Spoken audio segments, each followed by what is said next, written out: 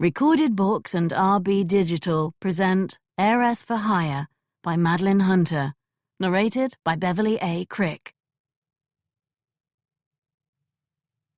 Chapter 1. "Did you kill him?" The voice spoke in his head vaguely, as if traveling through distance and fog. Not as the voice of his conscience, the way he so often heard the question. A different voice now. A female one. "I doubt it. Help me here." "He looks dead to me." "I promise that he isn't dead. Now take this and hold it while I—" A bit clearer now. Closer. So close it made his head bang with pain. Each word created a hammer blow. The more words, the more blows, and the closer they sounded. "I should call Jeremy to come here." "We do not need Jeremy, see?" Bam. Bam. "Bad enough already without that." "We are not the ones at fault here. Hold the lamp closer so I can make sure it's safe. Wait, give the lamp to me." This is no ordinary thief from the looks of him. "What are you doing with that?" Bam. Bam. Bam. "Bringing him around so I can find out who he is and why he is here." Bam. The fog disappeared, washed away by an onslaught of liquid that forced him back to full consciousness. He tipped his tongue out to lick some drips on his lips. Not water. Wine. He did not open his eyes right away. He spent a few moments accommodating the pain screaming on his scalp. His legs felt strange and his arms hurt. He tried to move both and could not. He realized they were both tied behind him, and together, bowing his body. Someone had trussed him like a sheep, only backward. He opened his eyes to see the end of a pistol mere inches from his head.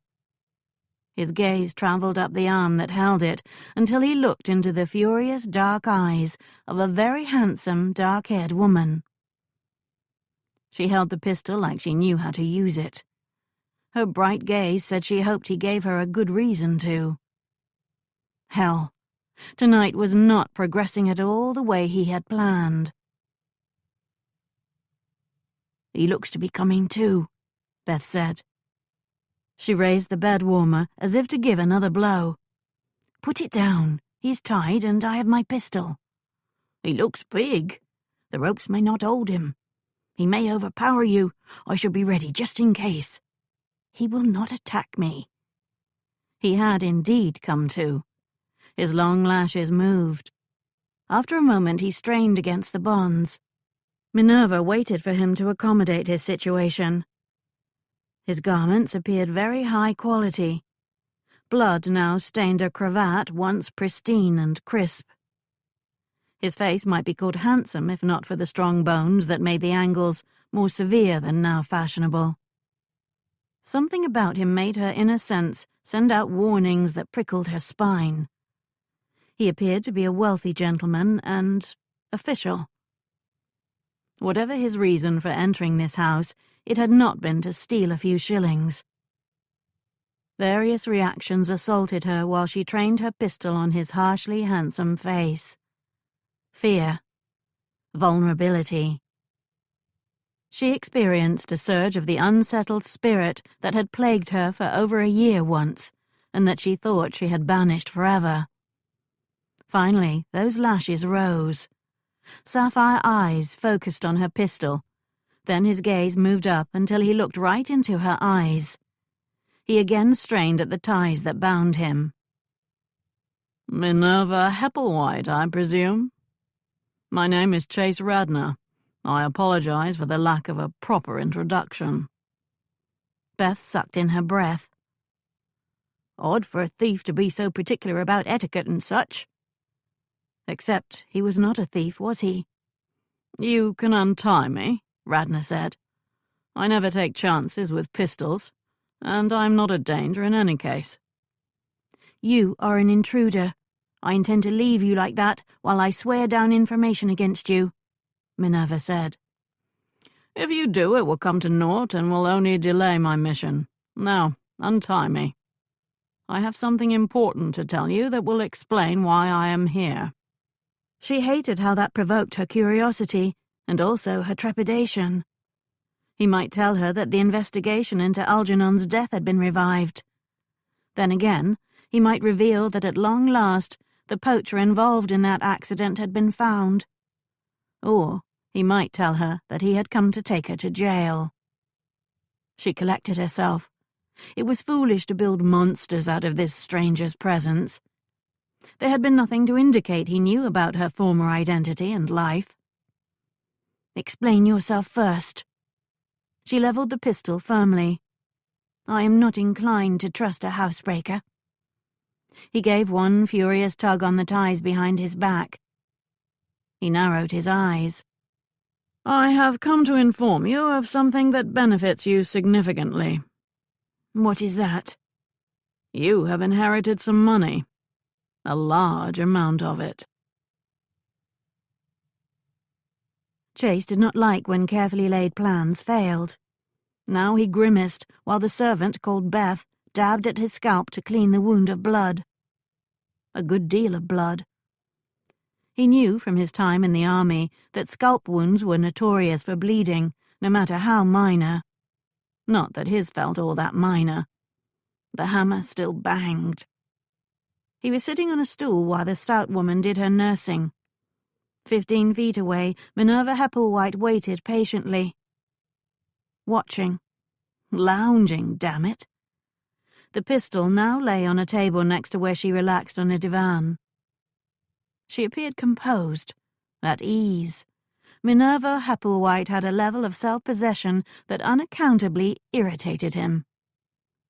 "Explain yourself," she said. "If you had information to give me, why didn't you show up on my doorstep and present your card?" That was hard to explain without putting her on her guard. "I wanted proof you were Minerva Hepplewhite. I did not want to risk speaking to the wrong woman." She frowned over that. The hands on his scalp lifted, then returned and pressed against his head. He almost cursed the woman, even though he knew she only applied a poultice. The woman, Beth, stepped back, taking the scent of cheap rosewater with her. "Done. Shouldn't bleed much now. You will want your valet to wash your hair carefully for a spell. If he soaks your shirt in salt water, it should help get the blood out." She gestured to his coats. "Not much help for those stains, though." The two women exchanged looks. Beth left the library and closed the door behind her. "How did you find me?" Minerva Hepplewhite asked. "It is my profession to find people." "Ah, you're a runner. Is this not an odd assignment? I thought it was your profession to find paramours of married individuals, then tell their spouses about their misdeeds." He did that, too. It was the least interesting work, and an assignment he did not seek. Yet it came to him too often, since so many spouses committed so many misdeeds. "I am not a runner. I'm a gentleman who on occasion conducts discreet inquiries."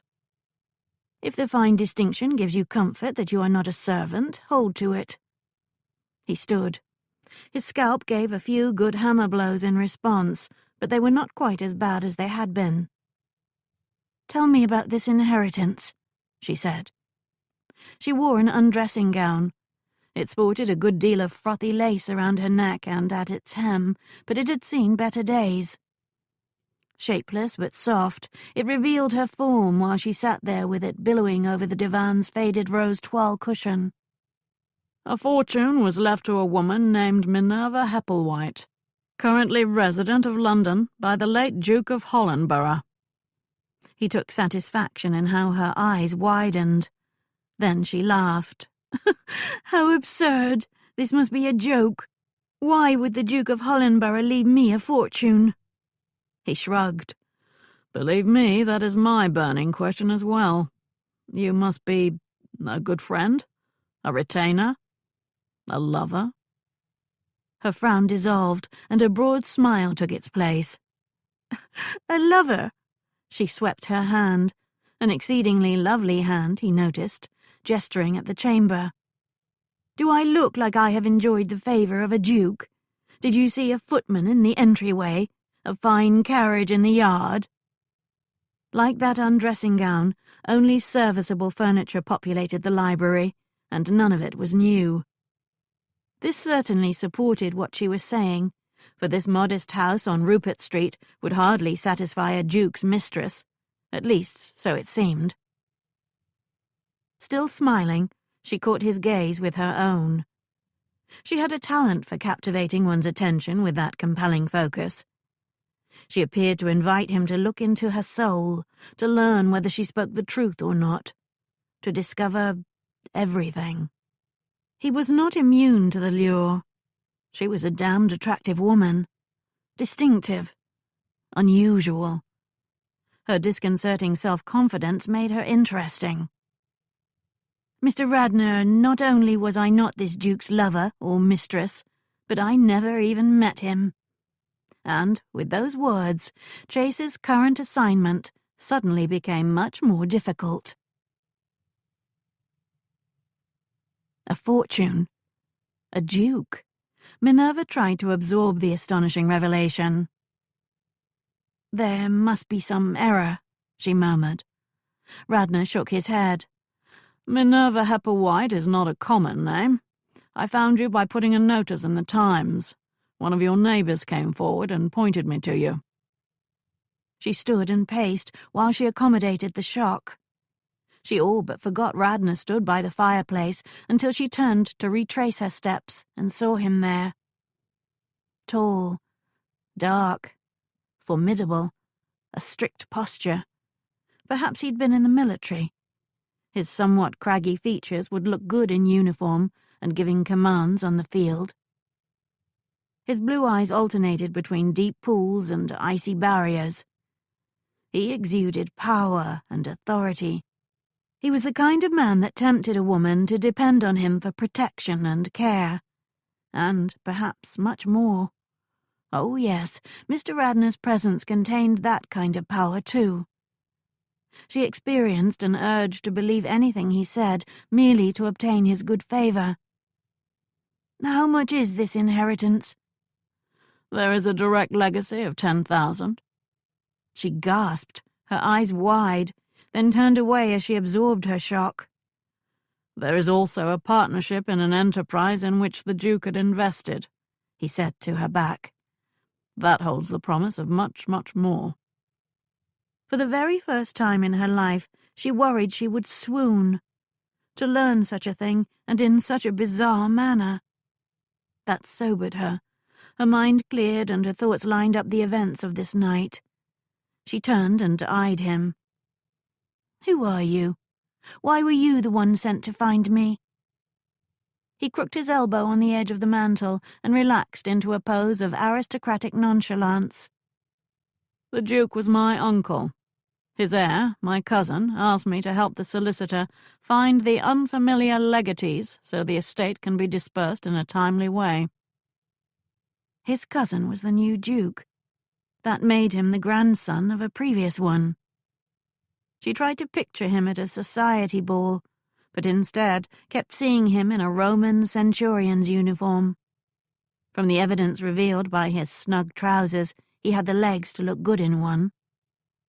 "How did the Duke die?" He did not respond right away, which only heightened her interest.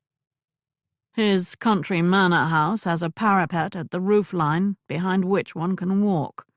He often went there at night to take some air. Unfortunately, one night he fell." The slight hesitation and the subtle shift in tone sent a shiver up her spine.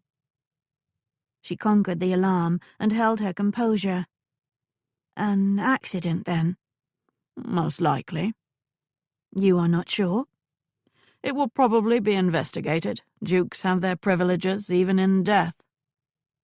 She advanced on him until she stood only 5 feet away. She gazed right into his eyes. "I think you believe it was no accident. You believe he was pushed." She stepped closer yet. "Perhaps you believe that I was the one who pushed him." The ice with which he met her gaze melted, and for an instant she saw enough in his eyes to know she was correct. Not at all, he lied.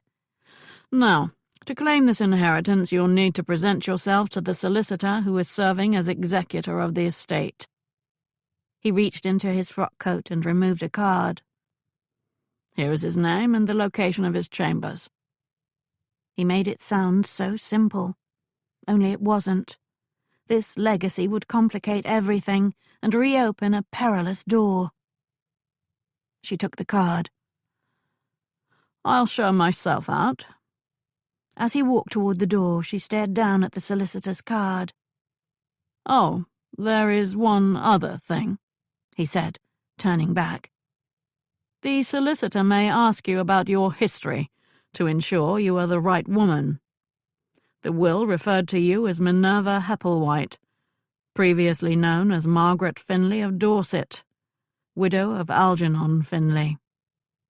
Then he was gone, leaving her utterly stunned. She would have sworn that no one in London knew about her history except Beth and Beth's son Jeremy. No one. Yet, apparently, this Duke, the Duke of Hollinborough, knew exactly who she was. Now that she thought about it, she was sure Mr. Radnor had not entered her home to make sure he had her identity correct, as he had claimed. There were better ways to do that. He had done so because he had suspicions about her. Perhaps because he already knew about the murder accusation she had run from back in Dorset. The next morning, Chase left his apartment and walked across St. James's Square. He approached a warren of buildings on the western edge of Whitehall. Robert Peel had written, asking him to meet at 9 o'clock. No one else was about yet. Chase wondered if that had been the plan, or if, as an industrialist's son, the Home Secretary always started the day at this hour. Had the request come from the last Home Secretary, Chase would have declined. He did not like Sidmouth, or approve of how he had used the power of the office. There had been too many poorly supervised agents, making too much trouble throughout the land for his taste. Peel, however, had proven adept at finding other ways to hold down unrest, and had already shepherded a reform of the criminal laws through Parliament. A good man from the evidence so far. His father had accumulated tremendous wealth in his textile factories and other ventures, and the son had been raised and educated to have a place in government and society. The next Pitt the Younger, it was said. Home Secretary already, and a protégé of Wellington's. Eventually he would probably be a Prime Minister, and inherit not only that wealth, but also the title of baronet his father had received. As he turned into the Treasury passage and walked beneath its stone vaults, he spied a figure at the end. Of middling height and size, the man had fashionably cropped hair and a face with regular features except for a prominent aquiline nose. Peel was meeting him halfway and wore his greatcoat. It seemed they would not talk in the office. Chase decided the early hour had been to avoid witnesses, after all.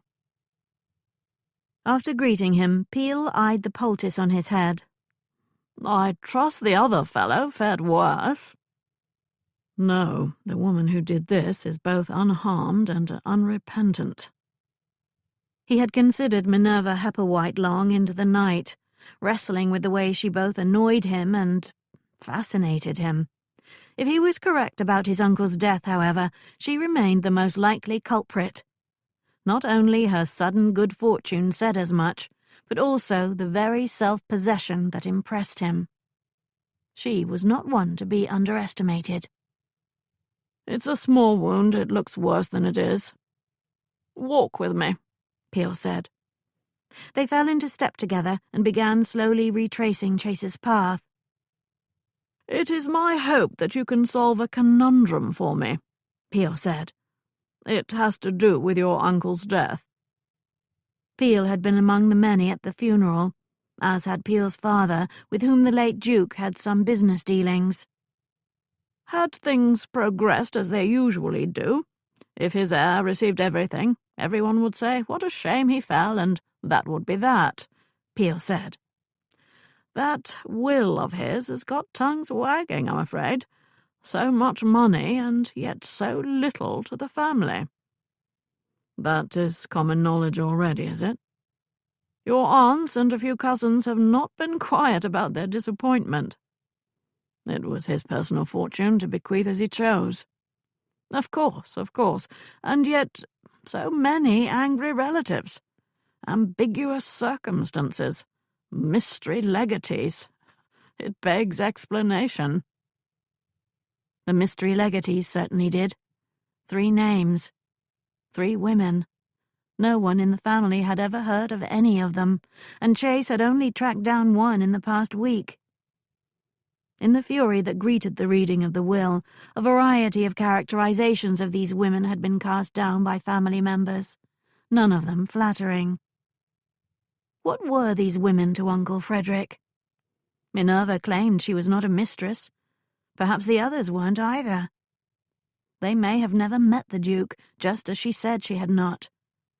They could be dead, for all anyone knew. Some relatives rather counted on that. Would Uncle Frederick be so eccentric, so perverse, as to give a sizable portion of his personal estate to 3 women he had nothing to do with?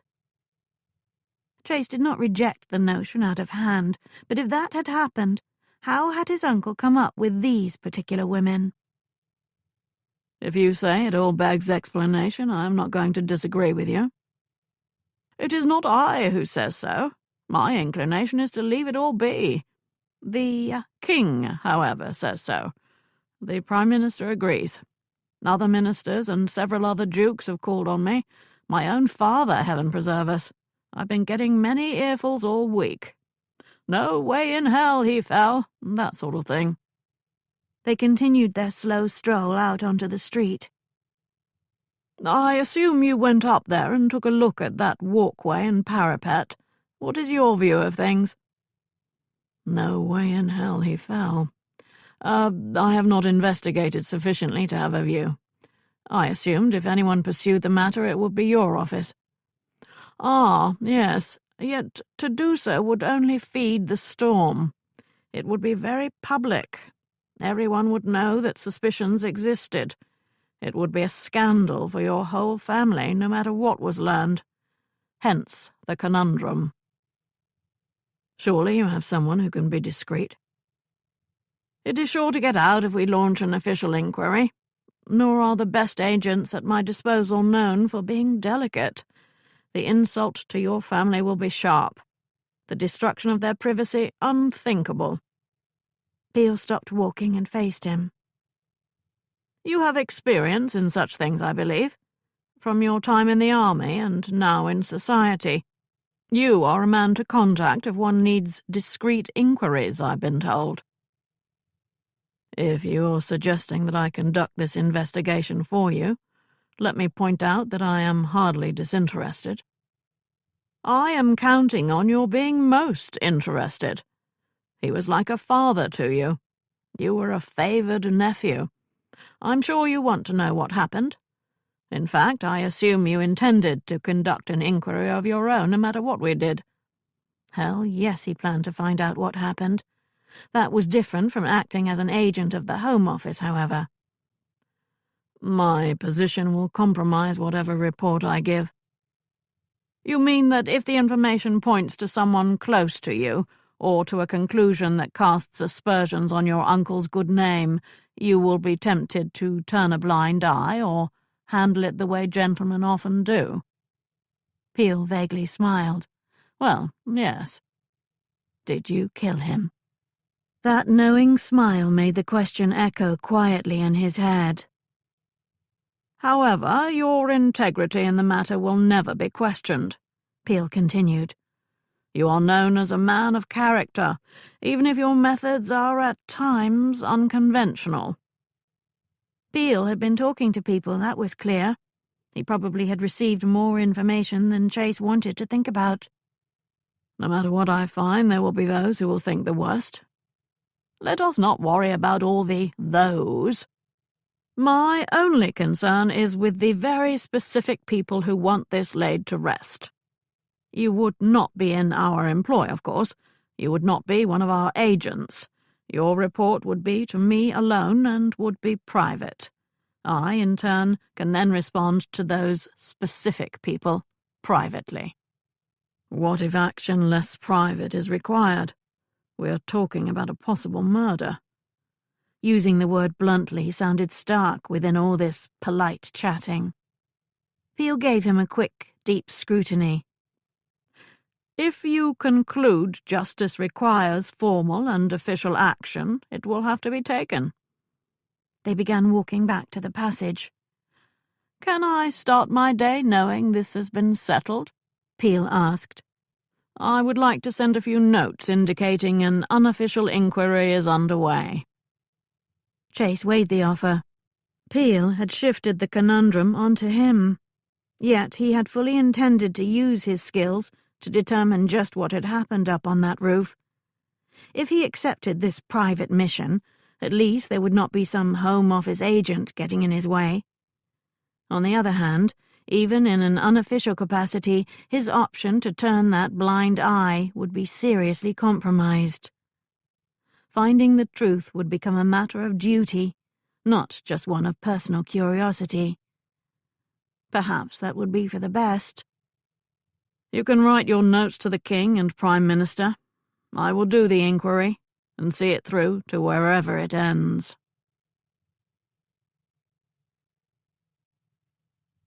Chapter 2.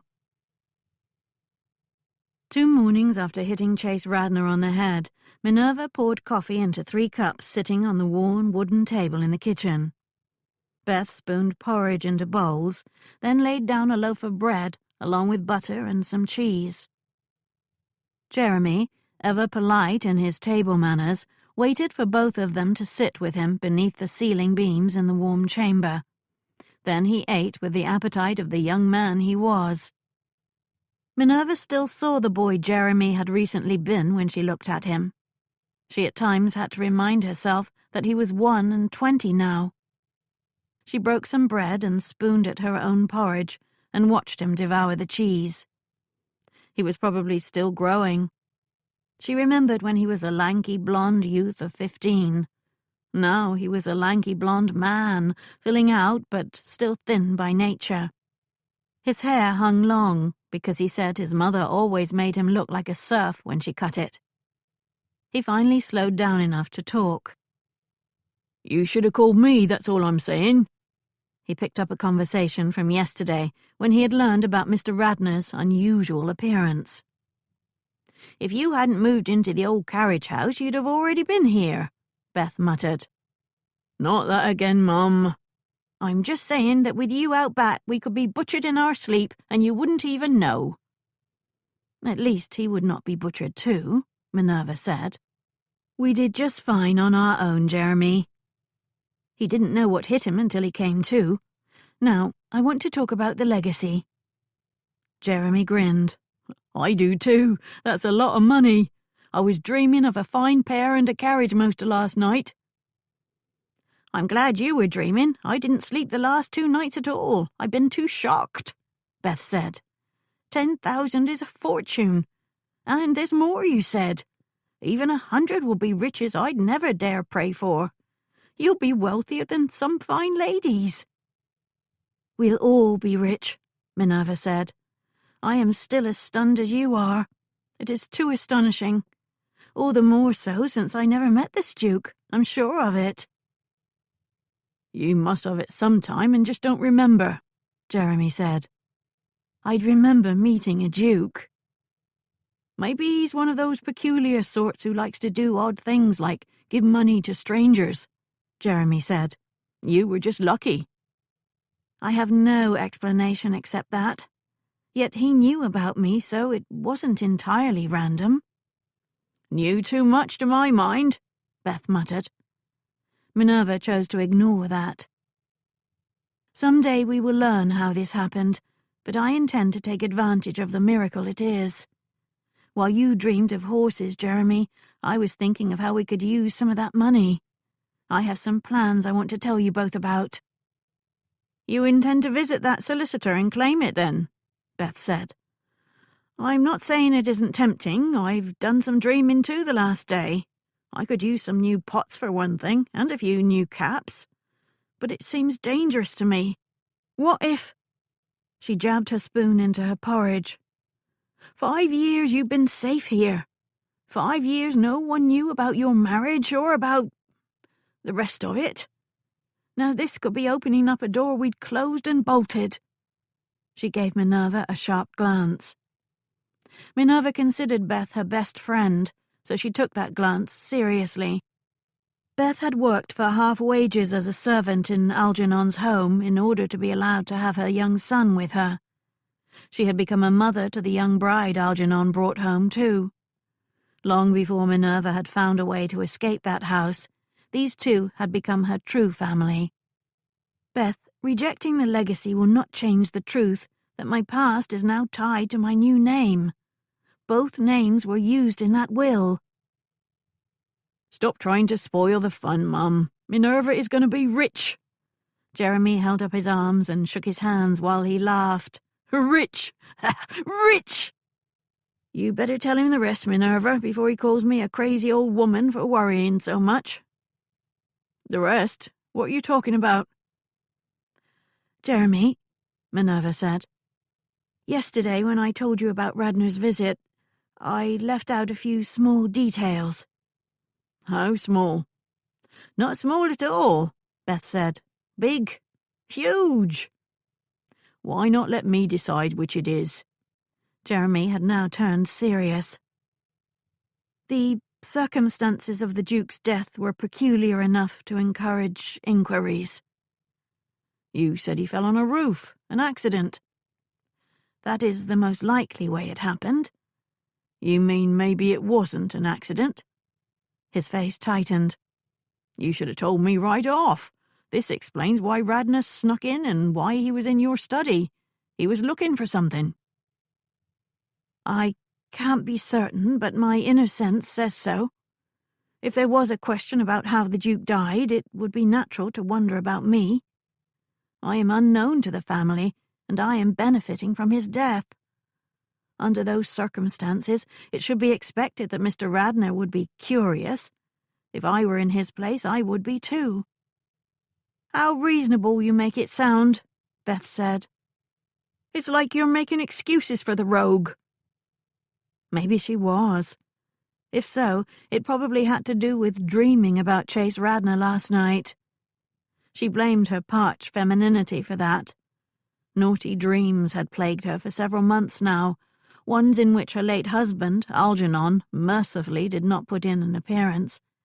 Rather, men who caught her eye did, even if she only glimpsed them. Passing footmen, handsome shopkeepers, gentlemen who walked by on the street. They would invade her head until she woke hot and frustrated. She had assumed that after her experiences with Algernon, she would never again have any interest in such things. Apparently, human nature will have its way eventually, even with such as she.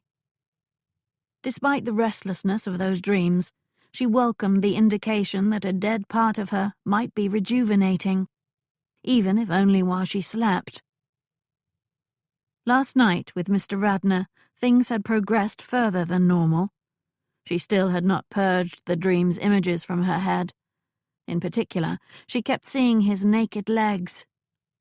Her dream had blessed him with very fine ones indeed. Now do you see why I am worried? Beth said to Jeremy. Minerva could see Jeremy working it out in his head and imagined every step his logic took. Her own thinking had followed that same path, after all. If the Duke had been pushed off that roof walk, someone did the pushing. If Radnor or a magistrate started looking for the culprit, those who benefited from the death would be investigated.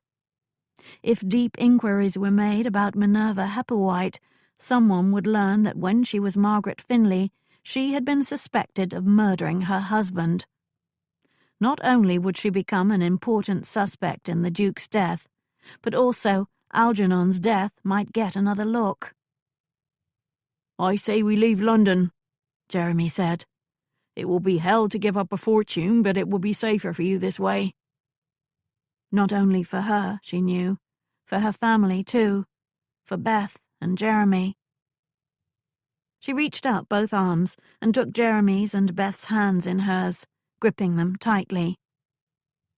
Where would we go? How would we live?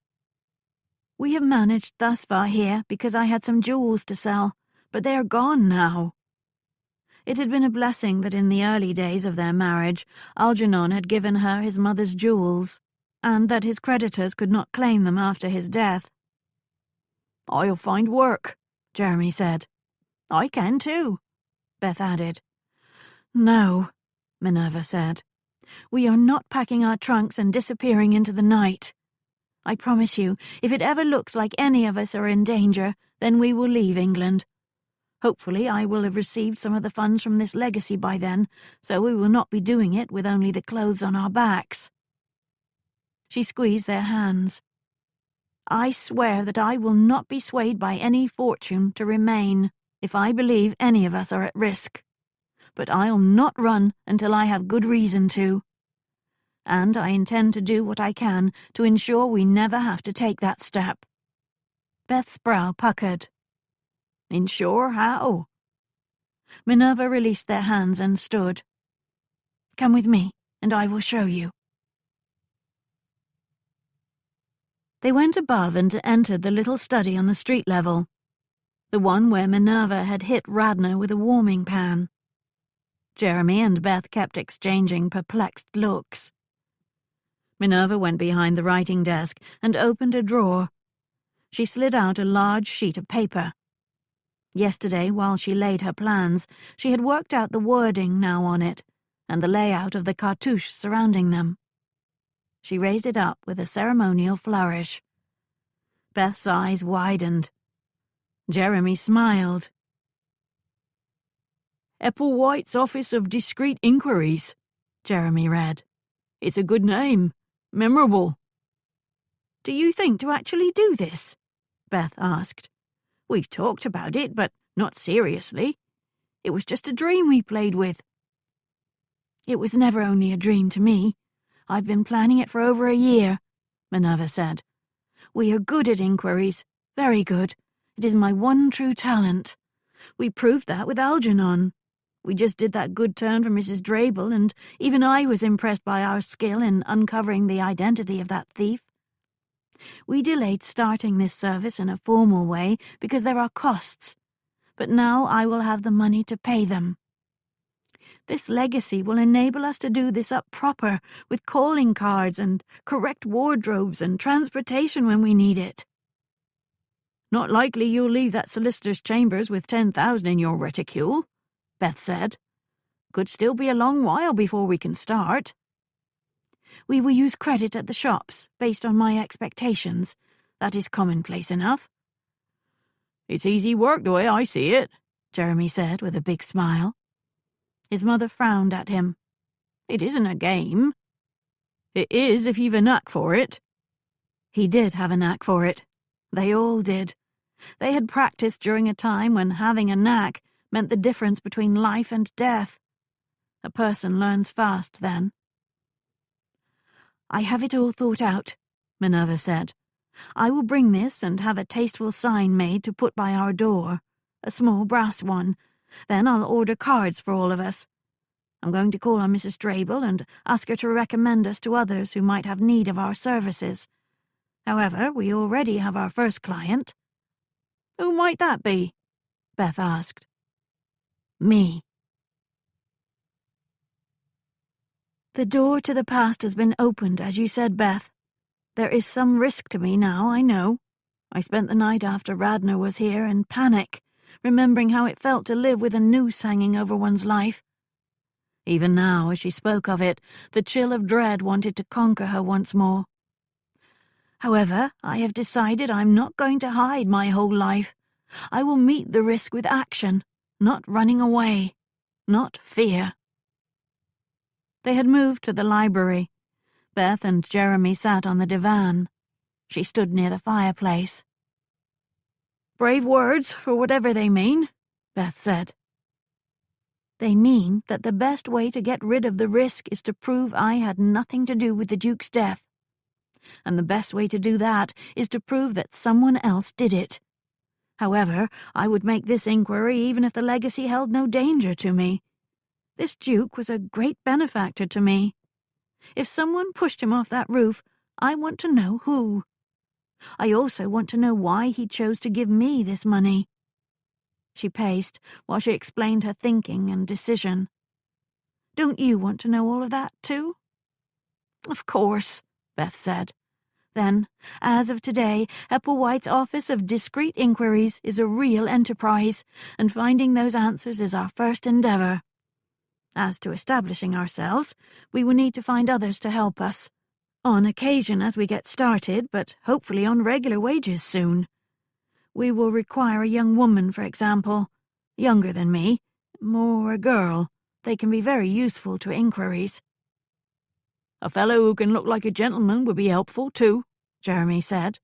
"When we were setting things up to catch Mr. Finley the way we did, the lack of such a man caused some delays." Minerva nodded her agreement. "You will have to wait on the carriage and a pair until I have money in hand, Jeremy. Until then, we will use hired coaches, and new garments need to be ordered soon." She eyed Jeremy's long hair. "A visit to a hairdresser for you as well. Soon, although not for your first assignment." "Do you plan to stay in this house or let a better one?" Beth asked. "Not that I'm complaining, but my chamber is draughty." "For now, we will stay here." Minerva glanced around the library's shabby furnishings. "The study is presentable at least, and that will do for now. Eventually, however." She pictured a fine town home on a better street, one with space for a servant or two. "Before you spend every shilling of that 10,000, maybe we should decide how we are going to learn about the Duke's death," Beth said. "I've considered that, too. Such deaths normally are caused by family members. That is why the authorities looked to me when Algernon was shot." "Hard to get near the family of a duke, not as if you can call with one of those new cards and announce you want to conduct an inquiry." "No, but one can glean much from a short distance." She paced again, while her mind traversed the path she had laid already. "Jeremy, you have your first assignment. Learn where this Duke lived, and try to loiter around the stables among the grooms. Learn what you can." "I'll offer my services for spots of work if they have it. Most stables need extra at times, and the ones near here will give me references if I need them." And with that, Hepplewhite's Office of Discreet Inquiries launched its first investigation. 3 days after meeting with Peel, Chase dismounted outside Whitford House while a groom took the horse's reins. "You're new here," he said, watching how the young man handled the animal. "I started 2 days ago, sir." Tall and blond, the fellow flushed from the attention. "I'll brush him down if you like." "I won't be here long enough." It impressed him that the offer had been made. His cousin Nicholas had hired well, it seemed. There must be a host of new servants now that the old retainers had taken their legacies as pensions. Chase approached the door of Whitford House. One of the oldest houses on Park Lane, it nestled amidst trees at the northern end of the street.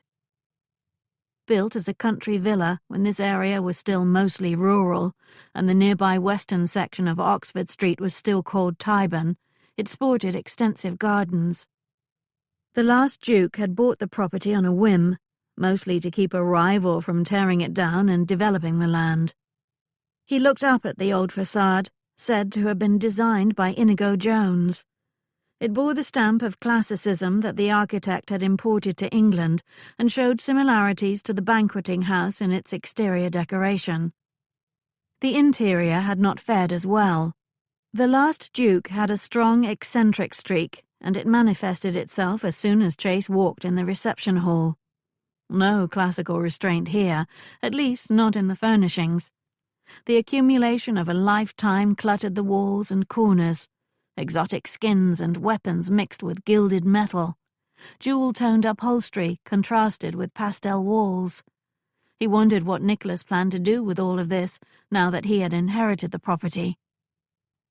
Since Nicholas was now a duke, Chase had to suffer the formalities of having his card taken away, then being escorted up to the Duke's apartment. A mere month ago, in Nicholas's last home, there would have been no footman to do the duties, or even many chambers to traverse. The eldest son of the last Duke's eldest brother, Nicholas's fortunes had existed only in expectations until recently. As it happened, those expectations had not been realized quite like Nicholas had anticipated. Chase found his cousin in the dressing-room, lounging on a fine chair set near a window that overlooked the park. A ledger laid open on his lap, and he frowned down at the page he perused.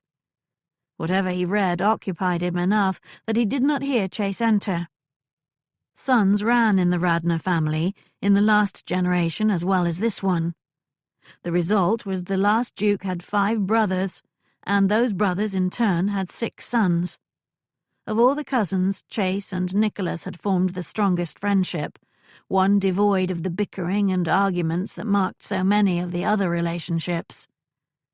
The only Radnor not to sire a son had been the last Duke. Uncle Frederick had never been one to conform. "Bad news?" Chase asked. Nicholas's dark eyes peered up. He smiled ruefully while he closed the ledger and set it on the floor. "Terrible news." He looked around the expansive dressing-room with its mahogany wardrobes and raw silk drapes and Chinese carpet. "Hell of a thing. By year's end I'll be selling furniture to pay the bills. The rents barely bring in enough to keep up the country houses. Perhaps a good land steward can change that. Not fast enough." Nicholas gestured to the ledger. "He didn't enclose, of course, nor did his father. A good-hearted decision, but inefficient. Now I have to decide if I will do it, and the displacement of families." He shrugged. His interests were not with the lands. Chase spoke the obvious, but it was the root of the problem. "The other investments are doing well, fabulously. The money pours in. Of course he did not bequeath any of that to me, did he?" He laughed. "Or you, or any of us. He was always a little strange, but his will was his most eccentric act yet. What a joke on all of us." No one had laughed at the joke when the will was read. Rather the opposite. An explosion of emotions greeted the bulk of it. Nicholas received the entailed lands, of course, and even 1 or 2 properties that were not entailed. But the Duke's real wealth had been in all those investments he made. Land development, canals, shipping, factories. He had a Midas touch, and had increased his personal wealth 20-fold before he died. None of that, not 1 shilling, had been left to a relative. Chase had expected nothing, so his disappointment had been muted, but other of the cousins had assumed a fat inheritance was coming. And the wives. "Have you learned anything?" Nicholas asked. "I know it's been just over a week since the funeral, but what little will be left when the bequests are dispersed will be divided among us, and I am not the only one who's anxious to know what amount will come to me." "Some small progress has been made." Chase chose not to tell Nicholas about Peel recruiting him to make an unofficial inquiry into Uncle Frederick's death. Being in such an awkward situation was one thing. If the family knew, his position would be impossible. "I have found one of them, Minerva Hepplewhite." He offered Nicholas less than half a loaf with the announcement. There were 2 other mystery legacies, and he had not begun to unravel them. He had hoped to make a quick report of success on all counts.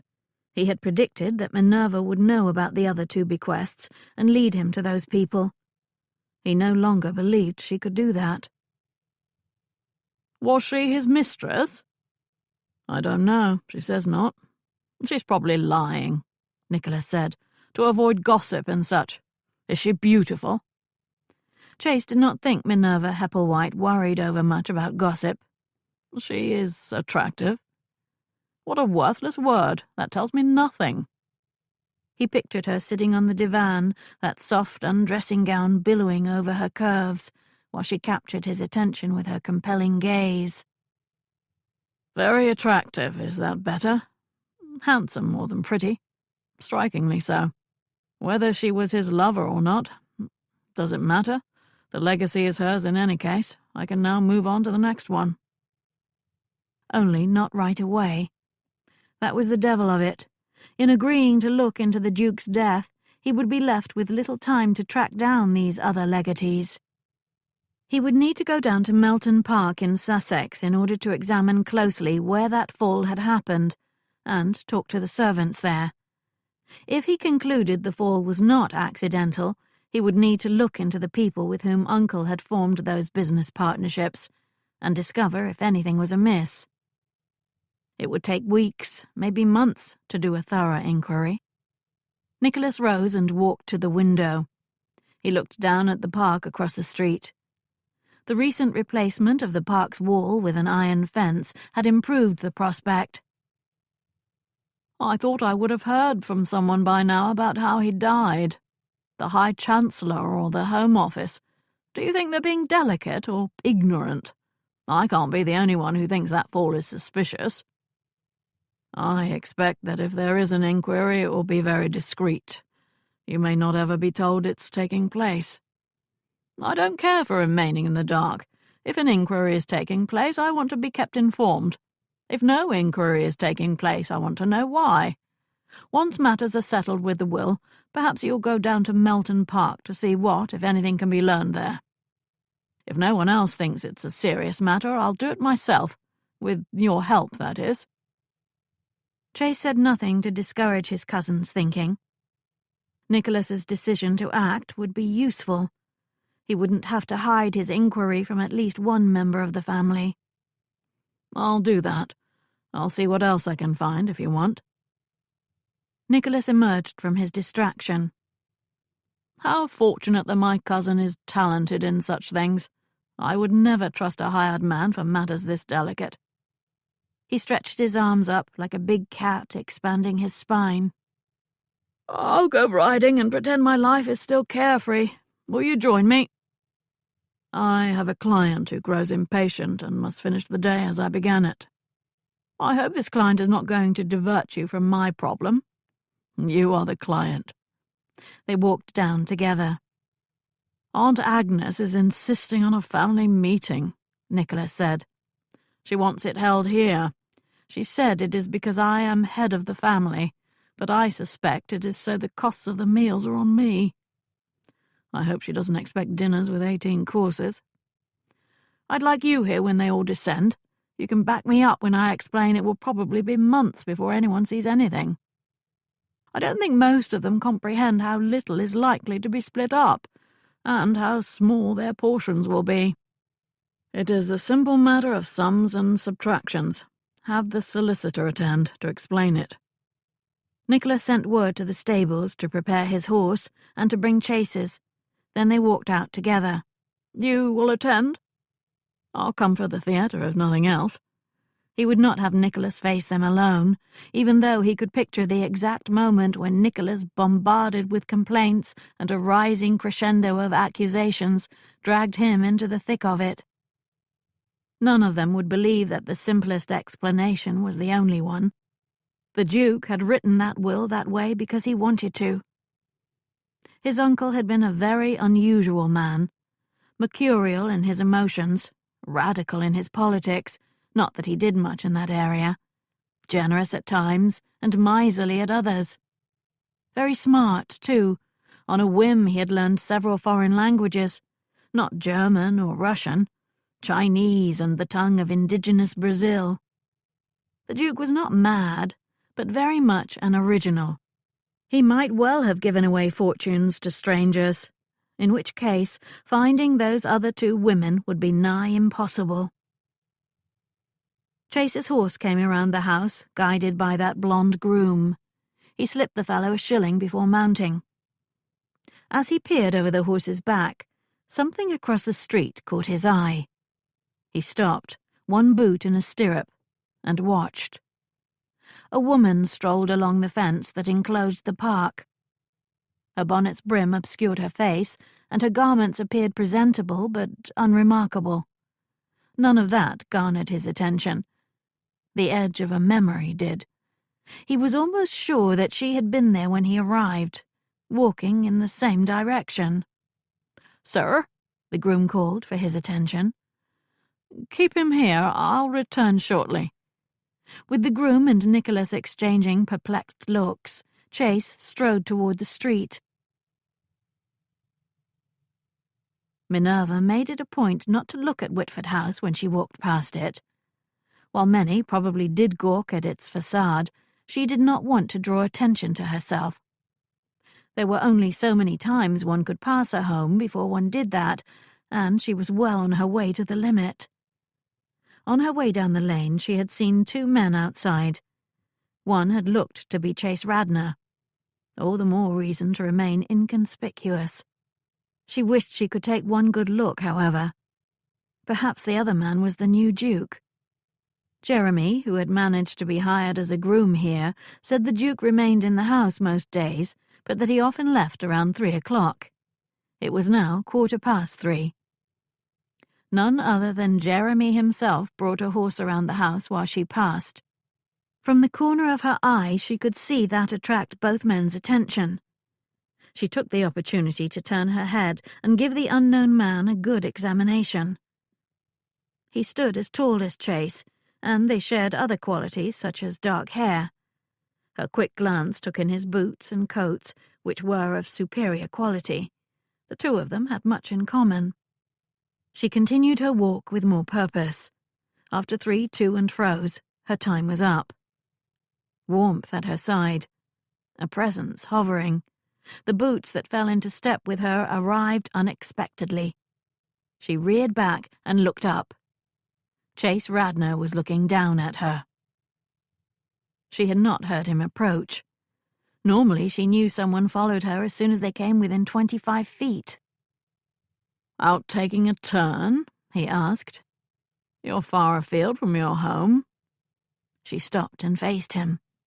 That conveniently gave her an excellent view of the house over his shoulder. "I often come to Hyde Park, and today decided to admire the large homes on this lane." "I would say you decided to do a close study, since you walked by at least twice. 4 times, since I only saw you retracing your steps. Some would consider that suspicious activity. It's the sort of thing thieves do before they enter unannounced." "You would know about sneaking into homes in ways I don't." "Do you have a particular interest in Whitford House, Mrs. Hepplewhite?" She made a point of raising her chin and looking past him, so she might appear vexed he delayed her. It also allowed her to watch that other man leave on his horse. "Not at all, other than it being impressive." She returned her gaze to him. "And it is Miss Hepplewhite." His blue eyes sparkled with humour, transforming his stern face into one much more alluring. Little stomach flutters almost distracted her from the house. "You have chosen to style yourself as never married? What happens if you decide to wed again and have to explain the truth?" Her laughter burst out indelicately. "Oh my!" She caught her breath. "I think it is safe to say that I will never marry. You see, a friend I would trust with my life once confided that marriage was worse than prison." The details of what such a prison could entail cleared her humour in a snap, and dried her eyes just in time to see the Duke ride off his property. She squinted, trying to observe details. Radnor looked over his shoulder. "Ah, it is not the house that interests you, but the family." She tried an innocent expression. "I don't know what you mean." "That is my cousin." He stepped aside. "Look to your heart's content." Although annoyed, she did look. The horse came onto the street and headed in their direction. She managed not to stare, but still take him in. A handsome man, he resembled Chase Radnor, but had more regular features. The strong bone structure made him appear dashing, not harsh. The Duke passed within 10 feet of them. Then all she could see was his back. She gave up her examination to find Radnor watching her intently. "He appears a sober sort," she said. "He's concerned about our uncle's death," he said. "He thinks it may have been a murder." He bowed. "I must take my leave. The groom who's holding my horse no doubt has other duties." "Do you think it was?" she asked when he had taken a few steps away. "Murder, I mean." He looked back at her. "I am almost certain of it."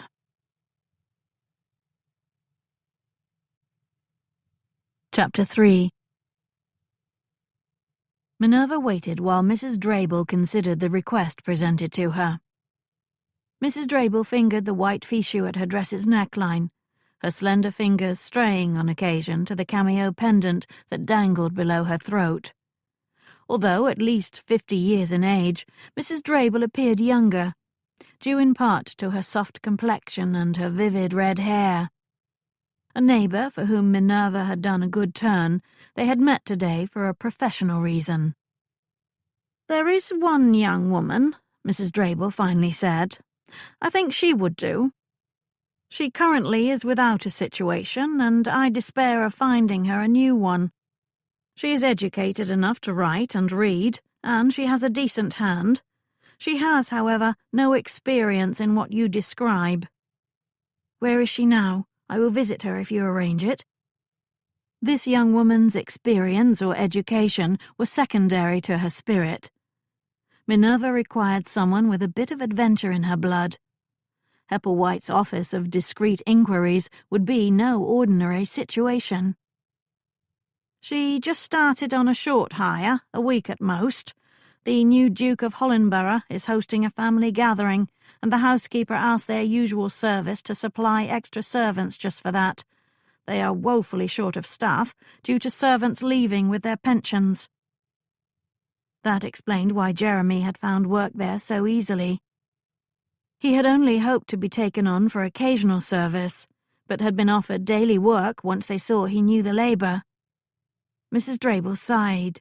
"Well, it's not the sort of thing we do, is it? Nor are there many decent servants available for such a brief duty, so the word went out to all of us. Elise was available, and I sent her over. That's her name, Elise Turner." By us, Mrs. Drabel meant those in the business of supplying servants to the better homes in London. Mrs. Drabel owned one of the smaller, more discreet such offices. Minerva had come to know her as a neighbour and friend, but had stepped in when Mrs. Drabel confided she needed help discerning who had pilfered money from her. The suspicion immediately fell on a housemaid recently hired, but Minerva had proven the culprit was instead Mrs. Drabel's own nephew.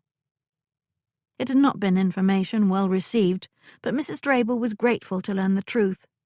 She had come close to accusing the wrong person, and claimed a debt to Minerva for sparing her that. "She has no reference from her last employer, I need to tell you that. Hollandborough's housekeeper only accepted her on my personal recommendation, and because they are all but desperate." "Why has she no reference?" Mrs. Drabel's expression turned sour. "Her last employer. The husband behaved badly. The poor girl was fending off the man almost every day. I had placed a cook in the household, and she came by to inform me. 'Tell her to leave,' I said. 'Send her to me.' She's lived here ever since, while I tried to find another situation. However—" She turned her hands up in a gesture of futility. "Does she come here every evening after her duties at the house?" "They are not demanding that this little itinerant army of help stay there, although they will allow it if necessary. She prefers to return here. If you visit at 9 o'clock, she should be back." Minerva stood. "I will return then. It was very good of you to take her in." "It's a story too often told. A young woman leaves home and comes up to town and finds a situation in a good house, only to discover one of the men is no gentleman. I cannot tell you how often I have had to extricate some girl from the clutches of a Lothario." Minerva opened her reticule. "I'm sure you will have much to do, and I have another appointment. I will leave now. Before I do, I want to give you some of my cards." She plucked out 5 of her newly printed calling cards. "I am going to offer my services to others, as I did to you, only in a formal and professional way. If you learn of someone in need of me, I hope you will give them one of these." Mrs. Drabel eyed the card. "Normally men do this. A woman, however, will have appeal to other women. Some inquiries are rather delicate. I'll give these out if I hear of anyone looking for your aid. You may use my name as a reference if you like." "I appreciate that more than you can know." She began to leave, but a sudden thought made her pause. She considered it quickly. It would be an outrageous thing for a woman of good birth to do, but also it would be an opportunity that the owner of Hepplewhite's Office of Discreet Inquiries would be foolish to lose. No one notices servants. Her best chance of learning about this family was to enter the Duke's household as one. "I have one other request," she added on impulse.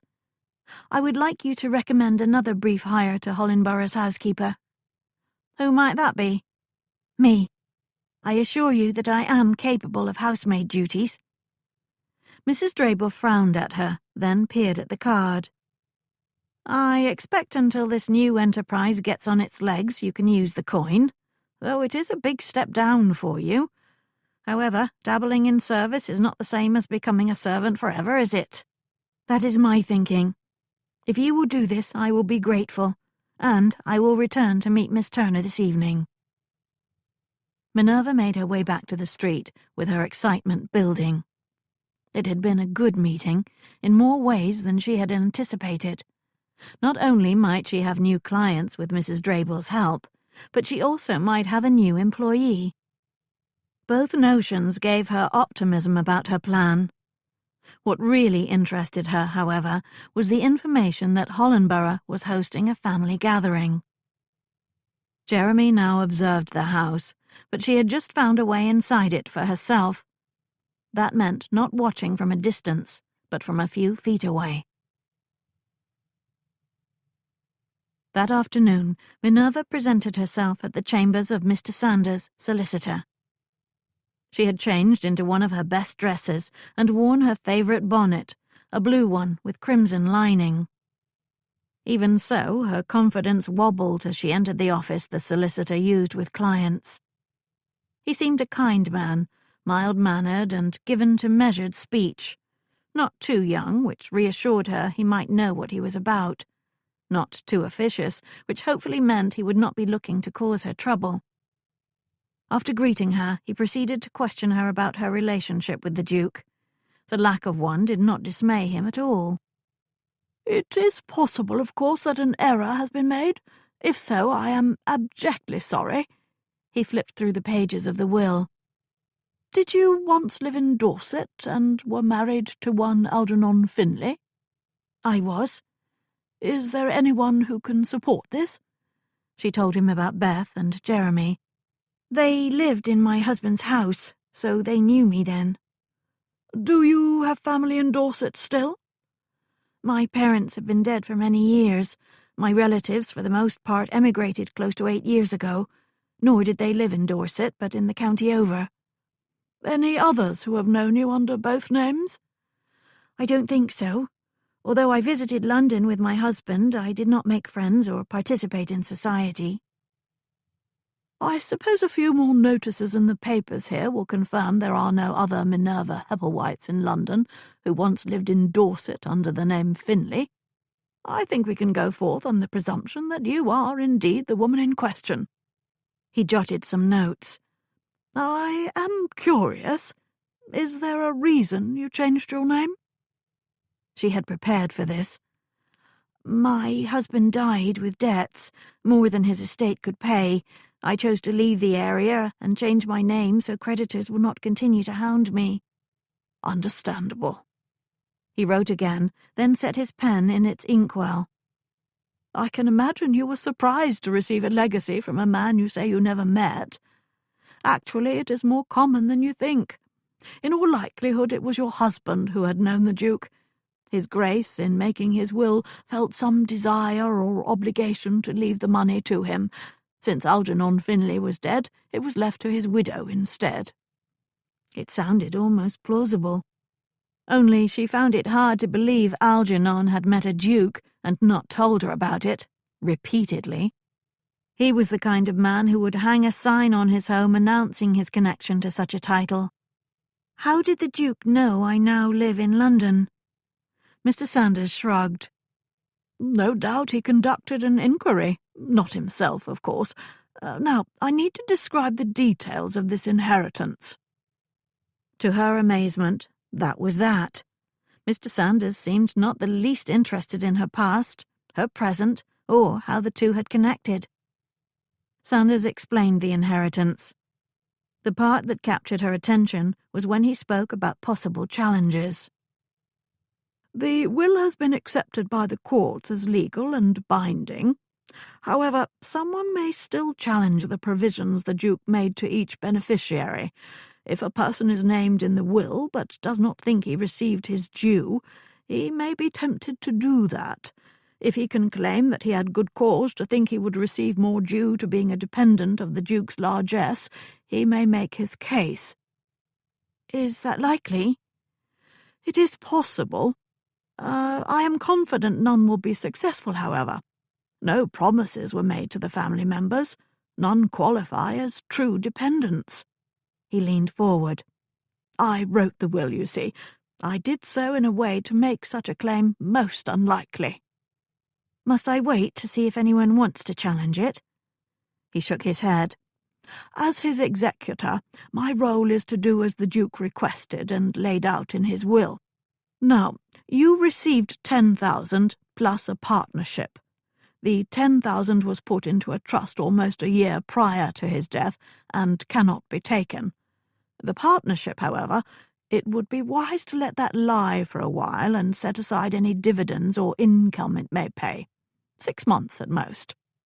He smiled. That's not long to wait before you indulge yourself. The trust has already paid once, so a few hundred or so already is at your disposal, or will be in a few weeks once arrangements are made with the bank. I think I can make do with that for now. He chuckled. Can you indeed? I expect most could. He sent clerks to the scriveners to pen documents for her to sign. After the preliminaries, Sanders advised Minerva on her new situation. I will contact you once the trust has been secured to your access. As for the partnership, the other partners will press to meet with you. Put them off for now. They may offer to purchase your share, and you can use the time to decide if you prefer that. A partnership goes both ways when it comes to money.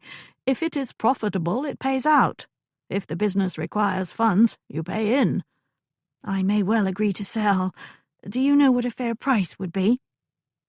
He pulled forward a portfolio, opened it, and flipped through some pages. I am having valuations done of all his businesses, but at the last valuation of that one, your share was just over 30,000. It showed an income per annum of approximately 1,500. It was one of the Duke's smaller investments, but it was a good one. She stopped breathing. Radnor had said the business was worth far more than the direct legacy, but such a sum never entered her mind. Even the income astonished her. Sanders set aside the portfolio. Miss Hepplewhite, I would be remiss if I did not mention that with your new good fortune there will be those who seek your company for less than admirable reasons. There will be friendships offered only because you can benefit the new friend. As an unmarried woman, you will be the prey of fortune hunters too. You are saying that men will pursue me because of my money? I am afraid so. Should you ever consider marriage, I urge you to consult a solicitor who can explain the implications for you and your fortune, and perhaps advise you on the character of your intended. Thank you for your advice. I'm quite sure that I will not be welcoming such attentions. However, if I ever do, I promise that an inquiry on the man will be done. She left the chambers in a daze. As long as no one succeeded in challenging this will's provisions, she was now a wealthy woman. Even if she only received the income from the trust, she would never again have to worry about money. Rich, as Jeremy had said. Rich, rich. She wanted to shout it to passers-by. The only thing dampening her giddiness was her awareness that Beth was right. A door long closed and bolted was now open again. Chase returned to his apartment on Berry Street in the afternoon. He had spent several hours fencing with an old army friend who was now a member of the Horse Guards. The exercise had cleared his head, which he had counted on. He needed to do some clear thinking before he went out again this evening. His manservant, Brigsby, had hot water waiting and held large towels after Chase washed. Then he dressed for the second time this day. Finally cleansed and refreshed, he sat at a large writing table set in his bedchamber. Brigsby had already supplied it with a thick stack of good paper and a fresh ink and pen. Chase opened a new portfolio and wrote Hollenborough's death on it. He always kept detailed notes on his inquiries. He had learned to do this in the army, where such notes helped in writing the final report on any case being investigated. He also relied on written words to keep his thinking organized. He took a sheet of paper and headed it Facts. He took another and wrote the heading Paths to Pursue. On a third, he wrote Inconsistencies. On the next, Theories. Finally, he pulled a clean page forward and penned Suspects. Not all inquiries required these pages. Some needed other, different ones. Part of starting an inquiry was considering the best way to organize the campaign, however. Eventually, most of the pages would be filled with lists of things to do and evidence amassed. With one review, he could see if he had forgotten something. There had been inquiries where reading through his notes and pages had presented answers he had not yet seen. He opened a letter and placed it in the portfolio. It had come from Sanders and included the list of the last Duke's businesses and their partners. He found another list in a drawer of the bequests in the will and added that. He spent a few minutes jotting thoughts on the page regarding Paths to Pursue, and making a short list there of the most immediate actions needed. Finally, he flipped to the Suspects page. He could fill this already if he listed every person with any motive at all. Instead, as was his habit, he would reserve it for those whom he believed might truly be strong possibilities. He dipped his pen. He hesitated. Then he wrote, Minerva Hepplewhite.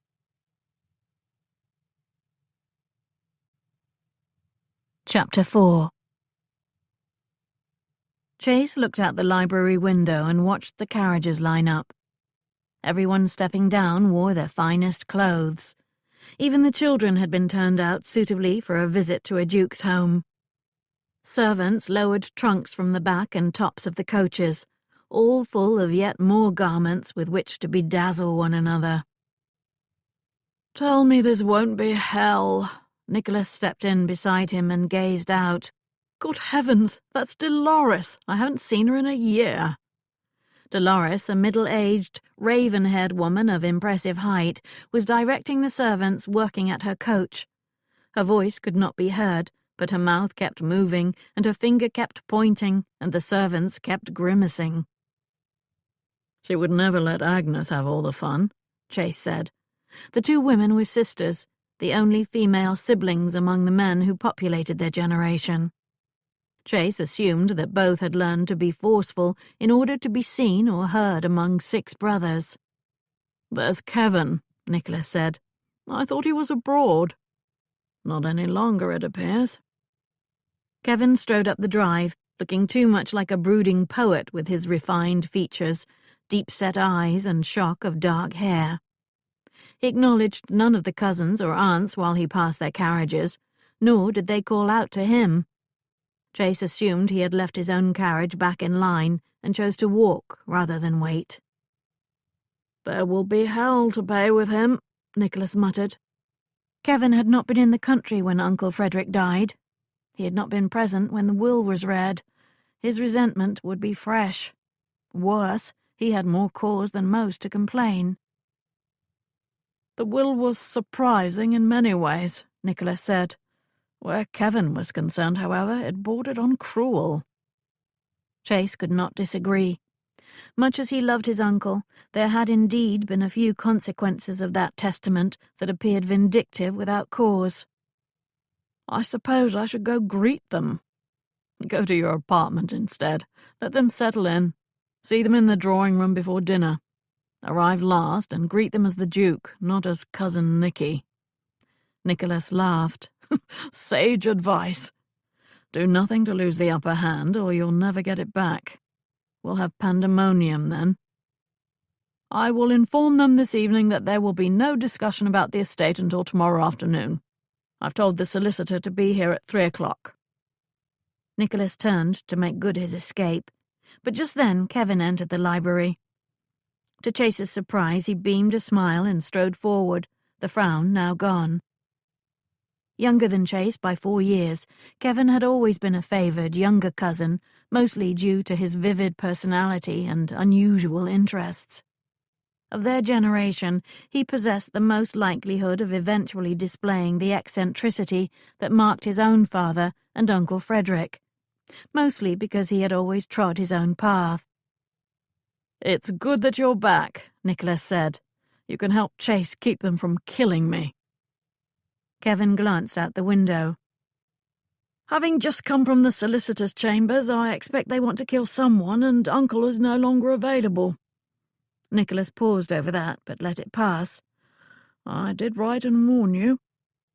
I didn't receive your letter before I left. I arrived 2 days ago, and my father informed me of the worst of it straight off. I would have seen Sanders yesterday, but my father wanted help repairing one of his automatons." He rolled his eyes at the mention of his father's ongoing obsession. "An interesting one. They're all interesting if you find worthless mechanical devices of no use to humanity interesting. Is he coming today?" Nicholas asked. "Did you leave him back on the lane?" "He told me that none of his brothers were coming up to town, and he would not be oppressed just because he's always in London. They expected nothing from Uncle Frederick, so they have no complaints." Chase gave Kevin a deeper consideration. For all the good cheer he displayed, shadows veiled his normally bright eyes on this allusion to the will. "Why don't you settle in? We'll talk later. I suppose I should see what chamber the housekeeper has allotted me. I could return to my father's house at night, of course, but he can be a trial, and I want to keep an eye on all of them." He sent a sharp glance out the window. Nicholas clamped a firm grip on Kevin's shoulder. "Let's go find Mrs. Wiggins so I can make sure she doesn't put you in the attic. It is hell being a bachelor." Chase let them go and returned his attention to the activity outside the window. Minerva knelt before the fireplace. She began arranging some fuel. "Don't fold the dress that way, girl. It will become intolerably wrinkled. Hang it in the wardrobe." The woman's voice snapped out the complaint and command. Minerva kept her back to the room, doing her work. The housekeeper, Mrs. Wiggins, had been desperate enough to hire her on Mrs. Drayble's recommendation for the lowly position of chambermaid during the visit of all these guests. She had been sent up to prepare the fires in the guests' chambers, starting with the ladies. She had already concluded that Lady Agnes Radnor, tall, regal, buxom, and dark-haired, saw herself as the queen among the bees buzzing round the house. A door opened, soft steps paced, until a person stood so closely behind Minerva that she felt the warmth on her back. The looming presence also hid her own body, however. She slowed her actions. "I hope they gave you a better maid than I have," a new feminine voice said, lower than Agnes's, throaty in a pleasant way. "Oh, dear heavens, yours is a disaster too. I'd hoped to steal her for myself." "The best ones are gone," Mrs. Wiggins explained to me. "Abandoned ship once they had their pensions. Handsome settlements they were too, if you remember. They left us to fend for ourselves with short-time riffraff while they enjoy our money. Only Mrs. Fowler, the cook, and the butler are still here among the senior servants, out of a sense of duty to the title's requirements."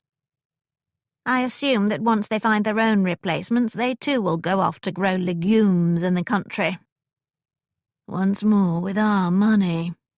The voice turned brittle. "He did this to spite me, you know he did. After what happened, he owed me better."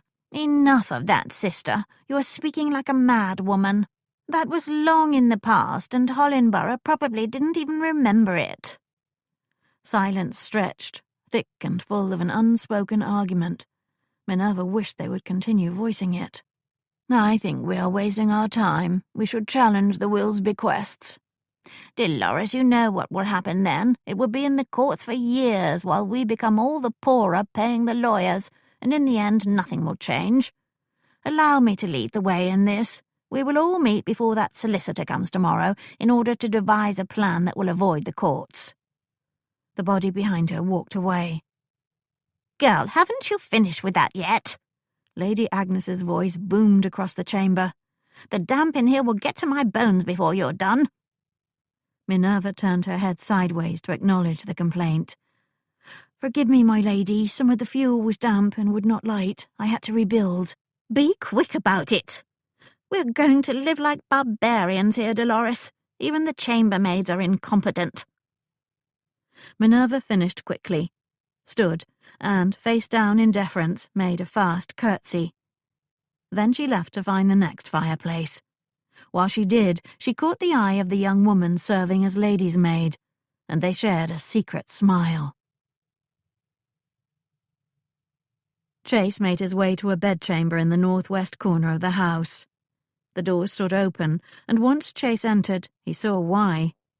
A chambermaid knelt to build the fire while Kevin paced the small space, frowning.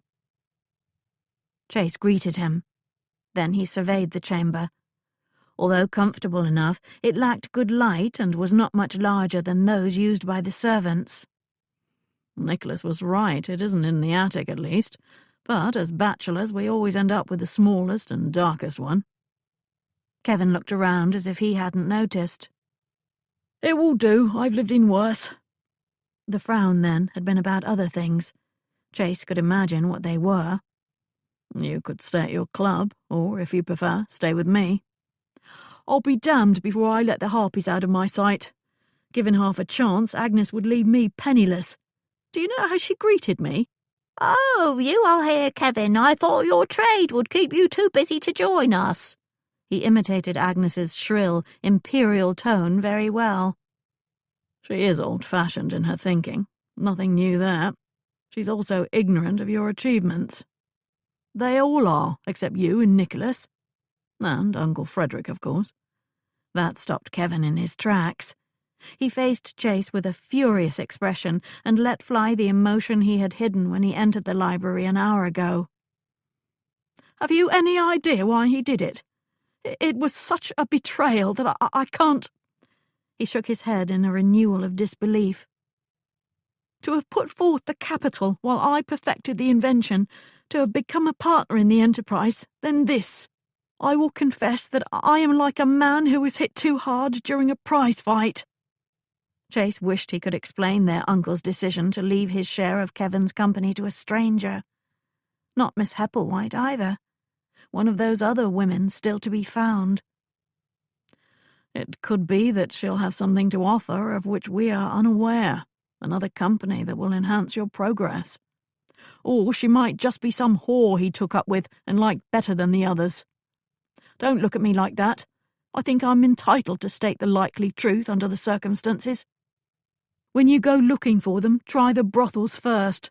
I'll give you a list of his favourites." No doubt Kevin could do that, since Kevin probably had been to all of them.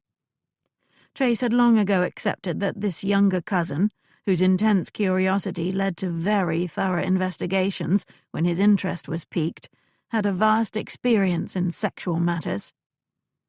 "What makes you think I will go looking for them?" "Who else can Nicholas trust? Or any of us, for that matter. If he's not yet put you to the task, then I will in his place. As bad as that will is, hanging in limbo is worse." Chase did not acknowledge he had been put to the task almost immediately. Kevin set his valise on the bed. "I may as well unpack myself. There's supposed to be some man serving as my valet, but who knows when he'll show." The mention of servants had Chase glancing to the one now lighting the fire. He could only see the back of her white cap and the dull brown of her dress. The hand that held the flint, however, struck him as quite lovely, almost elegant. "They're all green. Most are not from Uncle's time." His tone had Kevin looking over. Chase gestured toward the fireplace and the woman there. Kevin nodded. As if she knew attention had turned to her, the woman stood, lifted her basket, and, head lowered, hurried out. "How long was she here?" Chase asked. Kevin shrugged. "I didn't see her arrive." "I would be careful what's said in front of any of them. They're not household staff and not beholden to the family. We can't expect the normal discretion from them." Kevin strode over and shut the door. He turned to Chase. "Have you any idea what he was thinking? He favoured you. Of all of us, you may have known him best." "I can't tell you what you want to know. I have some ideas about it, but nothing more." His ideas would hardly placate the family, since they mostly had to do with a man tired of grasping relatives too dependent on his generosity. "I thought you at least would have been left something." "I, however, did not think that. He told me as much. I may be the only one who's not disappointed as a result." "At least you and I have our trades to put food on the table. I can't imagine what will become of some of them. I expect they'll live within their substantial means for a change." Kevin laughed quietly at that. "Agnes and Dolores will buy only 2 wardrobes a year instead of 4, you mean? What a tragedy that will be." Chase headed for the door. "Don't despair until you have reason to. He was not a stupid man. Perhaps he had a plan of which we are yet unaware." Minerva finished with the bedchambers in late afternoon. By the time she carried her basket down the back stairs, some of the family had begun their own descent on the front ones, all bedecked for the dinner they would soon enjoy. She entered the little storage chamber in the cellar that held fuel and rushes. While she refilled her basket for the morning, the door of the chamber closed. Startled, she looked up. Standing there, his back to the door and his arms crossed over his chest, was Chase Radnor. He did not look pleased. "We meet again, Miss Hepplewhite." She returned her attention to her basket. "What gave me away?" "Your hands. They are quite distinctive." She looked down at her hands, now dirty from handling fuel. She saw nothing remarkable about them. "What in hell are you doing here?" he asked. "I can use the money, and they are hiring any able-bodied person available." "Careless of the housekeeper." "Perhaps she should have instead said you must all do for yourselves." She smiled as she pictured Lady Agnes's reaction to that. He paced the few feet between them. He removed the basket from her grip and set it aside. Then he pulled out a handkerchief. He took one of her hands in his and wiped the soot from her palm. "It's not fitting that you do this. If you choose to, I have to wonder what you're plotting." "It's not fitting that I do most of the things I've done since the day I married." She almost said it, but the way he wiped her palm distracted her. So did the sensation of his own fingers pressing the back of her hand. Not gentle or careful, more commanding and efficient. She still found that touch and her toleration of it fascinating. He dropped her hand, then lifted the other. "You are not here to earn some coin. You're watching the family. You hope to find a way to blame one of them." Another arch response entered her head, but what he was doing to her hand garnered more attention. He had a firm hold on her, but she did not feel threatened. The time he took in removing the unsuitable soot charmed her, despite her dislike of him. The soot gone and the handkerchief ruined, he did not release her right away. She looked up to see him gazing down at her palm and fingers. She pulled her hand away. "You still consider me a likely object of accusation if you assume I am looking to place the blame elsewhere?" "If it is determined he did not fall accidentally, everyone is a possible object of accusation. You are no more likely than any of the others. You don't need to devise a way to accuse someone else." She would be much more likely to find fingers pointing at herself. Fortunately, he did not know that. Yet. "I do not seek a way to accuse anyone. However, my fate, for good or bad, is now bound to this family's. I am naturally curious, as I said. Yes, as you said. He had become irritating again. She moved aside so she could step around him. I must leave. I am expected to help in the kitchen after dinner. She reached the door. His hand rose high on it, holding it closed. If you, in your duties, should learn something of interest, you should inform me. They are your relatives. If I find something of interest, you will probably bury it. He let her go then. She paused once she was away from the chamber and pressed her back against the hard wall. She looked down at her hands. Some soot still showed around her fingernails. She felt again the gentle wipes on her palm and the strong hand holding hers.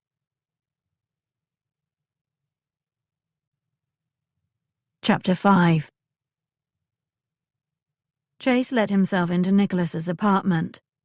He found the new Duke in his dressing room, preparing for dinner. You think to attend like that? Nicholas raised his chin while his valet tied his crisp cravat. Johnson, give my cousin a fresh neck linen. Johnson, a middle-aged small man with pale hair, finished the tie, then took another linen from a neatly ironed stack. He approached Chase, set down the linen, and reached up to untie Chase's neckpiece. Chase allowed it. Johnson would be horrified if his attendance to his master's command were thwarted. Give his boots a quick buff, too, Nicholas said. If Johnson minded performing these duties for an additional person, nothing in his expression revealed it. Finally made presentable enough for Nicholas, so presumably for the rest, Chase sat in one of the blue damask upholstered chairs set in a circle. Nicholas had already ensconced himself in another one. Who else among the old servants remains? Chase asked. The butler and the housekeeper for now. I doubt they'll stay for more than another month. They're hoping to find the rest of the permanent staff and their own replacements in that time. No others. It seems to me that the cook has not changed, nor a few scullery maids down there. I recognized 2 of the grooms as having served when I visited Uncle Frederick. He shrugged. Does it matter? There are too many strangers about for my liking. If Minerva Hepplewhite found employment here, so she could spy, others might have too. Chase regretted he had not thought to bring in a few extra eyes himself. He pictured her building those fires, unseen by the chamber's occupants, listening. It might have been wiser to refuse to host this house party if it meant so many strangers in the house. Too late for that advice. Nicholas's dismissive tone set the topic aside. Kevin sought me out. He is bitter. They're all bitter. He only has more cause for it than the others. Hell of a thing for a man to devote his life to something and have his benefactor remove his support upon death. It was Uncle's to do with as he chose, but some of it is damned unjust. Chase wondered if Nicholas included himself in the unjust part. When a man inherits a title, he expects the estate to provide the income required to maintain the position. Nicholas would probably manage, but he would be gritting his teeth over the finances for years to come. You, for example, Nicholas said. He liked you more than he did most of us. You indulged his whims and peculiarities. You spent time with him, whether on his expensive pastimes or riding with him, to cut you off without so much as a farthing. He defended you when you sold out your commission and others were saying— Nicholas ceased talking, like a man who had said too much. He told me there would be nothing. So you said, Still, had he thought in the end Uncle Frederick would drop a sentence into his will and surprise his favourite nephew? Had he hoped for it? Any man would, yet he knew in his heart it would not happen. The Duke had many strange ideas and some sound ones, and both kinds played a role in that will. You will have to make your own way now. That was what he had said when Chase came back to England and left the army. Not such a bad thing. Men get lazy when life is too easy. Good minds go slack, and good bodies get fat. 9 out of 10 men in the ton have achieved nothing but the pursuit of pleasure. The world won't stand for it much longer. France showed us that. He doubted Nicholas or Kevin could comprehend how Uncle Frederick thought making life harder for his nephews would be a valuable bequest. Nicholas pulled out his pocket watch. I expect they're all gathered in the drawing-room now. He stood. I depend on you to guard my back. I'll join you soon to do just that. First, I need to speak to someone. Chase led the way to the door. And, in the future, don't talk freely in front of any of the servants. The man was following her. Minerva noticed the young gentleman strolling about the house using the same path that she did. Although her duties with the fires were finished, she still carried her basket while she took the very long way back to the kitchen. His presence interfered with her plan to learn the lay of the entire house and who used which chamber. She had even entered some vacant ones and built fires to see if he would move on. But each time she moved on herself, there he was. She went down to the library. No one had told her to build fires here, and on entering, she saw why. The large fireplace already blazed, enough that the chamber had grown too warm. She set down her basket and lowered the upper sash of 2 windows so the heat could escape. She would find out who had been so careless in preparing this room. She returned to the hearth, picked up her basket again, and turned to leave. There he was suddenly, blocking her path to the door. He looked her over, head to toe. He couldn't be much older than Jeremy, but she hoped Jeremy never examined a woman with such a wolfish gleam in his eyes. His slow smile made bells of warning sound in her head. He was a family member, she assumed. She could see a resemblance to Chase Radnor in him, buried in the youthful softness that still marked his face. "You've a wandering way about you." His tone made it more an observation than an accusation. She could do without either. "I am new here. I was given duties, but not a map of the house." He appeared taken aback. "You've a way of speaking that's not typical of servants." "I normally am not one. I am a widow who could use a bit of coin, however."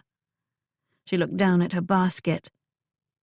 "Doing this for a short time does not require I eat my pride too much." His expression cleared. A new one took its place, one she knew too well and wished she did not witness now. He looked her up and down again. "There's all kinds of ways to earn some coin without relinquishing too much pride." "A few. This suits me, however. I do not mind the labor." She inched to her right, so she stood close to the fireplace implements. "I should find my way back now. I'm to help in the kitchen." He stepped along with her, so he continued blocking her way. "No need to run down there. There's so many of you here that it's unlikely the cook knows who should be working and who shouldn't." He cocked his head so he could peer at her face. "You're a handsome woman." His gaze drifted to where she held the basket. "Beautiful hands. Sad that they should be ruined by such work as this." "As I said, I don't mind." A shiver crawled up her back. His intentions became more apparent in the way he crowded her. "Ah, but I do. It's a pity for such elegant hands to do such work. There are far better ways for such softness to be employed." Her blood froze. Her whole body did. She battled her immobility by finding a very hard place in her mind, one that had learned how to survive when she felt helpless. She gave him her coldest, most impassive stare. "You must allow me to leave now." "Must I?" He chortled, but a hardness entered his gaze. He knew she had looked at him with disdain. "I don't answer to anyone here, not even the Duke. Least of all, you. I can do whatever I want in this house, and no one will believe you if you complain." Her entire body tensed like a plucked bowstring. She moved the basket in front of her body and her other hand behind her back. He snatched the basket out of her grip, then stepped closer yet. His hand closed on hers just as her other hand gripped the iron poker in the holder behind her. He held her hand and caressed it with his other. It echoed what Chase had done earlier, but this touch did not distract her. It repulsed her. His hold hurt her wrist. Algernon had held her that way. His gaze rose to her face. Lips just as soft, I'd warrant. And the rest of you, too. She struggled to keep her disgust in check so as not to goad him. If he made any attempt to do more, she gripped the poker hard, ready to swing it. Philip! The male voice startled Minerva and the young man too. He dropped her hand and stepped back. Minerva looked over his shoulder to see Chase Radnor right inside the door.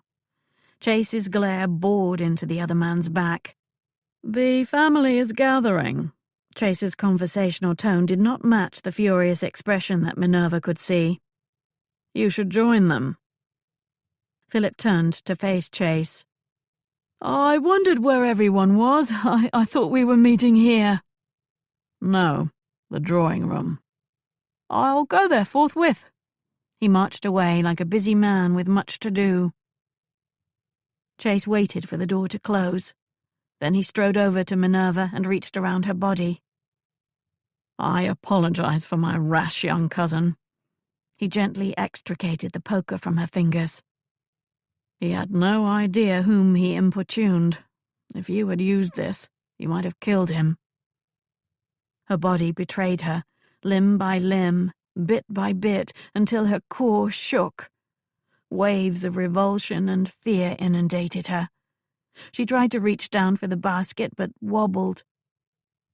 Two firm hands set her upright, holding her shoulders. Deep blue eyes examined her face. She tried to appear normal and calm, but her body still wanted to shiver from an inner cold.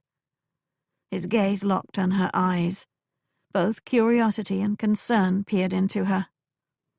Sit here. He turned her, his hands still on her shoulders, and directed her to a divan. I should return to... Sit. He pressed her shoulders until she obeyed. He dropped to one knee in front of her, watching her closely. Did more occur before I arrived? She shook her head. You must think me very frail for being disconcerted by such a small advance. She glanced down at the hand Philip had held. The pleasant memory of Chase's gentle pressure had now been ruined. I think you sensed a bigger danger than you had to confront, fortunately. I'm sure he would not have... Still, you are too vulnerable here. You should not return tomorrow. He spoke it like a command. She had calmed enough to dislike that, but not enough to argue. If not me, one of the others. He's that kind of man, she murmured. Trust me on this. Then let it be one of the others, he snapped. Then he inhaled deeply. I will tell the housekeeper to warn all the women. You, however... I will never be far from a poker or other weapon. That's one hell of an answer. Stay home. You will learn nothing here. His manner raised her pique and her spirits. I assure you that I have already learned plenty. I appreciate your stopping your cousin, but do not think to command me. He ran his fingers through his hair in exasperation. He stood. I must join the others. The fires there are built already, so your work is done. He held out his hand to help her up. She accepted it, using the hand violated by Philip. The texture of Chase's warm skin solved the insult more than she expected. Go down to the kitchen now. He herded her to the door and parted near the stairs to the cellar. She did not descend those steps. Instead, she took the servant stairs up one level, to the service passageway that ran alongside the big drawing room. She found a door and cracked it ajar so she might watch. The choice is simple, Nicholas said loudly, his voice crashing through the arguments filling the drawing room. Those other conversations dwindled in the face of his annoyance until silence faced him. Chase hoped Nicholas would not rush to continue, because the interval of peace felt delicious. He surveyed the large chamber while the last of the voices died out. A panel on one wall that hid an access to the servants' corridor stood ajar. He strolled over and shut it. Choice 1. The bequests are challenged by someone. Anyone. And nothing gets dispersed until Chancery rules. That means no one gets anything until that time. Except me, because the entailments are a separate indenture, as are the servants' pensions, which are in trusts funded by the ducal holdings. At least we might get a respectable sum eventually, Dolores said, before a disdainful sniff. Choice 2. We listen to what the solicitor says tomorrow afternoon regarding the accounting done thus far. There is the possibility that at least something can be paid out soon, even if the final figures are not secure yet. I've asked him to consider if half the estimated remaining funds can be divided among us. It will be half a pittance then, Philip muttered. It's tempting to go for more. Easy for you to say, Philip, Agnes said. You're such a pup that you might still be alive when it's all finished. However, I doubt your creditors will like to wait that long. Philip coloured until his ears were red. At 22 and the youngest cousin by 5 years, he did not like being called a pup. He would also not care to have his aunt mention the precarious nature of his debts. He had shown no mercy to the tradesmen of London in abusing his credit, all on unfounded expectations. Once word of this will's provisions got out, Philip would probably be dodging bailiffs. At the moment, Chase hoped Philip landed in debtor's prison. His youngest cousin had little to recommend him. There were a dozen reasons why Philip had grown into a man without good character, but even 100 reasons would not excuse his behaviour with Minerva today. Yet, if we accept even half a pittance, we have accepted the bequest as written, Kevin said. Anyone who takes the money is given up the first choice. How good of Uncle to include a bribe in his will. For most of you it should hold appeal, since he owed you nothing. He owed you nothing too, Nicholas said, kindly. Kevin's tight expression revealed his reaction to that. I say we take what we can get while we are still young enough to enjoy it. Claudine, wife of Cousin Douglas, spoke with emotional emphasis. We have expenses now, and I don't think it will be a pittance at all, so not half a pittance soon. He was rich as Croesus from the talk of it. I say we hear what the solicitor has determined about the potential amount left to us when all is said and done, and convince him to release as much as possible. Douglas nodded obediently. Douglas never spoke much. Even as a boy he had been an observer of the world, not a true participant. As he had married a woman who talked a lot, the expectations placed on him for good conversation had decreased overnight. Chase guessed Claudine led the way in other things too, but Douglas did not seem to mind. Over in a corner, the eldest of the cousins, Douglas's older brother Walter, bided his time while he helped himself to some brandy from a decanter set on a table against another of those panels, one that also rested ajar. Chase mused at how they all managed to remain predictable in this least predictable situation. Walter had always thought his position as the eldest gave him more authority than Nicholas, even though Nicholas was the son of the second oldest uncle, and thus heir presumptive to the title. Even when they were all boys, Walter would try to issue commands and make decisions that no one paid attention to. Now, glass in hand, he went to stand beside his beautiful blonde wife, Felicity. She looked up at him adoringly, like a nymph to a god. They cut a handsome couple, with Felicity's ethereal beauty and Walter's darkly handsome face. Walter waited for the others to have their say. "We will wait for the solicitor to explain what he can tomorrow," Nicholas said. "I merely lay out the choices now so that everyone understands that if even one of you issues a challenge, everyone will be affected." Walter stepped forward. "We will wait to hear what the solicitor has to say before any of us decide anything." Kevin smirked. That is what Nicholas just said, Walter. Now I'm saying it. How useful, Agnes said, sardonically. Thank you for agreeing with me, Nicholas said. I have concluded it is the right thing to do, Walter said. I want the damned money, Philip said. Why, it's not likely to pay off your debts even by half, Dolores said. You'll squander it before a single hatter gets his due. At least I have the style to squander well, unlike the rest of you. Like father, like son, Agnes said. All style, no substance. Your father would be off in Naples during this crisis, spending money he does not have. He probably doesn't even know his brother has died. He knows, Aunt Agnes, Nicholas said. Even in Naples the word spreads when an English duke passes. Then he should be here doing his duty to the family. All of my brothers should be. They knew there would be nothing for them in the will, Nicholas said. They may be angry for their sons, but not for themselves. This is not their battle. You mean they should be here complaining like the rest?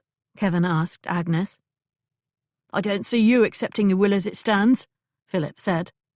I have a reason to be angry. My expectations were not built out of air and greed. I insist everyone set this topic aside until tomorrow, Nicholas said loudly. We will go down to dinner and not mention it there. Talk about the theatre or fashion or gossip about your neighbours, but not one word at the table about the will. These arguments will give us all indigestion, Walter said, as if Nicholas had not spoken. None of this down there. Do you hear me, Philip? Kevin? They lined up in a parade of negligible hierarchy.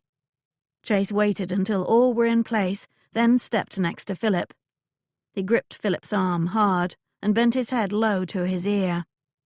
If I learn that you again interfered with any woman in this house in any way, I will thrash you within an inch of your life. Philip coloured but recovered and smirked at him. Chase left and took his own spot, with Douglas behind him. He could see Aunt Agnes bending Nicholas's ear as they began the march. So, do you know who did it? Walter addressed him, despite standing in front of him. At this point, I'm not sure it was even done. I thought you were good at this. If a man takes to trade, he should endeavour to be the best at it. I am not conducting a formal inquiry, Walter. Do you want me to? I can discuss my fee with you after dinner. Well, someone should do one of those inquiries. If one of them did it... Walter gestured to the line ahead of him and behind. That's one fewer of us, isn't it? His wife gazed in awe, as if he had just spoken words that should be memorialized forever. Chase gritted his teeth. Walter, I find Philip childish in his demands and Douglas stunning in his passivity, but you are intolerable. You have calculated that if one of your relatives hangs for murder, you will get more money out of the estate. Nor did you sound dismayed by the idea. He tipped his head close to the back of Walter's. If your avarice runs that deeply, I think I will advise the magistrate in Sussex to take a very close look at your dealings with Uncle Frederick. Walter stopped dead in his tracks. His head snapped around and he glared at Chase. His wife's expression fell. Move along, Chase said. The others are leaving you in the dust.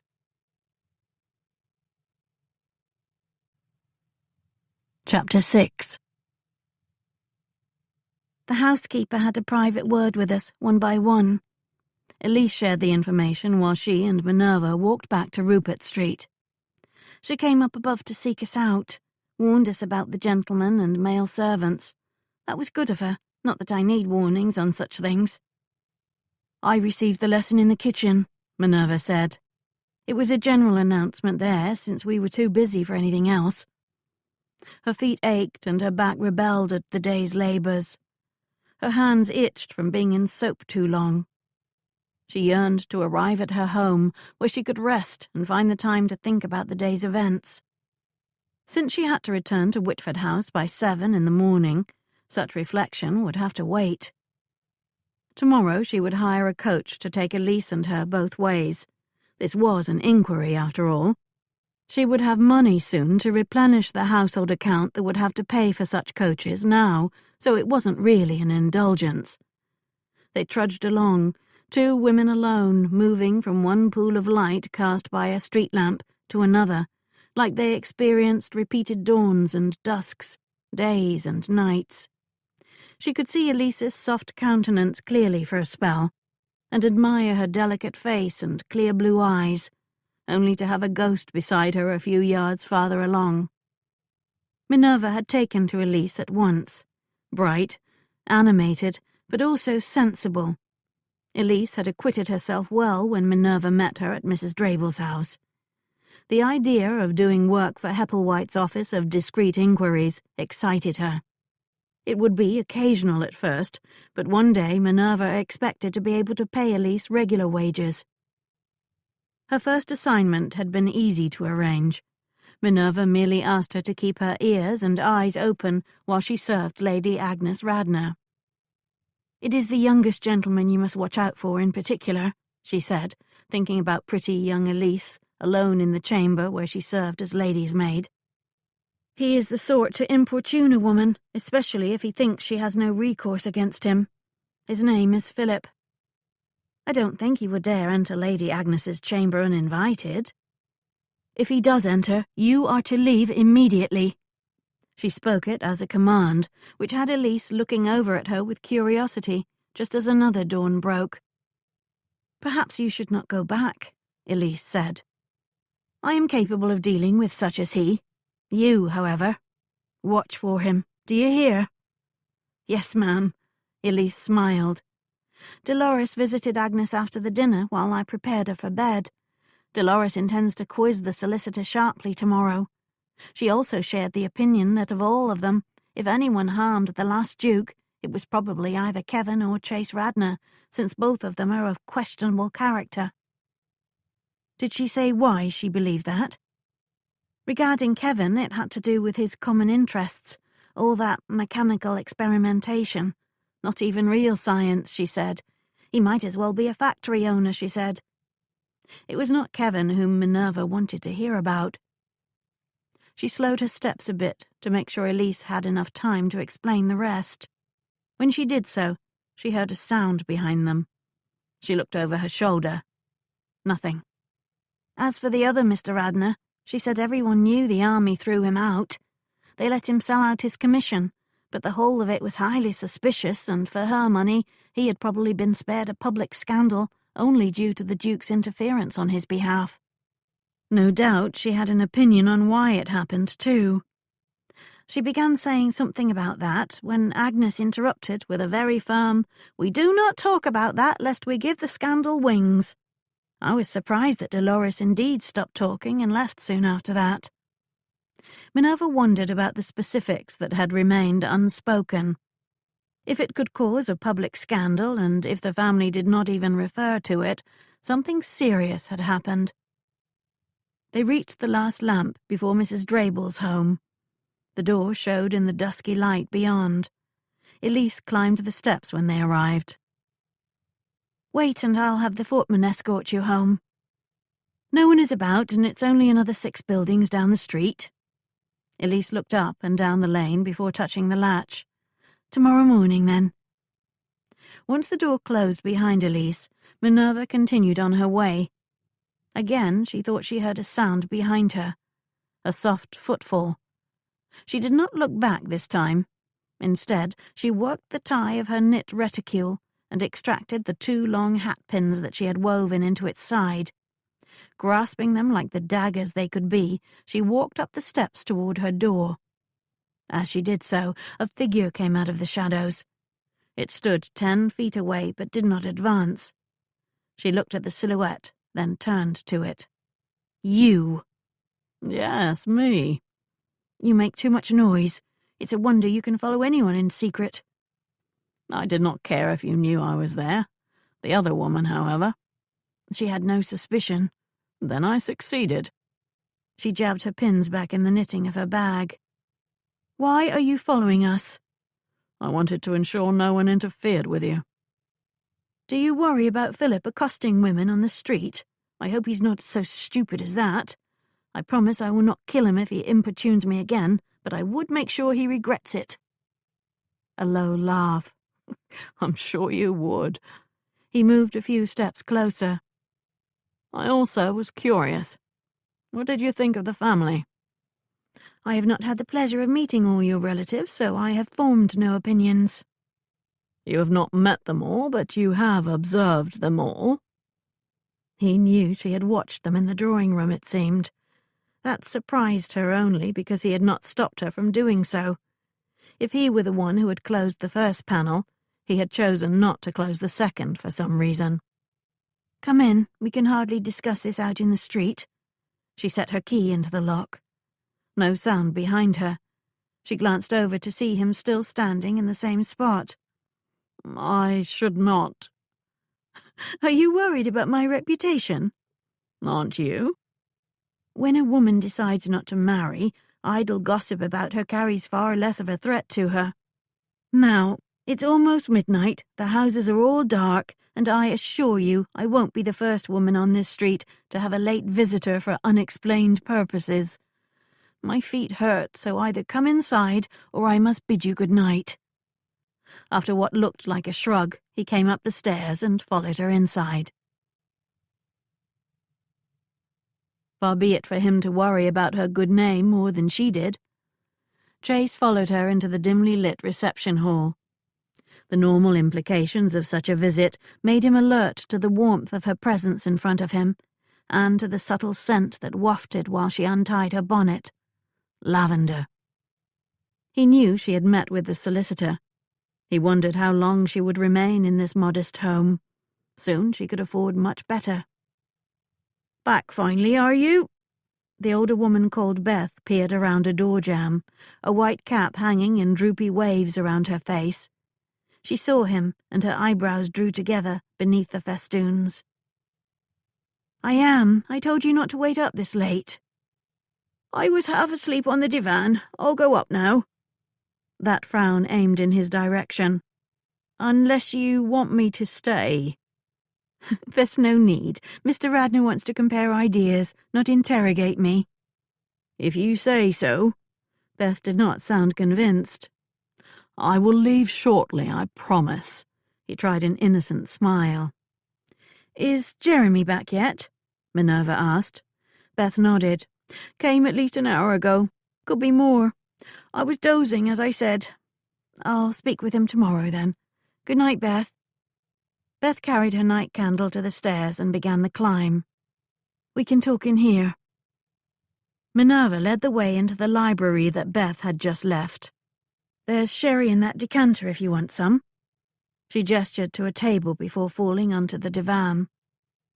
She did not wear an undressing gown like the last time, but her relaxed pose reminded him of the night she conked him on the head. He eyed the poker near the fireplace, much like the one she had almost used on Philip. She probably didn't need anyone following her home to make sure she was safe. It had been a nonsensical impulse on his part, a result of the anger at Philip's behavior that had never completely calmed all evening. Her vulnerability in going to and from that house had pressed on his mind as a result. The expression on her face during that confrontation had not left his mind either. Terror. He had seen that look before, on the battlefield. The men who wore it almost never survived the day. It was not a reaction one would expect from a woman who hit intruders over the head with bed warmers. "Thank you for alerting the housekeeper about your cousin," she said. "Warnings were issued to all the women on the staff." "I didn't single him out, but I reminded her that there were a lot of men in the house, some of unknown backgrounds, others with too much entitlement. The housekeeper was shocked to learn I had seen a servant being importuned by someone. From her reaction, one would think she'd never before had experiences with that. Perhaps while the last Duke reigned she didn't."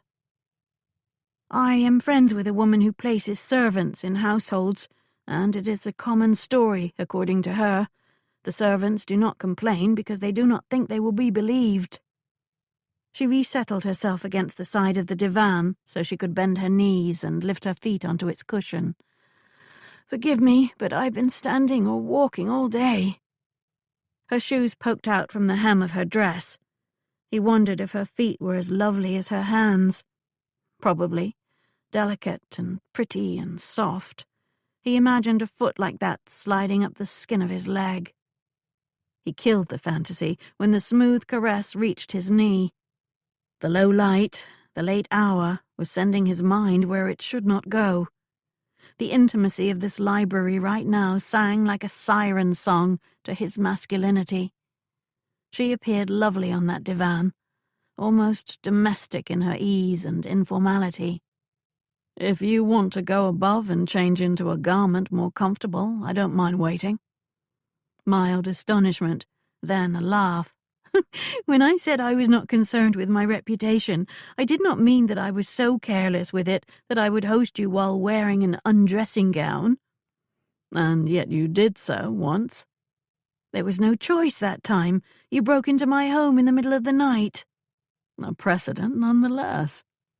"I must decline your kind and somewhat naughty offer." He sat on one of the chairs, resisting the temptation to take the one nearest to her. "To repeat my question from the street, what did you think of them?" "Are you asking because you value my perceptions, or in order to flirt with me through flattery?" Now that was direct. "Let us say I'm truly curious." Her small smile said she did not miss that he had not denied the flattery. She stifled a yawn behind her hand. "Should I need my sleep, I will not waste time being coy. I think if one of them killed him, it was either Walter or Dolores. I would add Kevin, but I heard he was out of the country. And Philip may be a wastrel, but I don't think he would have the courage to do it." She shrugged. "Or, of course, it could have been you." "Me?" "I can think of many reasons why. You also do not lack courage. I think that you lose your temper on occasion, and this sounds like an act of passion, not a calculated crime. More a matter of opportunity calling." "I had no reason. I knew he had removed me from the will, so I had nothing to gain." "Perhaps you knew because he told you that evening, and you reacted with anger." "He told me weeks earlier." "If you say so." Another little shrug left the question open, no matter what he claimed. "You can't believe I did it."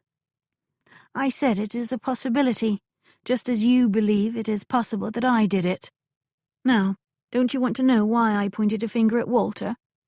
It is not only because he is pompous and clearly thinks himself deserving of everything, or that he resents that Nicholas has become the Duke when he sees himself as far more qualified." She leaned in a bit. "It's because of his wife." "Felicity?" "She idolizes him. He loves her misplaced awe more than he probably loves her.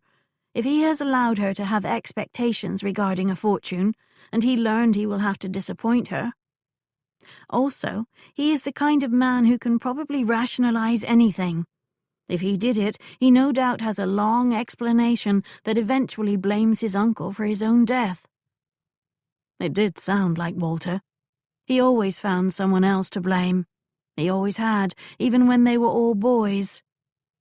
She had surmised all of this from an hour's eavesdropping. Anyone else would have accepted Walter's boring blandness and predictable correctness at face value. "And Dolores?" "Ah, the angry sister. Too angry. It isn't only about the will. She's bitter about something regarding her brother. He had always assumed that Dolores merely possessed an unpleasant disposition. He had never considered there might be a reason for it, let alone one having to do with Uncle Frederick." She smiled slyly. "I told you I had learned plenty already. Her sister knows. If you ever want to find out, browbeat Agnes. There was the smallest allusion to it while they spoke today, and I built the fire. It's something long in the past." "I will not browbeat her, but I may cajole her to confide in me." She laughed quietly, making a pretty melody in the quiet of the chamber. "She does not look to be a woman easily cajoled or charmed." You underestimate my powers at both. She levelled her gaze on him. Not at all.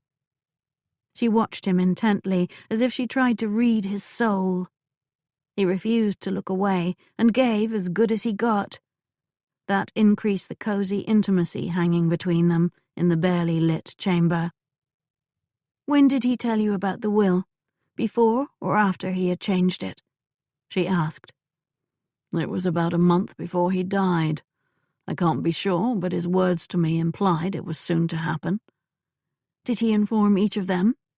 No. Only you? Only me.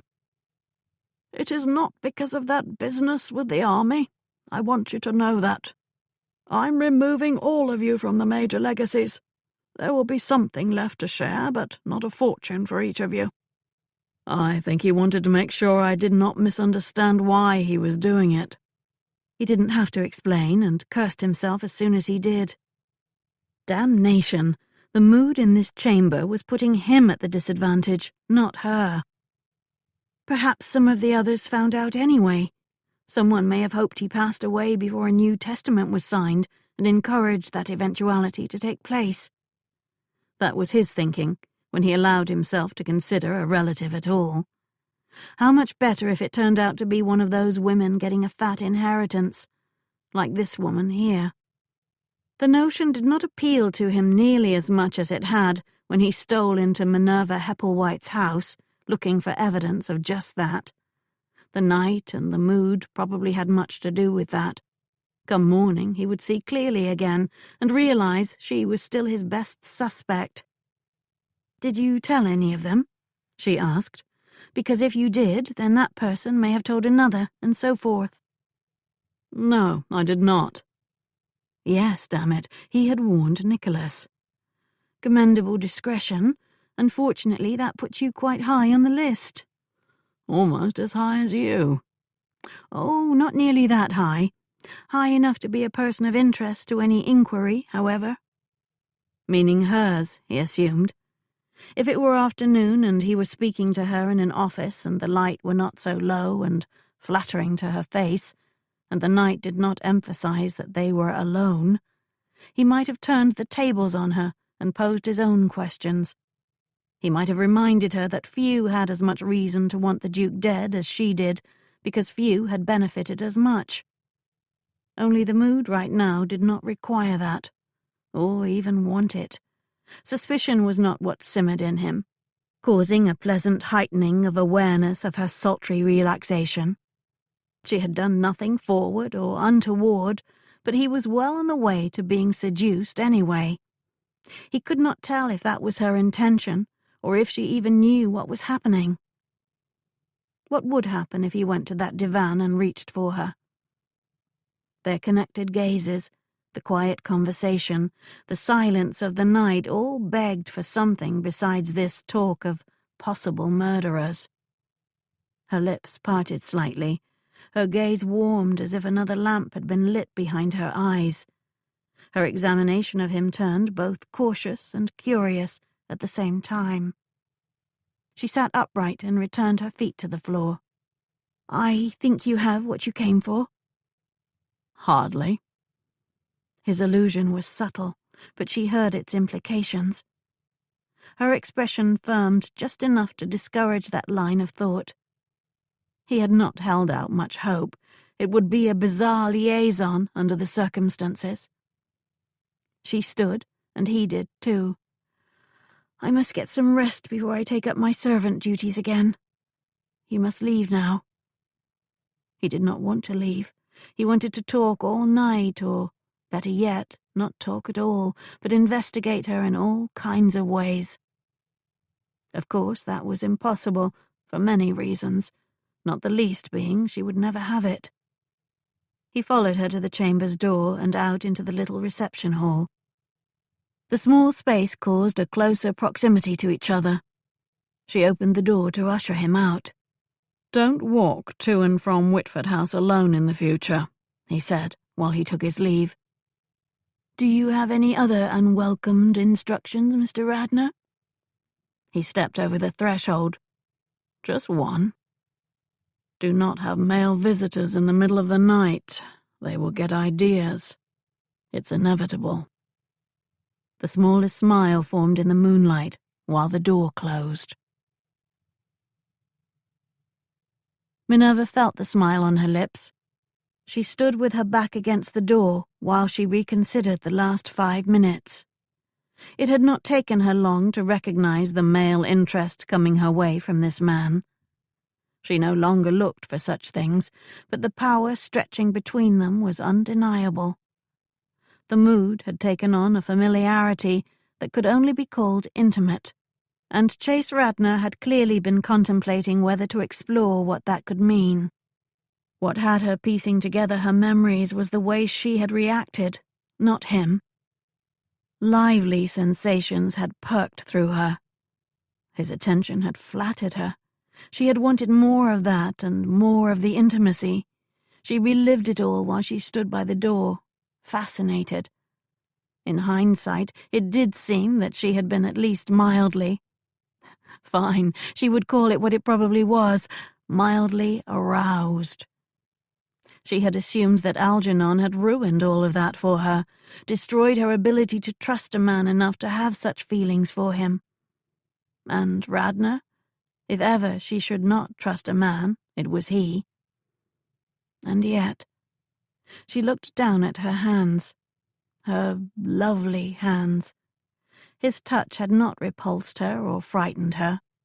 Her reaction to Philip's hold said her aversion had not disappeared either.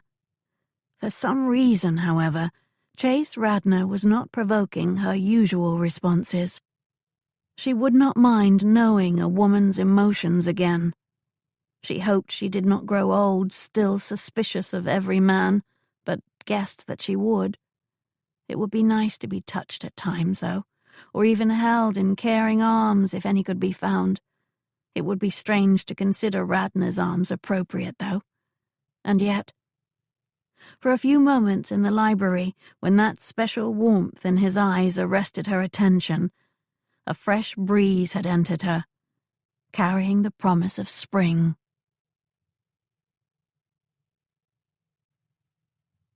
Chapter 7.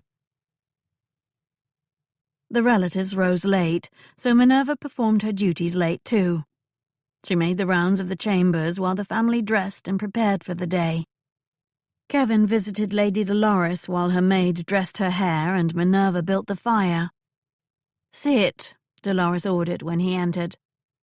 "I summoned you because I surmise we may be allies. Agnes is going to press everyone to accept the provisions in the will as it stands. Half a loaf now, she says. Hardly half, I say. Surely you are not satisfied with what my brother did?" "It's half a loaf, but worthless, with the other half of the company going to someone who's ignorant. We'll be bankrupt within 2 years, is my guess. If he had left that to my father or one of the cousins—" "I'm speaking of the money, not that company." A deep sigh. "That's the problem when men engage in trade. It becomes all they can think of. If we challenge the will and win, you will have enough to start 10 companies if you want. Keep your eye on the main prize, Kevin." Silence chilled Minerva's back. She made it a point to have difficulty lighting the fuel. "Aunt Dolores, you may think of it as trade. I think of it as science, applied to the benefit of progress." Yes, all well and good. You still need an old-fashioned legacy, just like the rest of us. Where is your father, by the way? The brothers should be here. I know they were informed." "My father told me that Uncle Frederick had long ago informed his brothers that the portion they received from their mother, and the allowances over the years, had compensated his generation sufficiently." "Did he indeed? What nonsense. I trust he did not include Agnes and me in that assessment. It's different with unmarried sisters." "Perhaps you should ask my father directly for Uncle Frederick's view of that." "I would, except he isn't here." "He's in town. You could call on him and be back in time for the solicitor's arrival." "I'm asking you, Kevin. Stop being difficult." "The Duke did include you into Aunt Agnes. He believed you both could have married, but did not because your allowances were so handsome you considered marriage a step down. To his mind, you also had, how did my father say the Duke put it? Fed at the trough long enough. Fed at the... How dare they? He and Frederick were always too clever by half, and conceited about it as well. Two strange peas in a very odd pod. You are talking to another strange pea. Now, I must bid you good day. I will not be at any family meetings today, other than that with the solicitor. You should seek your allies elsewhere. Cousin Walter, for example. Or young Philip. The latter is so far into Dun territory that he'll probably take any bribe you offer. As soon as the door closed, Dolores took to mumbling and sputtering. Rude boy, always was. Too proud for what little he is and has. Another one stepping down like Chase. The humiliation of it is not to be borne. Girl, fix this curl. I told you how to do it twice. Nicholas has us living like barbarians here, with such poor excuses for servants and... Minerva stood, grabbed her basket, and slipped away while the woman complained. Hoping to learn more about Walter, she tended to that chamber next. Unfortunately, both he and his wife were not there. Minerva eyed the wardrobe and dressing table. It would be too risky to pry into either. Nor did she think there would be anything to find. She swallowed her curiosity, dealt with the fireplace, then moved on. A half-hour later, she descended to the cellar and set her basket in its place. She visited the kitchen next. "There's washing to do," the cook said, jabbing her thumb to the back of the house. "Was told to send anyone there who was not busy, and that appears to be you." Minerva was elbow-deep in soap water when the laundry door opened. Chase entered. "How did you find me?" she said, while she used the board to scrub a linen sheet. You said you help in the kitchen after your morning duties.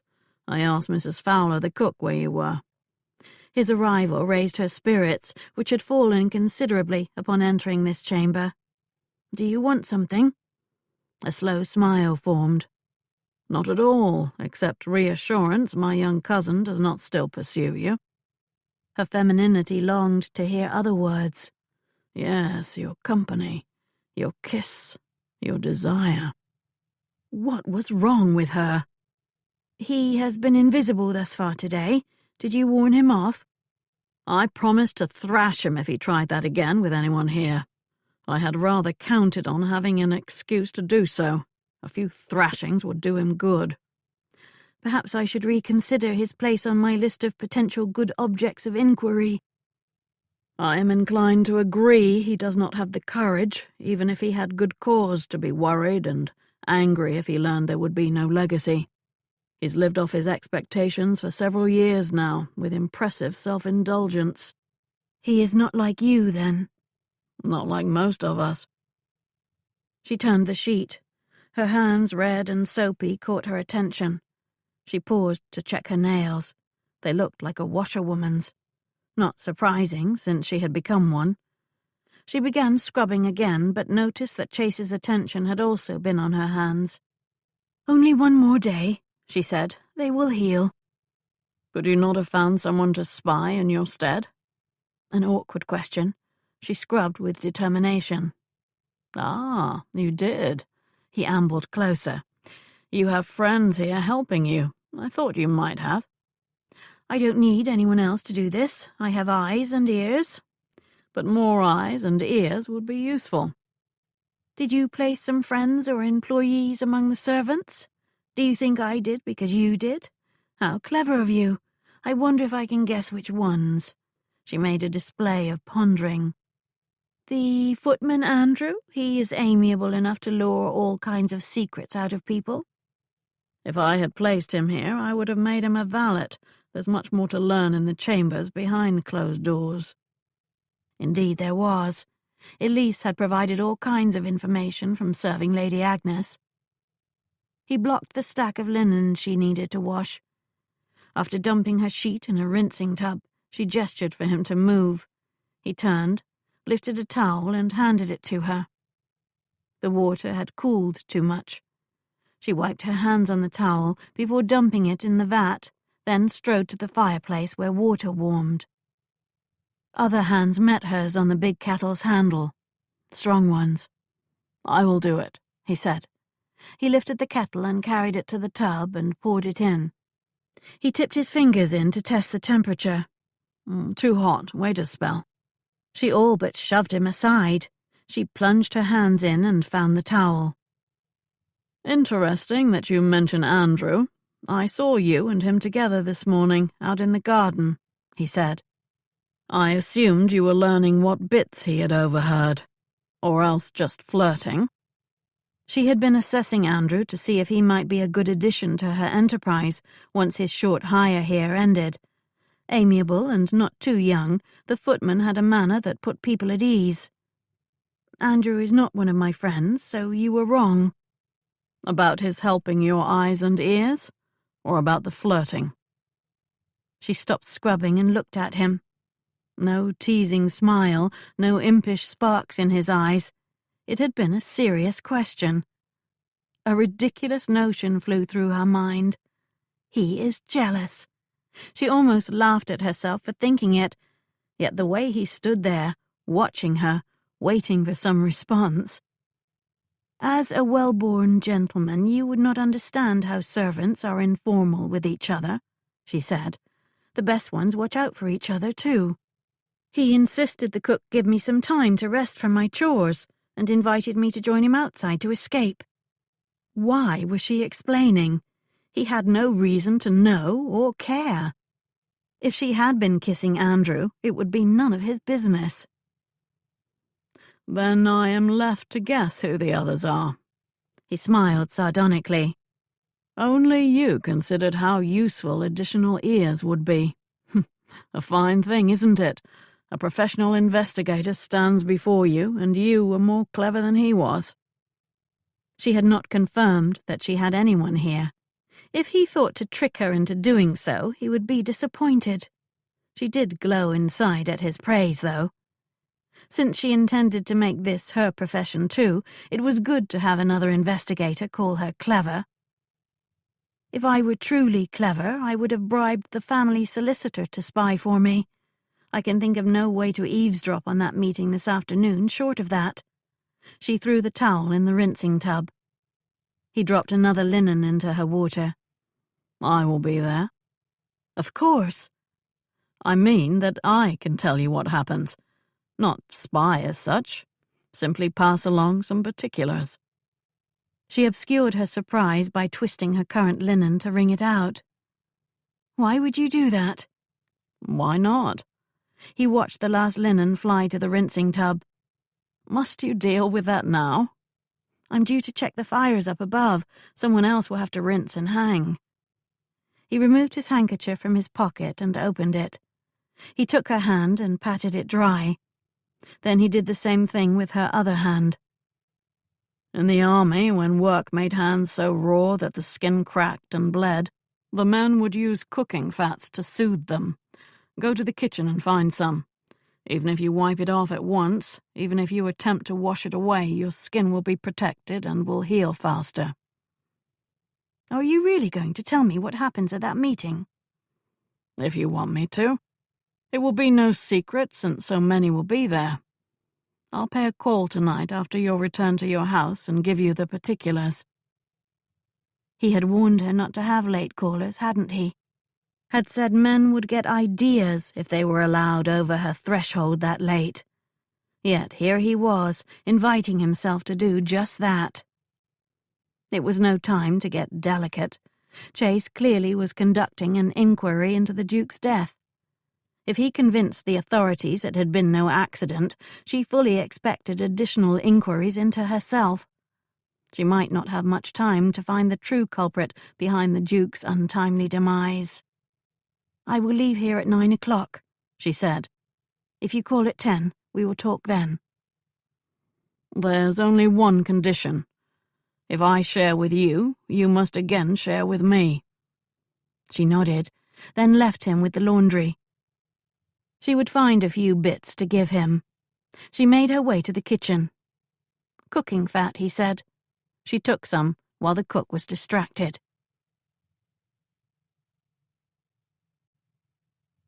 Chapter 8.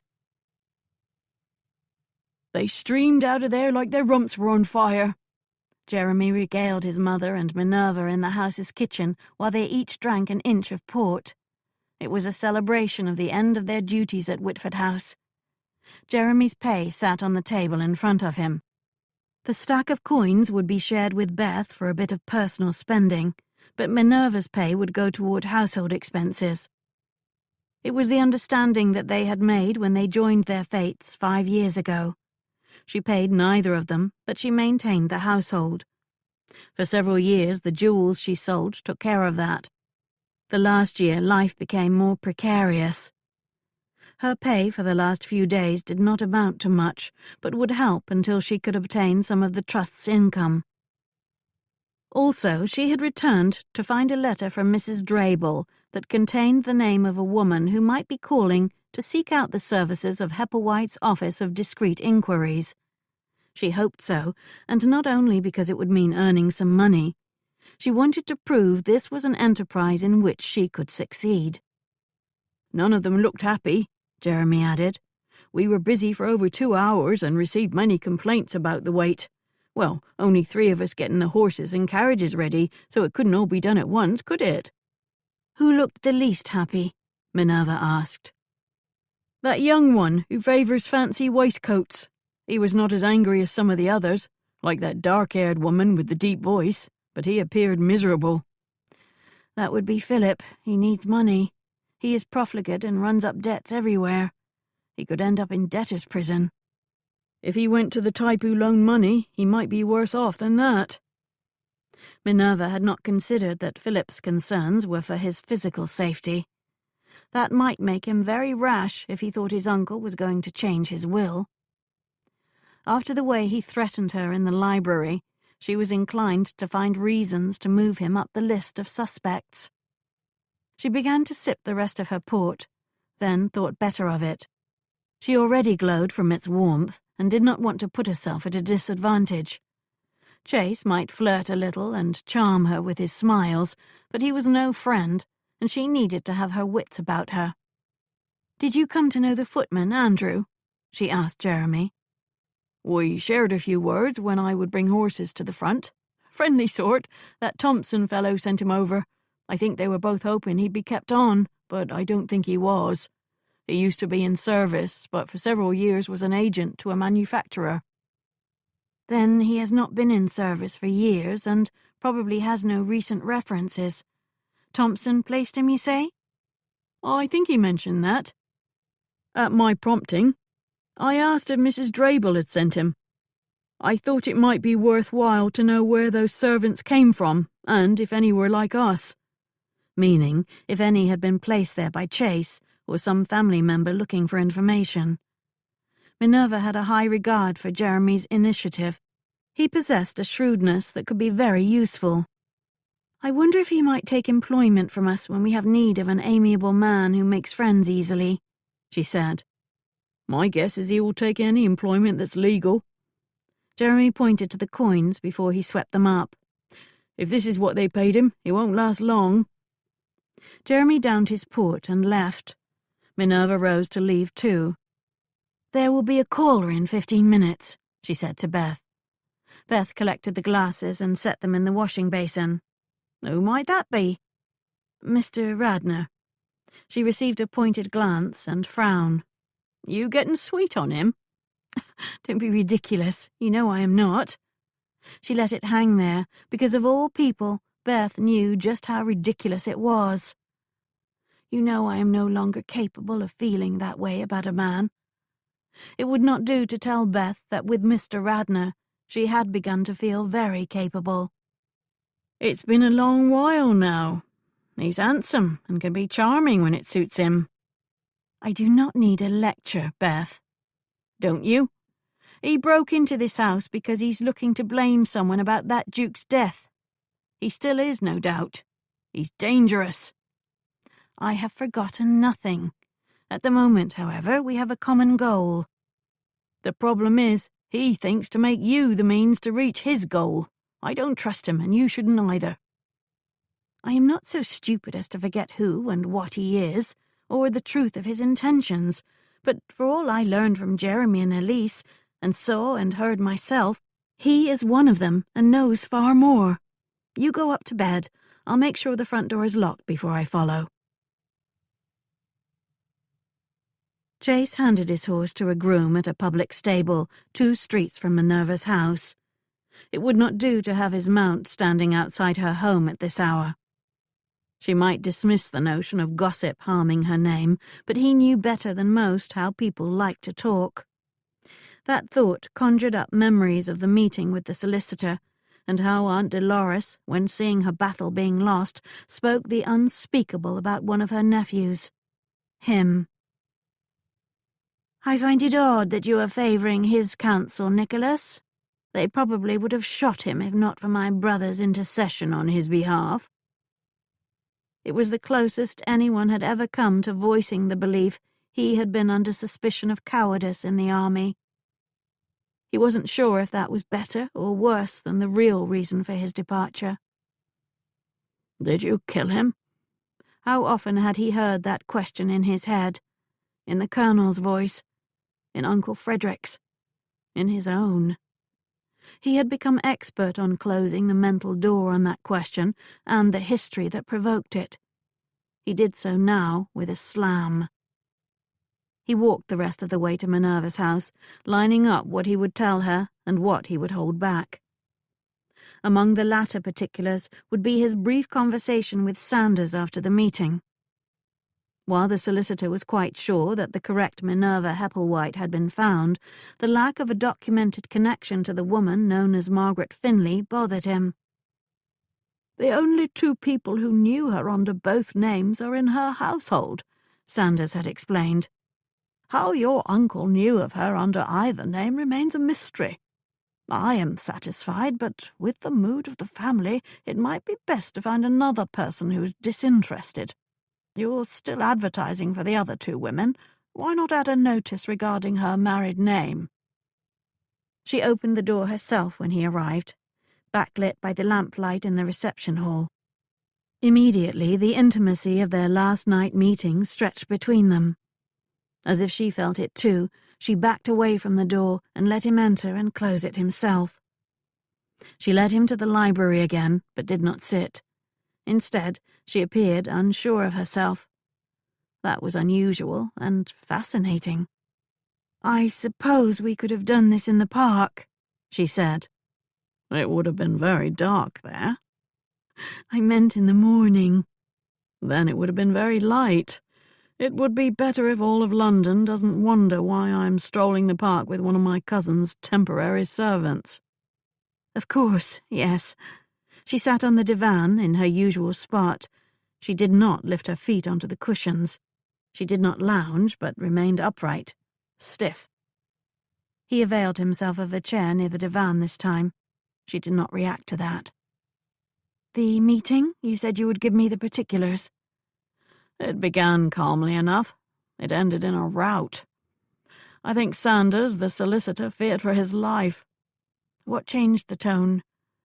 "Reality. Sanders explained that if anyone challenged the will, it would hold up disbursement for all concerned. They knew that, but having a lawyer say it is more real. He outlined the various reasons a will might be successfully challenged, and pointed out that none of them applied to the late Duke's testament. Well, they knew that too, so had not done so. He explained the rare circumstances when a legal will might be challenged regarding the disbursement of assets. Only one might work for any of them. He explained that to me, too. They would have to claim that they were dependent on the Duke and had reason to believe his support would continue. He told me that didn't apply to any of them either. That is his professional opinion. It wouldn't be hard to find a solicitor who made a different case. That's the danger. He made matters worse by describing the accounting thus far and how little there was to divide if all the legacies were administered. He did hold out the possibility that one of the 2 mystery women not yet found would be dead. How good of him. Several of my cousins brightened at that information. I heard someone mutter that whoever had done in Uncle Frederick had a few other jobs to complete. Yet it was still calm. The storm broke right then. The factions declared themselves, with Agnes and Dolores leading each one. Old resentments flew, along with accusations and insults. My family can be as contentious as any, but this was a rare display. Unfortunately, Nicholas thought he could quell it all and end the dispute. He only made it worse. What did he do? He assumed his most ducal demeanour and announced that if anyone challenged the will's execution as it was written, that person, or persons, would be cut off without a penny in his will. Oh dear. It was injury upon injury, no hope for salvation. Poverty for life was how most of them saw it. Pandemonium erupted. Surely in such a family they have other resources than legacies. They do indeed. Each of my uncle's brothers received a portion from their mother and a share of their father's personal wealth. It was respectable enough, with careful tending, to keep gentlemen of their positions in style.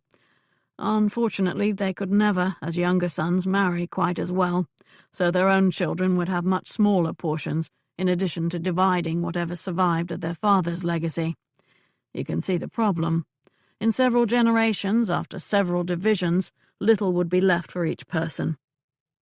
My uncles were not present because they understood nothing would be left to them by the Duke, but my generation sees the future too clearly.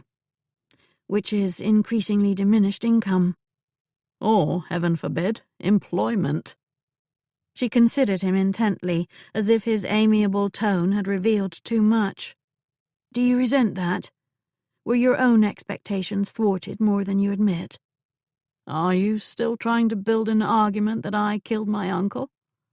The evidence that she was disappointed him, although his reaction could not be justified. Still, he rather wished. He was not sure what he wished, although right now kissing her kept tempting his mind. The night begged for it. He was not the only one who experienced that special magnetism that men and women feel when arousal altered the senses and delirium waited one kiss away. The way she met him already on her guard as much as announced she felt it too. Of course, I'm still considering you a likely culprit, better you than me. My question was more generous than that, however. I am truly curious how a man like you, the nephew of a duke, reconciles taking such a step. Gentlemen do not seek employment. He normally avoided the reflection that an honest answer would require. Right now, however, flattered by this deeper interest she showed, and beset by a desire that made his blood spark, he found himself looking inward. A hard cock can make a man do many foolish things. I'm of two minds, he admitted. The gentleman tells himself he is no more in trade than a physician or a barrister, both acceptable endeavours. Even more acceptable, since I can claim my inquiries are favours to friends or an avocation. And the other mind?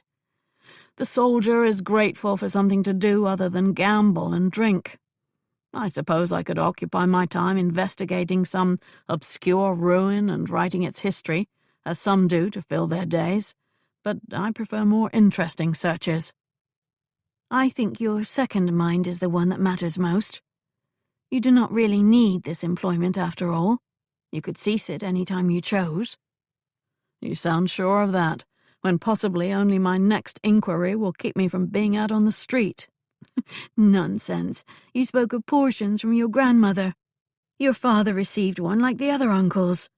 And you don't have to share what is left with a brother or sister, since you have no siblings. How do you know that? She laughed lightly.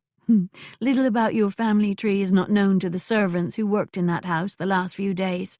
A bit here, a bit there, and a total picture comes together. I dare say that if I were willing to visit the others who left today, as I did, I could have learned most of what transpired at that meeting without your visiting to tell me. He watched how the low fire sent golden patterns across her form. Yet you had me visit anyway. That caught her up short with a smile half-formed. He took the pause as an opportunity to move over to the divan and sit beside her, turned in so he could watch those patterns more closely. She scooted away a few inches. I allowed you to visit because learning about the meeting from you was more efficient." Is that what this is? Efficiency? It's not a word I would use to describe the mood in this chamber tonight, or the last time. Flustered now. Charmingly so, mostly because she never showed anything but self-possession. "I cannot trust you," she murmured, to herself more than him. You do not have to trust me yet. You only have to kiss me. "You came to my house looking for evidence I killed the Duke. I could never want to kiss you." And yet I think you do. "You don't even deny your dangerous suspicions." I will explain all that in a moment.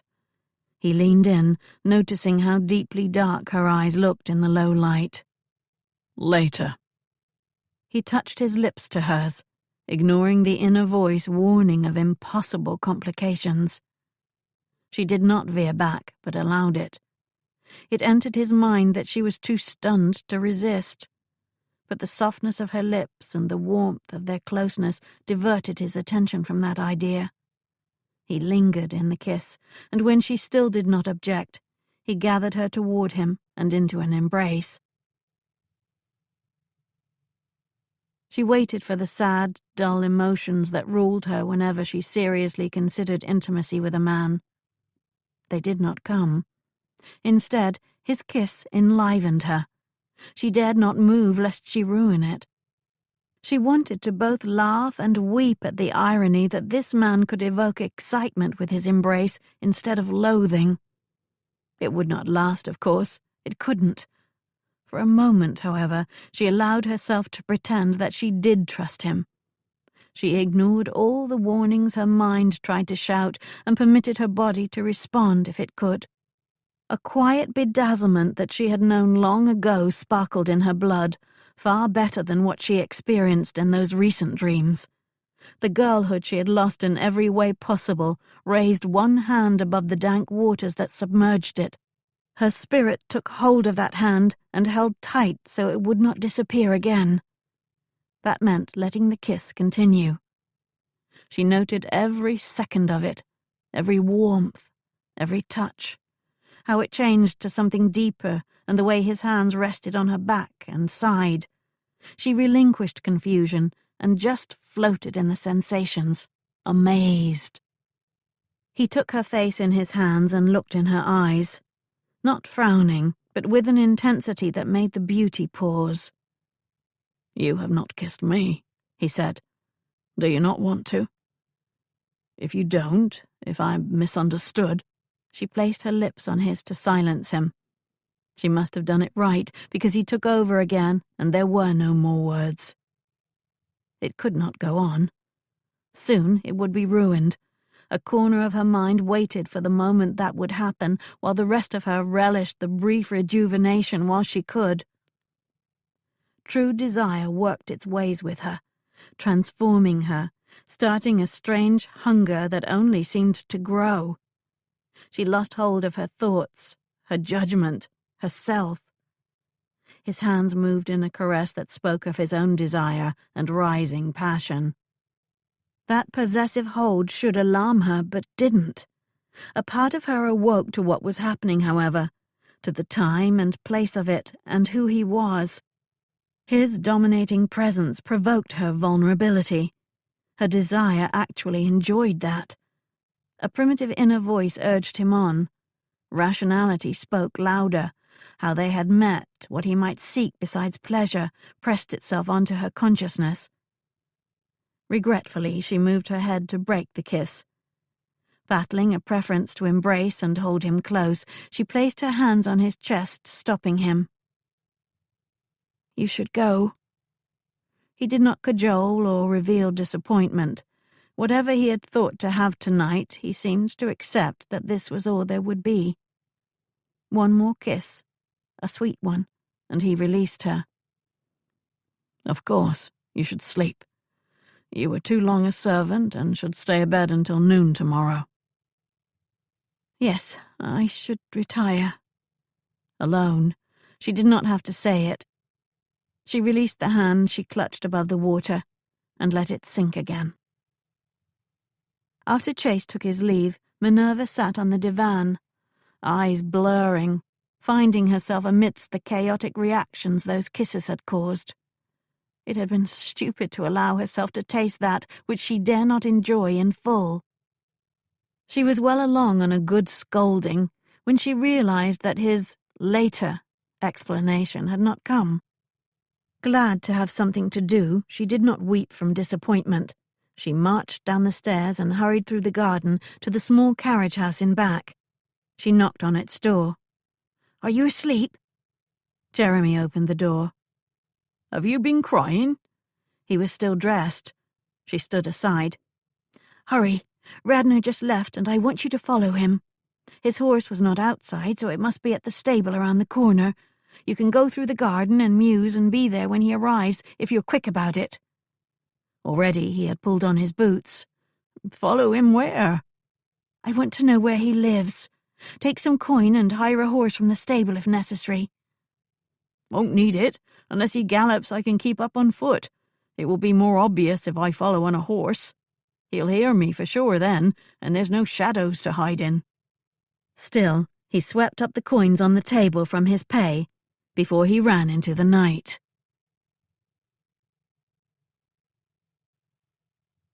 Chapter 9. Chase finished his meal just as his manservant Brigsby brought in the mail and paper. Brigsby insisted on doing it this way. A leisurely breakfast was a gentleman's ritual to his mind, and he refused to provide the reading material while Chase ate. Chase flipped through the mail, then distracted himself with the paper. His mind did not really notice the words he read. All night his thoughts dwelled on those embraces at Minerva's house. He still tried to make sense of what had happened. He was no Lothario, but he was not green. He liked to believe he understood the mood between them and its potential. He had never importuned a woman, but he had never been refused either, because his instincts had proven to be excellent. Except last night. Perhaps. Or not. That was the devil of the problem. He had kissed a woman who wanted to be kissed, he was sure. She had also allowed the warmth of those embraces. He had felt her rising passion. He had good cause to expect more, even if he did not expect everything. Then nothing. She was done. Most done. Thoroughly finished. He might have been tested and failed. Her retreat had been so abrupt and complete. He thought she looked sad, or perhaps embarrassed when he took his leave, but that might have been the low light playing tricks, or his mind finding excuses. He set aside the paper, remembering that he had some business with the Times today in order to insert another set of advertisements. He pulled over the portfolio he had carried downstairs and opened it. He reviewed the notes he had added last night when he could not sleep. Brigsby entered the chamber and cleared his throat. "Sir?" Chase turned a page. "Yes?" "A caller, sir." Chase looked up. There, beside a fretful Brigsby, stood Minerva Hepplewhite. She wore a vague, artificial smile and a brown dress and orange pelisse. More brown and orange decorated a bonnet that framed her face nicely, showing her dark hair and darker eyes. Chase stood and gestured for Brigsby to leave. Minerva's gaze speared into him. She did not appear either sad or embarrassed this morning. She looked determined. "Good morning," he said. "How did you know where to find me?" "I had you followed." "Did you now? By whom?" She pretended she had not heard him. "May I sit?" "Of course." He walked around the table and held out a chair for her. "It is early. Would you like some breakfast?" "Some coffee would be nice." He strode to the door and found Brigsby very close on the other side. He sent him for more coffee and another cup. He returned to the table and closed the portfolio. "You should not be here," he said. "If I let you in my house late at night, I'm not going to worry about coming to yours in broad daylight. If gossip starts, we will tell them all that I came to employ you in a discreet inquiry." "Which you did not. Something else sent you through town at 9 o'clock. I might have still been asleep. Mayfair doesn't waken until noon." I assumed you were not the sort to lie abed all morning. My concern was that I would arrive to find you already had left this house. She gazed around the chamber that he used for dining, taking its measure, lingering on the Turkish carpet and the dark wooden Indian table against the window.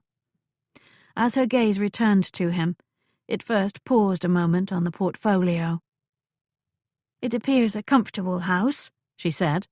"Of course, on Berry Street it should be." "It suits me."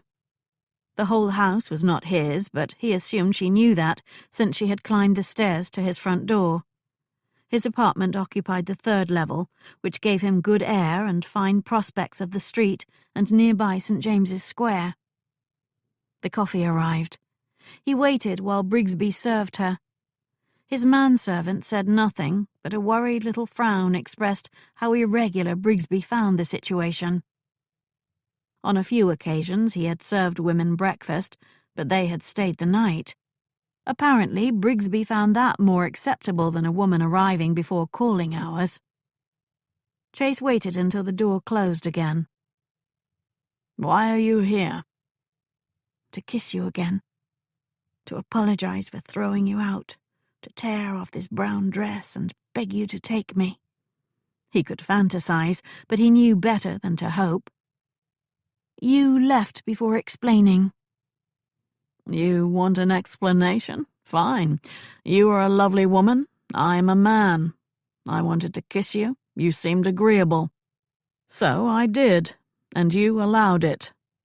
Until you didn't. There is no other explanation than that." She just looked at him. He looked back. The silence stretched. "Not an explanation about that," she said with exasperation. "Too bad. I wouldn't mind talking about it. I have a few questions of my own."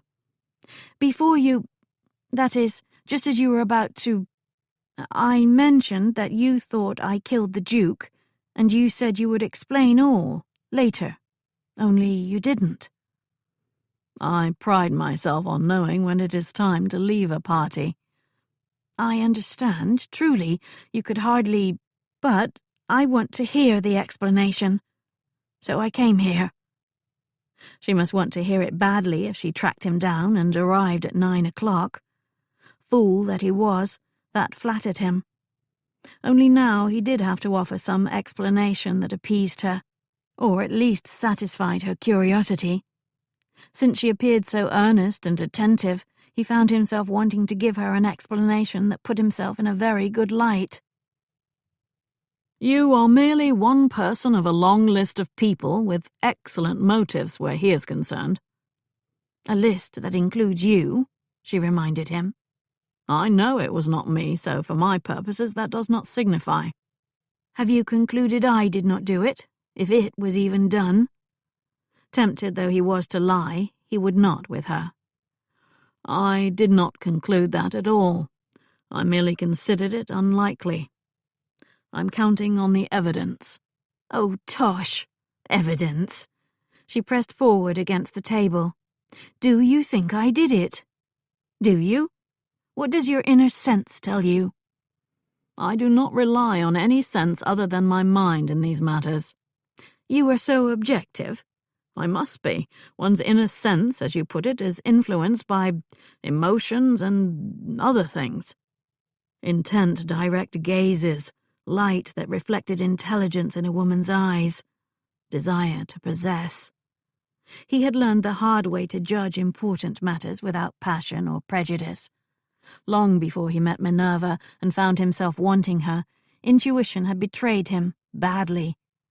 Using his inner sense had made him horribly wrong once. She stood. "I suppose I can't blame you too much, what with your refusal to simply know the truth instead of requiring hard proof. Unfortunately, it's difficult to prove one did not do something. I have no choice but to continue to see you as dangerous to me.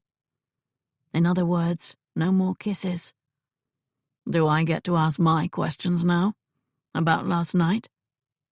"No." She began making motions of departure, but stopped. "What is that?" She pointed at the portfolio. I could not help but see my name on the top page when I arrived. It holds my notes on this inquiry. She cocked her head. You make notes to yourself? I do. Mostly lists of matters to address and things to inquire about and information acquired. I do it for all my inquiries. Lists? She laughed. We have spoken of a list of suspects and who is on it. Are you saying there really is a list? There is. She seemed to find that peculiar. So that is where you list all the hard proof and evidence that you need in order to know anything. Do you have a bad memory? I have an excellent memory. This encourages me to progress through an inquiry efficiently. I would think that one thing would lead to another in a natural way. That's how it has worked for me. I can't imagine drawing up lists about it. That is because it is not your profession. Ah, yes. She stood. I will take my leave. Good day to you. She turned on her heel. Since you can simply know the truth in ways I am denied, what does your inner sense say about me? He asked. She looked back over her shoulder. It says that you did not harm your uncle, but that you think learning who did will bring you pain. Brigsby arrived to escort her out.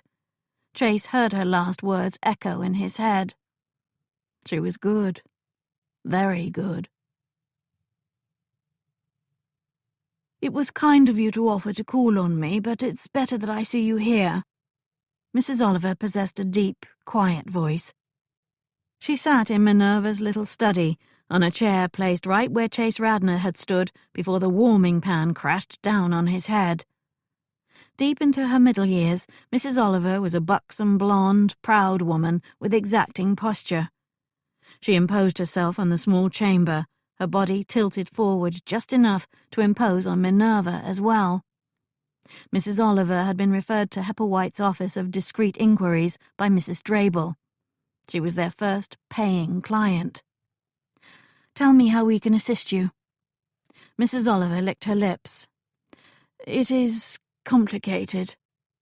Minerva had hoped it would be a simple matter that could be solved quickly, like proving a husband had a mistress. She needed to devote time to her own inquiry. This afternoon she had intended to do just that before Mrs. Oliver's letter came in the morning mail. She hoped that staying busy on this matter would at least distract her from continually dwelling on what had happened in the library with Chase. It involves my husband's business affairs. He imports mercery from France, then sells to shops and warehouses in London and other towns in the south. He's been very successful. He took on a new agent 5 months ago, however, who I believe is stealing from him. Would that not become obvious to your husband? The accounts? Not stealing in the normal way. I think he's been taking the information regarding where James, my husband, buys his stock and to whom he sells it. I think he's been using my husband's contacts to trade for himself. I suspect he sought his current position specifically to learn what he needed to know in order to do this. What does your husband think? Mrs. Oliver lowered her gaze. I have not mentioned it to him. It is really not my concern. It's not my company. He would not like me meddling. This was what was wrong with marriage, Minerva thought. One of the many things wrong with it. Here, this perceptive woman had suspicions of activity that would harm her husband, but their union was such that the man would not want to hear her out. Tell me why you suspect this. I visit my sister in Brighton frequently. I went down there 2 weeks ago. We visited the shops, and, as I always do, I made it a point to pass by the one that buys from James. That is one of the towns that this new agent sells to, you see. I'm not checking on my husband's trade, mind you, just being curious. Keeping an eye on matters was more like it. Mr. Oliver would do well to make his wife a partner.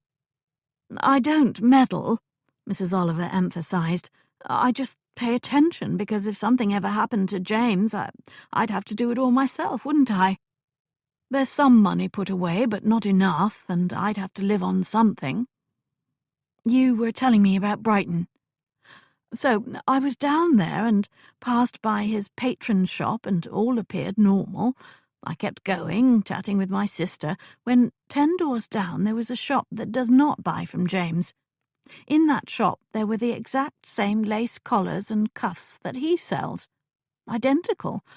Only one family in the Loire Valley makes them quite like that, and he never reveals their name. Well, in I go, pretending to want to buy some, and I learned this other shop had a price far below the one up the lane that James sells to. I knew then that something was wrong. Shops can sell at any price they choose. Are you very sure that your husband did not sell this other shop the collars? Asked him, didn't I? Not directly. When I returned home, I mentioned how nicely the lace was shown in that shop he sells to, then asked if he has other shops down there. What a stupid question, he says. Such merchandise is cheapened if sold in too many places. That Loire lace is exclusive to one shop per town, he says, so that shop can sell at a good price and in turn pay him a good price. I knew that, but pretended I didn't. I want you to find out if I am right about that agent.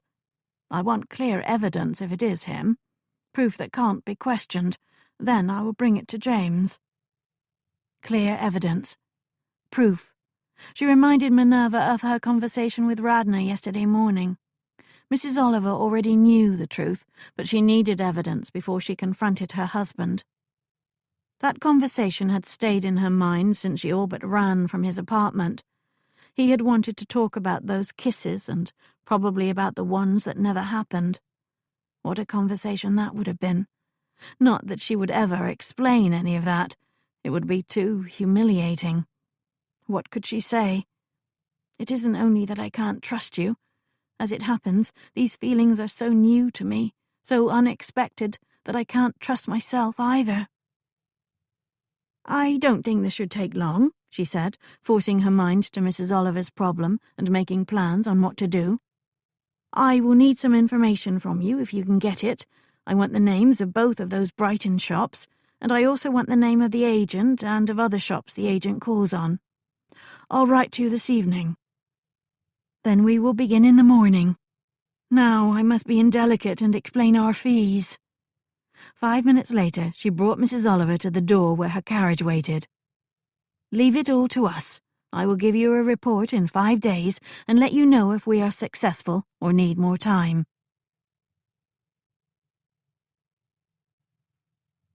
Chapter 10. Chase entered Nicholas's apartment to find him reading in bed. Adopting the habits of your new position, are you? Nicholas looked up from his newspaper. He set it aside on the breakfast tray. All that waits for me on rising are the complaints in those. He gestured to a little stack of letters set neatly on the side of the bed, unopened. Not dunning letters, I hope. I shall be so fortunate. If you look closely, you'll recognize the hands. One is Philip, who wants to borrow money and writes me daily. He even made it a point to chance upon me at my club. Tell him to go to hell. One is from Dolores, who still tries to persuade me to be less strict about challenging the will. And one, unless I'm mistaken, it's been so long since I received a letter from him that I can't be sure, is Cousin Walter. What does he want? I have no idea. Chase lifted the letter. Let's find out, may I? Enjoy yourself. He unsealed the letter. Walter had the practiced flamboyance in his penmanship that one would expect of a man with a high opinion of himself. Lots of flourishes and unnecessary ink decorated the capital letters.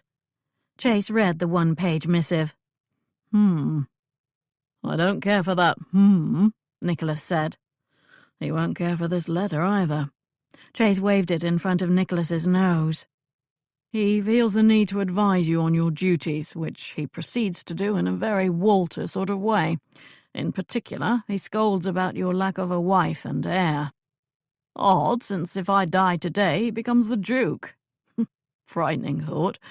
You will endeavour not to die today, or soon, I trust. If I do, assume he did me in. Anyway, he scolds. He reminds you of that duty, and, you will be overjoyed to learn, he's even helped out by finding a potential bride for you. Hell to that. Nicholas threw off the bedclothes and strode to his dressing room. Chase positioned himself outside its door. She's a lovely girl, he writes, sweet and demure, and of course virtuous in the extreme, well-bred and better raised. Of course she is, Nicholas's voice said. She sounds boring. Walter would think that a virtue. Let me see what else he admires in her. Here's more. Apparently she's related to his wife, her niece, her brother Viscount Beaufort's daughter. Nicholas's face showed around the threshold. I've seen this girl, if she's that relative. We met. She had the temerity to ask when I thought my uncle would die and I would become duke. Not in so many words, but that was the question being broached. When I said uncle was so healthy he would probably live to 90, she suddenly lost interest. Well, she wouldn't want to wait too long, would she? Clearly you've become interesting again. Nicholas's response came garbled. Chase entered the dressing room to find him being shaved by his valet. I wonder what Beaufort has promised Walter if this marriage occurs. Nicholas pushed away the valet's razor and tilted his head up to look at Chase.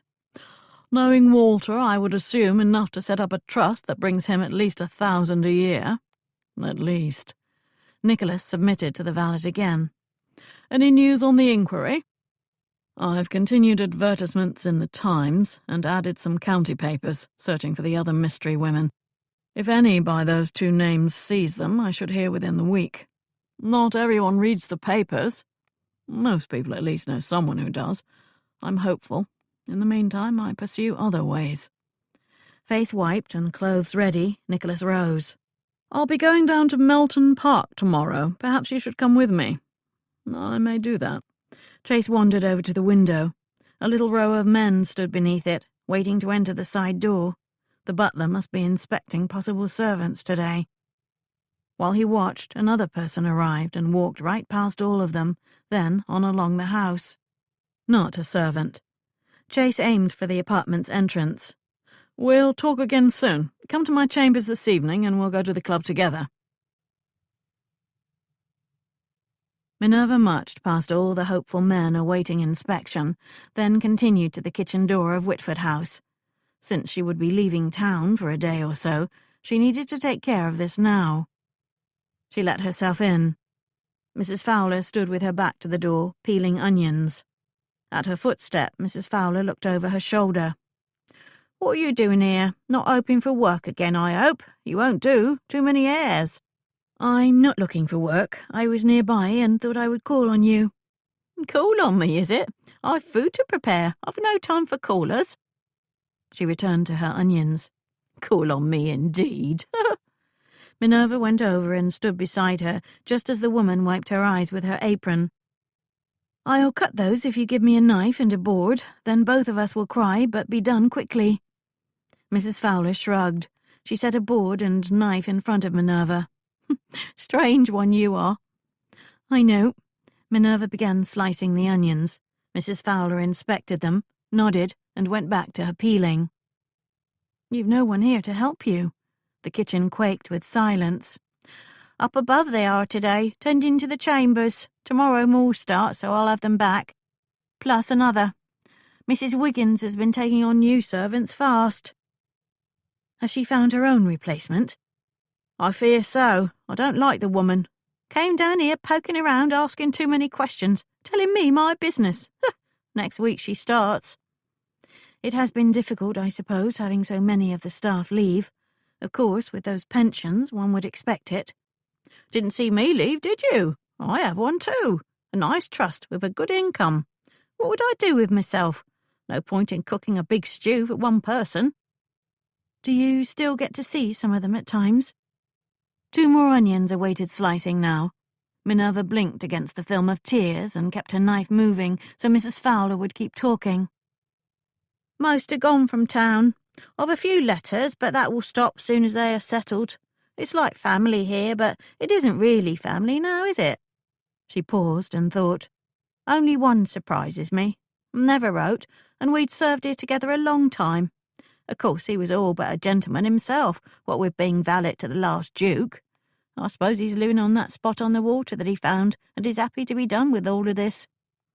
I love the sea. I've always wanted to live in a coastal town, one with beaches, not cliffs like Dover. He didn't go to Dover or the sea. He spoke of Sussex a lot, where the Duke has his big manor. Mr. Edkins likes to fish and said there were some good places to do that near there. Mrs. Wiggins said he bought himself a cottage on a little lake near Stevening down there. Can't say I can see him fishing, what with his coats and cravat and such. Perhaps now he won't dress so formally. Can't picture it, since he always did. Nice for him not to have to stay in service, though. He was young still, too young for a pension. Kind of His Grace to leave him enough, though I expect that family thought it too much. She sent Minerva a sideways, critical glance that indicated her feelings about the family. Will you stay on, even with this new housekeeper you don't like? Does the new Duke suit you? Suit me? What a question! She set the last onion in front of Minerva and dipped the corner of her apron into a water bucket. He's no trouble. He'll marry now, though. That wife will be worse than the new housekeeper, what with having opinions about food and such. She wiped her eyes. Well, we'll see. Can leave whenever I want, can't I? I like that. Minerva finished her slicing. Mrs. Fowler dipped the other corner of her hem in the water and offered it. Minerva availed herself of the damp cloth, but knew leaving the kitchen would help more. It was nice visiting with you, Mrs. Fowler. I hope the new housekeeper appreciates the fine cook she has in you, and does not interfere too much. You stop by any time you want to work for free. Saved me crying another 10 minutes, didn't you? She swept all the onions into that apron of hers, walked to the big hearth, and dumped them into a big cauldron. Minerva let herself out and climbed the 5 stairs to the garden. That had gone better than she had hoped. She now knew the valet's name and the vicinity where he now lived. Her smug satisfaction disappeared as soon as she began walking toward the garden gate. In her path, lounging with his back against the building's stones, stood Chase Radnor. "Are you always here?" she asked. "Are you?" What an exasperating man. "I visited a friend." "I visited my cousin. And how did Mrs. Fowler become a friend? Isn't she the one who made you do all that laundry?" "She is a kind soul." "She's also a talkative woman. What did you want from her?" "You are so suspicious. You should find a diversion to occupy your mind on occasion." His hand stopped her progress along the path on the side of the house. She looked down at the hand on her arm, then up at him. He did not look suspicious. He looked annoyed. "I was going to call, but we may as well have this out now," he said. She tried to appear interested instead of perplexed, but he made no sense. "I'm speaking of Mrs. Oliver." "Who is she?" "Do not dissemble with me. You know very well who she is." "The question really is, how do you know who she is?" He folded his arms and looked down at her. "She approached me about conducting an inquiry for her." "Oh, dear." "We were to meet this morning, only instead I received a letter in which she explained she had engaged another to do the inquiry instead." Again, Minerva tried to appear interested and innocent. "Imagine my surprise when she wrote that she decided to hand her problem to Hepplewhite's Office of Discreet Inquiries." "For a woman who desires discretion, she's not very discreet herself." "Then it is you." "Of course it is. How many Hepplewhites are qualified to conduct inquiries?" "None." That was not fair. "I am eminently qualified. For her purposes, perhaps more so than you." "More qualified? I conducted inquiries for the army. I was trained by experts. I uncovered spies in France, and in London have conducted inquiries for 5 lords and a half-dozen members of Parliament. Other than Mrs. Oliver, for whom have you conducted them?" "Another woman, and myself. You are only annoyed because you don't want competition." "You are not competition." "Then why are you so vexed? If I am not competition, you have nothing to worry about." "I'm worried for Mrs. Oliver. She requires a professional."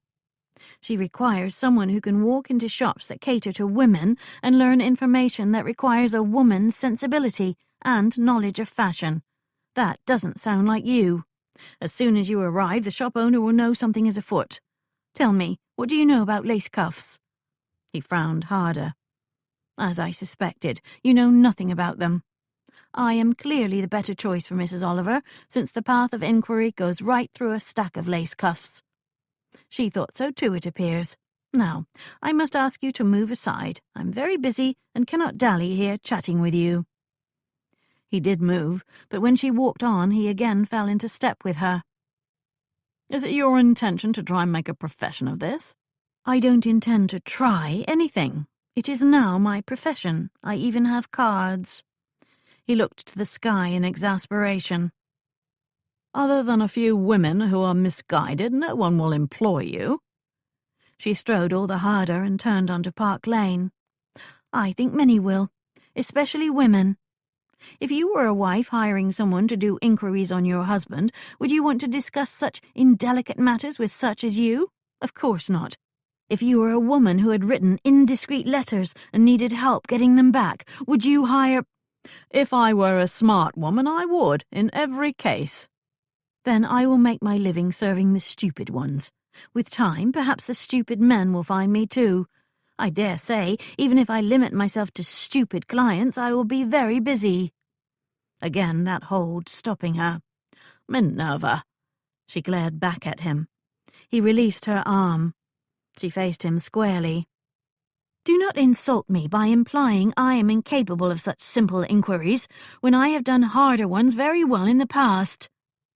A flicker of curiosity entered his eyes. What ones? She had been careless.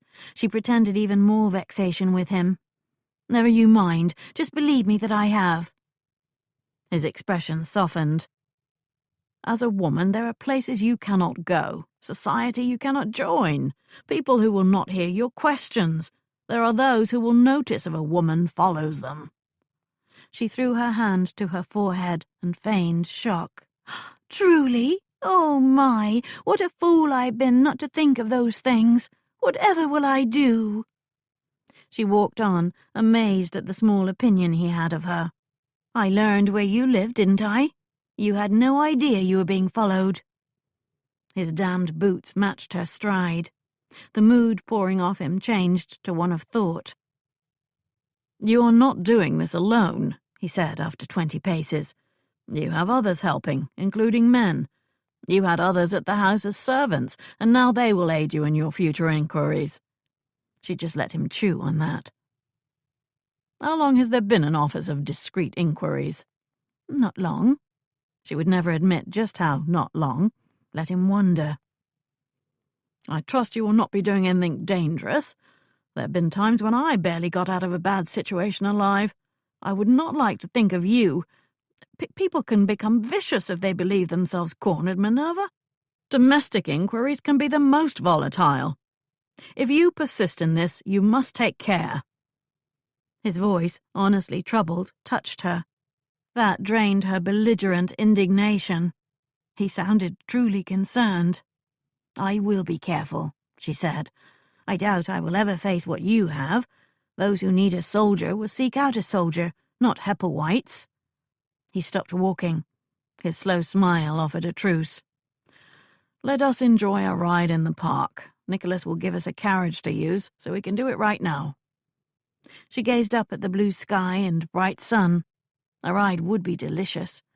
Only she wondered if he intended to try and kiss her again. He looked as if he might. Would that she could keep it at just that, a few kisses and some sensual warmth that ended soon after it started. They were neither of them innocents, however, and she doubted he would treat her like one. Nor could she afford herself the luxury of an hour in the park. Yet he looked so appealing in the bright light, handsome and dashing, his stern face softened by that smile that quirked up on one side, forming an adorable and unexpected dimple in that one cheek. She would not mind gazing at him for an hour or so during the ride he proposed. It sounds lovely, but I must be on my way, she said. I have much to do and the day is passing. He accepted that, but the look he gave her made an ember glow at the bottom of her stomach. Another time, then. She walked down the lane. She felt him long after she had parted, felt his gaze on her, and his spirit stretching toward her. The first thing you must do is sell those urns, Kevin voiced the opinion while he drank port in Chase's sitting room. He spoke to Nicholas, who had stopped by to collect Chase and brought Kevin along to distract Kevin from his brooding. Brigsby had fed them, and they now lubricated their senses in preparation for a few hours of gambling. "They're very valuable," Nicholas said, "and very numerous. It will take some time to sell them if I decide to. Then at least move them. The way he set them up on that landing in close rows, I almost knocked one over today when coming up to your chambers. Who would present precious items in such a precarious manner? One can't even appreciate their beauty, they're so tightly packed." Chase chuckled. Those urns formed a forest on the first landing, interfering with easy access to the drawing room. "I have to walk among them sideways to make sure one of my shoulders does not send one crashing to the floor. If I move them, then I lose the joke of watching you slide along like that, Chase. Or of men of more girth inching along." He grinned. "Or of Aunt Agnes being flustered by their fragility." "It is a strange sort of joke," Kevin said. "I hope you're not going to assume his habits as well as his title." "That danger more likely lies with you, young man." "Uncle Frederick never had to slide, of course," Chase said. "He set them out perfectly measured, so his own shoulders could pass with an inch to spare. He could stride through them, then wait and watch others try to navigate their ways. He never smiled or laughed, but he enjoyed the show." "They have been there a long time," Nicholas said. "Do you remember how we would tempt fate as boys and play tag among them? I did break one once. He made me repay him by cleaning out the stables the next time I was down at Melton Park."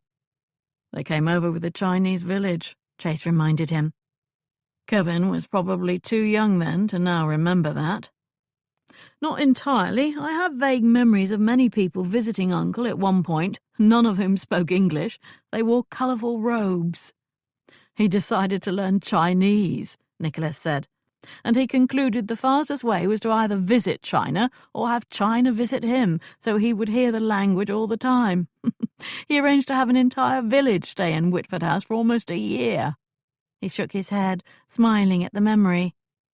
"He sent a man who negotiated with the Emperor's people for 6 months to get permission. Women, babies, children, the whole damned village picked up and moved. The chambers above were full. My father stopped visiting, so I didn't see much of it. Our one meal here at that time was long noodles in broth. I think that's why Father chose to avoid more calls." "He ate like them, he dressed like them," Chase said. "He made the servants learn enough Chinese so his visitors could make their needs known. One youth who came over in turn learned English as part of the agreement with the Emperor. Anyway, those urns came with the village, purchased on his behalf by the factor he sent there to arrange all of it." "Did he learn the language in the end?" Kevin asked. "I assume so," Chase said. "He spoke it frequently over the next few years. Or at least it sounded like he did." "Who would know?" Nicholas said. "He could have been speaking nonsense." "Unlikely," Kevin said. "Yes, unlikely." "I'm sorry to say that this is the first time since he passed that I've reminisced with anyone about him," Chase said. "The conversations have all been on other things." They both nodded. No one had to itemize those other things. The manner of death. The will. "At the risk of alluding to that again, I just remembered that I have a request from my father," Kevin said to Nicholas. "He wants to know if you have found the mechanical man. He wants it, if you're willing to let it go." The mechanical man was an automaton. Uncle Frederick had purchased it and actually used it because it could move on wheels. It carried a salver in one hand, like a butler. Uncle liked to place glasses of drink on it and have it carry the glasses to guests. "I haven't seen it in years," Nicholas said. "Chase?" Chase shook his head. "You're welcome to come to the house and look for it. When it ceased amusing Uncle, he probably put it in the attic. I may do that, since it started my own father's fascination with the damned things, Kevin said. Father's asked me to attach a little steam engine to it so it moves faster. I've advised against it, but... He shrugged the shrug of a son never heard by a father. It did move very slowly, Chase said. Kevin gave him a look of forbearance.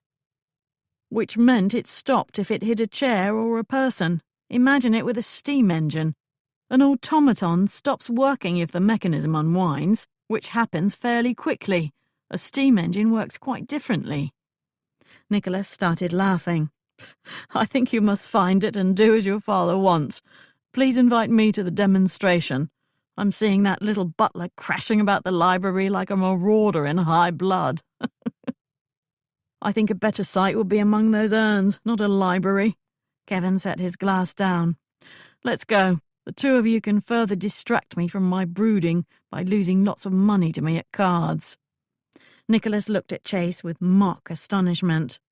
Was it your plan to distract him from brooding? What an odd thing for him to suggest. Not me. You? Nor is he given to brooding. He opened the door. You're too suspicious, Kevin. Kevin crossed the threshold, shaking his head and sighing. Due to her early morning errands the next day, Minerva did not read the newspaper until afternoon. The day had turned fair, so she brought it outside to the small garden and sat on a stone bench. Her quick scan of the advertisements stopped abruptly when she saw her own name. Desire information on Margaret Finley, widow of Algernon of Dorset County. To report or inquire, write to John Smith, care of Montgomery Stationers, Montague Street. Chase Radnor must have inserted that query in the paper. The scoundrel was inquiring into her past and her story. She had thought the solicitor satisfied, but remembered Sanders referring to perhaps firming up the particulars. She had not thought he meant the ones about Margaret Finley.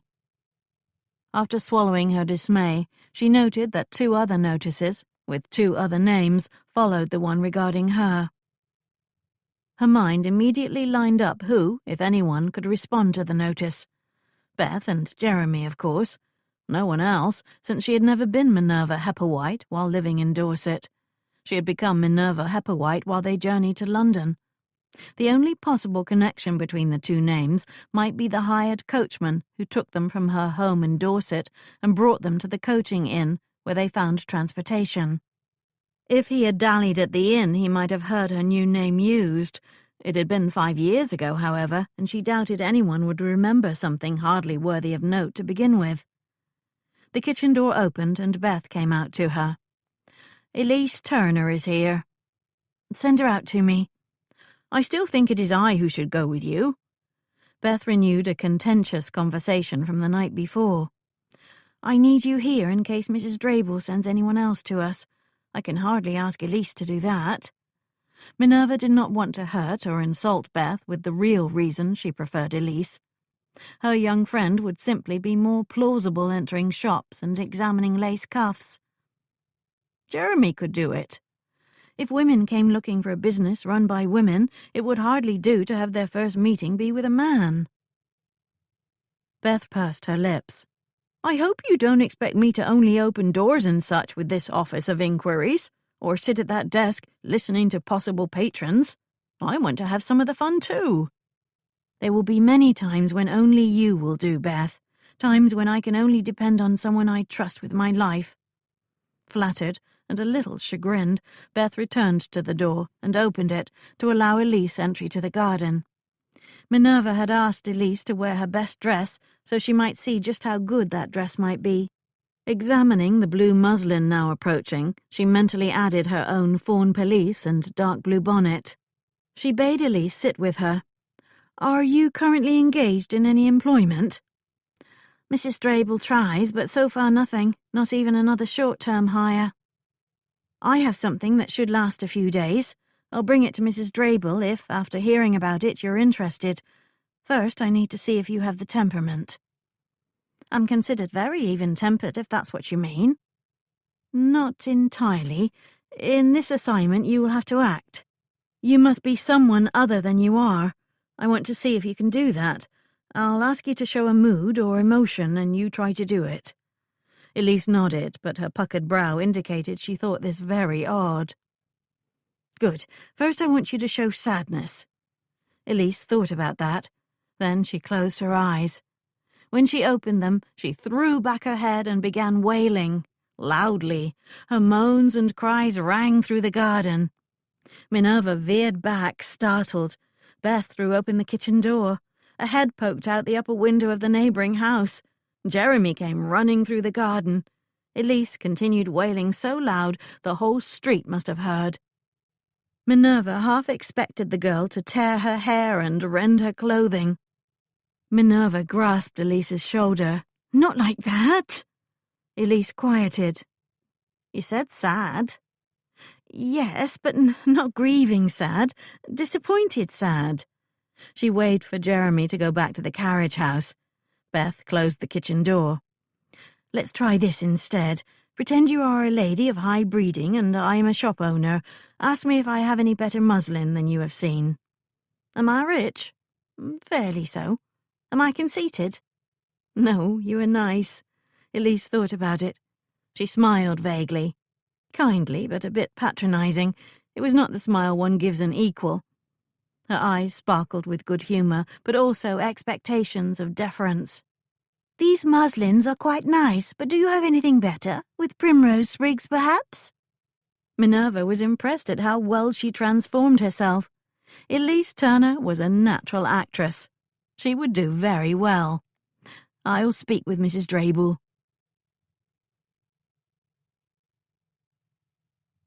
Chapter 11. Chase dismounted in front of the inn. Beside him, Nicholas did the same. A groom took both of their horses to be rested, watered, and fed. "I'm glad we rode," Nicholas said while they entered the coaching inn. "It has been both faster and more leisurely since we make these stops. I think at this one some food is in order." Chase was hungry too, and he accompanied Nicholas into the large public room. A busy crowd filled the inn, with the tables occupied by the people travelling in the stagecoach having its horses changed in the yard. Nicholas led the way over to a counter where the publican dispensed beer. "They should leave soon. I don't mind standing a while." A couple of hours on a horse and his body begged for some stretching. They bought pints and lounged against the counter while they watched the quick movements and quicker eating of the patrons. "I called at the Home Office," Nicholas said. "I asked Peel what theories were being considered about Uncle's fall. I received much attention and deference, but no information. Perhaps they're not looking into it at all. While we're at Melton Park, I'll take a better look at that parapet. My examination after the funeral was necessarily quick and cursory, but perhaps more can be determined." "You do that, but he went up there regularly. He probably knew every stone and slate tile. Even if he tripped, going over that wall would take some doing." Those were Chase's thoughts, too. It was one small step after that to debating who had done it. To avoid that conversation, he shifted his stance a bit away from Nicholas and watched the stagecoach party collecting themselves to leave. One passenger caught his eye. A pretty girl with very light brown hair. She wore a blue muslin dress and a darker blue bonnet. Something about her looked familiar, but he could not place her. Her companion wore all grey, and her back was to him. While he watched, the companion reached over to slide her reticule on her arm, and her hand came into view. It was an especially lovely hand. They filed out with the others to retake their spots in the stagecoach. Chase leaned toward the publican. "Where is that coach going?" "Brighton. There's 2 of them stop here every day." Nicholas pushed away to claim one of the tables that the coaching party had used. Chase joined him, wondering why Minerva Hepplewhite was travelling to Brighton. "Do not be worried. You can do this. If in your mind you become a young woman of some substance, that is exactly who you will be. It will be just like in my garden." Minerva gave the instructions to Elise while they strolled down the lane in Brighton. They passed fine shops as befitted neighbours of the shop that sold Mr. Oliver's wares. They had just visited that establishment to confirm that those lace cuffs and collars resided there. Now they advanced on the other shop reported to have the same merchandise, the one that should not have it. An obvious change occurred when they made their way through a small crossroad. The shops became smaller. The goods offered appeared less luxurious. Minerva doubted the ton when visiting Brighton past the crossroad when shopping. Mrs. Oliver had provided the name of the other shop, and they found it easily. The window displayed some nice linen and ribbon, but no cuffs. She and Elise entered. The owner, Mr. Seymour, stood behind the counter showing a patron a box of silk braids. Minerva browsed the wares and squinted at the shelves behind Mr. Seymour. No cuffs. "They're not on display," she murmured to Elise. "He may have had cause to tuck them away. Let us find out, pout, and look disappointed." As soon as the other patron left, Mr. Seymour turned his attention to them. "It appears your friend was wrong," Minerva said to Elise. "I did not think we would find such as that here." "She was most specific," Elise said. "Well, she was wrong."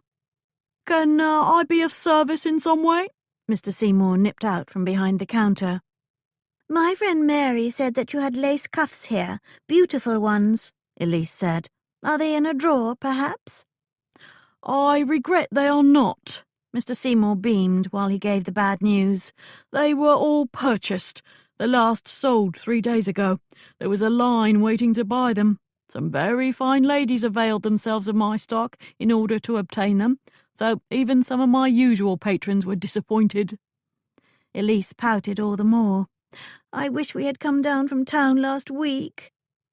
"I'm sure there are equally nice lace cuffs in other shops," Minerva said. "Only one other," Mr. Seymour said, making a face.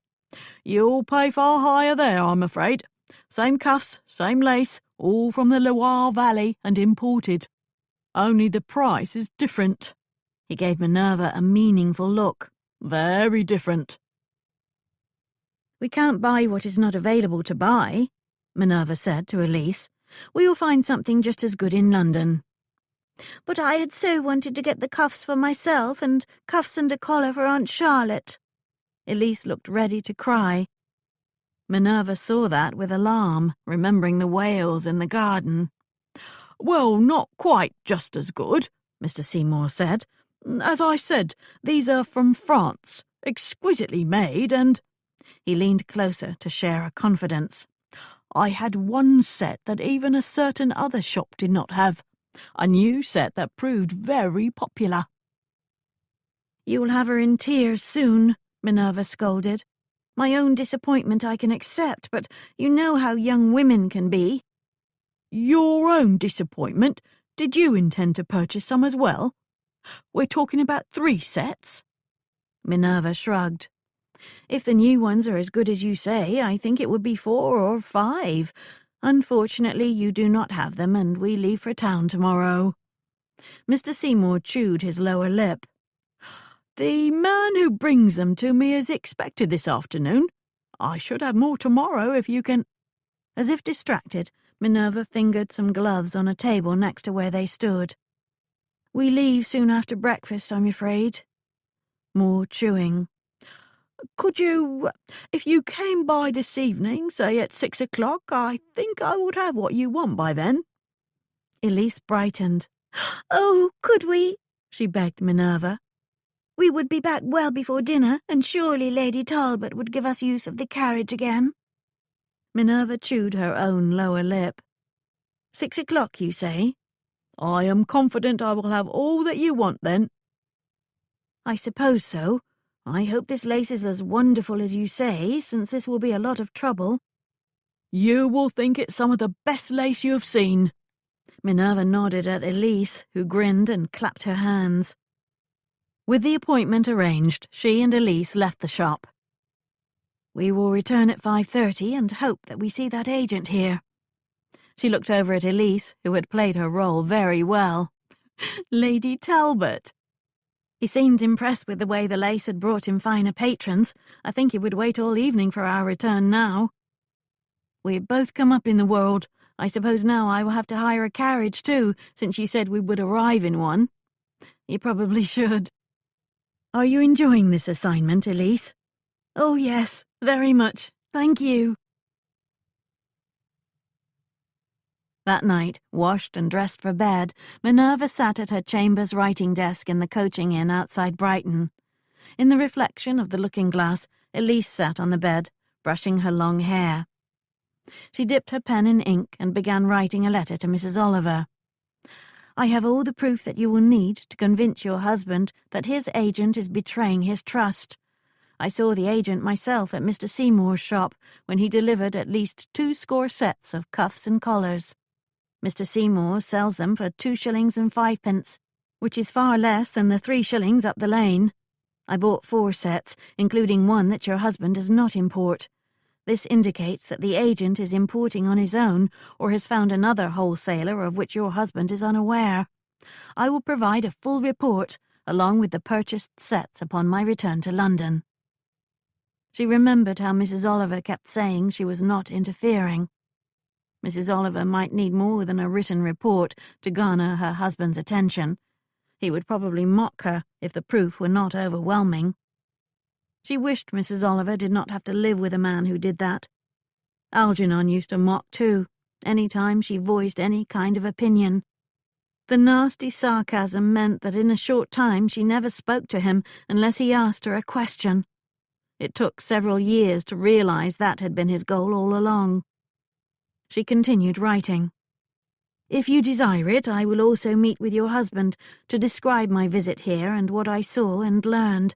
With such testimony, I do not think he will disregard your concerns. Let the lout try and mock Minerva Hepplewhite. You can tell your husband I am an acquaintance who frequents Brighton to visit my elderly mother and chanced upon these other cuffs, if you prefer. He need never know you engaged my services. I expect to return to town by Friday. Another inquiry will keep me away until then. She signed, folded, and sealed the letter. Tomorrow she would post it. She stood and carried the lamp to the bedside and folded back the covers. Elise scrambled under them. Where are we going tomorrow? She asked. You were examining the county map very closely at dinner. We are going to a town called Stevening. It is perhaps an hour or 2 carriage ride away. We don't have a carriage. I will hire one. Such a lady I am these days, with your nice pelisse and bonnet, and now a hired carriage. Do not be too excited. The carriage will be no more than a gig, and you will sit in the back. She climbed into the bed and turned out the lamp. They lay side by side in darkness, pierced by a filmy ray of moonlight slipping between the window drapes. The white plaster walls reflected that light so that the ceiling beams showed black in contrast. 2 men had the chamber next to them, and, from the sounds, were enjoying a bottle together. Mrs. Drabel told me that you left your last position because the husband importuned you, Minerva said. Elise did not respond, but her head nodded. Was it more than that? She shook her head. I feared him getting me alone, though. He touched me in ways he shouldn't, and I feared one day he would not stop. Probably so. Eventually. It's good that you left. I know without references that obtaining another position is very difficult, but things will be right soon, I'm sure. She hoped that Hepplewhite's became successful and that there was enough work for Elise to keep herself. If necessary, you can return to your village, she added. I wouldn't want to do that. There's no place for me there, except with relatives who don't want the keep of me. There was a man who offered to marry me, but I didn't want to marry him, so I came up to town. That twisted Minerva's heart. She knew Elise's situation all too well. When her uncle decided to emigrate to America, he had not offered to bring her too. He let her know the cost of it, and how taking her would delay how he established himself and his 2 daughters. Her future had looked bleak then, adding to the sorrow she felt at losing her cousins, who were her girlhood friends. She saw herself as a governess, perhaps, or maybe in service. Then Mr. Finley had offered for her hand, to everyone's astonishment and relief. A love match, her uncle called it, since she had no fortune. A miracle. She had convinced herself she wanted that marriage. In reality, she embraced the idea because there was no alternative that appealed to a girl of 17 years. Algernon was older, 37 when they wed. If she thought him handsome in a brittle, sharp way, and somewhat unctuous in his manner and speech, those were small objections that she assumed would soon pass. For a few months their marriage had been almost normal, except in the marriage bed. He blamed her for his frequent failures there. With every attempt he treated her as if she were some lifeless vessel for his seed, and in truth that was all she felt like. His anger about his impotence infected their whole marriage and turned violent. Eventually, life with him became impossible to bear. Yet bear it she did, for too long, because she could see no way out. She calculated the fees Mrs. Oliver would pay, and how much she could give to the young woman falling asleep at her side.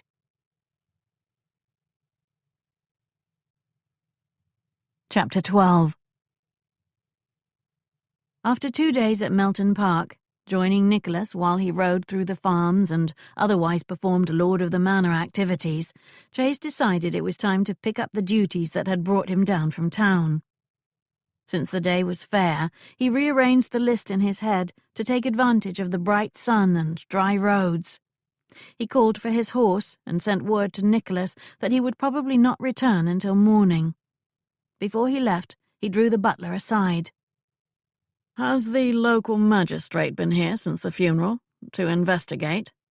The butler shook his head. "No one has been investigating here, sir." "I need you to take a few minutes from your duties and write down which servants accompanied my uncle down from town on his last visit. Also, I want to know if he had any visitors, even neighbours. Include everyone who was here for any reason his last 3 days." The butler nodded. "A bad business, sir, if I may say so. Both shocking and sad. No one could have foreseen it." "Foreseen it? What do you think happened?" The butler flushed. "I'm sure I don't know. I was only referring to his death itself, not, that is to say, I wasn't implying—" Of course he was, but to say it would be to invite more questions when one of his duties was to see there were none at all. There could be only 2 ways Uncle Frederick went over that parapet. Either he fell by accident, or he was pushed. So why did he think the butler believed it might have been a third possibility, and the one no one considered? That Uncle Frederick had jumped. No, he was wrong. One other had considered it. Peel. "A conclusion that casts aspersions on your uncle's good name." He had not paid much attention to that vague allusion, but he now realized just what Peel probably meant. It took him half an hour just to ride to the border of the estate, and another to reach the nearest village. His destination lay beyond that, so he passed through the town down its main lane. While he circled the churchyard, he noticed some colour amidst the plantings. A spot of dark blue bobbed in and out behind the branches of the shrubbery. He paused his horse and waited for the blue to become more visible, but instead it disappeared. He scrutinized the garden, searching for not blue but grey. No other unexpected colours showed. He moved on, laughing at himself. Minerva was in Brighton. It was ridiculous to see evidence of her wherever he went, like some green boy infatuated for the first time. Still, that blue had looked much like the blue worn by her companion, so he could be partly excused. He wondered what she was up to in Brighton. A brief holiday, perhaps. Or she could be getting into trouble. Why did he think the latter more likely? Outside the village, he stopped and consulted his pocket map. A mile farther and 2 turns off the main road, he approached a cottage of respectable size. Behind it he could see the bank of a small lake. In front of it rested a horse hitched to a gig. He hoped that gig did not mean Mr. Edkins had a caller. He dismounted, tied his horse to a fence post, and strode to the door. Just as he was about to knock, it opened. He found himself facing the crown of a grey bonnet. You have been so generous, sir. I will be sure to give Mrs. Fowler your regards." A lovely hand rose to wave goodbye, and the grey bonnet turned. One step brought the owner of the grey ensemble close enough to almost bounce off his nose. She looked up, startled. She glanced over her shoulder and gave Mr. Edkins a dazzling smile. "It appears you have another caller." "Odd that. Normally I have none, and now it's 2 in one day." Mr. Edkins, a man of middle years and closely cropped brown hair, adjusted his spectacles and gave Chase a good examination. "I have indeed called," Chase said. "I hope that you will receive me, even if you have already been intruded upon. I suppose I can spare a bit more time. Give me a few minutes with your last guest, please, before I ask that of you." Mr. Edkins closed the door. With an area greeting, Minerva walked toward the gig. Chase followed. "What are you doing here?" "Bringing this good man greetings from Mrs. Fowler. They shared the same household for years." She untied the horse's ribbons and moved to the gig's side. Chase looked back at the cottage. Mr. Edkins could be seen watching from a window. He turned back to Minerva. "Do not move this gig until I come out." She pursed her lips. "I hope that was not the command it sounded to be." Damnation, the woman was infuriating at times. "Just don't move." She climbed onto the gig and took the ribbons in her hands.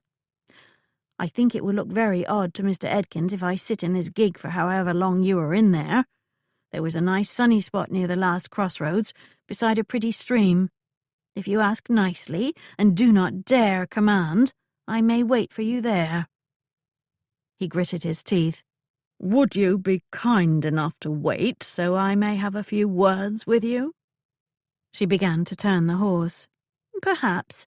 Now you should attend to Mr. Edkins. He intends to go fishing soon." She moved the gig down the lane. With one more curse under his breath, he presented himself at the door with card in hand. "What did you tell that woman?" Chase could not ask outright, much as he wanted to. Instead, he asked his own questions and looked for signs that Mr. Edkins had heard them already, recently. They settled into a pleasant sitting room with good light from handsome windows on the front of the house. The entire cottage had an appealing, if spare, appearance. This chamber held good proportions and a distinctive, carved mantel on the fireplace. The furniture, such as it held, showed quality. Mr. Edkins had spent wisely and well, and not been especially frugal. Of course, with the pension he received in the will, he did not have to stint. The man was younger than Uncle Frederick had been, perhaps 50 years old. The large pension he received had surprised the solicitor and angered the family. "He's another 15 years of service in him before a settlement like that," Dolores had complained. Uncle Frederick had thought differently, and now Mr. Edkins lived like a gentleman on a nice spot of land on a lake. "I picked this cottage because I can fish whenever I want to." Mr. Edkins waxed eloquent about his property when Chase complimented him on it. "Never could all those years. Missed it. Now I go out there whenever I fancy." His thumb jabbed toward the back of the house. "I'm glad my uncle afforded you that ability," Chase said. "Have you had much contact with his family or the servants from the houses?" Edkins shook his head. "It's an odd thing, hard to explain. When it's over, it's over. The people that filled your days, the family, are employers, and the other servants are like other monks in their cells, labouring in the monastery beside you." He grinned at the analogy. "The friendships are all very formal. I would have expected the longest serving of you to remain in contact, letters and such. I've sent a few and received a few. It was all so sudden and recent, wasn't it? I expect in a few years we will write when something of interest leads us to." Chase resettled himself in the upholstered chair. "I have come to ask you some questions. I hope that you will share some information with me." Did he imagine that Mr. Edkins glanced to the window and out to the yard where Minerva had so recently been? Has anyone else already quizzed you about that night? Chase asked. Damnation, what did you tell that woman? There was a man at the house soon after His Grace died, before I left. He came for only a day and asked questions of many of us. The magistrate? I think so. I was so in shock that I did not much pay attention to his name and such. I didn't care for his manner with us. He didn't ask questions so much as bark them, if you understand me. Did you answer his questions? Mr. Edkins assumed the bland expression that all servants knew how to wear. Of course, such as they were. He wanted to know what I knew about my master's death. The answer was nothing at all. I was asleep at the time. He also wanted to know my master's movements that day. I told him what I knew for certain because I had seen it. When he rose from bed, when he went below. I did not think it wise to report what I was told he would do, such as ride out or such as that. If I did not witness it, I did not tell this man it had happened. Wise of you. What you heard would happen or did happen may not have happened, and including that could complicate the information. Thank you, sir.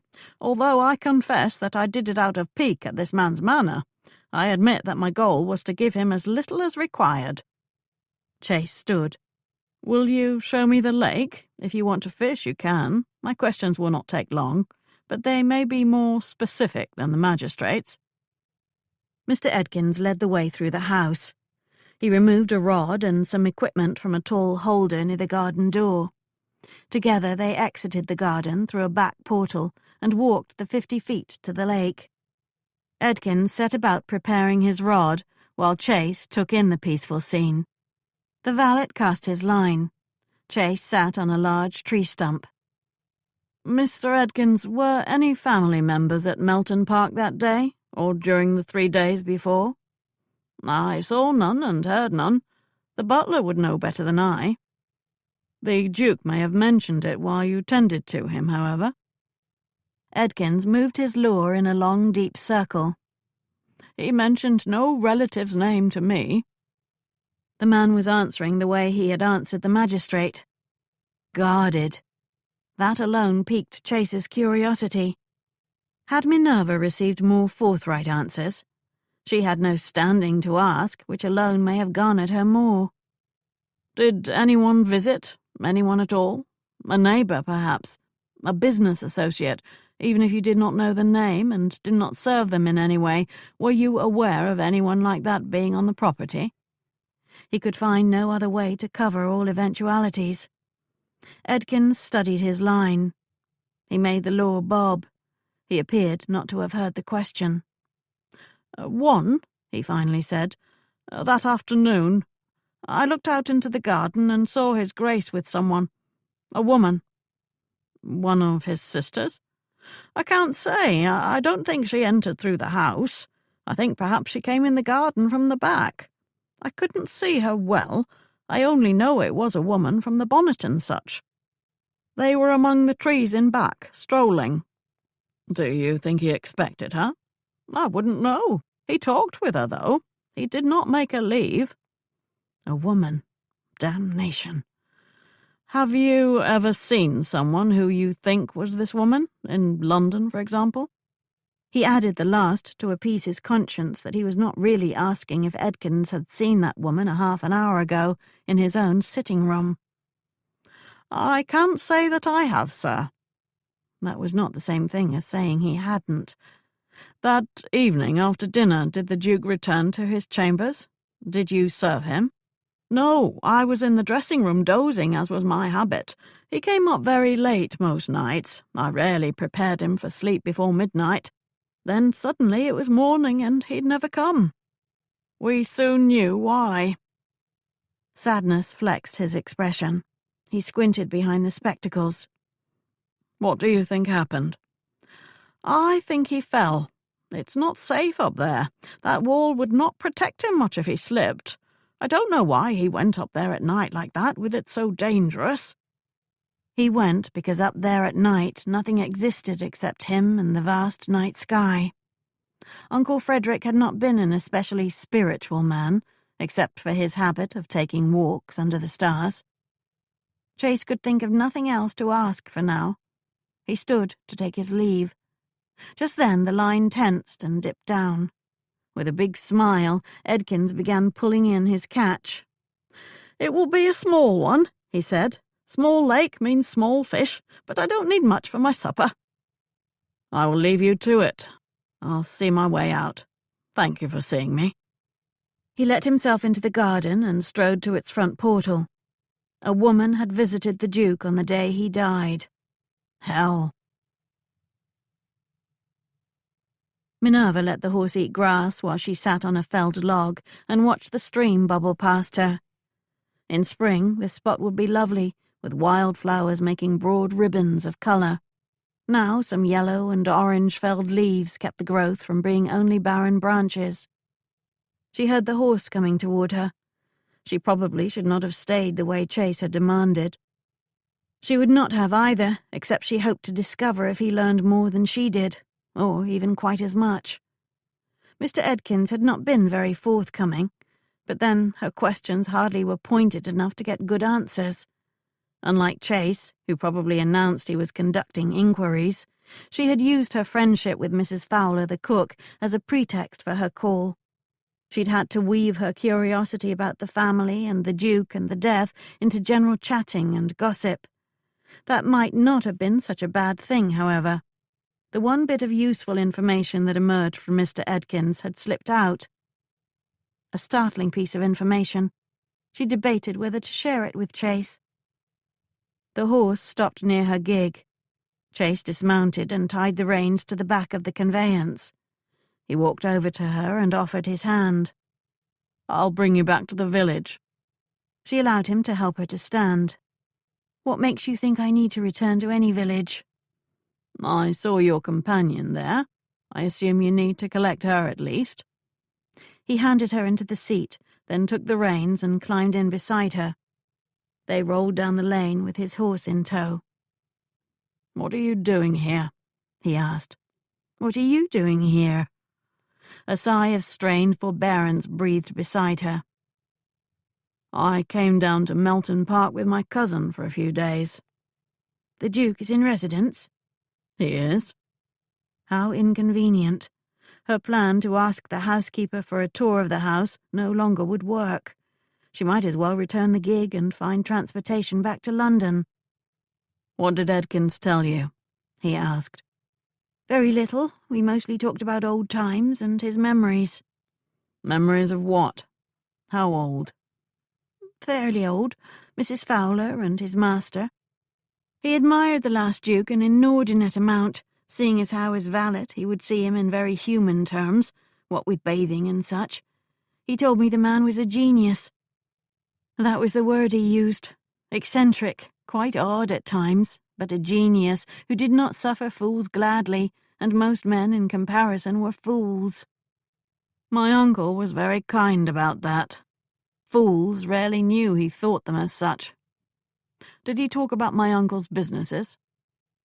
"In a general way. I'm not sure Mr. Edkins understood what they were. Inventions, he said. Financial things. Buildings. Shipping. He mentioned that there could be arguments over all of that. Some of the other investors could become demanding." She did not mention the specific example he had used. "One of those business partners may well have had cause to want to see him gone. If one had cheated, for example. I'll be looking into that." "When you get to it on the list, you mean?" If business partners needed investigating, she would be at a disadvantage, since she did not even know what businesses the Duke had invested in. She didn't think it was one of those business associates, however. Not exactly. He drove the gig faster than she ever did, so they approached the village soon. He slowed it when the roofs came into view. "Are you staying at the inn here?" "Only one night. We'll leave this afternoon." "Yet you surely intended to do more than chat with the Duke's old valet. I expect you had some plan for gaining entry to Melton Park." "Why would I want to do that?" "That was not your plan? You came all this way only to carry the cook's well wishes to Edkins. You're a good soul." "Thank you, I try to be. Although I hear Melton Park has a grand house, and wondered if the housekeeper ever gives little tours when the family's not in residence." The gig rolled for at most a 10 count. "I can get you in, of course," he said. "As my guest. Your companion, too." I expect it's worth seeing, being such an important house. "I did not know you had an interest in architecture. If so, you really must see it. Why don't you stay there tonight? We can examine that parapet together. It is of great architectural uniqueness." She turned to see if he was serious. "How will you explain who I am to your cousin?" He thought about that while the gig entered the main lane of the village. "I will tell him that you are one of my agents who aids me in inquiries on occasion." Your employee, in other words. I would prefer if you told him I am a partner on occasion, a woman who conducts her own inquiries, but who partners with you when you require help. "I'm not going to say that I need help, least of all from you. If we do this at all, you are an occasional employee, or you are not coming." If you are going to be so prideful, I will do it that way. It might be best. As a partner, I might have to eat with you and the Duke and be bored. As an employee, I can eat with the servants and actually learn something. "As my employee, you must inform me of anything you learn." Are you going to pay my fees? If not, I am not an employee. We're only pretending. He thought about that. "If your fees are reasonable." £20. £20? A day. He laughed. "No one is going to pay a woman that much for anything." Is it too much? Oh, dear. I should have learned the expected amount, I suppose. What are your fees? He didn't answer. Not £20, apparently. It might be best if we left it at pretending, she said. I will inform you of anything I think you need to know. That was not what he had demanded. "We will need a name for you. It would be best if you're not known to my cousin as a legatee just yet." "I will be Mrs. Rupert. That will be easy for all of us to remember, since I live on that street. Ah, there's Elise in front of the church, waiting for my return. I'll keep her from being with others, lest she give away the ruse." They collected Minerva's friend, Miss Turner, from the churchyard, and their baggage from the small inn. Chase hired a man to return the gig to its owner, then hired a carriage to take them all to Melton Park. There he handed the women over to the housekeeper, calling them guests, so they would receive good chambers. Once they were gone, he headed for the library. He found Nicholas standing in its doorway, watching the skirts go up the big staircase. "Who are they?" "One is Mrs. Rupert, and the other is her companion, Miss Turner. Mrs. Rupert does some small inquiries for me on occasion, the sort it is better to have a woman do. I assume she's the grey ensemble with intelligent eyes, and not the pretty one in blue. The pretty one in blue is not for you, if you were thinking that way. Mrs. Rupert would not look kindly on any interference with that girl. She looked to be at least 20, hardly a girl, although she has a freshness to her. It was charming how she gawked at the reception hall's appointments. Whenever I see all those African masks, I'm inclined to gawk too." He threw himself onto a divan and stretched out his legs. "I visited Edkins today." "Uncle's valet? How is he?" "Flourishing. He has a fine property on a good bit of land with a lake in back. He spends his afternoons fishing for his dinner. He did well. One more person who benefited handsomely. Between those who came into money and those who didn't, the list of motives only gets longer. How much easier if he had done it the normal way and left it all to you. No one would have liked that, but it is so commonplace, I doubt the family would be arming themselves for battle now. Perhaps he wanted to spare me the effort to figure out all the allowances they would all expect of me. Did Edkins have anything of interest to reveal?" He saw a female visitor here that day. He did not know why he chose not to share that yet. It felt disloyal. He knew in his blood that whatever had happened, Nicholas had played no role. Yet he had been equally sure of another man once, only to learn he was wrong. He hated how being disillusioned once had him guarding information now. "I will invite Mrs. Rupert and her friend to dine with us," Nicholas said. "It will be a distraction from all of that." He gestured to a stack of papers on a desk. Tomorrow, perhaps. Tonight she dines below so she can meet the servants. Do you think she will learn something new? The magistrate was most thorough in questioning them. If you were a young footman or chambermaid and you thought you might have heard something in the night, but were not sure, would you admit as much to that magistrate? After he questioned them, most of the women left the study in tears. Do you believe they might confide in Mrs. Rupert instead? Possibly, if there's anything to confide to begin with. She has a way about her that seems to encourage it. You speak of her with admiration in your voice. She's very useful. Useful, is she? How practical. She is also very attractive. Captivating eyes. You must have admired them as well as her wits. His gaze turned inward, as if he conjured up the memory of her. Yes, most attractive. Chase did not care for the tone of that private musing. Have you kissed her? Nicholas asked. No. Yes, but she wasn't interested in more of that. But then Nicholas was a duke. Presumably any woman would be interested if a duke kissed her, even Minerva. So that means you do not have a tendre for her. If you did, you would have at least tried to kiss her. Nicholas clasped his hands behind his head, splaying his bent arms on the back of the divan, and sent a hooded look to Chase. We will definitely invite them to dine with us. Chase knew that look. I must leave you. I have matters to address here.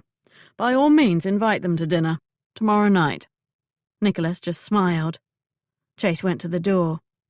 Just one thing, Chase said before leaving. I said her companion was not for you. Neither is Mrs. Rupert. Nicholas laughed. I can't believe you're warning me off. Believe it.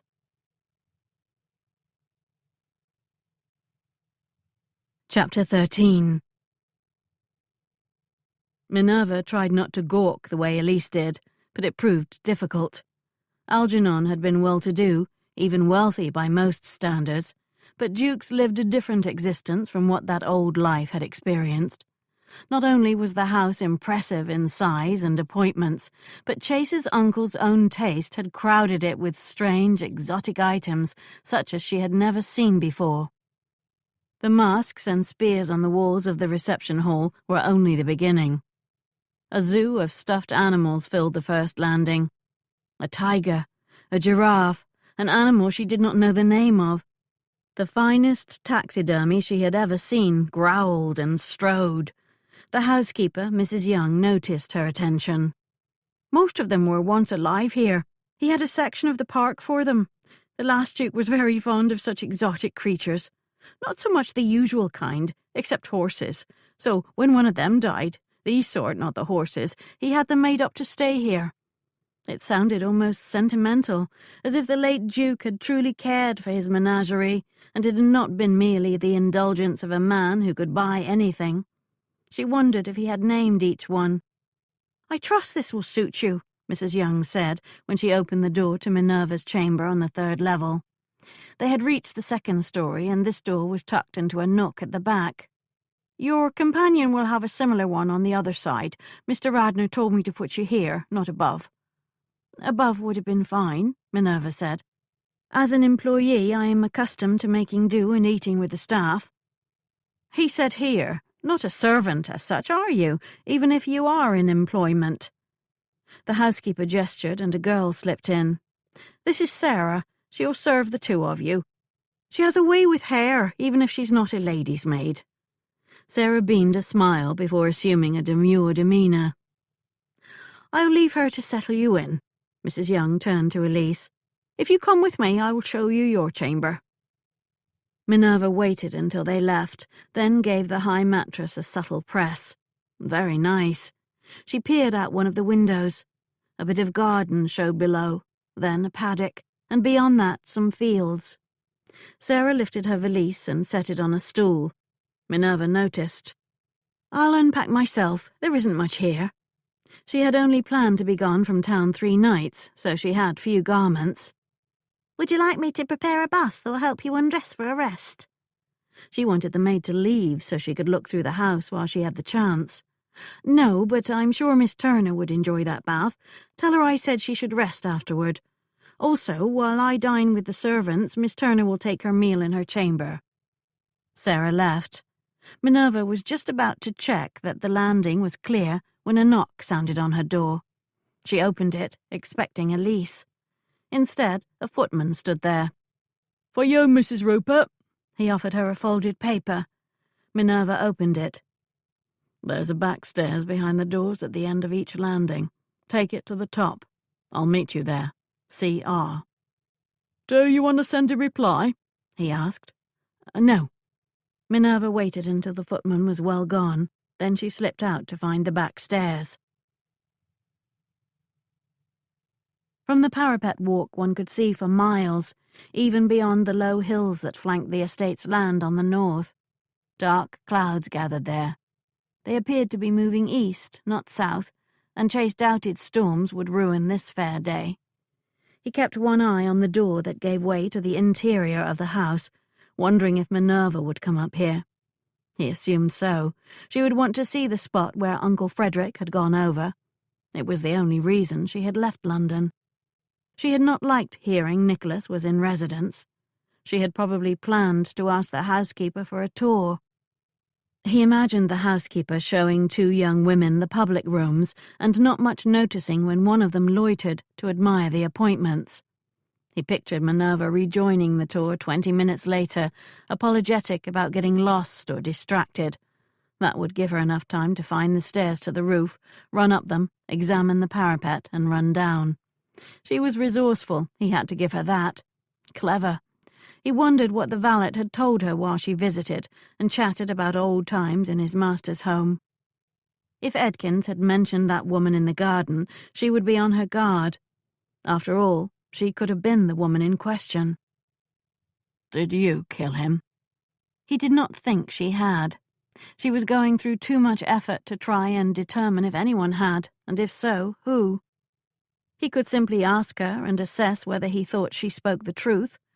He had been tempted to several times after their conversations became familiar. He hadn't because... He laughed to himself. He hadn't because if he did, she might speak lies that he was only too willing to believe. That was what wanting a woman does to a man. So he was left to his own judgment. If he did not want her, he would trust it more.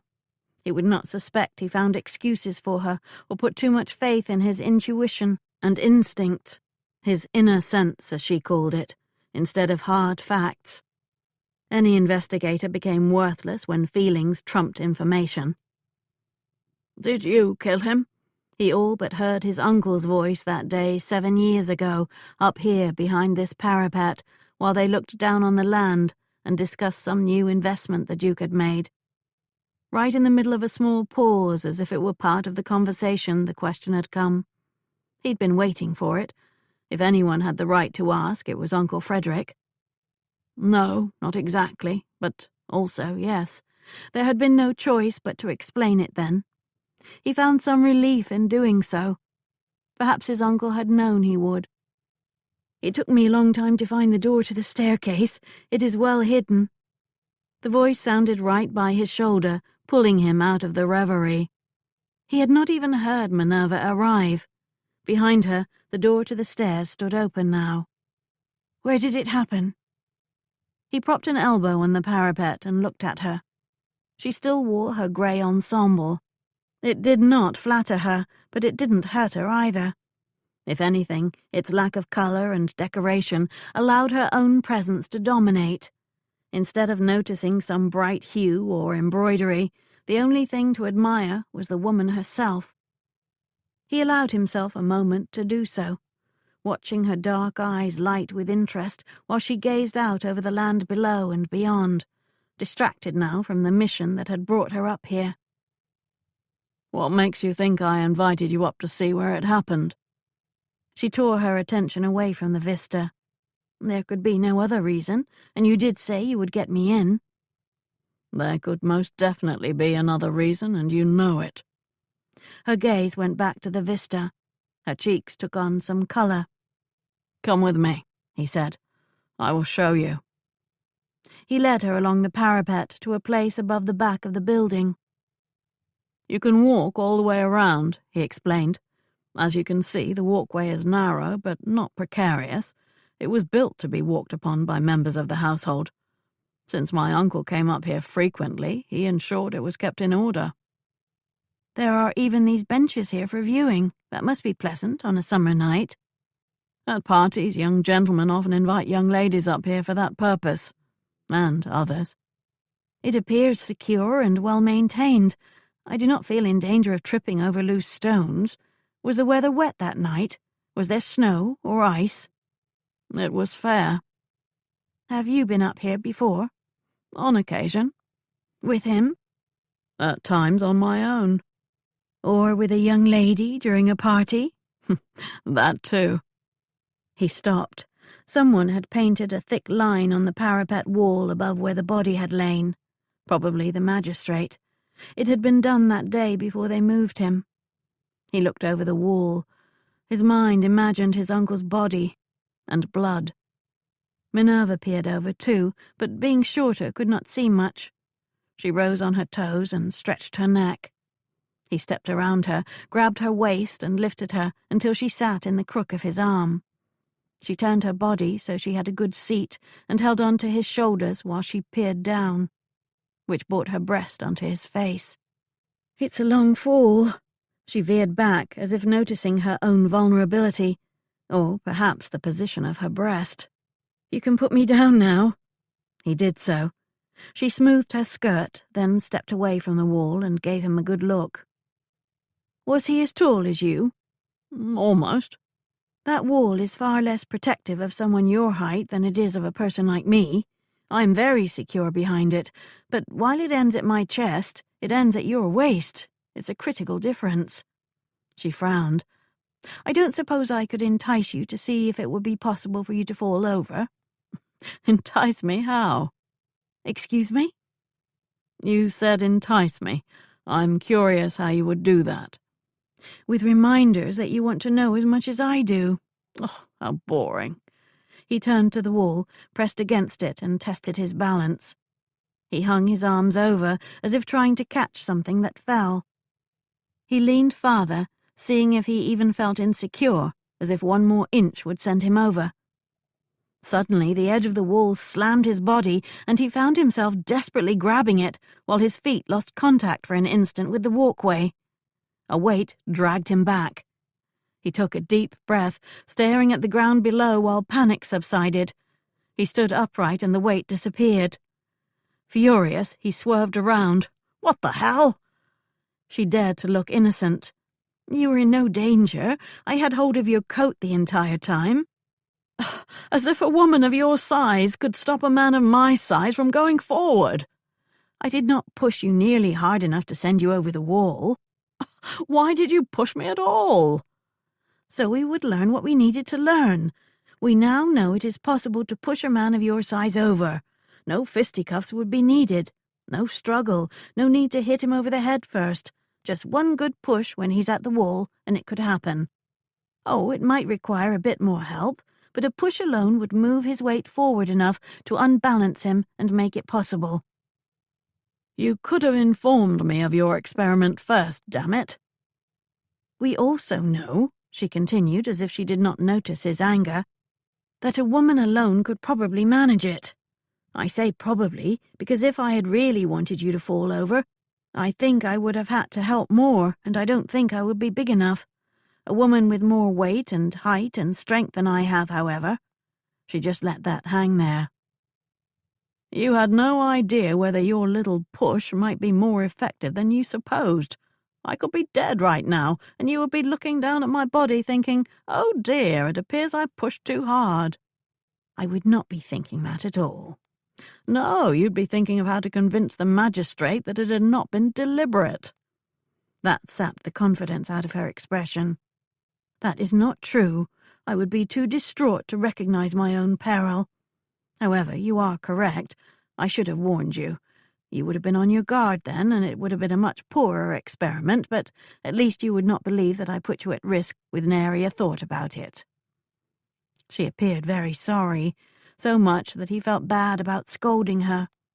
He had to check the impulse to embrace her and reassure her that he had never been much at risk.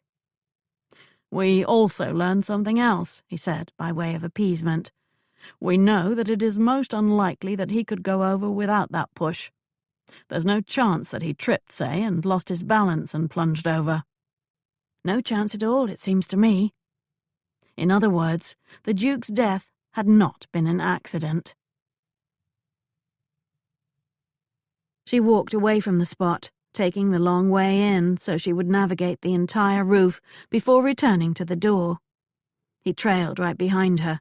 She felt him there, still angry, but not as much now. She stopped on the front of the house. The prospect was magnificent. Not many hills here, and beyond the stand of trees along the approaching lane she could see the road and even villages and farmhouses in the distance. "It is remarkable up here," she said. "I understand why he favoured it. If I lived here, I would come up several times a day." Chase said nothing, just looked out as she did. She liked how sometimes they shared a companionable silence like this. "Distraught?" The word came to her quietly, in a tone of amusement and curiosity. "I'm flattered." She would have to watch every word she spoke to him, since he apparently did. "No matter what you think, I do not kill men with nary a concern." "Concern is understandable. Distraught, however." "We did share some kisses. I would have a cold heart if I did not feel at least somewhat distraught." Fingertips brushed down the side of her face, making her cheek quiver with a pleasant little shock. He took careful hold of her chin and turned her face so she could see him, and he her. "About those kisses," he said. "Did I in some way frighten you?" Her soul sighed. He wanted to know why she had reacted as she had. "It was nothing you did. There is no blame on you." "I don't understand." Of course not. How could he? She had never talked about this with anyone. She never had to, because she had not been touched or kissed in years. She gazed down, because she could never speak of this if she looked at him. "I am not like other women. It is not in my nature to know that kind of pleasure or desire. Please accept this explanation. To say more is too embarrassing." Putting it into words made it more real. She had long ago accepted and lived with the sad truth, yet admitting this out loud almost took the breath out of her. That touch lifted her chin. "That is not true, Minerva. You were no more unmoved than I was. Do you think a man cannot tell what a woman is feeling?" For a while she had known that pleasure with Chase. The renewal would only make the final result more disappointing. At some point, if matters progressed, she would again be the empty vessel, tolerating a man's imposition. She never wanted to experience that again. Ever. She should tell him he was wrong, that she had taken a taste to see if anything had changed for her, but only learned it had not. It would be a lie, but it would avoid more explanations. "Perhaps you misunderstood because you wanted to." His thumb stroked her lips. "Did I? Tell me I did, and that those kisses moved you not at all, and I will never again do it." Never again. One word and that part of her could go back to sleep. A real anguish gripped her heart. That soft stroke on her lips raised a rebellion in her spirit against speaking. Maybe. Perhaps. His lips replaced his thumb. Warmer. Firmer. She closed her eyes and tried not to hope too much. Wonderful how the sensations absorbed one, so there soon were no thoughts or fears. The pleasure was too physical and the intimacy too spiritual to allow for distracting worries. A wave of sensual wonder crashed through her, soaking the parched areas of her soul. She did not mind the embrace. She welcomed it. She did not object when he moved her to one of those benches and took her on his lap. His increased ardor and the consuming kisses and firm caresses did not frighten her this time. She even enjoyed the way his exploring tongue made all of her tingle and send delicious spirals down her insides. Maybe. A madness took hold of her, one that craved more of this pleasure that seemed to get better with each moment. She revelled in the amazing freedom delirium created. She did not want to control herself. She did not know how. She lost hold on the final tether to her normal self and accepted the wildness of her senses. His hand on her chest made her ache for more. His fingers working the buttons of her pelisse created an exquisite impatience. Only his touch on her breast made the wonder pause. For a moment, old memories, tired and sad, tried to claim her. She refused to allow them. Not now. No. He caressed her breast, and an incredible pleasure aided her, overwhelming the caution and fear. Glorious, then, so glorious that she almost laughed from the joy she experienced. He knew just what to do, how to touch her and caress her body so she lost herself. She opened her eyes to the beautiful sky and felt as if she flew up there. She turned her gaze to his taut expression, so hard and firm in his passion, and kissed his face in a dozen places. It surprised her then when his hand stilled and his kisses ended. We cannot continue like this here. She rested her forehead against his while the tightening spiral inside her slowly began to unwind. No, they could not. She rather wished they could. He held her there for a long while. She did not want him to let her go. Eventually, however, she found the presence of mind to slip off his lap so he would not have to ask her to. She rebuttoned her pelisse. They stood, and he took her hand. Come with me. Down those stairs they went, past the attic level where the servants lived. She wondered if they came up here at night to enjoy the cool air in summer or to have assignations. Down again, past the door she had used to get to the stairs. Down one more level. He opened a door. These are the family chambers. That one is mine. He pointed to a door visible from where they stood. A few steps and here I am. A few more above and there you are. He closed the door, then took her face in his hands. I want to visit you tonight. Will you permit it? Yes. Right now, with the pleasure still echoing in her, she would have agreed to anything. At 10 o'clock, then. Be sure your maid is gone. He brought her back up the stairs. At the door to her own level, he kissed her deeply, then turned to retrace his steps.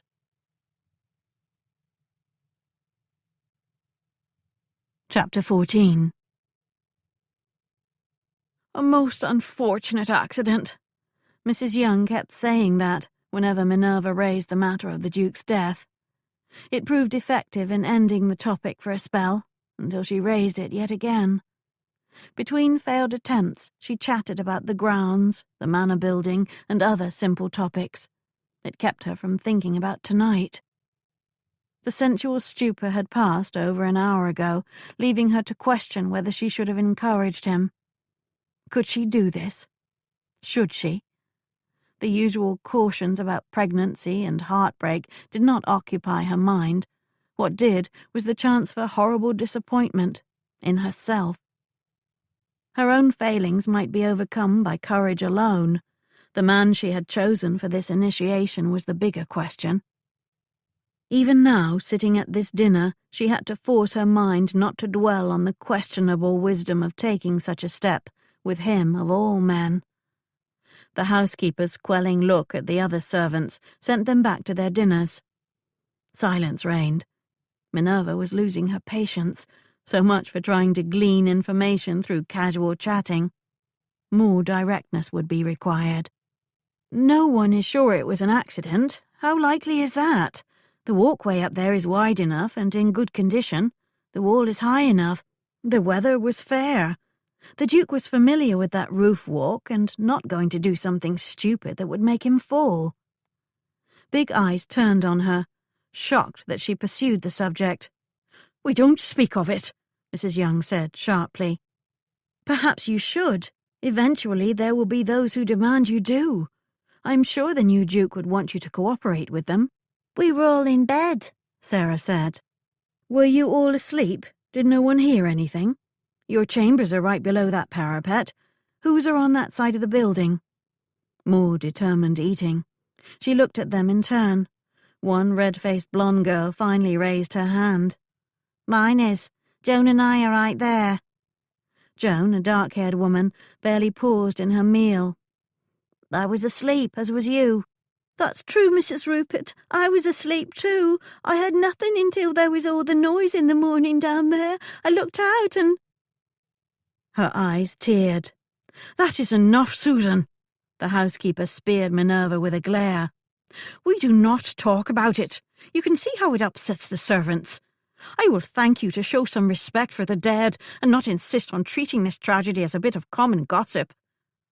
Minerva gave up and spooned into her stew. Meal finished and duties calling, the servants rose to leave. Minerva joined them. While bodies grouped and jostled, a subtle tap touched her arm.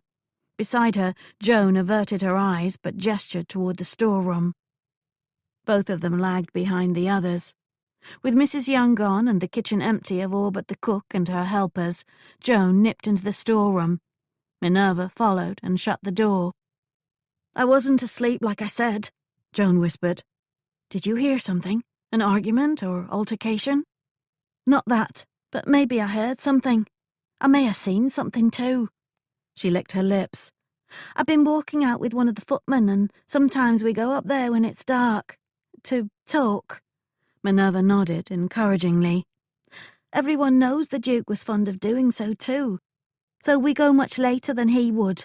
Only this night we were up there, talking, and I thought I heard someone else around the corner over my chamber, like a groan, then steps. I told my friend he should finish what he was, saying, so we were going back to the stairs, and when we were about to turn the corner, the shadows moved there, like the door opened and closed. We waited a good while before slipping back down ourselves." "Do you know the time of this?" "We agreed to meet up there at midnight, and we had talked for a spell. I expect since you had broken house rules you did not tell the magistrate any of this." "Not just that. I can't swear to it, can I? A sound I barely heard, and my friend did not, then what looked like someone may be going to the stairs. The magistrate kept asking if any of us were up there that night, and I was scared if I said I was that he would think. He was talking like he wanted to say one of us had done this. I worried that my friend would be accused and hanged on nothing more than what maybe I heard and saw." It was an understandable fear, one Minerva sympathized with. Didn't she herself worry that she would make a convenient person to accuse if her history were known? Joan reached for the door latch. "Everyone says it was an accident. None of us think it was, but we all pretend it happened that way. I'm telling you this because you are the first to say maybe it wasn't. But I can't swear to any of it. I'll not repeat this even if you ask me to." "You may have to someday, but for now I will not ask you to. I thank you for confiding in me, however." Minerva pulled her little watch out of her pocket. 8 o'clock. In 2 hours she would see Chase and could tell him about this, without naming Joan. Only he wasn't coming to her chamber to talk about the Duke's death, was he? A mixture of excitement and foreboding gripped her stomach whenever she allowed herself to think of that assignation. She made her way up to her chamber, with little else on her mind. Chase bided his time in the library with Nicholas, but the back of his mind ticked away the minutes. They had ridden out in late afternoon and hence eaten late. Now they sprawled on divans and drank port. "I think you're right. I need a better land steward." Nicholas spoke like a man reviewing thoughts on which his mind dwelled often. "Surely I can find one who will not press me to enclose. Or, if we must, have the imagination to find a way to do that without displacing too many families." "Why not speak with Brentworth? His family's handling of it is often admired by the more generous among us." Nicholas accepted that and drank more port. He looked to the ceiling and the invisible beyond. "Did you go up there today?" "I did." He would have to tell his cousin eventually. "I'm convinced it was not an accident." "Convinced?" I ran an experiment to see how hard it would be to push someone of his size over. If a person were determined and waited for the right moment, it would not be difficult at all. What kind of experiment? I used my own body. Risky? I'm not sure I approve. It's the sort of thing those who conduct inquiries sometimes have to do. How did you manage it? Pretend you were pushed and allow physics to take its course? You might have gone over. I'm sure now that I do not approve.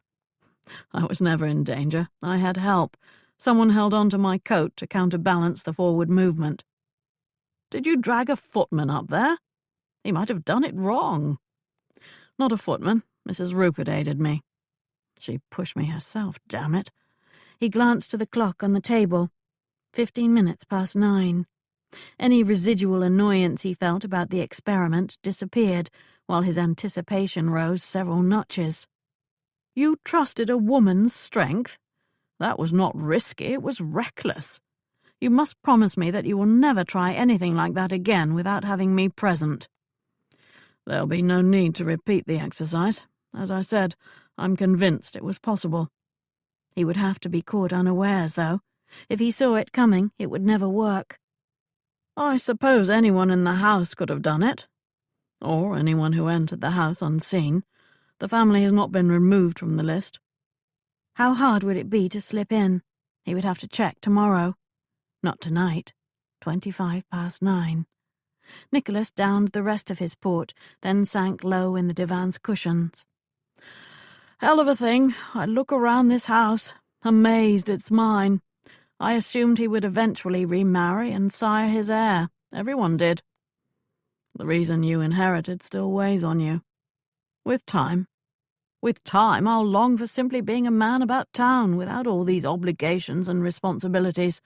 I will miss attending balls where no one takes my expectations too seriously and I can flirt with women without having them calculating the riches that marriage will bring them. You can still do that. You just have to pick different women. Married ones, you mean, or courtesans? Or ones who know you will never marry them. Nicholas brightened a bit at the various options enumerated. I forgot to tell you at dinner. I received a letter from Sanders today. He had been called upon by a solicitor engaged by Aunt Dolores, who took 2 hours to explain that I am duty-bound to provide for her the way her brother did. He handed over a long list of everything she received in the last 5 years, even above and beyond her allowance, which alone was handsome.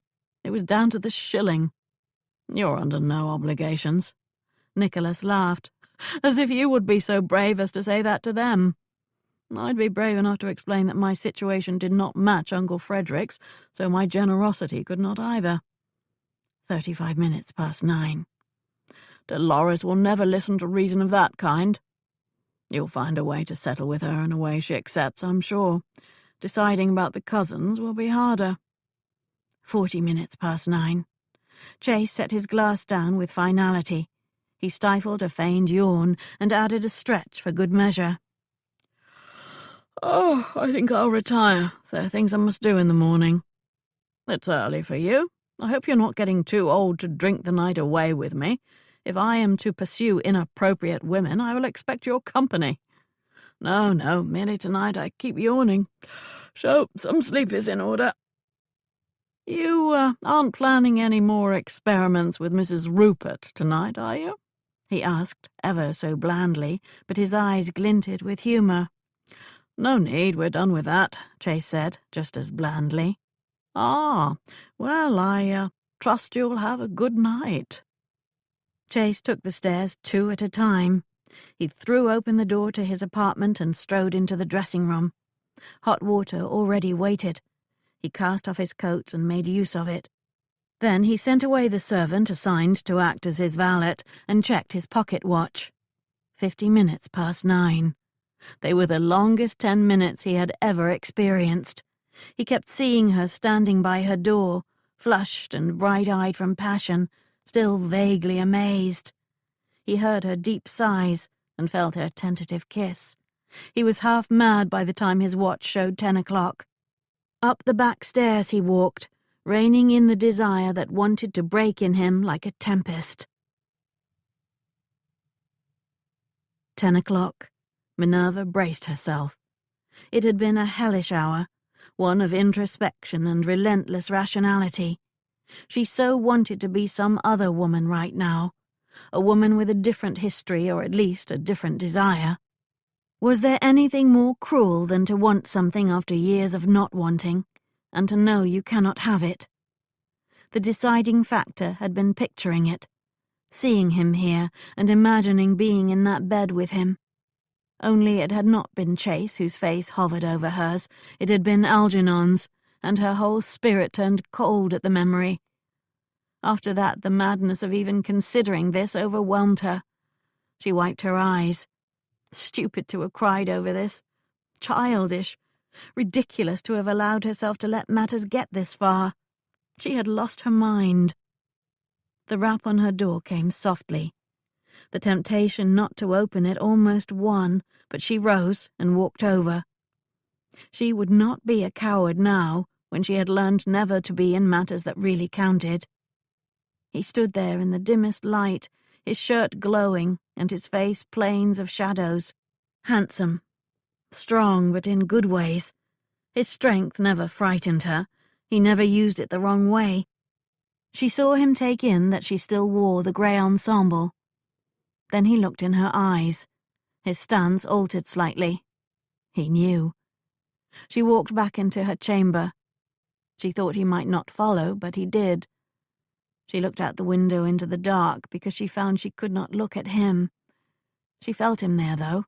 His presence filled the chamber, touching her invisibly. "I am sorry," she said. "I'm not sure I can do this.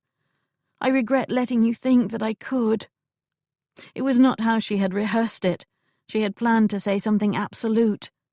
This tentative rejection came out instead, due to the tingles emerging in her against her will. A lady always has the right to change her mind. She heard his steps and glanced over to see he had moved closer to her. Have you? It isn't clear. She had hoped he would be so angry that he just left. She faced him, intending to enumerate all the reasons she should not do this. The sight of him silenced that argument before she spoke one word. He looked unbearably handsome, so much so that her breath caught. His gaze compelled her own, and a low, tight thrum started in her body. "Have you?" he asked again, lowly. "I don't know." She barely got the words out. She glanced at her bed. "This is not the same as this afternoon. This is different. I'm afraid I won't enjoy it the way I did the kisses today." She gritted her teeth and forced herself to be honest. "It is not you, it's me. The way I am." He cocked his head as if trying to understand what she meant. She thought she saw some comprehension enter his eyes. "I think you are wrong about that. However, if you don't enjoy it, we will stop." They just stood there for what felt was forever. He waited for her to decide. She remained incapable of thinking clearly enough to do so. Where had all those sensible conclusions from the last hour gone? She didn't even try to remember them. "Perhaps," she said, "if you were to kiss me, maybe—" "It sounds like you want me to seduce you. It would be better if the choice were yours without persuasion, Minerva. I want to kiss you. I want you to the point of madness right now, but only if you want me too." Lies. Just his eyes were persuasive, and his lean form and handsome face. Without a touch or a word, he had established sensual bonds with her that he seemed to pull. "I only thought that a small reminder—" "I will gladly remind you of the afternoon, but I would like you to come here to me, so I know you are sure." She wasn't sure, not really. Even her arousal could not obscure her mind and memories so thoroughly as to make her certain. Yet she wanted this. Very much wanted it. Right now, with his power reaching out to her, she believed that maybe this would be a wonderful thing, so wonderful that nothing could ruin it.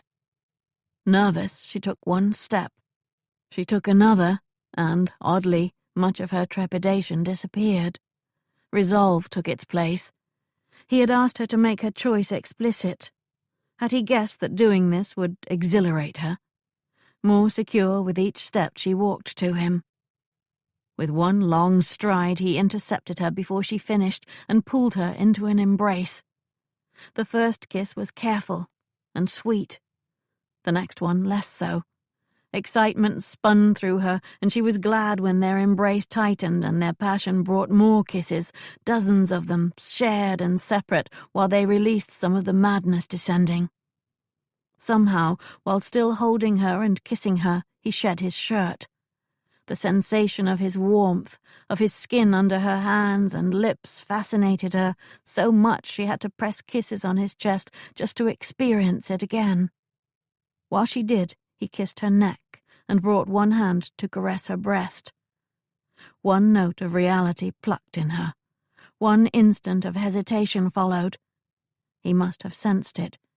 He moved his hand away. Furious with herself, she moved his hand back where it had been and kissed him hard. His slow smile formed against her lips.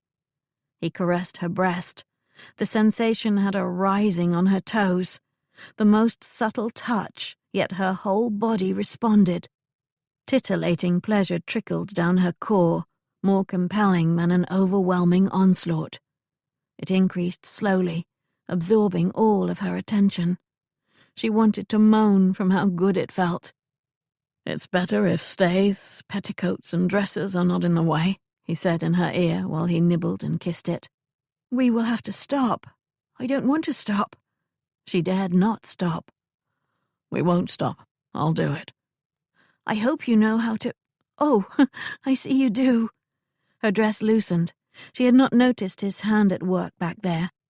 A few minutes later, she stepped out of it. Good to his word, they did not stop. Even the stays caused little delay, considering she found it hard to stand now.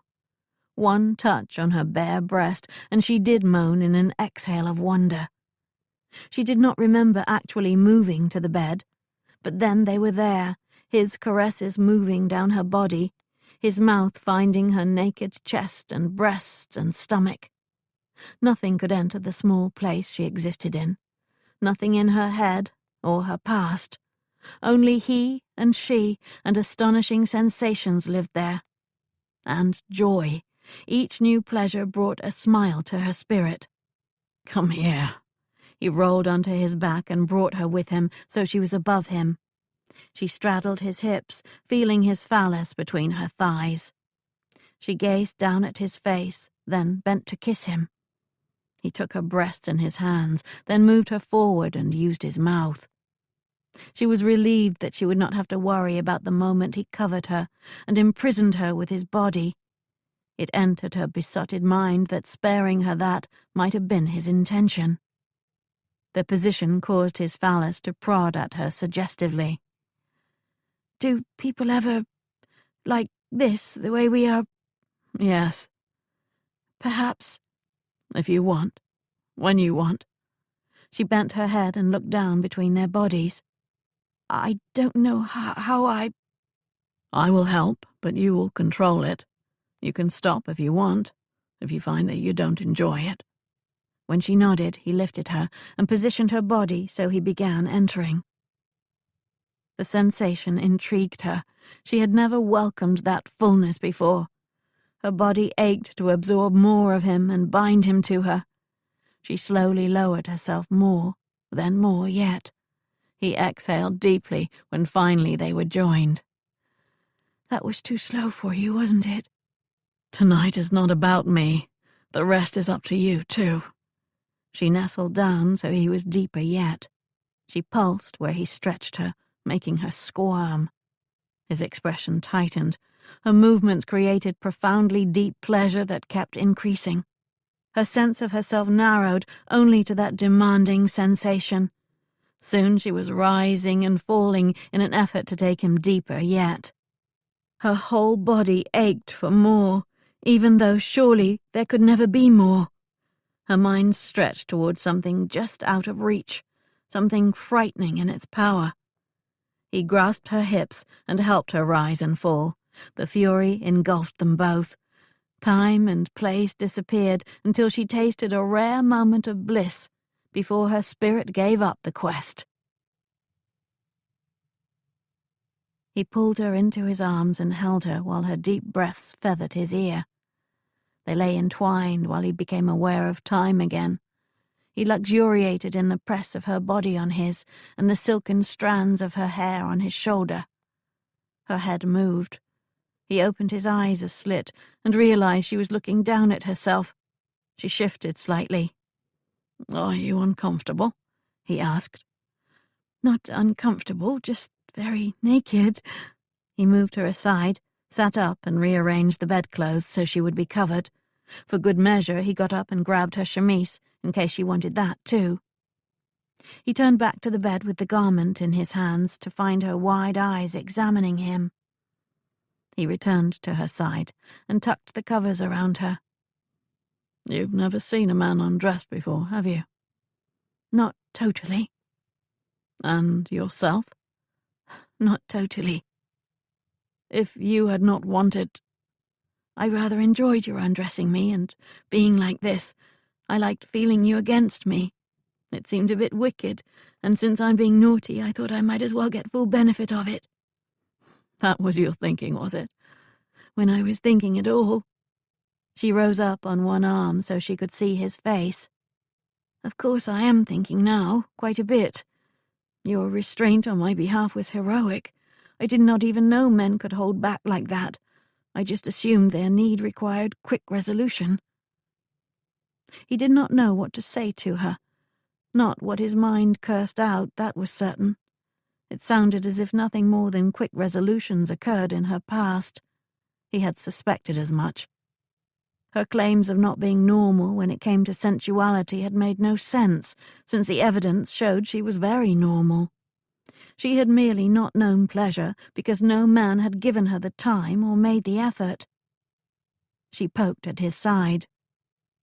"The truth now, so you'll get full credit." "If you must know, it was damned heroic." He smiled when she laughed. "It almost killed me." "Thank you." Such depth in her eyes when she said that. "I will always be grateful that you showed me that I was not so different." "So you enjoyed it after all?" "Oh, yes. Couldn't you tell?" Her brow puckered. "Did you?" "What a question. Of course. Couldn't you tell?" "Well, you seemed to. You were able to finish. I did not ruin it for you." Her words stunned him. He flipped her onto her back and looked down at her. "Forgive me, but are you saying your husband could not finish?" She nodded. "Other than a few times at the beginning of our marriage." "He was impotent, and he blamed you?" She just looked at him. The scoundrel. Real anger gripped him. This man had made his young wife think his own physical problems were her fault. From the sounds of it, he hardly helped matters with his expectations of a quick resolution. He had probably turned the marriage bed into a place of nightmares. "Listen to me, Minerva. You had nothing to do with his problem. He knew it too. It didn't start with you, I would wager. His ignorance in how he treated you probably made it worse, but that is not your fault either. It was ignoble of him to blame you in any way. Stupid and unforgivable. It was not you. It was never you. It was him." He could picture those nights much as he would rather not. The anger, her dread. No wonder she experienced arousal like a girl. Of course those first kisses in her library had confused her so much she abruptly ended them. For years she had been told she was so cold she made a man impotent. If the man were not already dead, he would thrash him senseless. She caressed his face. "It's in the past. It may take me a while to appreciate just how thoroughly it is now. I assumed something about myself, and now I know I was wrong. That is a great gift." "No, you have it wrong. Backward. You gave me yourself. You gave your passion. That is the gift. You owe me nothing, least of all gratitude." He kissed her deeply, then gathered her into his arms and a peaceful silence. She fell asleep soon. He waited until she dozed soundly before leaving. He looked down at her before going to the door. No wonder she'd changed her name. She awoke in the earliest hours to find herself alone. His presence still drenched the chamber, however, and her bed. She felt him there, as if he still embraced her. She rose and pulled the drapes so she might watch the dawn. A new day would start soon, in so many ways. She looked out the window, waiting for it. It was never you. It was him. At first she had regretted that they had allowed Algernon's spectre to shadow their night. However, when Chase said those words so forcefully, with such certainty, it had crystallized her own thoughts and reactions and given voice to something she had dared not claim. She had long ago realized that all the rest had been his fault too, but with her utter absence of passion or pleasure, she had no experience and could not know. Her deadened responses said the blame had indeed been hers, that she was lacking in the most essential part of femininity, inadequate, deformed. It had taken 5 years to even begin to wonder if maybe she had it wrong. Dreams at first, then her attraction to Chase made her truly hopeful.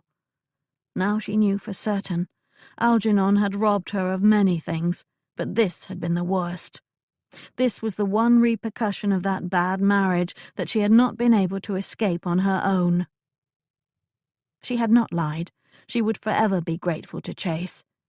But as she watched the black of night change to the misty silver of dawn, and saw the trees begin to take form, she knew that while he had been the right man for tonight, he was not the right one for anything more.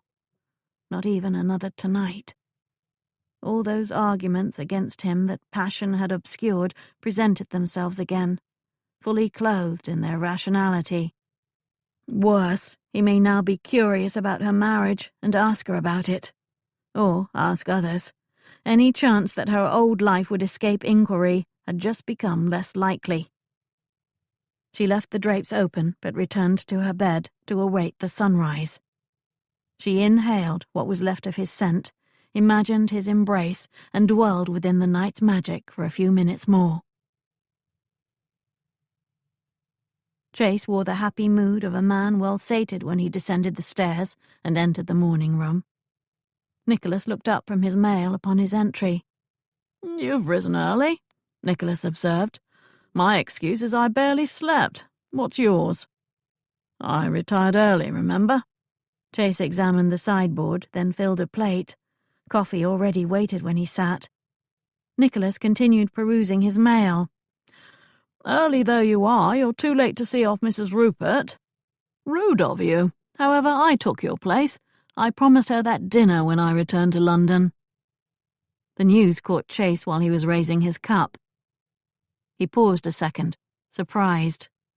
"You did know she was leaving, I assume?"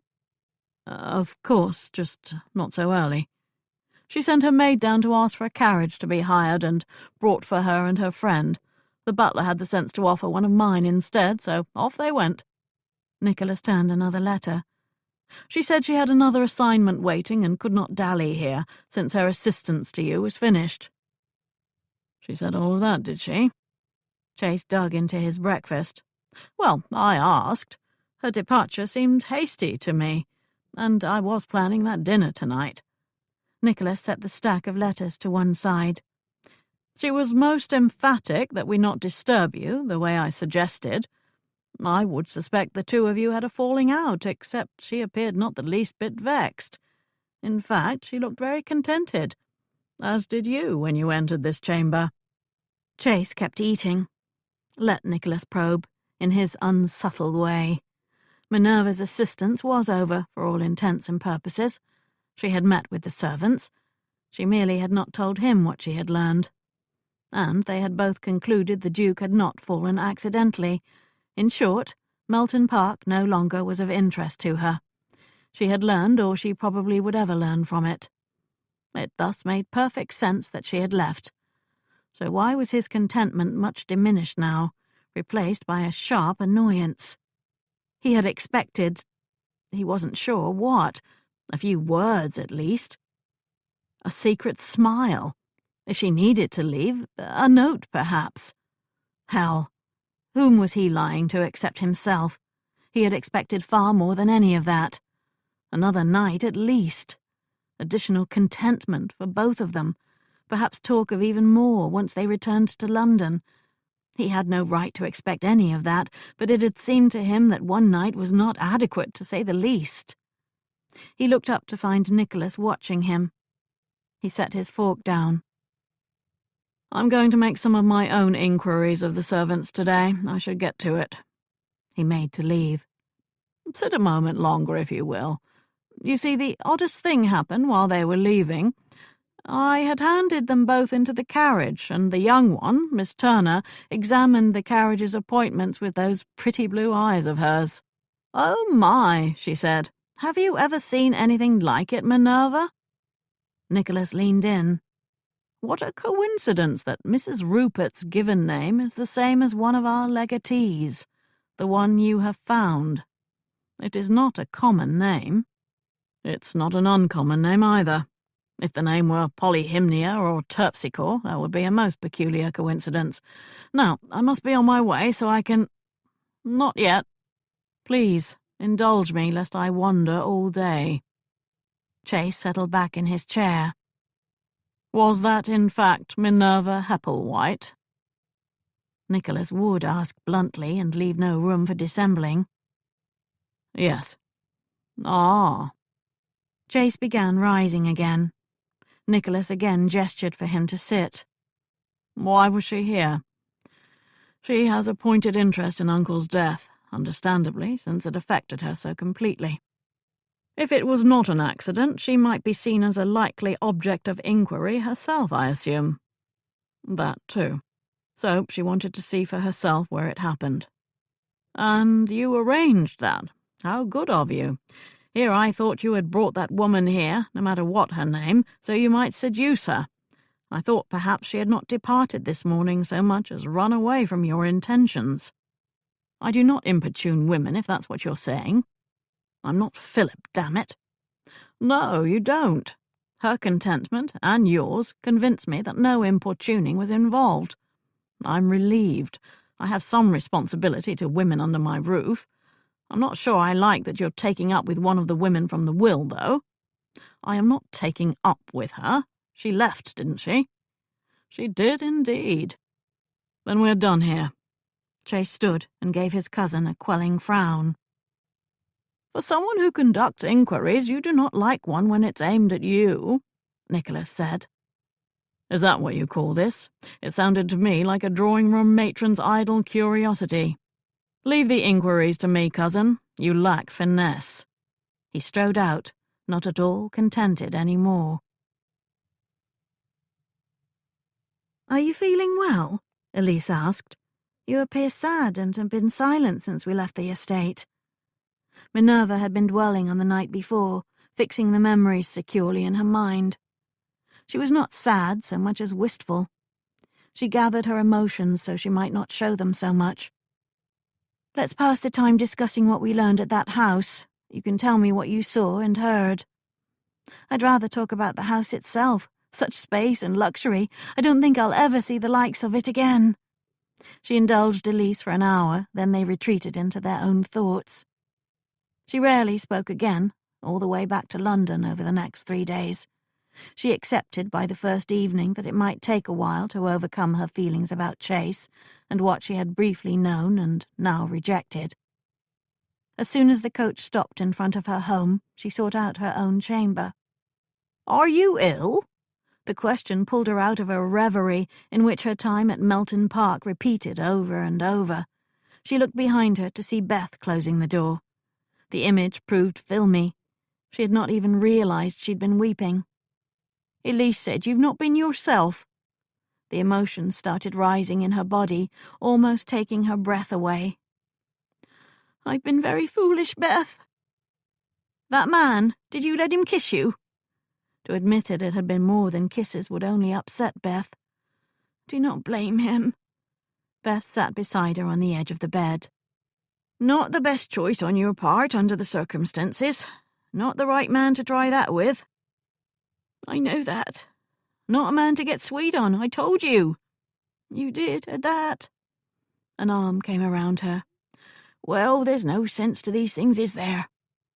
That embrace, so familiar and caring, broke her. Soft arms enclosed her while she wept onto Beth's shoulder.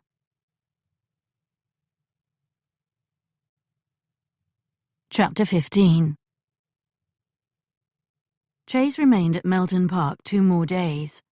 One night he left after dinner, then pretended to be a person entering the house without anyone's awareness. He left his horse down the lane in the trees and approached on foot. Even with the servants up and about, he managed to get all the way to the parapet without being seen. He had long conversations with the land steward and the grooms. Minerva had pursued the other servants for information. He would have to find out what she learned, which meant he would have to see her. She might not welcome that.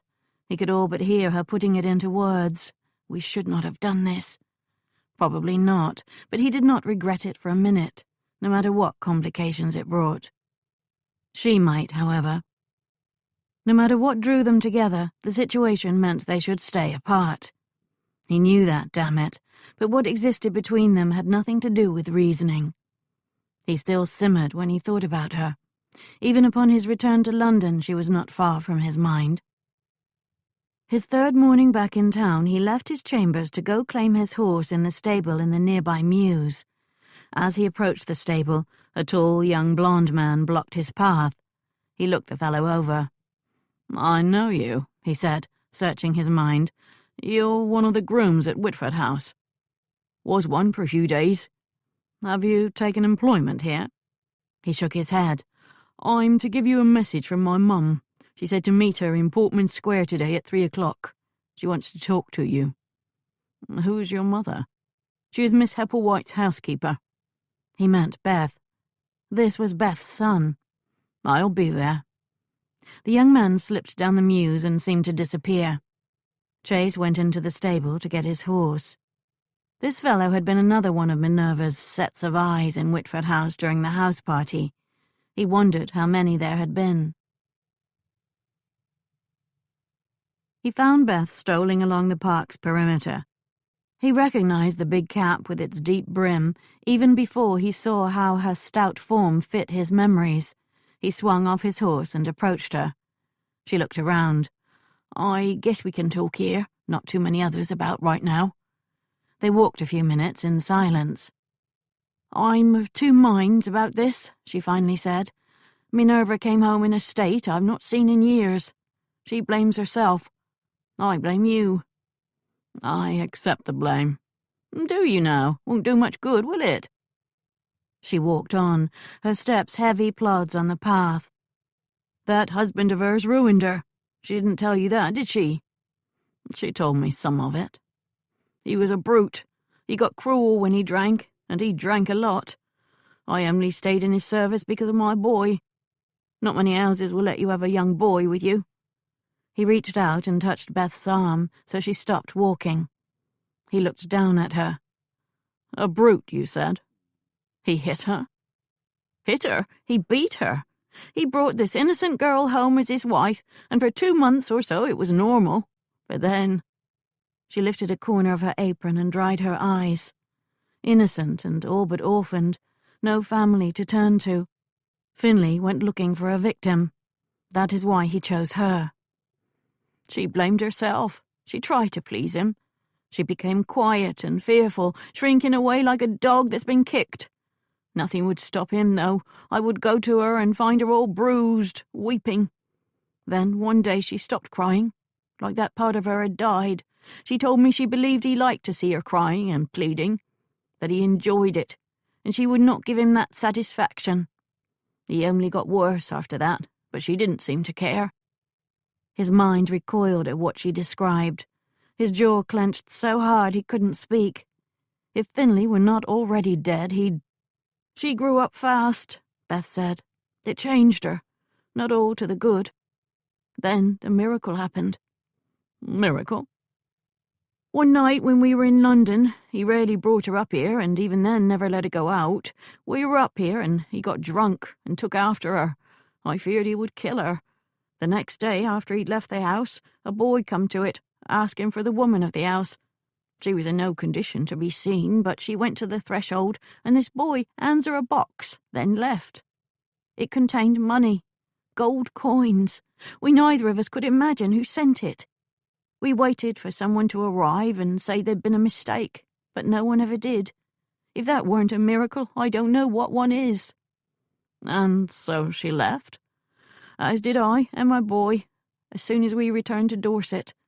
We lived in one chamber together at first, while she found a way to get a separation. She bought a pistol and learned how to use it, and took it everywhere, even to bed, in case he tried to come and get her and force her back. Fortunately, he died soon after he was made to agree to her living apart, so she was safe then. I thought you should hear some of this, Beth said. She told me some of what happened with you. She doesn't trust men much anymore, especially ones that can hurt her. She's better off left alone by such as you. Beth's expression turned belligerent when she warned him off. He could hardly blame her. He could hurt Minerva with this inquiry.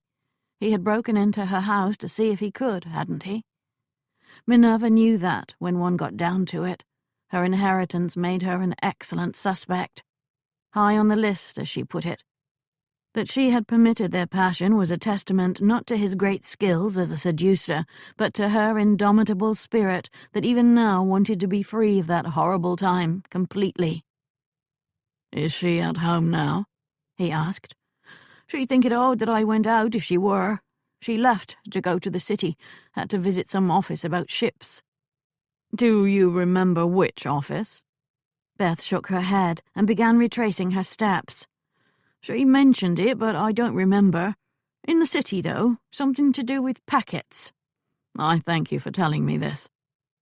There was more, but not fitting for you to hear. With that, she walked away from him. He didn't need to hear it. He could imagine it. Finley had probably been a brute in bed, too.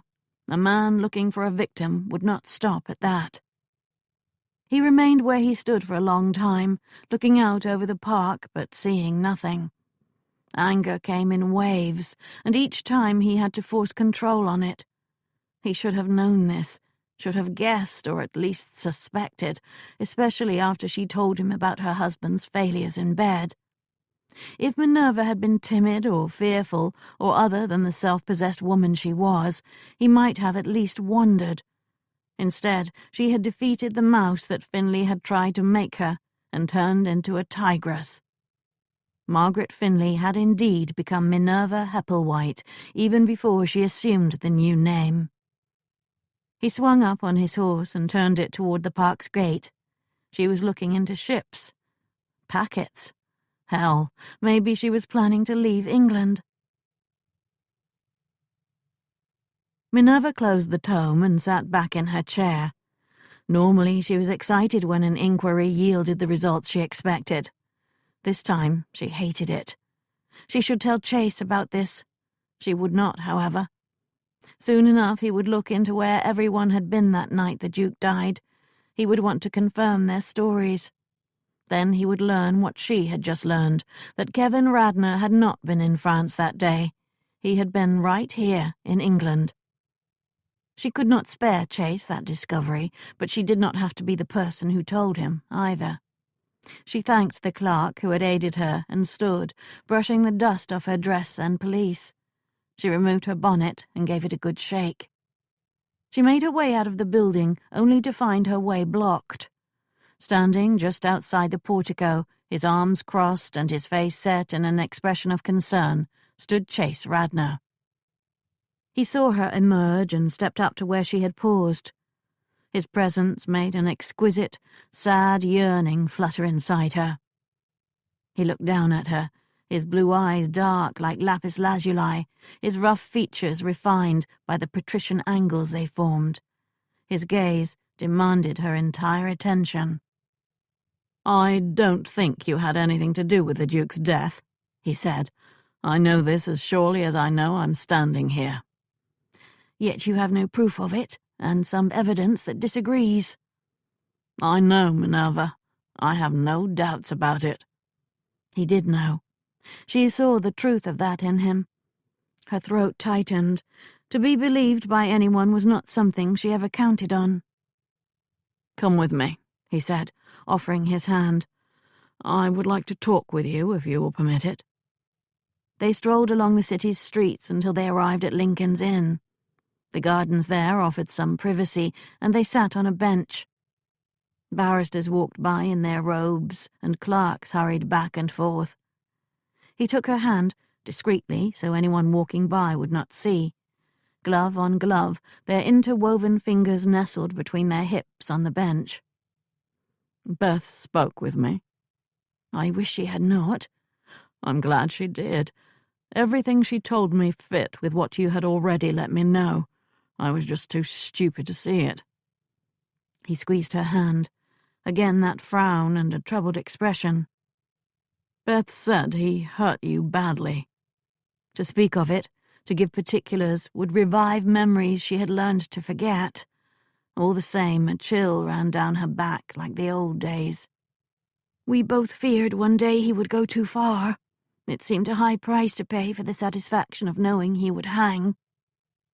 I am grateful that he did not have that chance. Relieved and grateful. He didn't have the chance because I found a way to leave him. Was that when you came here? I left before he died. She lined up what she needed to explain and what she might avoid. I left Algernon and went to live on my own with Beth and her son. He kept trying to force me back. He began some court proceeding that would obligate me to do so.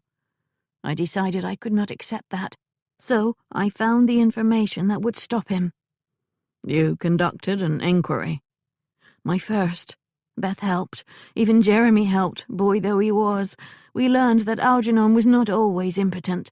On occasion he could be most potent, with another woman who played peculiar games with him. Did that stop him? He laughed at me when I threw it at him. He wasn't even ashamed that his lover was a relative. An aunt, for goodness sake. A blood relative at that. So I arranged to catch them at it. I trust you brought witnesses. Of course. I found where they met. I waited until they were together, paid off the innkeeper, and up we went with the key. There they were, doing something he would not want described in a courtroom. He tried to bribe my witnesses on the spot, but they held firm for me. He agreed to a separation a week later. That helped, but not as much as I had hoped. You are uncommonly brave, Minerva. Brave and resourceful and smarter than most men. I have never seen the likes of you. She would have given him a kiss if they were not in a public park. Admiration from this man counted for something. She sensed more questions. He did not speak them, but his deep thought and the vague dismay shading his expression told her what they were. Yes, she said, what you are wondering. Yes, it all started with that, you see. His anger about his impotence is what turned violent first.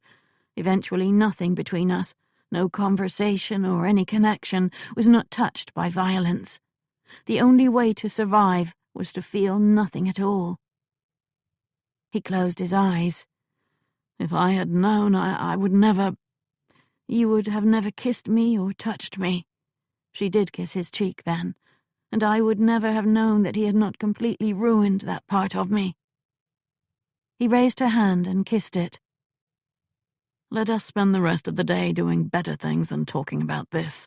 We'll go someplace where you can smile and laugh and be Minerva Hepplewhite.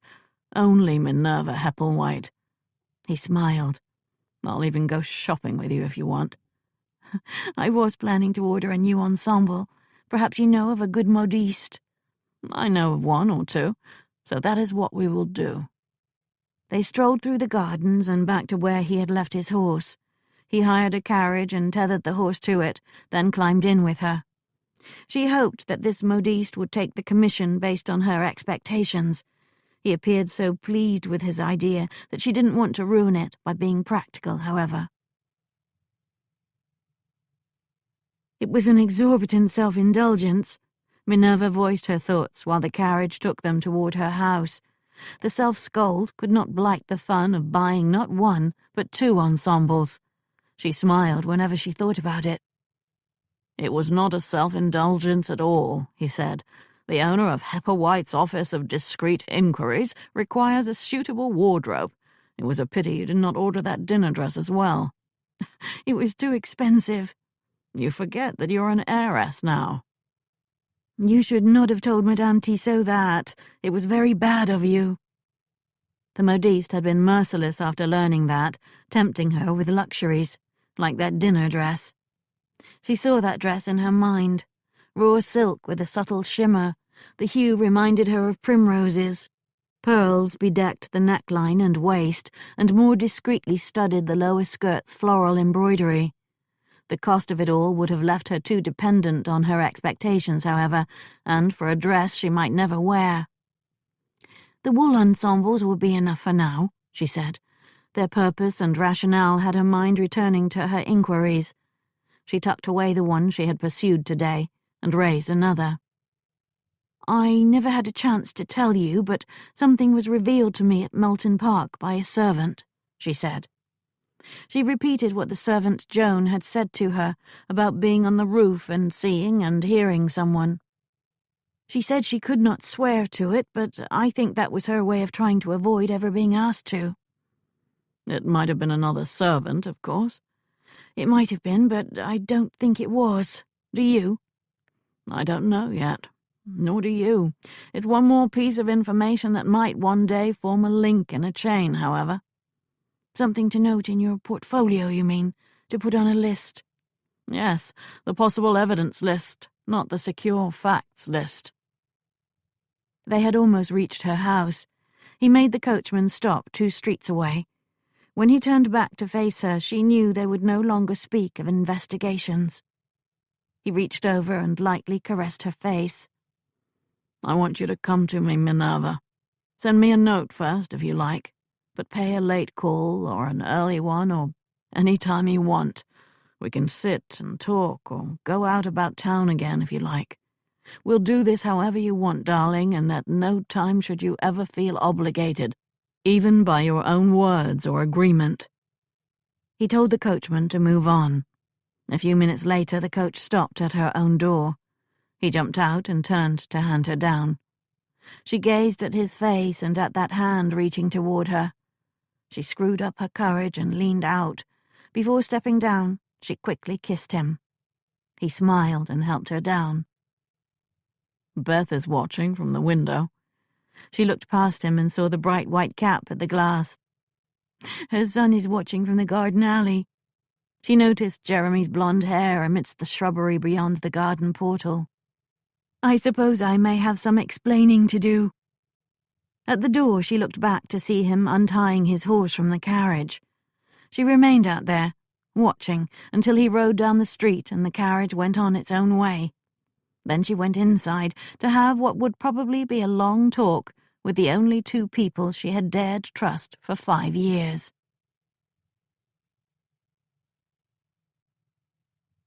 Chapter 16.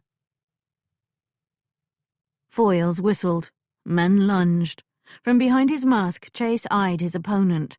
Dark eyes peered back. They had been at this for close to an hour, both of them slashing and clashing out their individual angers. Thus far, it had been an even match. A lunge, a whip, a pause. Chase looked down to see the tip of a foil on his chest. He pulled off the mask. "You've improved." "I took lessons from a master while in France," Kevin said, removing his own mask.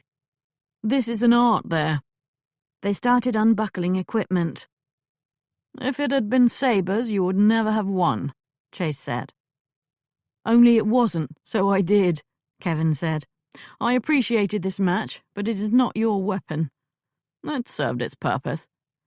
The exertion had dulled his black mood to a dusky grey. He no longer wanted to go looking for a fight with his fists the way he had at breakfast. It had been 2 days since he had seen Minerva. No letter had come from her. He could not blame her, of course. Only the most conceited of men would. He kept turning it all over in his mind, however, alternately trying to convince himself that he had handled the whole thing as well as any man could, and must reconcile himself to total retreat, and damning himself for being an ass. He had half-heartedly read a few of the letters that had come this morning. A request from Nicholas to provide Miss Hepplewhite's address, so he might make good on his promise to have her dine with him, got set aside for a response. A long letter full of complaints from Aunt Dolores went to the stack he had no intention of answering soon. A short missive arrived from Peel, asking for a preliminary report in the next week. Damnation to that.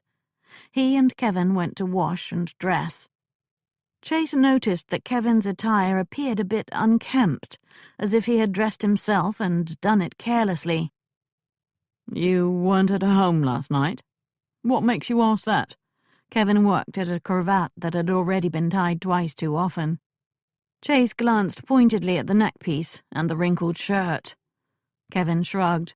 "I was out and about, conducting inquiries, if you must know." "How so?" "I saw your notices in the papers. Again, I don't think you'll find those women that way. So I'm looking for them, or rather the one who gets my enterprise." "In the brothels, you mean?" Kevin fixed his cuffs and settled his coat on his shoulders. "I was serious when I said that was where they can be found. The one I located was not in a brothel, ever. Uncle Frederick paid well for those services. He would not feel the need to leave fat legacies for any of those women." "Then I'm wasting my time. It's mine to squander, and I've quite a bit of it at my disposal right now." "Have you had any success?" If Kevin wanted to search in brothels, Chase wasn't going to stop him. For one thing, his cousin knew those establishments and their owners far better than Chase did. "I have discovered the annoying truth that some of them exercise extreme discretion where he's concerned." Chase led the way out. They walked around the edge of the main hall, past other fencing matches taking place. "Well, he was a duke. I expect he demanded discretion." "I can't imagine why. Anyway, last night I tried a different path. I presented myself to the madam and informed her I was his nephew. I then said I would like to be introduced to his most recent favourite, so I might enjoy her favours as he did." Chase laughed. "A memorial fuck? It sounds almost sentimental." "I thought so. My thinking was that his favourite might know about prior favourites, and even their real names. They rarely use real names in those houses." "I am not green, Kevin. I do not visit brothels with your or Uncle's regularity, but I know the basics." "Of course. So that was my thinking, to get into a room with his latest favourite and get her talking." "Clever." "Are you being sarcastic?" No. How did your plan fare?" Kevin led the way out to the street. "The madam informed me that it will be most inappropriate if one of Uncle's male relatives partook of the same wine he had recently drunk. Have you ever heard of such a thing? She was most severe, too. I felt like I was being scolded by a vicar. She all but accused me of incest." They stopped at their horses, and Kevin's frown suddenly cleared. "Damnation! I'll wager he told them to say that, to refuse any of us his women. Don't laugh. You know he could be selfish about some things. He didn't always share nicely." "I'm not laughing at you, or your idea. I think maybe you're right." Kevin untied his horse. He probably didn't want to be compared with anyone so close to home, as it were. Chase laughed again. Kevin swung up. "I'm going to Whitford House to look around. Do you want to join me? We can drink some of the excellent wine Nicholas inherited." "I have another engagement, I'm sorry to say." "Are you going to look for the mechanical butler?" "That and other things.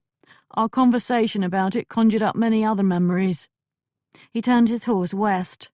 Chase mounted his own horse, but headed east instead. Mr. Oliver was not a happy man. Round of face and body, sparse of hair, he kept looking at his wife with an expression of strained forbearance.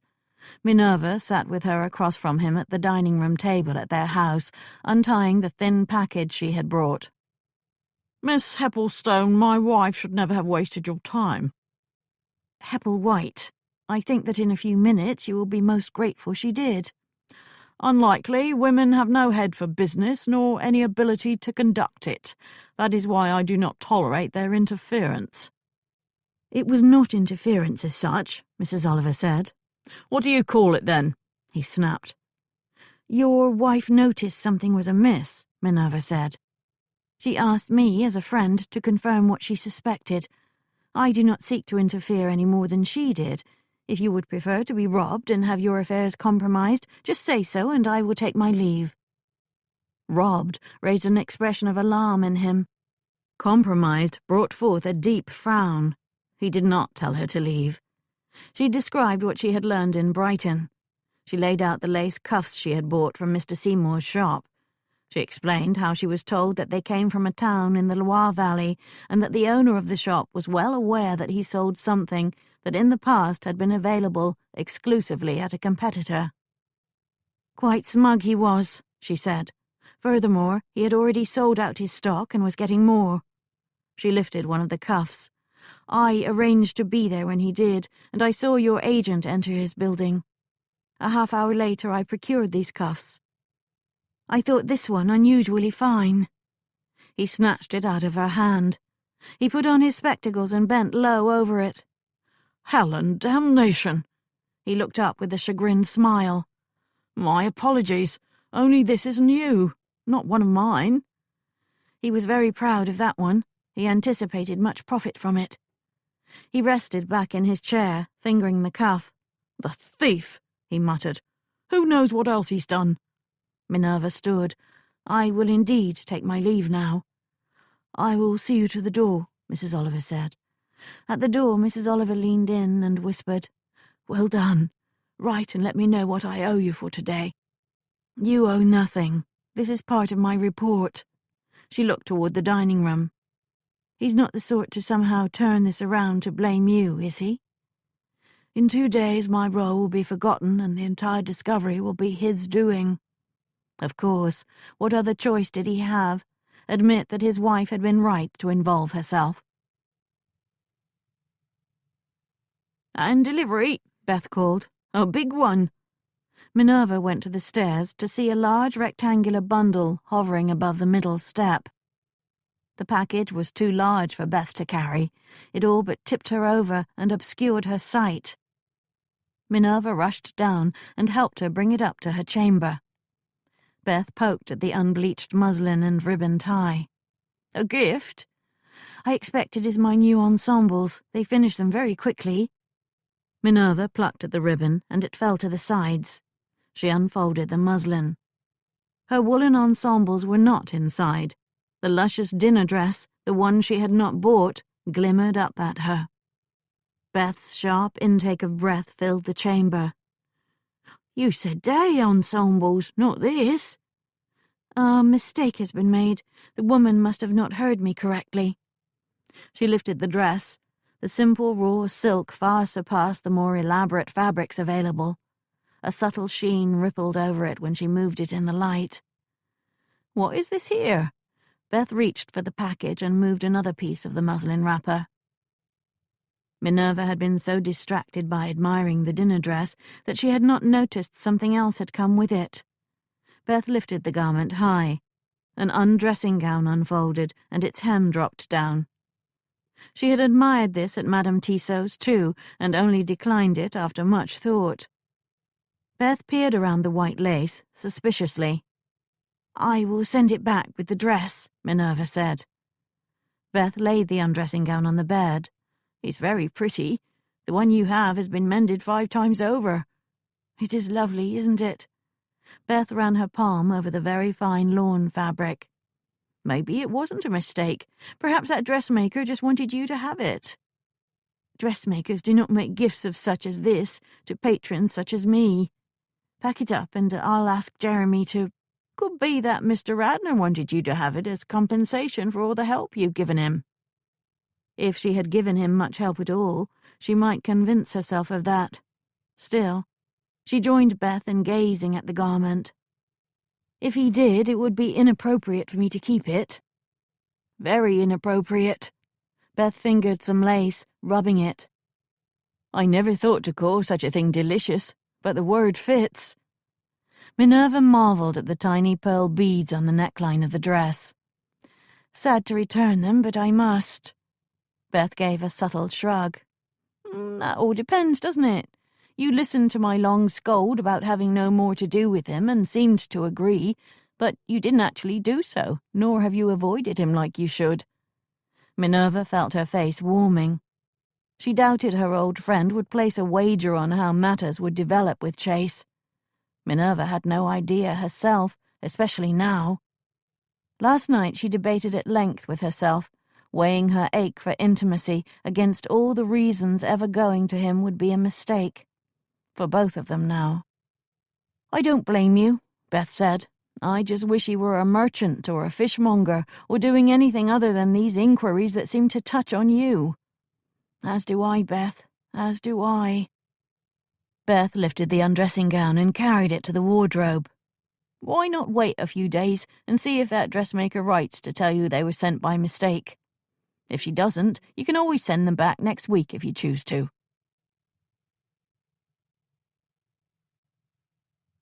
Chapter 17.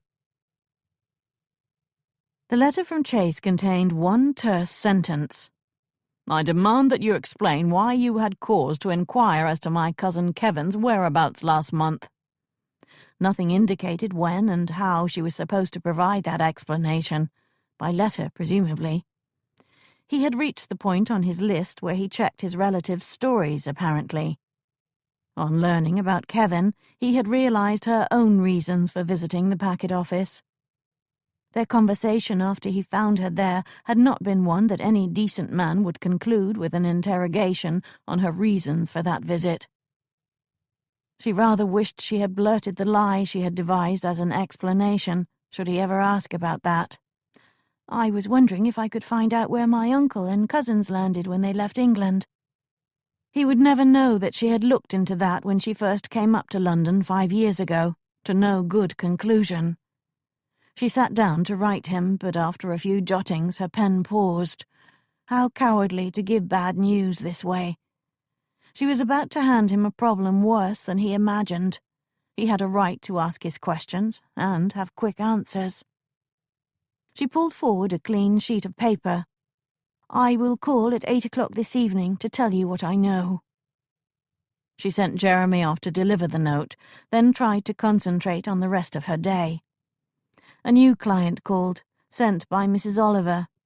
This woman, Mrs. Jeffers, wanted to find her cousin, with whom she had been long estranged. Minerva was glad for the new inquiry, and grateful for the distraction. Once that meeting ended, she had nothing but thoughts about her next one in her head. She ate dinner with Beth and Jeremy. When it ended, she went to her chamber to wash and change her garments, and to settle the errant strands of hair that had escaped during the day. For some reason she became all thumbs and did a poor job of it. All the signs of nervousness plagued her, so much that she almost left without her reticule. Finally, she went down and asked Jeremy to go out and bring her a hired carriage. "I don't need to," he said. "One will be here in a few minutes. It came half an hour ago and has been waiting. The coachman decided to walk the horses a bit, but will be back soon." "How thoughtful of you, such foresight." "Not my doing. I didn't know you were leaving, did I?" He gave her appearance a suspicious scrutiny. The carriage rolled to a stop in front of her house. Jeremy accompanied her outside and helped her in. "Don't you be walking home late at night," he said. "I expect to be back in an hour at most, and I think my return will be accommodated just as my departure has been." "Let's all hope it happens that way." He stepped away and gestured for the coachman to go. He paced the library. It was not a large one, so he kept pivoting and retracing his steps. His agitation threatened to create a valley in the carpet. Anger sent him on this hike to nowhere. So did a different kind of fury. Upon receiving Minerva's note, his first thought had been, finally. Only she was not coming for the reason he had hoped. She wasn't even calling out of friendship. He had demanded an explanation, and she intended to give it to him. nothing more. If his body did not accept the truth of that, it probably had to do with the way in which anticipation over the last few days had primed it to ache for relief. Telling himself he was an ass hardly helped. Desire did not have a logical mind. "Sir, I have prepared some negus. I will keep it warm until your caller arrives." Brigsby appeared out of nowhere to announce that. "Should I plan for 2 for dinner? I have some fowl that would not take long to cook." Would she have eaten already? Hell, if he knew. He doubted that she had invited herself to dinner, though. I don't think so." "Perhaps you would like me to cook it for you, then, for after your caller leaves?" "Do whatever makes sense to you. I don't give a damn right now." Brigsby's eyebrows rose. His mouth pursed. He disappeared as quickly as he had arrived, his steps going down the stairs to the kitchen far below. Almost at once his steps came back up, hurriedly. He passed the library door, smoothing his hair, and straightened his cravat. A moment later, the sounds of a visitor broke the silence of the house. "Sir, Miss Hepplewhite has called." Brigsby handed over a card, as if Chase needed proof. "For the sake of— bring her in. Get on with it, man," he hissed. Again, those eyebrows rose. A minute later, Brigsby ushered Minerva into the library and closed the door. She looked especially lovely. For some reason, tonight her face appeared even more luminous and her eyes dark, like mink. He looked at her too long before he welcomed her and invited her to sit. "I thought I should respond to your rude letter in person, lest you misunderstand my explanation in some way if I wrote." "Did you find it rude? I thought it was direct." "Directly rude. However, I understand why you were displeased. You thought I would tell you everything, like a good employee. Only I was never one of those." "I thought you would tell me what you learned because we were sharing information equally." "I see." She raised her chin and lowered her eyelids. "So you have told me everything?" An awkward, damning silence ensued. "I didn't think so. Well, here I am. Ask what you want, and I will answer as I can." "I know that you went to the packet offices to look at the manifests of passengers, yet you did not tell me that." "You did not ask. We spoke of other things." Other things. Important things. More important than this damnable inquiry that would probably shred his soul before it was done. He wished they were back on that day, enjoying that afternoon tight in a new intimacy stronger than any wrought by passion. He forced himself back to the topic at hand. "I have gone and also looked. The clerk remembered a woman requesting the same week's manifests recently. You." "So you know that your cousin was not out of the country when your uncle died, that he came back from France a few days and then returned there." He gritted his teeth and went to stand at the fireplace. "I want to know what led you to even look for his name on those passenger lists." "It was something Mr. Edkins said in passing." "The valet?" "He was talking about his master's habit of wandering at night, in the city after dark and on that roof at his estate. He mentioned that usually it relaxed him, calmed him, but not always. At times he would return angry, talking to Edkins but really to himself, and he said that the night before the Duke died he came down from the roof muttering about how they acted like he was a bank they never had to repay, how after everything he had given the boy, more was expected for that damned invention. Well, the invention made part of it obvious of whom he spoke. It sounded like he met with Kevin, either that evening or that night, only Kevin was supposed to be out of the country. Of course you checked if perhaps he really wasn't." He slammed his fist on the mantel. "Damnation, Minerva, why didn't you tell me this?" An invisible veil fell over her face. Her expression dulled into utter blandness. She looked at a spot on the wall, not him. She had retreated, totally. From the conversation and him. She was withdrawing from anger the way she had learned to with Finley. He strode over and knelt beside her. He took her hands. "I apologize. Forgive me. I should not let my reaction to this news fall on you." She did not pull her hands away. Eventually she looked down at them, then at him. Something of her spirit re-entered her eyes. "I knew it would trouble you. I thought to spare you that for a while longer. Eventually it would come out, of course. You yourself would have checked each story regarding where they were, now that you know it was not an accident. I did not need to be the bearer of bad news." He kissed her hands, not thinking whether he should. It touched him that she thought to spare him for a while longer. "Also," she said, "I do not think he did it." "Don't you now?" She shook her head. "He is not the sort to." "There is no sort, Minerva."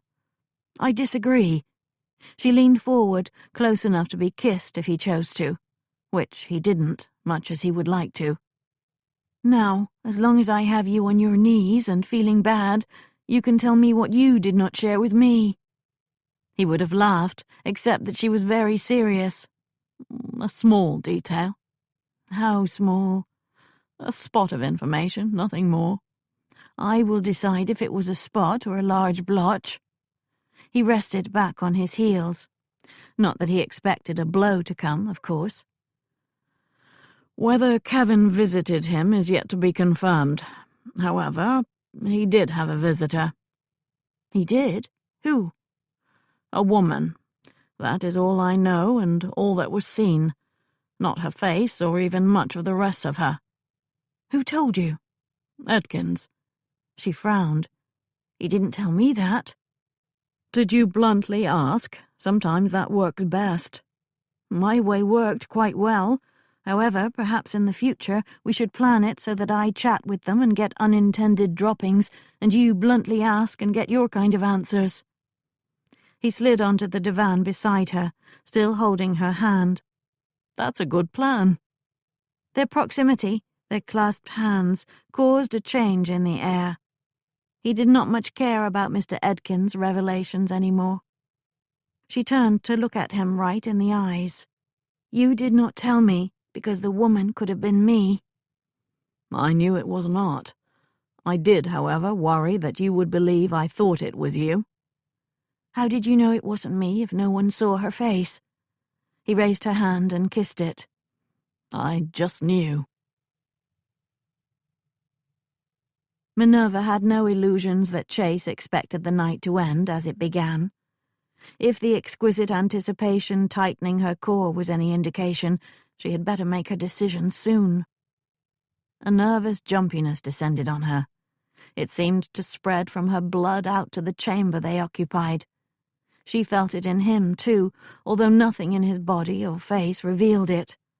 He appeared companionable and friendly, not lusting. He would not seduce her. He would probably sit here for hours if she preferred that. From the looks of him, he didn't even care if they talked while they did so. His manservant arrived with a big tray. Wordlessly, he poured warm negus into 2 small glasses. She sipped the spiced port punch, glad for something to do. Once the servant left, however, she set her glass down. "I cannot decide." She assumed he would know what she spoke of. "I weigh it and—" She shrugged. "I don't think weighing it will resolve anything. I don't think the answer you seek will present itself that way.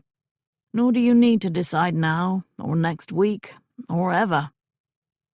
She did not want to remain undecided forever. How sad that would be.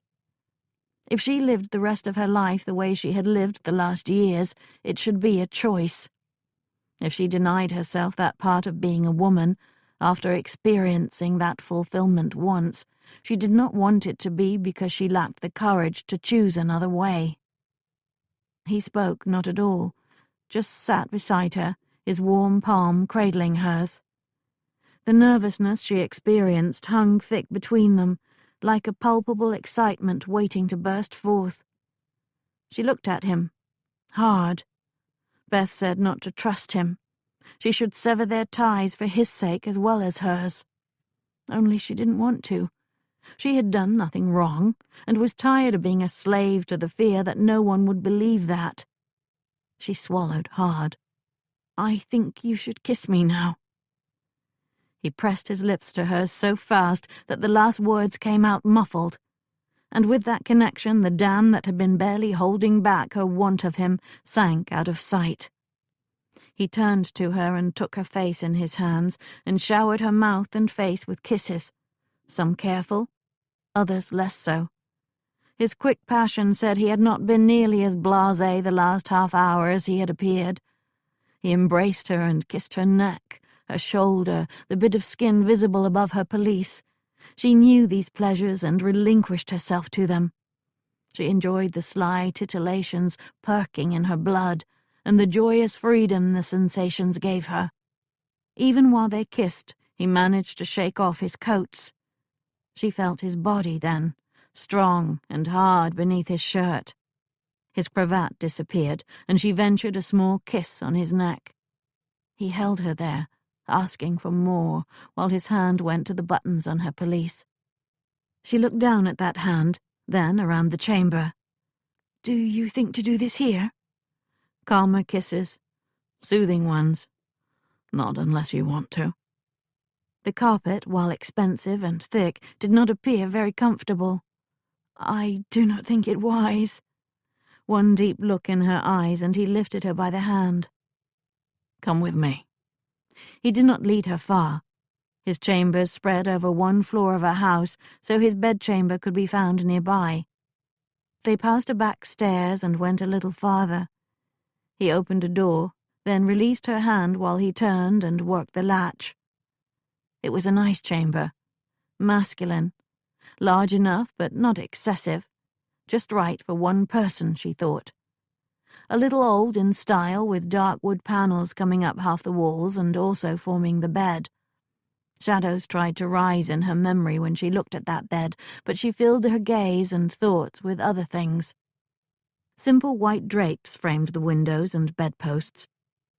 None of it surprised her. It looked like him. He would not concern himself much with fashion. His garments were current, but his haberdasher probably claimed credit.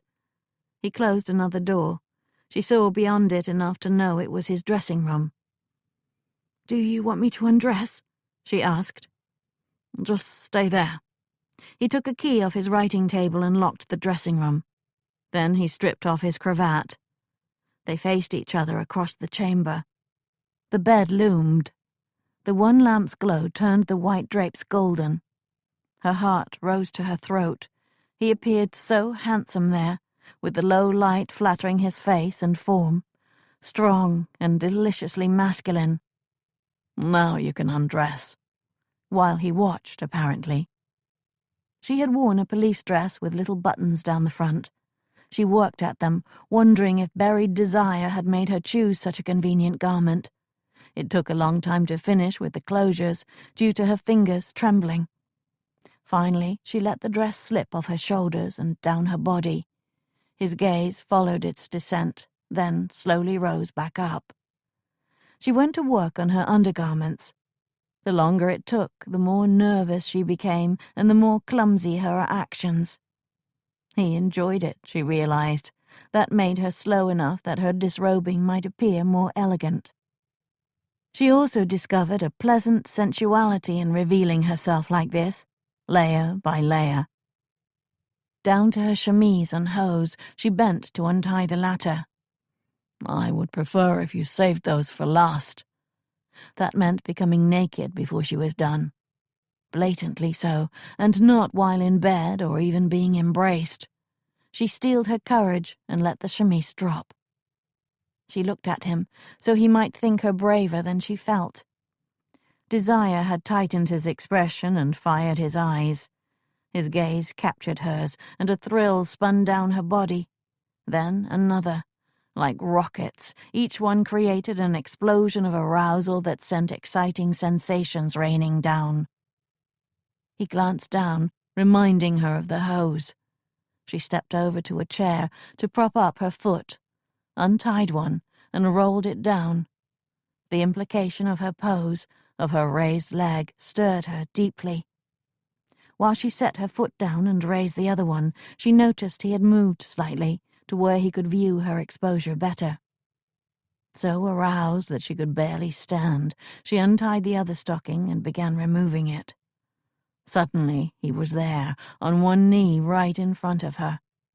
He moved her foot to his other bent knee and his hands to the roll of the stocking. She looked down at his strong hands, slowly moving the stocking down to her knee. His head dipped, and he kissed her inner thigh. High up, then another, higher yet. So high she felt his breath on her mound like a feathering tease. She dare not close her eyes because she feared she might stagger or fall. So she watched his crown and his hands, and felt his kisses, and came close to forgetting how to breathe herself. The kisses did not stop, but somehow the stocking was gone. Still he knelt there, caressing her leg too. Then he stroked high and slid his hand between her thighs into the dampness and heat he had caused. One deep, secret touch, and the chambers spun. She had to hold his shoulders to keep her balance while he pushed her arousal higher and higher. Kisses on her stomach, her hips, caresses on her bottom, then sliding deeply forward. Maddened now, she fumbled with his shirt until she could push it down his shoulders and feel his skin. He removed it somehow, never pausing in what he was doing to her. He turned her into the chair. "Sit here." He pressured her hips until she sat, then moved her forward to the edge. He kissed her thighs again and touched the center of her tortuous pleasure. "I want to kiss you here. Will you allow it?" She nodded without understanding what he meant. She only knew she wanted whatever pleasure he could conjure and was long past shock. Or at least she thought so, until his head went low, and she felt that kiss, and an arrow of pleasure speared right into the throbs down there, and every other sense ceased to exist except the one experiencing that. It got worse and worse, better and better. She knew she moaned, but did not hear herself. She knew he moved her legs so her feet rested on his shoulders, but did not see it. He lifted her hips and had better purchase, and devastated her with his tongue. The pleasure turned excruciating in the best way, compelling and climbing and growing ever intense. She thought she would die if she did not stop it, did not retreat. Instead, somehow the tight, painful pleasure broke, snapped, and sent successive waves of astonishing sensation flowing out, creating a place where she lost herself completely. He heard her fretful moans when she got close. His mind and tongue urged her on.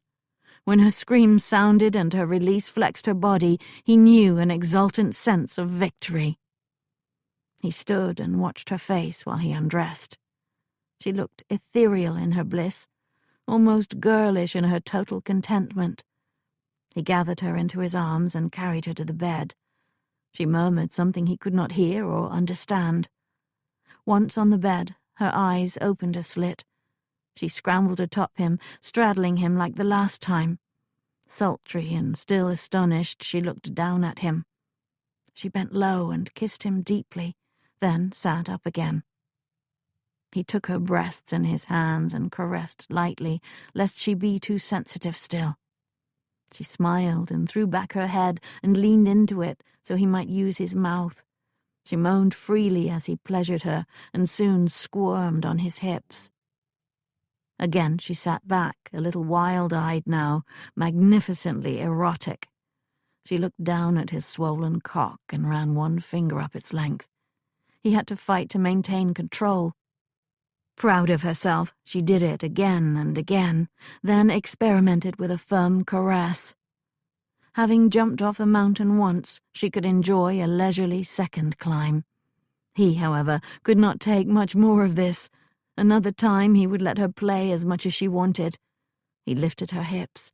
She understood and took him inside herself. He gritted his teeth as her tight warmth encased him. She began her slow rises and falls. He leashed his need and took what she gave for a good while, but his hunger finally turned savage. He pressed one hand on the headboard behind his head for leverage and took over. Not so careful this time. He had no choice. His body howled with the need to thrust hard and deep and possess completely.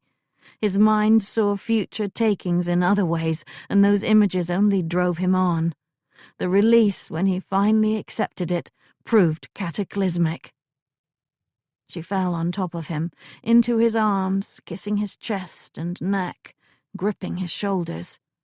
Within his senseless ecstasy, he thought he heard her scream again.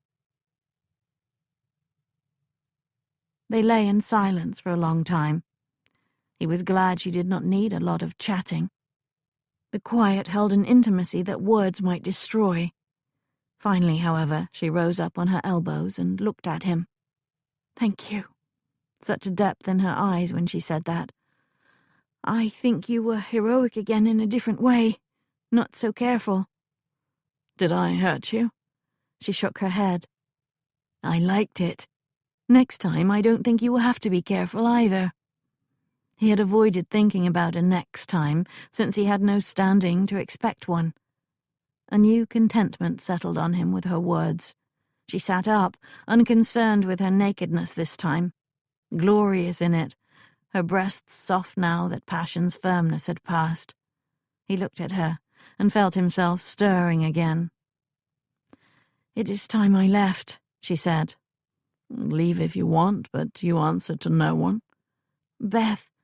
"She knows where you are." "Yes, but—" "She knew why you came, even if you did not." She just looked at him, then swung her leg and slid off his body and the bed. "Before you dress completely, Minerva, go look out the front window at the place directly across the way where the two buildings meet." She pulled the chemise on and padded away. He heard her steps growing fainter as she entered the sitting room. Several minutes later, the steps came back. "When did you see him?" "Early, soon after you came." "He must have grabbed onto the back of my carriage when it left." "That, or he jumped across roofs to stay ahead of you. He's fast and knows this town well. If he were not a partner in your inquiries, I might seek to make him one in mine." She picked up her dress and shook it out. "I did not tell him to do this. I hope you believe that." "It was his own initiative. He also knew why you were coming here, even if you didn't. So he waits out there, listening, in case you changed your mind and I was not a gentleman about it." Her expression fell, as if she pictured the altercation that might have created. "I really should go, so he does not stand there until dawn." "You could just open the window and call down and tell him to go home." "As if I could do that on a street in this neighborhood." She laughed and carried her stays over to the bed. "Help me with these, please." He sat on the side of the bed and aided her with the lacing. When she reached for her dress, he did the same with his trousers and shirt. Together, they became civilized again. He drew her into his arms and embraced her closely. He kissed her, regretting that he would have to let her go. "You should settle this with him and his mother, Minerva. They do not have to trust me or like me. The decision is yours, though, and they do have to honor that." She nodded. A troubled little frown marred her loveliness. "What I told you earlier, I don't really know anything. You have my word that I will not speak of it, or pursue it." Her promise touched him, especially since it might come at some cost to herself. She might claim she really did not know anything about Kevin, but in fact she did. So did he, but she had just offered him the choice of pretending he didn't. He brought her to the front door. "Stay here." He went outside and walked right up to Jeremy, who all but blended into the shadows. He handed him some coins. "Go hire a carriage and bring her home." Jeremy just looked at him a moment, his expression unfathomable. Then he ran down the street.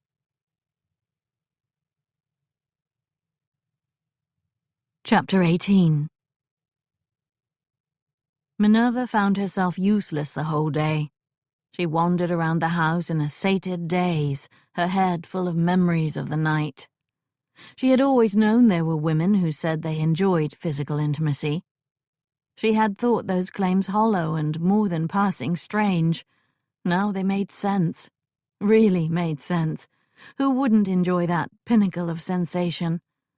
Presumably those women had married men who knew what they were about in bed. If there were shared affection or even love, how much better just because of that? That led her to asking herself if she and Chase had shared affection, at least while they kissed and embraced. She had to admit she felt some for him now, but she could not remember if she had before that night at Melton Park. If not, then such experiences perhaps could engender affection. She found that fascinating. So engrossed was she in her thoughts that after their midday meal, one at which Jeremy had talked a lot but she had heard little, she dallied in the kitchen, barely noticing Beth cleaning the plates. She was still there when Beth sat down beside her. "Now," Beth said, "how did your call on Mr. Radnor go?" She looked at Beth and saw that her old friend knew everything.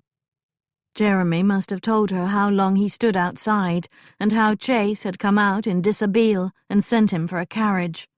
How she had floated down to the conveyance, still besotted, feeling like a metamorphosis had occurred.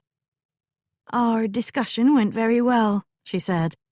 "He was a little angry I had not confided in him, but he understood when I explained why. Very sensible of him. Wasn't it? So I would describe our conversation as successful. Would you now?" "Yes, the whole visit was very successful." She met Beth's gaze squarely. "Actually, one part of it was nothing short of wonderful." Beth pushed herself up. "I'm glad to hear it. I'm happier than you will ever know. I'll not speak a word against him from now on, unless he gives me fresh cause to do so." Brigsby, being Brigsby, said not a word about the night visitor. He merely set about adapting to the requirements she had created. He drew a bath in the morning and plucked up the remnants of Chase's clothing as if he found them strewn around the bedchamber all the time. He got Chase dressed for town, then served breakfast for one, not the two that Chase suspected he had initially arranged. He delivered the mail and the ironed newspaper. Afterward, when Chase returned to his chamber and sat to write some letters, Brigsby arrived with a high stack of linens and proceeded to change the bedclothes. Except for the unusual discarding of his own frock-coat in order to attend to the chore, one would think from his demeanour that his master had women in his bed on a regular basis. Chase turned back to his letters. One had been easy to write. The second and third ones proved more difficult. There was little to be gained from putting them off, however, so he got through them just in time to hand the stack to Brigsby to be posted at once. No sooner had his valet left than he decided to write again. It promised to be a hellish day, but with luck it might end well. At 1 o'clock he sent for his horse and rode to Gilbert Street, where Aunt Agnes lived. The butler escorted him to a small drawing-room upstairs.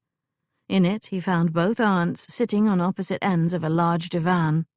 One looked to the wall, and the other looked to the floor. The point, he gathered, was not to look at each other. Dolores had remained in town after the infamous solicitor meeting to campaign for her views on the matter. Twice she had written to him, demanding that he cajole Nicholas to see reason. Both times his response had been polite, but firm. Nicholas already saw reason, and it was for Dolores to alter her opinion. Now, however, he had requested this meeting and called on both aunts. Although similar in height, dark hair, and the tendency to be harpies, they differed in significant ways. Agnes's face showed a softness that might lead one to conclude, erroneously, that the rest of her was soft too. Dolores's possessed a sharpness in features and gaze that gave fair warning of what one had in her. Their figures followed similar forms. Agnes's thickness made her height twice as formidable. Dolores's extreme thinness gave her a frail appearance, even if the woman was anything but that. It was Dolores who greeted him. "Sit, Chase. It is so rare to have you alone." That sounded ominous. "Have you been enjoying town?" he asked her. "Not much. I prefer the country, as you know. I miss my little cottage in Kent." "Little cottage? Ha!" Agnes muttered. Dolores's little cottage had at least 15 chambers. "Do you intend to remain much longer?" "Yes, Dolores, do you intend to remain much longer?" Agnes roused herself to snap. Dolores's eyes narrowed. "Until the matter at hand is settled." "If you handle it the way you want, that will be years. Decades. You will die here," Agnes said. "As I said before Chase arrived, nothing that you do here can't be done by post. If your presence is needed, your little cottage is barely a day away by coach." He had interrupted a row, it seemed, and asked the one question sure to have it continue. "As I explained, I will not impose much longer." Dolores's throaty tone carried an edge of steel. "I will avail myself of my nephew's hospitality, if you prefer. I'm sure Nicholas will not mind if I visit for a few days." Chase heard that with alarm. Nicholas would have his head if he allowed this notion to stand. "Aunt Dolores, I am sure he would not mind, but I fear you would. The household is still disrupted. New servants only slowly are being engaged. I hear a new housekeeper just took up her duties, so it will get worse before it gets better. It would embarrass Nicholas to offer you such poor attendance." Dolores just stared at him. Agnes looked at her with smug satisfaction. "If you want to remain in town for a few weeks or more, why not let a house? There are many available this time of year," Chase said. "Why not, indeed?" Agnes said. "My thought exactly." She gave Chase an ally-to-ally look. "As I explained, it is too costly. Under the circumstances that my brother left me in, I must count my pennies." "So you stay here and eat my pennies instead. How convenient. A few days is one thing, several weeks is another. Now it sounds as if you intend to live here permanently." "Only until matters are settled." "Heaven give me patience." Agnes turned to Chase for help, pleading with her gaze. "She met with the solicitor about challenging the will's provisions. Don't feign shock with me, sister. Yes, I know about it. And yes, I am telling Chase, so maybe he can talk sense into you." "I had hoped Nicholas had done that already," Chase said. "At her age, what does the threat of being cut out of his will matter?" The two of them continued bickering. Chase suffered it for 5 minutes, then stood. "I am inclined to take my leave and return another day, so this meeting can start on a different topic. I asked to see you, Dolores, for a reason other than your living arrangements." "I thought it was a social call," Agnes said, looking perplexed. "Not exactly." They both looked at him, then at each other. "Please, sit, Chase. We will keep our sisterly arguments to ourselves," Agnes said. "Then, with your permission, I will get to it. I have been conducting inquiries into Uncle Frederick's death. I went down to Melton Park and learned some things there. I would like to ask you some questions." "Her or me?" Agnes said. "Both of you at first, then only her." Dolores stiffened. "Bold of you." "You don't even know what the questions are yet," Agnes said. Chase decided to ignore all asides and commentary. "Were either of you at Melton Park the day that the Duke died?" Agnes looked aghast. Dolores's colour drained. Dolores recovered first. "What kind of question is that?" "A very simple one. I can find other ways, but it is easier to ask you." "Then have my simple answer. I was not." "Nor I," Agnes added. "Did someone say we were there? Is someone impugning us and trying to say—" "No one has impugned or accused or in any way named either of you. I had to ask this question in order to eliminate possibilities. Thank you for your honest answers." They both relaxed, but their alarm had subdued them. "My other questions are for you, Aunt Dolores. They are less simple. You may want to hear them privately."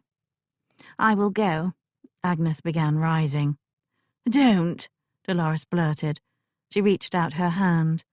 "Please don't." Agnes looked at her sister, whose worry dragged at her face. She glanced at Chase, then sat again. "Aunt Dolores, Did you have an old, long-held resentment against your brother? A slight that had not been forgotten? Dolores tried to appear surprised, but it didn't work. Rather, her attempt dissolved into cold anger. "This is of no concern or interest to you, Chase. Whoever told you about this was disloyal and cruel. As you said, it was an old slight from very long ago." "But not forgotten." She licked her lips. "I never forgave him." Agnes reached over and took her sister's hand. "Tell him, Dolores, lest someone make more of it than it is." "I will not speak of it, I cannot, but I give you leave to do so, Agnes." Agnes kept her hand on her sister's, her arms stretched in connection. "There was a man in her life, Chase. She was 24, so not a child. She was very much in love." Dolores closed her eyes. "Unfortunately, he was a scoundrel," Agnes continued. "He wasn't," Dolores said. "Oh, sister, he was. Believe what you want, but he was a rogue." She turned her attention to Chase. "A fortune hunter of the first order. An assumed name and heritage. A charlatan. Frederick saw the truth of it on first meeting him. Dolores was not to be dissuaded, so Frederick put the fellow to the test." "He betrayed me horribly," Dolores said. "He saved you. He condemned me to a loveless life." Agnes ignored her. "He offered this worthless man a great deal of money if he left Dolores alone, and, indeed, if he left the realm. South America for a year, that was the requirement. What a quandary that must have been for the blackguard. Dolores, in theory, might be worth much more eventually. This was immediate, however. Instant wealth that he could carry out the door." Agnes patted Dolores's hand. "He was gone from town by morning. Frederick then sent Dolores and me on a grand tour. We had a wonderful time." "I hated it." "You danced at balls at every court in Europe and flirted with princes." "He shouldn't have done it. He shouldn't have tempted him like that, with so much. What man would turn down all that? Like a devil, my brother showed him the money. Gold, all of it. He always kept gold on hand, but this was a huge amount. A mountain of gold." "Did you and he ever speak of it?" Chase asked. Dolores shook her head. "Other than the row when he first told me what had happened, we did not. He knew what I thought. I had said I would never forgive him, and he accepted that I never did." "He was generous to both of us, nevertheless," Agnes said. "Only at the end, with his will, did he fail us." "It was his idea of punishment," Dolores said. "His way of showing his disappointment in me." "Oh, sister, stop talking nonsense. He did not single you out, did he? Surely we weren't all disappointments." "Who told you about this?" Dolores had reclaimed her composure. "I want to know." "No one in the family, I assure you. It was someone I don't think you've ever met. A brilliant woman who overheard one sentence and guessed the rest." Dolores sighed. "People talked, of course. I suppose some still do." Chase stood. "Thank you both. When doing such inquiries, it is always good to cross something off the list of duties, without it taking days of investigating." "Then we are crossed off the list?" Agnes asked. He bowed and took his leave. Gentleman Jim's was busy in late afternoon. Among the men boxing, Chase spotted Nicholas and Kevin near the far wall. He made his way over and watched from the corner. Nicholas had an inch and several pounds on Kevin, but Kevin's lean strength and agility evened the contest. Both men's shirts clung to their bodies with sweat. Since Chase was late, they probably had been at it for some time.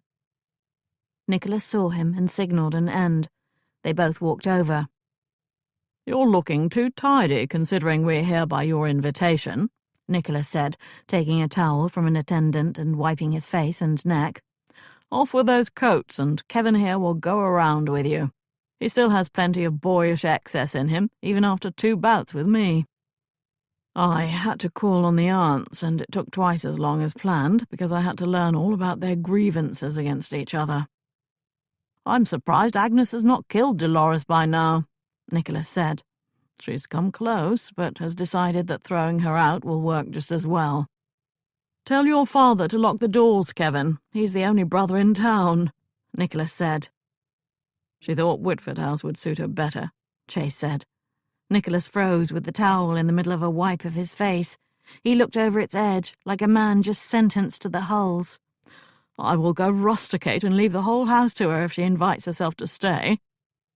I may have convinced her that the house is still too uncomfortable for visitors and not up to her standards. As it will remain for a very long time if it spares me finding relatives on the doorstep. He cast aside the towel. Since you're still fully dressed, I assume you're too afraid of Kevin here to go at it with him. Make yourself comfortable while we wash.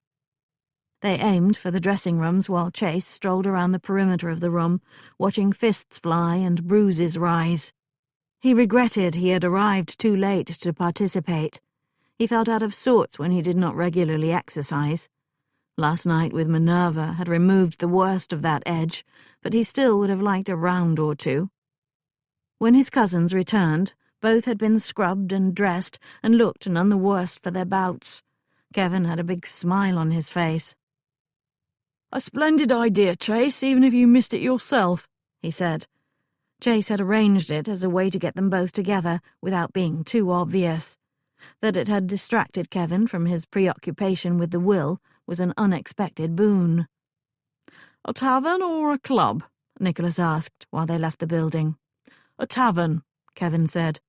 The White Swan, if you don't mind. There's a horse being offered through them that my father asked me to see. They all mounted and rode east, then south toward the river until they reached the White Swan. Kevin asked about the horse at once, so they all went to inspect it. Kevin proceeded to inspect it closely from nose to tail. Nicholas and Chase did too. It was a horse, after all. How much? Nicholas asked. 40. Expensive. White ones usually are. Kevin gestured for the groom to walk the animal around the yard. My father favours them, as many do. They look so nice as a pair. Unfortunately, half of his white pair is taken ill, so he requires another. Nicholas began speaking, then shut his mouth. Chase could imagine what had almost emerged. Why is he asking you to look at the horse when he can do it himself? Apparently, Chase was not the only one arranging matters, so Kevin did something other than brood. I'll tell him to offer 30 and settle at 35. They chose a table in the tavern and sent for ale. We should make a day of it, Nicholas said. We'll have a meal and drink too much, then go out looking for women this evening. There is Lady Trenholm's party tonight, Kevin said. Unfortunately, I cannot go with you since I declined. Not those kinds of women, Nicholas said. Chase here has told me to find an inappropriate woman. I'm sure there will be some of those at her party too, Kevin said. I have some names. Father does talk a lot over his port. If I attend a party, if any of us do so soon, people will consider it disrespectful of Uncle, even if his will ordered us not to mourn. Furthermore, I would never get within 10 feet of any of your father's inappropriate ladies, because a pack of baying mammas would block me. Kevin laughed. I suppose you have become the prize fox for their hunt this year, once the season starts. I beg you not to speak of it. The mere idea of the season throws me into deep melancholy. You could just visit a brothel, Kevin said. Inappropriate and uncomplicated. There are several that would celebrate your arrival as Uncle Frederick's heir. Nicholas turned to Chase. What do you say? We can show young Kevin here how it's done. Kevin smiled slowly. I'm always grateful for your concerns about my education. Chase smiled too, but his mind did not. He did not want to go to a brothel with Nicholas. A month ago, maybe, but not now. I regret that I have a late appointment and can't join you. Nicholas' eyes lit. Damnation, look at that smirk. He's already found his inappropriate woman. Well, he does get around town a lot. I do, Chase said. Both of you should try it. It's better than brooding. I do not brood, Nicholas said. I worry. There's a marked difference.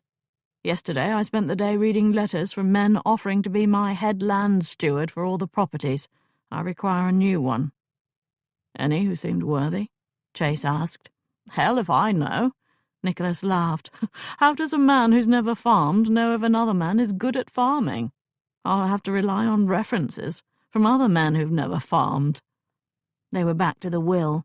Chase didn't mind, although the hour respite had been welcomed. Will you be returning to France soon? He asked Kevin.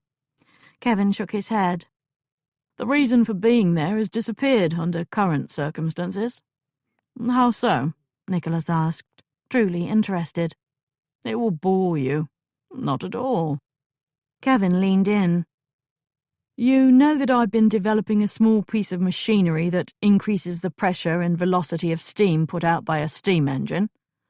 I know it, but I've never understood it. I found a man in France who has another piece of machinery that, if matched with mine, will refine the process. If you put them together, it will be a device that every engine will have to have. It allows a far wider application of the engines. I was in France trying to convince this fellow to sell it to me, or at least sell me the right to use it. I spent weeks there, working on him, earning his trust. He finally named his price, but of course I can't pay it. Kevin's sharpness and tenacity impressed Chase. He had always been thorough in whatever he took on. 6 years younger than Nicholas and 4 years younger than himself, at 27, Kevin had long ago left his youthful friends to their pursuit of pleasure and embarked on a quest of sorts. How much does he want? Chase asked. 8,000. It's worth far more, especially to me, or anyone else who devises what I have. I came and asked Uncle Frederick, but... His expression suddenly lost its intensity. He swallowed the slip along with some ale. When did you come back? Chase hoped he would not have to ask. Silence slowly beat out time.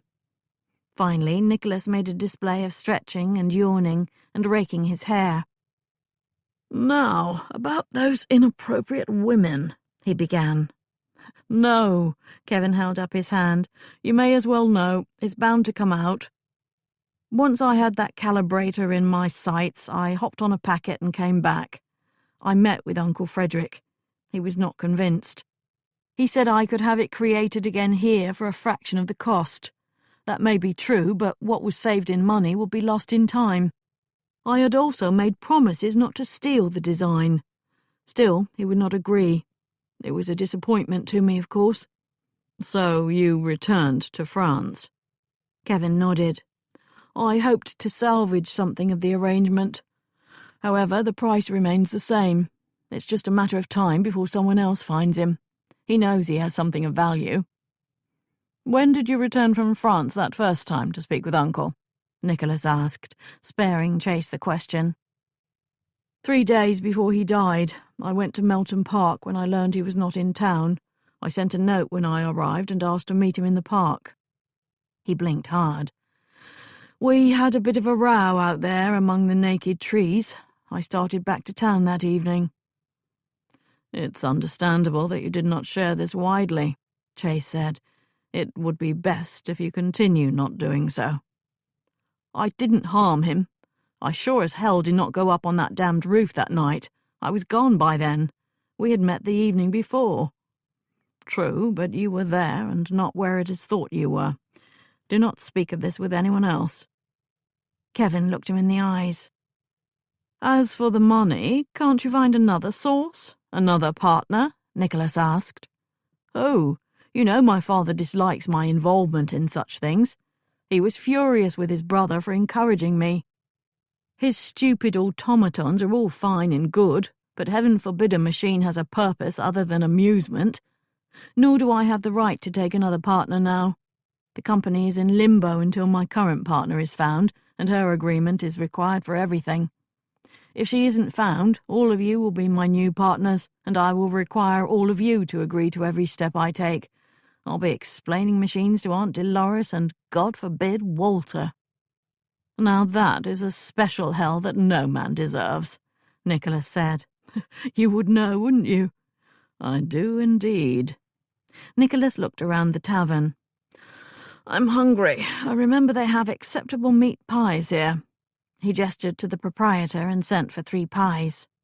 They are very good, Chase said a while later, taking his 3rd bite. Sometimes simple food is needed. I agree. That cook at the house makes fine meals in the French style, but too big for me alone. It's a wonder Uncle Frederick didn't get as stout as Prinny. He only ate 1 meal a day, Chase said. He may do with bread and cheese otherwise. That sounds dull, Nicholas said. You know the oddest details about him. It did keep him from getting stout, that's all I'm saying. Chase glanced at Nicholas's middle section. Nicholas noticed. He looked down. Are you implying I need to follow Uncle in this eccentricity? How dare you? I am not stout. Not quite yet, Kevin muttered. He caught Chase's eye and they both laughed. This not at all stout Duke still wants to return to the subject of women, Nicholas said. I don't want to sound callous, Kevin, but the whole time you explained your inopportune visit to Uncle, I was occupied thinking about them in scandalous detail. My interest in the entire subject has, shall we say, grown. Not so much that you can't ride a horse, I trust. He's become damned impertinent, Chase. Which brothel do you want to visit? Kevin asked. I'll let you choose. I dare say that any of them will suit me. He stopped and looked hard at Kevin. Unless you frequent the ones that are favoured by men with peculiar tastes. Kevin looked innocent as a lamb. No French cuisine for dessert, you mean? More simple pie? We'll visit one that will accommodate you. Chase stayed while they finished the last of their ale. He sent them off to their evening adventures and turned his own horse toward home. I need to see you tonight. I will send a carriage at 9 o'clock. The letter had come in the early afternoon post. Minerva had debated what to do for at least 2 minutes before relinquishing any pretense that she did not intend to go. No scolds came from Beth while she prepared after dinner. Rather the opposite. Beth insisted on redoing her hair. She laid out an almost fashionable dress, a deep green one with a tiny ruffle around the neckline. She kept watch at the window when they went below. It's here, she announced. Does he not have his own carriage? I don't think so. He doesn't have much use for one. He'll be needing one now, I should think. How else will he take you to the theatre and such? He's not said he wants to go to the theatre, Beth. Perhaps he doesn't even care for it. Everyone likes the theatre. If he doesn't suggest it, you should. It isn't fitting for you to only see him for... She snapped her mouth shut. Minerva went to the reception hall to find Jeremy waiting. What are you doing here? Don't you dare follow again. I'm only here to be your footman. Someone needs to escort you down and hand you in like a lady. She muttered her annoyance, but actually was touched by their interest and concern. Under Beth's watchful eye, Jeremy helped her into the carriage. To her surprise, the carriage was not empty. Chase sat within. Prompt, as always, he said, while he ensured she was comfortable. Do you enjoy music? There's a concert at the Argyle Rooms tonight. It's sponsored by the London Philharmonic Society. I thought we would go if you want. I would enjoy that very much. He gave the coachman the direction, then slid from his seat over to hers. He gave her a kiss. He then looked around the compartment they shared. He brushed at the slightly worn upholstery on the seat across. My apologies. This was the best Brigsby could procure. I've been negligent in not buying my own, and must attend to that. She had not noticed anything amiss with the carriage. Has Beth been interfering again? I've not spoken to her. What makes you think she's meddling? The concert, the carriage. He looked perplexed. She gave him a little kiss. Ignore me. I'm so used to inquiries that my mind makes them, even when unnecessary. Let us forget about them this evening. I spent the day on them and need a respite from all of that. I think that's a splendid idea. Of course, that leaves us with little conversation. I can't learn about your life without touching on your family, for example. My family did not involve itself in my whole life. Ask away if you're curious about something.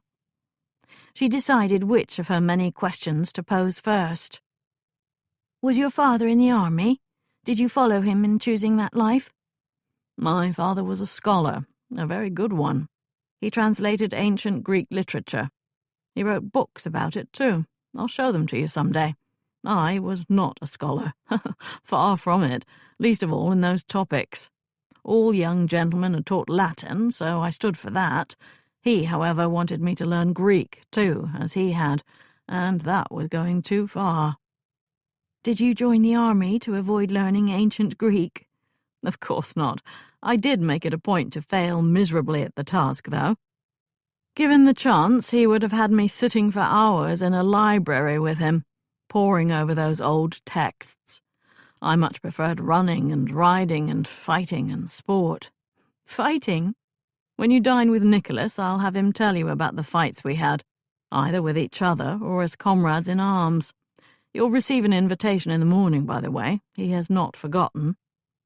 I suppose if you enjoyed fighting and riding and sport like fencing, entering the army seemed very natural to you. Not natural so much as inevitable. For the grandson of a duke, the acceptable choices are limited. Of them, only the army suited me. The carriage plunged into a tangle of conveyances when they turned onto Regent Street and approached the Argyle Rooms. Chase pointed out the building. Nash redesigned it when he altered the path and size of Regent Street here, he said. Both the inside and the exterior bear his mark now.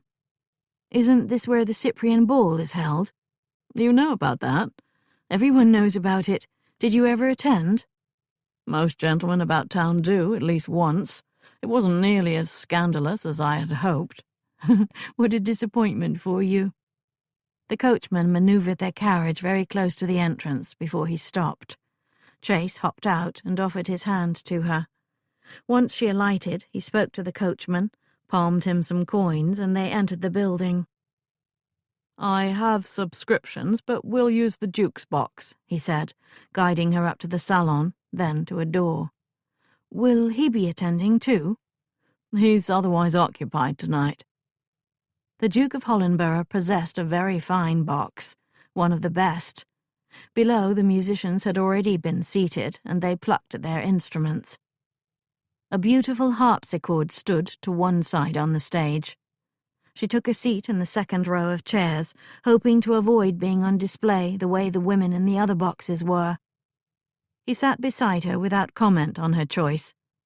When an attendant arrived and began lighting the lamps, he told the man to leave them as they were. "Thank you," she said. "I'm not dressed for the occasion, let alone to sit in a box such as this." I should have been more thoughtful and given you warning, so you are not uncomfortable. The truth is, you look beautiful tonight, Minerva, and the equal to any of the ladies glittering across the way. You always look beautiful. The musicians poised themselves to play. The music started. In the dark of that box, feeling very beautiful indeed, she allowed the music to enter her while she nestled against the shoulder at her side. As arranged, the carriage was waiting for them when they left the building. Chase guided Minerva through the crush to its door.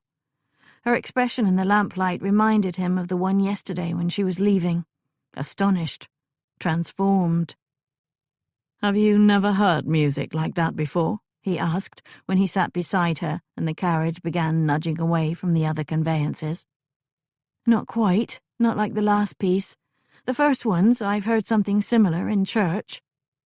The first had been Bach, the second Beethoven, the first a fugue on harpsichord, the second a symphony that thundered through the theatre. Uncle Frederick had not liked Beethoven's music. Dionysiac, he had called it. "The structure is there, but buried in storms that rouse the emotions, not the mind," he had said. "On the other hand, when you want to seduce a woman, it is useful to have her listen to Beethoven first." Did your church in Dorset have such sophisticated music? No, but when in London I would attend St. George's near Hanover Square. I never missed Sunday service. Beth and her son would come too, and we would walk both ways, even in bad weather, to make the outing last a long time. There would be no way Finlay could object to his wife attending church. That must have annoyed him. Not enough that he accompanied her, though. Such a man knows his soul has no business in such a place. How far was it? We normally let a house west of Portman Square, so not too far. I would have to leave quite early, though, because we would walk very, very slowly. She kissed his cheek. Thank you for tonight. It was a special treat. I feel as though the music is still inside me. He turned and gave her a full kiss, such as he had been wanting to do since she left her house. I will return you to your home now, if you want. Don't you dare. He needed no more encouragement than that. The music was still inside him, too, and he released some of the passion in kissing her. Things were more equal this time. She parted her lips, inviting the deep exploration of her mouth. She nipped his lip, testing her own power a little. It was hell releasing her when the carriage stopped. They both pretended they were normal while he settled with the coachman, and they walked calmly to the door. Up the stairs they trod, when in truth he wanted to sling her over his shoulder and run. Once the door closed on his apartment, he grabbed her and swung her into his arms. There was no sight or sound of Brigsby, who must have taken shelter in his chamber. He held her head with one hand and shrugged off coats and cravat. She dropped her reticule. Amidst kisses and bites and grasping embraces, they inched through the apartment with garments flying. Only when they dropped onto the bed naked did he seek some restraint. He might not have to be heroic, but he could not ravish her either. Yet he craved to be in her, thrusting deeply, feeling her tremors and hearing her sighs, and he forced himself to find the final tether to sanity that still existed. He took his time after that to make sure she knew pleasure. The rhythm of her sighs and gentle moans, slow at first, then rising in speed and sound, found union with the hard beat of his heart.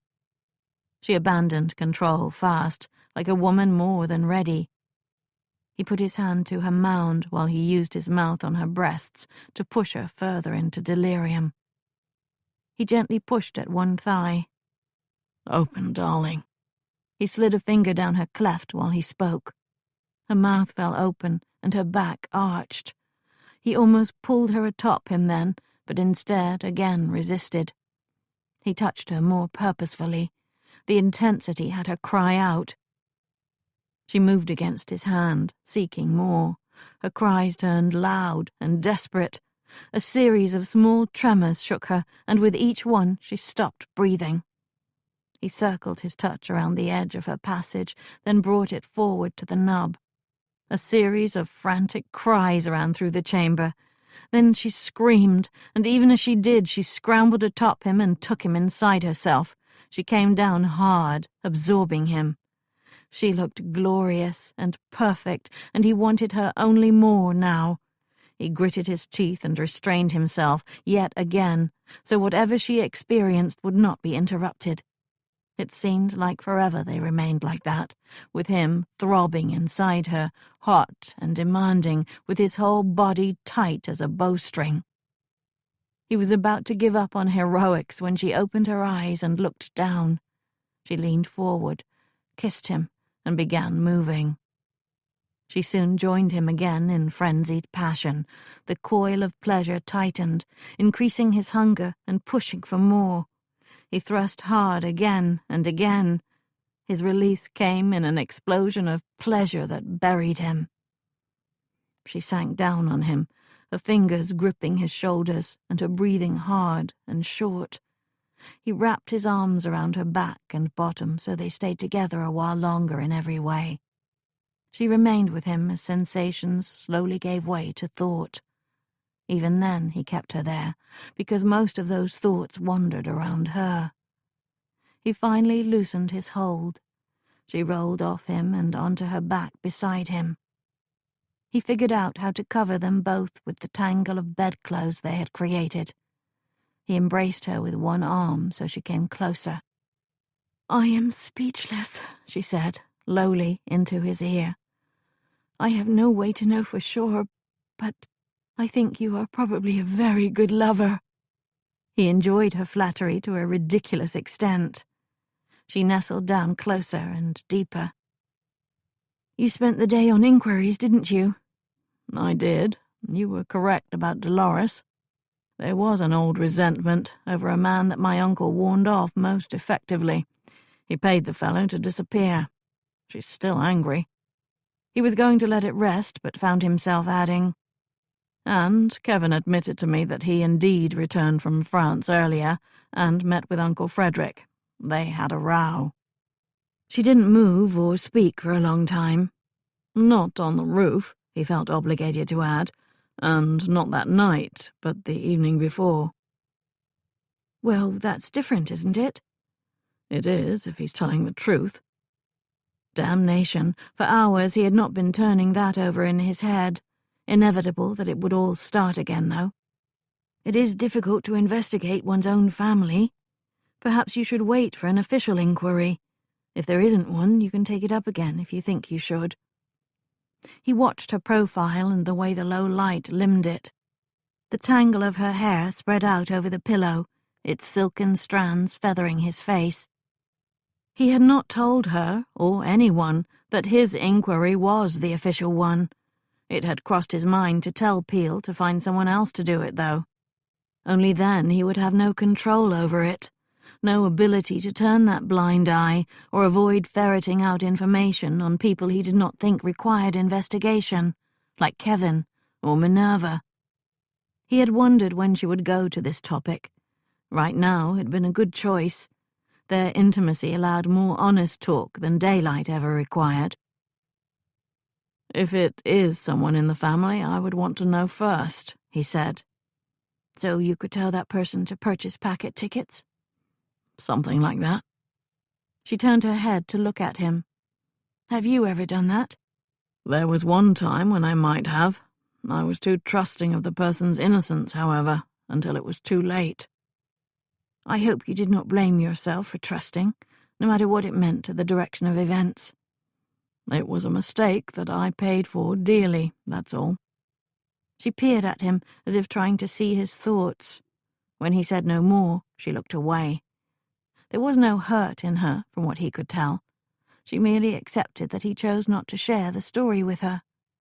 He looked away, too, at the ceiling. She turned into his arm and rested her head on his chest. "Did you kill him?" Only twice had he answered that question, and even then not told everything. He did not speak of it. He did not explain. "I was in the army and at times conducted investigations. That was where I started and learned. After Waterloo, I was with my regiment in France, part of the army that remained there while matters were sorted out. A Frenchman was found dead in the town, knife wounds. Someone said one of our men had been seen nearby. I was told to look into it." She did not move or react. She only listened. "I learned this man had a lover, a woman of renowned beauty, and he had a rival, one of our officers, a friend of mine, a good friend." Only briefly did he consider not finishing, yet it felt good to speak of it, finally, with her. "I knew it could not possibly have been him. I knew him. I had for years. I would have sworn to his character. So I kept searching for another, and yet there was no one else.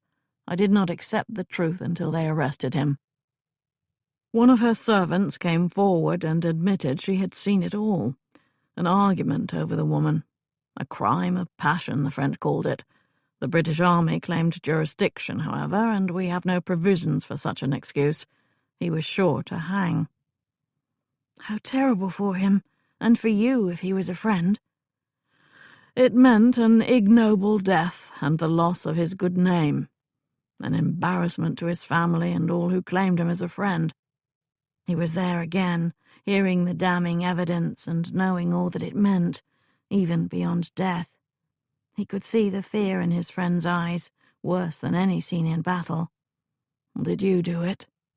Did you kill him?" On the second morning of the trial, he was found dead in his cell. A single pistol wound, well placed.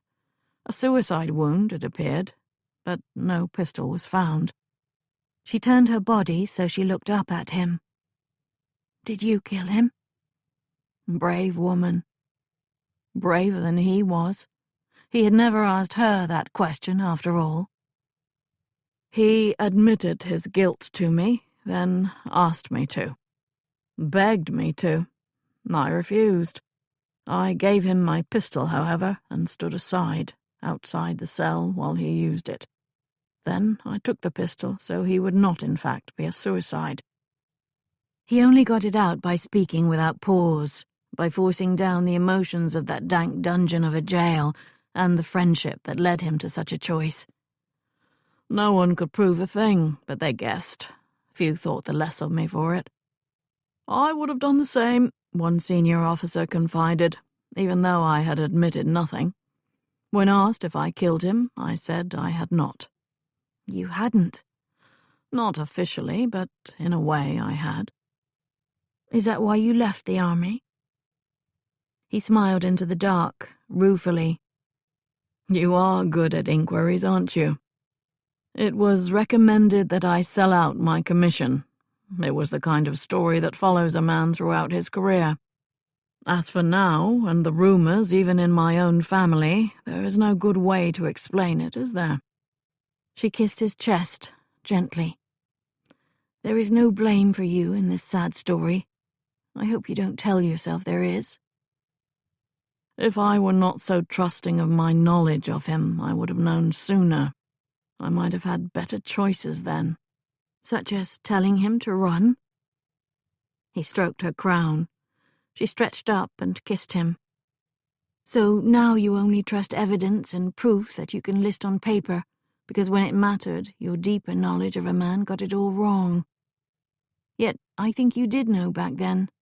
Your heart and your loyalty and your youth would not accept it, but deep inside you, even before the evidence and proof, I think you knew." The argument that rose in his head died on his lips. She sighed deeply and began to doze off. He held her, glad she had not reached for her garments instead of falling asleep in his arms. Sleep crept up on him as well. Thoughts and fragments of memories floated in what remained of his consciousness. Bits of Dolores' story, and of conversations with Kevin and Minerva, and of events from that old inquiry. Oblivion pulled at him, making him drift down. With his last awareness, he felt her body against his, and his hand and arm around her nakedness. Yes, damn it. I knew.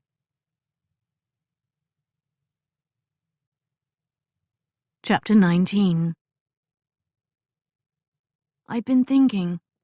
You said in passing that you could use someone like Jeremy at times.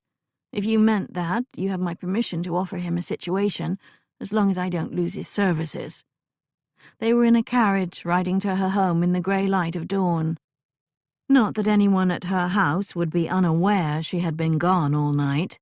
Still, she thought it best to maintain the normal standards of deception. In other words, if you have no use for him, I can make use of him. If he agrees, he might like earning some coin. I think he grows restless when I don't keep him busy. I'll see what his thoughts are on it, and if his view of his value is as high as yours. I hope not.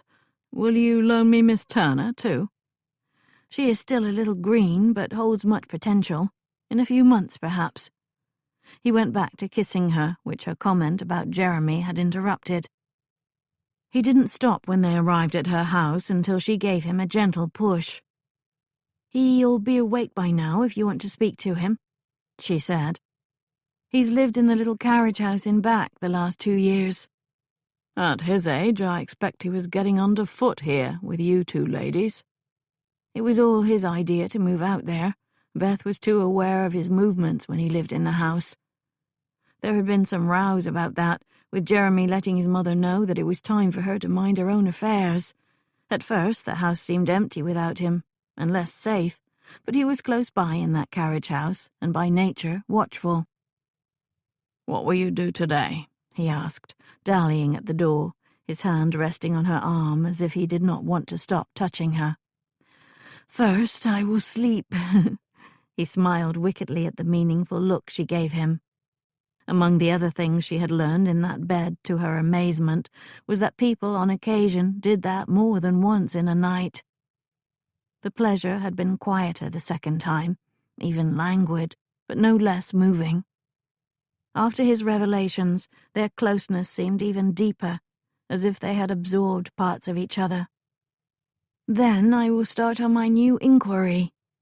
"An interesting one?" "I'm to find a relative who has gone missing. There was an estrangement, and now one party wants a reconciliation, but has no idea where to find the relative in question. I think I will start with advertisements." She worked the latch and opened the door. "I would love to stand out here with you and kiss and embrace and shock the neighbors, but I do have to send you home." A charming smile, an elaborate bow. He turned away and she shut the door. She went up to her chamber, hoping Beth would pepper her with questions and force her into confidences. If she did not tell someone about last night, she would burst. Chase untethered his horse and sent the carriage on its way. He definitely would have to purchase one and arrange for the services of a coachman and groom.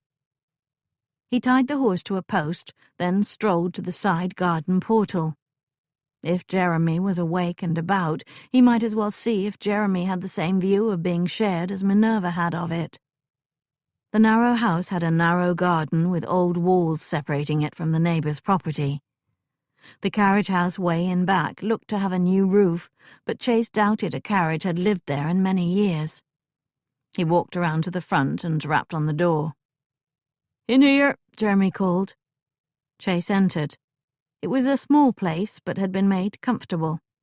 A wooden floor made it into a house, if anything did. The gates for the carriage were firmly locked and bolted, becoming a wall. Simple furniture, probably borrowed from the main house, created a little sitting room.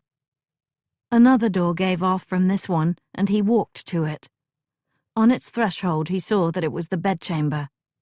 Inside, Jeremy washed, stripped to the waist, his youthful body bent over the basin while he rinsed his face.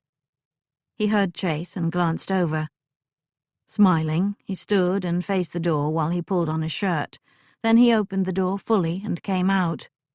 "I thought it was my mum. I didn't expect callers. I don't have any." Chase looked around the chamber. "You've made a pleasant home for yourself here." "I like it. Mum doesn't." He smiled again. "We'll be killed by intruders, and you'll be none the wiser out here," she said. "As if any intruder would stand a chance with those two, as you learned to your pain. Also, they can shoot better than I can." "Is that who taught Miss Hepplewhite, your mother?" "It was. Mum was a farmer's daughter, tenant on some estate somewhere, but she married an army fellow. Not like you, just a soldier. He got killed in the war early on, and she went into service to be able to keep me." He pulled on his coat. "Come and sit down. If you're here, there's a reason, I expect." Chase and he returned to the sitting room. Jeremy built up the fire a bit, and soon the flames broke through the night chill still hanging in the house. "I would offer you something, but I take meals at the house, and there's not even coffee here." "I have no need of anything, but thank you for the good intentions. Miss Hepplewhite suggested something to me. I thought I would talk about it with you, since you may not think it as good an idea as she did." "Could be, although she usually has good ideas." "She said that there are times when she does not have much use of your services, and that if I do have need of such services, then perhaps you would like to make yourself available to my inquiries." Jeremy absorbed that. He frowned vaguely while he thought. "There'd be wages for this? I will match whatever she pays you." Jeremy smiled at the floor and scratched his head. "I'll be wanting a bit more than that, because she doesn't pay me anything. Not yet. She feeds me, and I live here, and she's like my family. Then let us settle on wages that are suitable, since I am not like family." It did not take long to do so. Jeremy seemed pleased. "It could be complicated, what with you sending for me, and I maybe not even here to know it because I'm somewhere for her. We'll see if we can keep it from being too complicated." Jeremy just looked at him with a half-smile on his face. Something amused him, and Chase suspected it was he himself. "What?" he asked, when that gaze continued.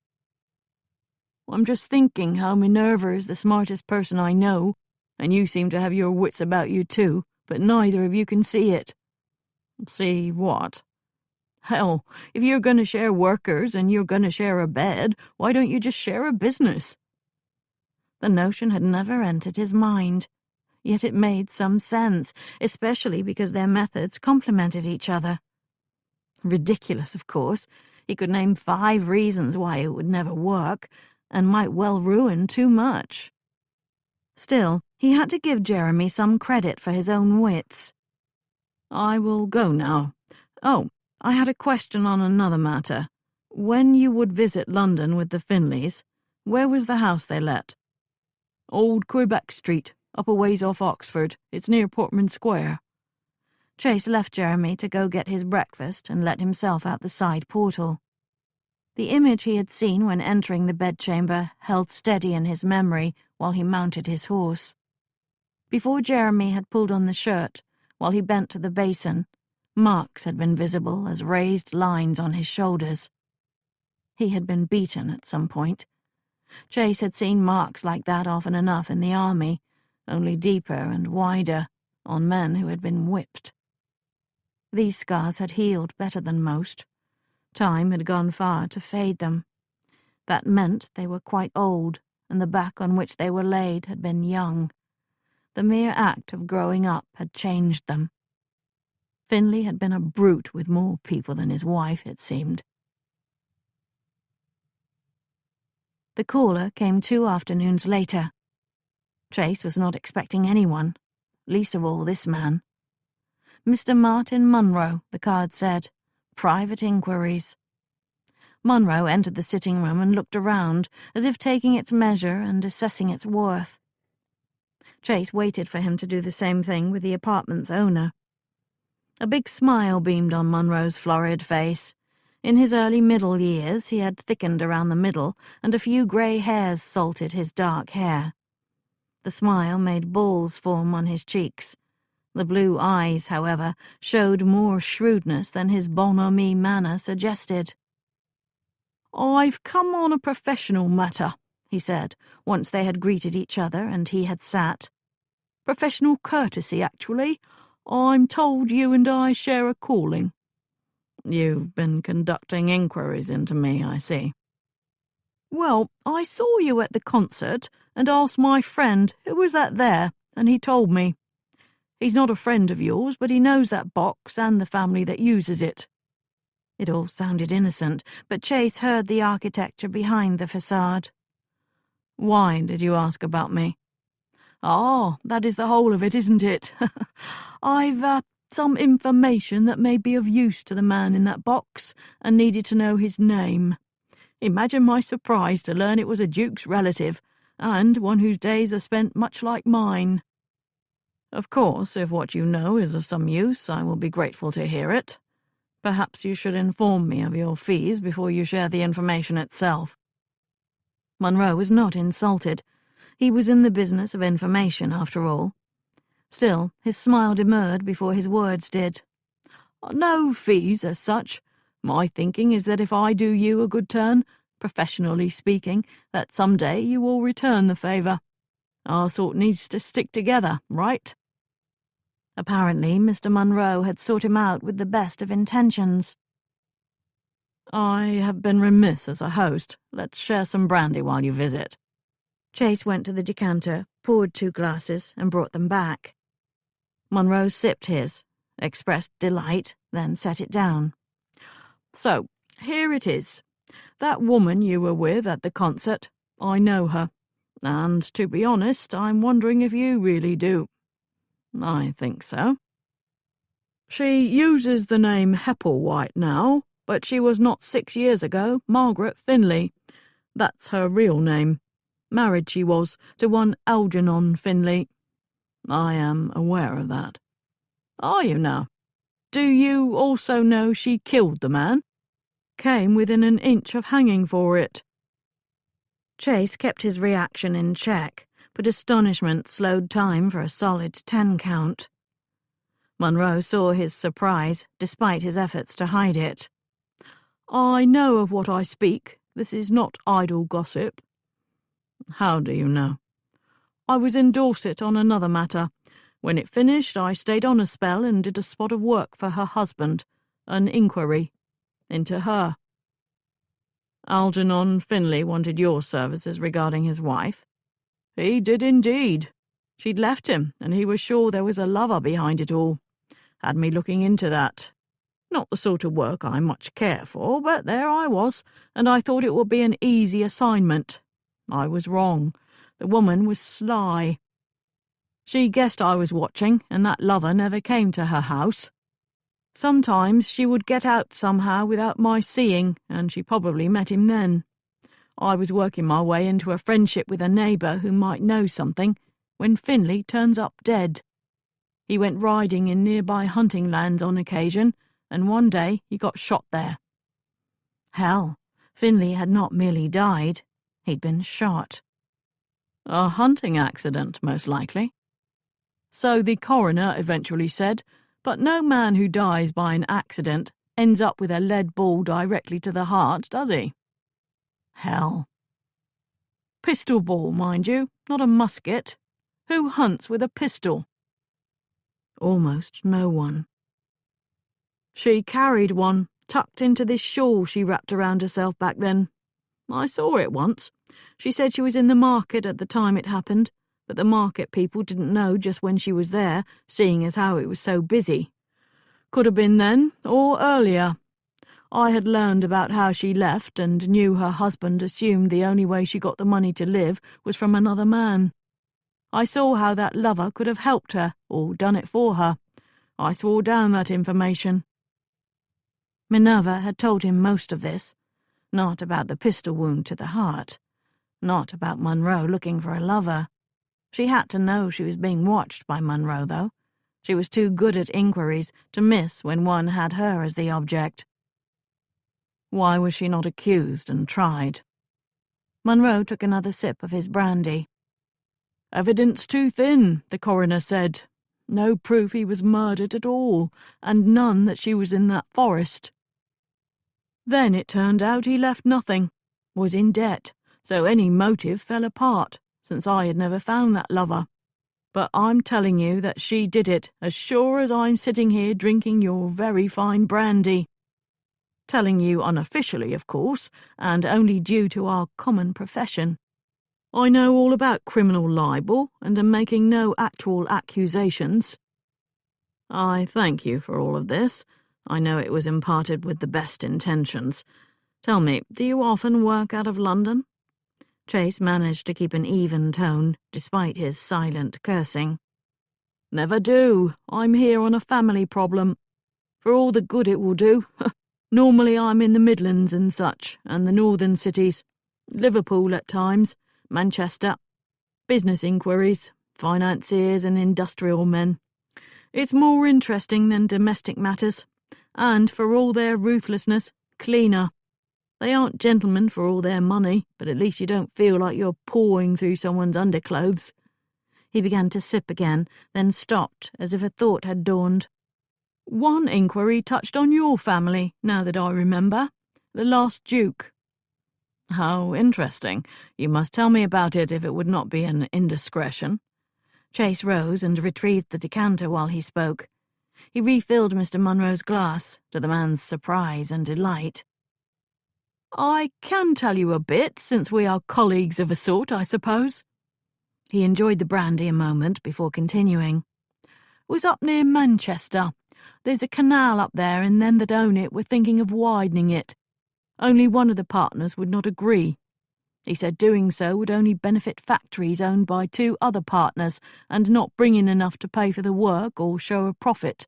Well, those two were angry, and one of them had me doing a few inquiries into the partner who stood in the way, looking for secrets or such, something that would be embarrassing if it came out.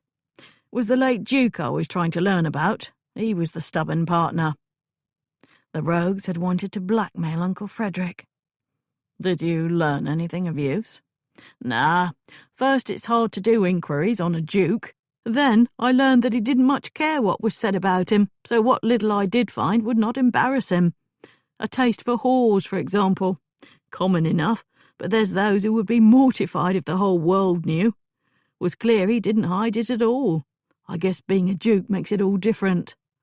Mostly. I did learn that he would show up wearing costumes, like he'd attended a masquerade. Only he hadn't. Took me a week to learn that. Wormed it out of a housemaid in his London home that he had a whole wardrobe of such things, and at times wore them in his house too, for no good reason, even when he was alone. Flush-faced now, he leaned in confidentially.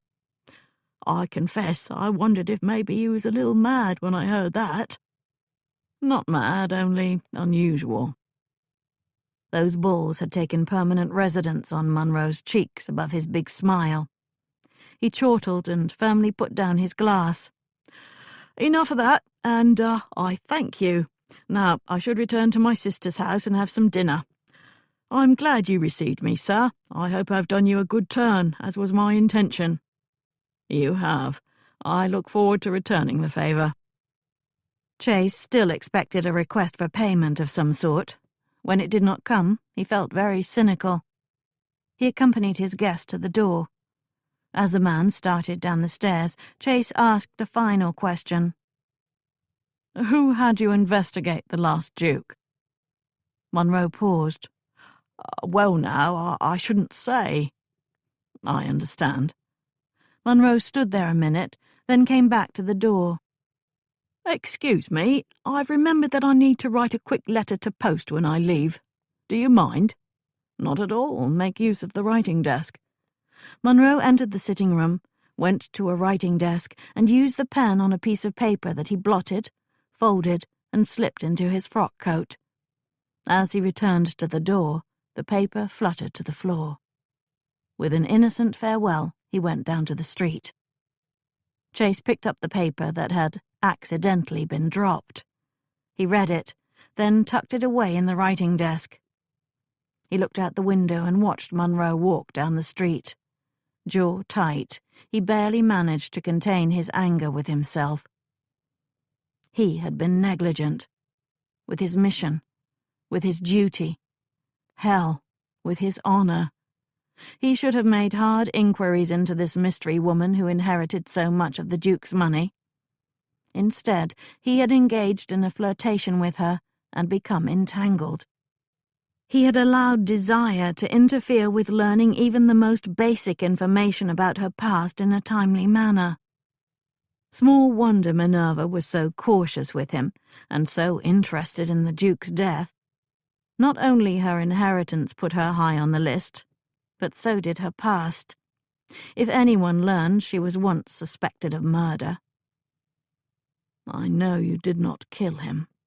Hell, right now, he didn't know anything at all. Minerva gazed in her looking-glass one last time. Huge dark eyes gazed back.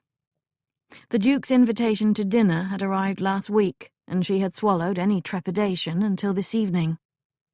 The only solace she found now was knowing Chase would be there, and she would not face this alone. She looked forward to seeing him, too. They had been 4 days apart, as his inquiries kept him busy. She pretended not to be nervous, but by the time she picked up her reticule, she was in a state. Beth stood back and examined her. "That dress is very flattering, and the equal of anything worn by the other ladies that will be there, I'm sure." Minerva wore the primrose silk dinner dress that had mysteriously arrived at her house. Upon her writing to Madame Tissot saying there had been a mistake, the modiste had merely written back that her shop did not make mistakes. Other ladies. Of course there would be some. She had not thought about that, however. Now she wondered how many and who they would be. Beth pinched her cheeks. You need a bit of colour, that's all. Get your wits about you now. You are the ladies' equal, too. More than their equal. I doubt if one of them will have done as much as you have in life, or enjoy the freedom you do every day. Who knows, maybe if they learn of your inquiries, we'll get clients we can charge very high fees to. Beth, you know just what to say. I will find a way to make sure they do learn of my inquiries. This is a wonderful opportunity, and I intend to do more than eat an incredibly fine meal. Don't be slighting the eating part. It will probably be the best food you swallow in your entire life. I'll be wanting all the particulars tomorrow. Every sauce, every savoury, every joint. She sighed. I can taste it now. Minerva went below to wait for the carriage. It would not do to keep a duke waiting. When she heard it in front of her door, she collected herself and stepped out. Jeremy waited to play footman. So did Elise, to gawk. Her arrival interrupted their conversation and laughter. Jeremy snapped to attention to perform his duties. Elise watched with wide eyes. She was so distracted by them that she was at the carriage door before she realized how nice a conveyance it was. Not as large as a typical hired coach, it sported green paint and polished brass, and the coachman wore a very neat coat and hat. Inside, plump cushions in deep red waited. Jeremy closed the door and peered inside. You will roll up Park Lane in style. Chase had done this. It touched her that he wanted her to feel equal to those ladies when she arrived at his cousin's home. She opened the curtains and peered out at the way the town glowed from street lamps and windows while they rolled along. Formality greeted her arrival. 2 liveried footmen tended the door and carriages. One handed her down and escorted her inside, delivering her to the butler. He, in turn, handed her to another footman, who brought her up to the drawing-room. At least a dozen people moved within, chatting. The Duke came over to greet her. A bow and curtsy, and off they went, winding through the little group that included some very fine ladies indeed. She spied Chase across the chamber, chatting with a lovely woman in red who flirted with him boldly. He didn't seem to be minding. That cleared the dazed befuddlement out of her head at once. She turned her full attention to the introductions, memorizing every name she heard. That is the Countess von Kirchen. She's visiting from Vienna, the Duke said, noticing where her attention kept returning. She is very lovely. She almost said voluptuous. Due to her ample endowments, the Countess's bodice revealed more bosom than it covered. Minerva glanced down at her own décolleté. Upon donning the dress, she had thought it daring. Suddenly it appeared sedate enough for a church. Eventually the Duke brought her to Chase and pointedly eased the lady in red away. The chance to flirt with a duke proved an effective lure. Minerva watched the red stroll into the group. She is beautiful, she said. I suppose so. Of course she is. You have eyes. My, you are snappish. Are you jealous? Of course not. He tipped his head closer. Not at all. I'm wounded. As for my eyes, I saw only you once you appeared. It was all I could do not to be rude, and to these eyes no woman here is as beautiful as you are. Now she felt foolish. She had been snappish. Perhaps I was a little jealous. I suppose lovely women flirt with you shamelessly all the time. I should not make too much of it. Still snapping a bit, I see. He stepped back and looked at her from head to toe. The dress makes you look seductive. It was not a word she would have used. Certainly no one else ever had.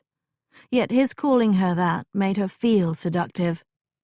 Perhaps I should flirt shamelessly too. Only with me, darling. Now, we will walk over and join Kevin and that woman who has been pursuing him for months. She's a Viscount's wife. The Viscount is that man over there. And apparently she finds Kevin's preoccupation with his invention attractive. Perhaps she only finds him attractive. He is a very handsome man in a somewhat dramatic way. All the Radnor cousins were blessed by nature. even that one whose wife talks for him. They made their way toward Kevin and the eager Viscountess. Thank you for the carriage. It was a treat. I felt like a queen. I'm glad. I bought it yesterday. She fingered the raw silk of her skirt. Thank you for this, too. I assume you were my mystery benefactor? I make no claims or denials. Kevin greeted them with what looked like relief. The Viscountess appeared less than pleased. Her expression cleared when she learned that Minerva aided Chase on some of his inquiries. With a long look, she regarded them both. Minerva all but heard the woman's head drawing conclusions. After that, the Viscountess was very friendly. I am too full, Minerva said. I feel as portly as your cousin's butler. Chase patted her stomach. You did enjoy yourself heartily. Blame Beth. She said she wanted all the particulars, and I could hardly give them if I didn't taste it all. They sat together in the new carriage. Chase thought the dinner had been successful for Nicholas, his first as the new Duke. A small affair, he had invited people not given to hard criticisms. If any were there, Minerva at least did not notice them. She was bright-eyed and vivacious throughout it all, behaving as if of course she should be sitting with those lords. She had perhaps overindulged herself at the table, though. She had only taken the tiniest taste of most of it, but even that was enough to put her in her current state. You probably should take me home, she said. I'm not fit for anything else. If you want, I will do so. I would like to hold you for a while, though. I don't need anything else. Except conversation. He needed to talk to her about her husband's death, finally.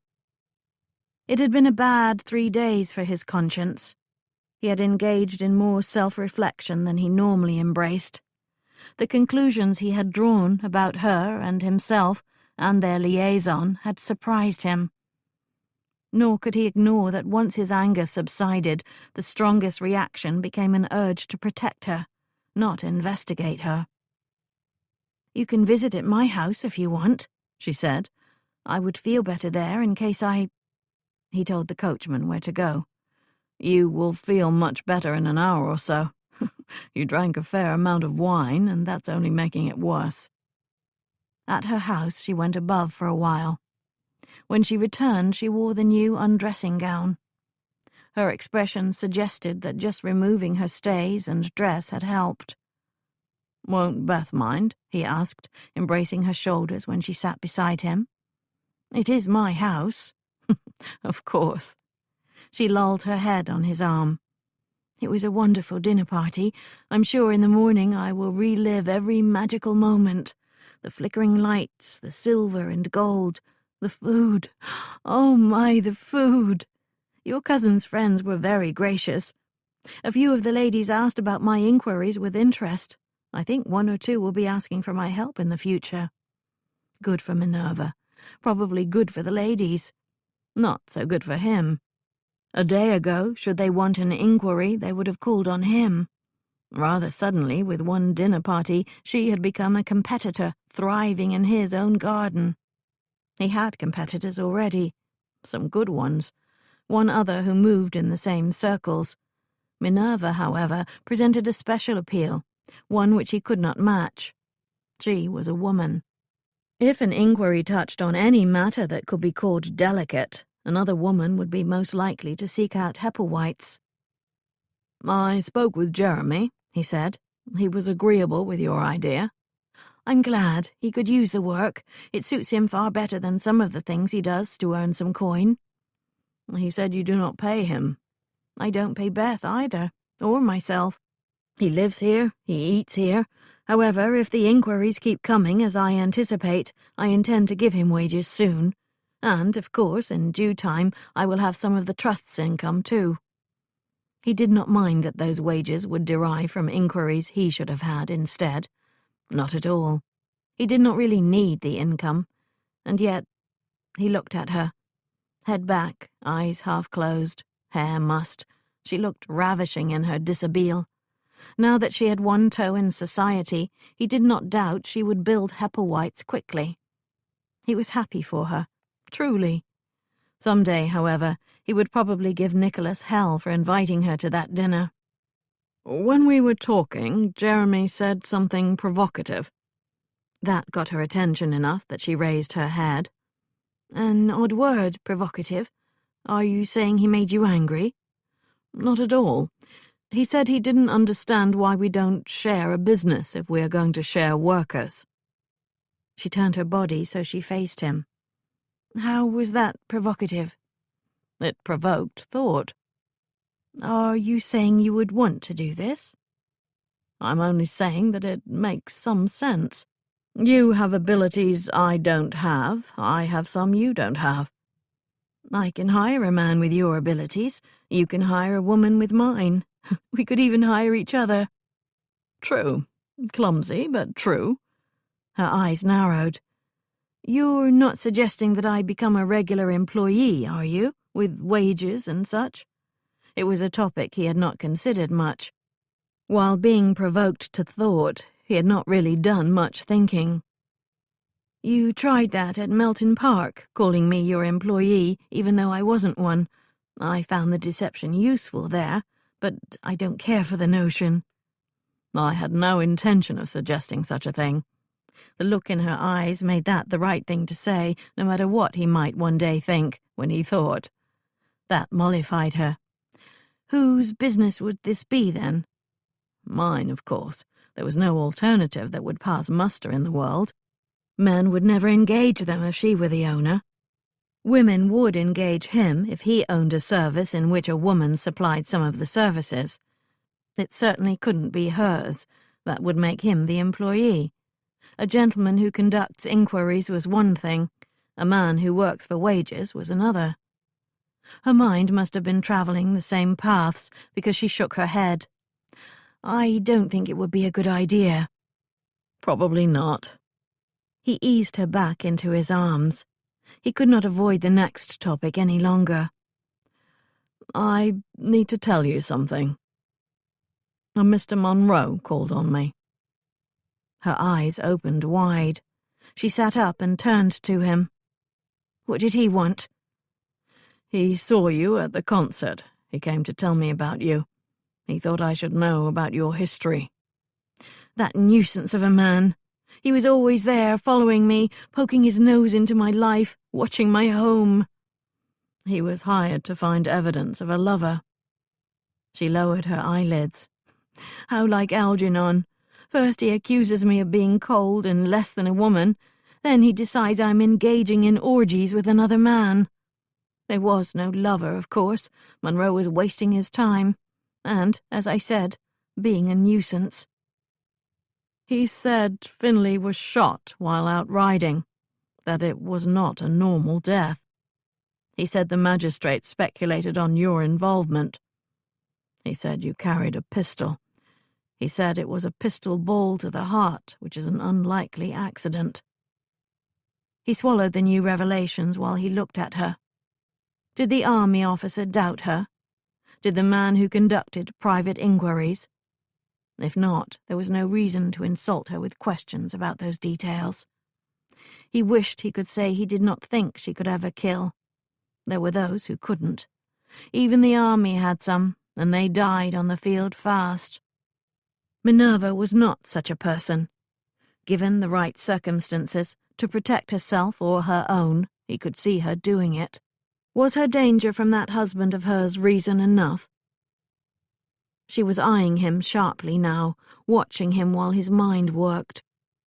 I was wondering why you had not found a way to see me the last few days. I think you have decided to end this liaison. I have decided nothing of the sort. I would decide it for you if I were brave enough. If this becomes known, when it becomes known, any friendship with me would compromise you in several ways. Mr. Monroe told you that I was suspected in Algernon's death. That alone would make me suspected again in the Duke's. You know I am right. I will only tell the solicitor what is necessary to establish your history as Margaret Finley. The rest does not signify to his duties as executor. With any luck, no one will learn the rest of it. She caressed his jaw, then his mouth. "I had no reason to kill him, if you are wondering. I had my freedom.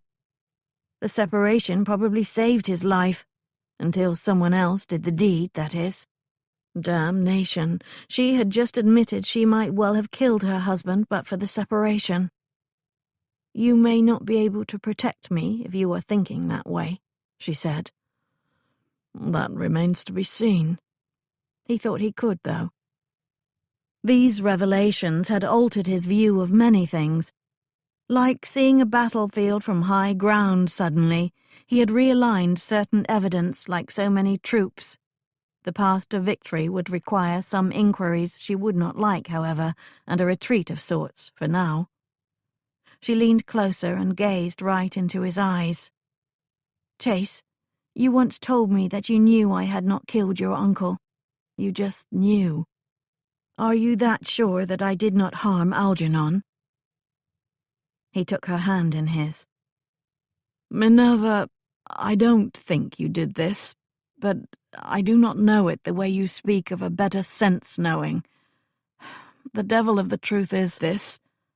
I've realized that I don't care if you killed that rogue. In fact, a part of me hopes that you did."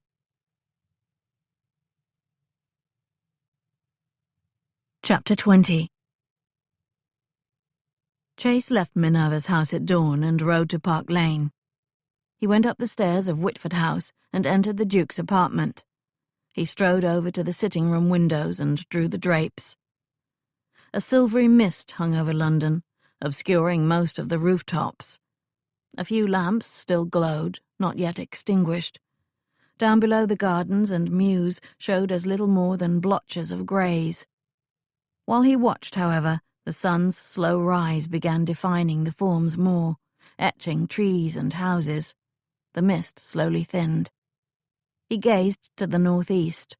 The broad swath of Oxford Street ran nearby.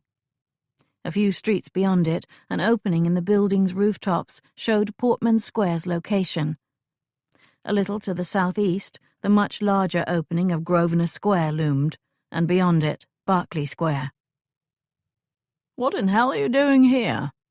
He turned his head to see Nicholas squinting at him while he tied a banyan around his body. "I'm thinking about Uncle Frederick." Nicholas came over and looked out while he yawned. "Town looks peaceful at this hour, almost beautiful." Chase opened the window. "It's coming alive, but the sounds are still distinct. At night there are moments of silence. He liked that silence. He liked the world at night. It might have been better if he had not." Chase was not thinking about the Duke's death now, but about his life. "He walked at night here. Did you know that? Just as he walked along that parapet at Melton Park. His valet made a comment about it, and he had mentioned those walks to me himself. I can see him haunting the shadows. At night, if lamps are lit inside houses, you can see inside when you pass. Even those with drapes drawn, often you can see. One wonders what he saw, or if he even noticed." Nicholas raked his hair. "Listen, I said nothing last night because it was not the time, but since you're waxing nostalgic about Uncle now, I'm concerned about Kevin." "As am I. It might be best if he left England for a few months. A man has a better chance at justice here than anywhere else, but this is a duke's death, and if it is called other than an accident, there will be those looking for a resolution." It soured his mood to think about that development and how, if it occurred, it would be on his conscience that it had. He wrestled every hour with the weight of duty versus family, versus love. "If it becomes necessary, he can hop a packet." Nicholas crossed his arms. "Do you think there's any chance that he—" "I refuse to believe that. Some day I will tell you about the dangers of refusing to believe that which the facts support. You asked if I think there is any chance. I do. However, I don't believe there is any chance. Kevin will be at the mercy of what others believe and think, however. This is a damnable business. I hope that you don't hold it against me that I dragged you into it. You did not drag me. I was already there." Nicholas walked away, as if from the topic itself. Miss Hepplewhite looked quite lovely last night. Very spirited. I believe she had an enjoyable time. Lord Jennings commented on her healthy appetite. She paid dearly for the self-indulgence. It would embarrass her to learn others noticed. Jennings was impressed, not critical. As for me, it was a compliment to the new chef. He just started a few days ago. Mrs. Fowler said all her old friends were gone, and she didn't want to continue because it was not the same. He wandered aimlessly around the sitting room before landing in an armchair. Kevin asked about Miss Hepplewhite twice. I could not put him off the second time. I think he sees her as an eligible, inappropriate woman. What did you tell him? You had warned me off when she was called Mrs. Rupert, but I did not know if you still guarded her. I would say protected, but I don't want to imply anything. Tell Kevin to turn his attention to the Viscountess. She would love to devour him one bite at a time. Nicholas raised his eyebrows. You're easily vexed when it comes to Miss Hepplewhite. I will assume that means that whatever had her fleeing Melton Park has been resolved. You appeared good friends last night. I'm not keeping her, if that's what you're trying to ask. I'm not asking that, although that dinner dress was far nicer than what the woman who visited Melton Park might wear, and I don't think she as yet has access to her new fortune. I am asking if I should directly warn Kevin off if he inquires about her a third time. Tell him to stay away from her. Hell, tell him to go to the devil. He was vexed, and he did not know why. This was not a simple jealousy darkening his mind.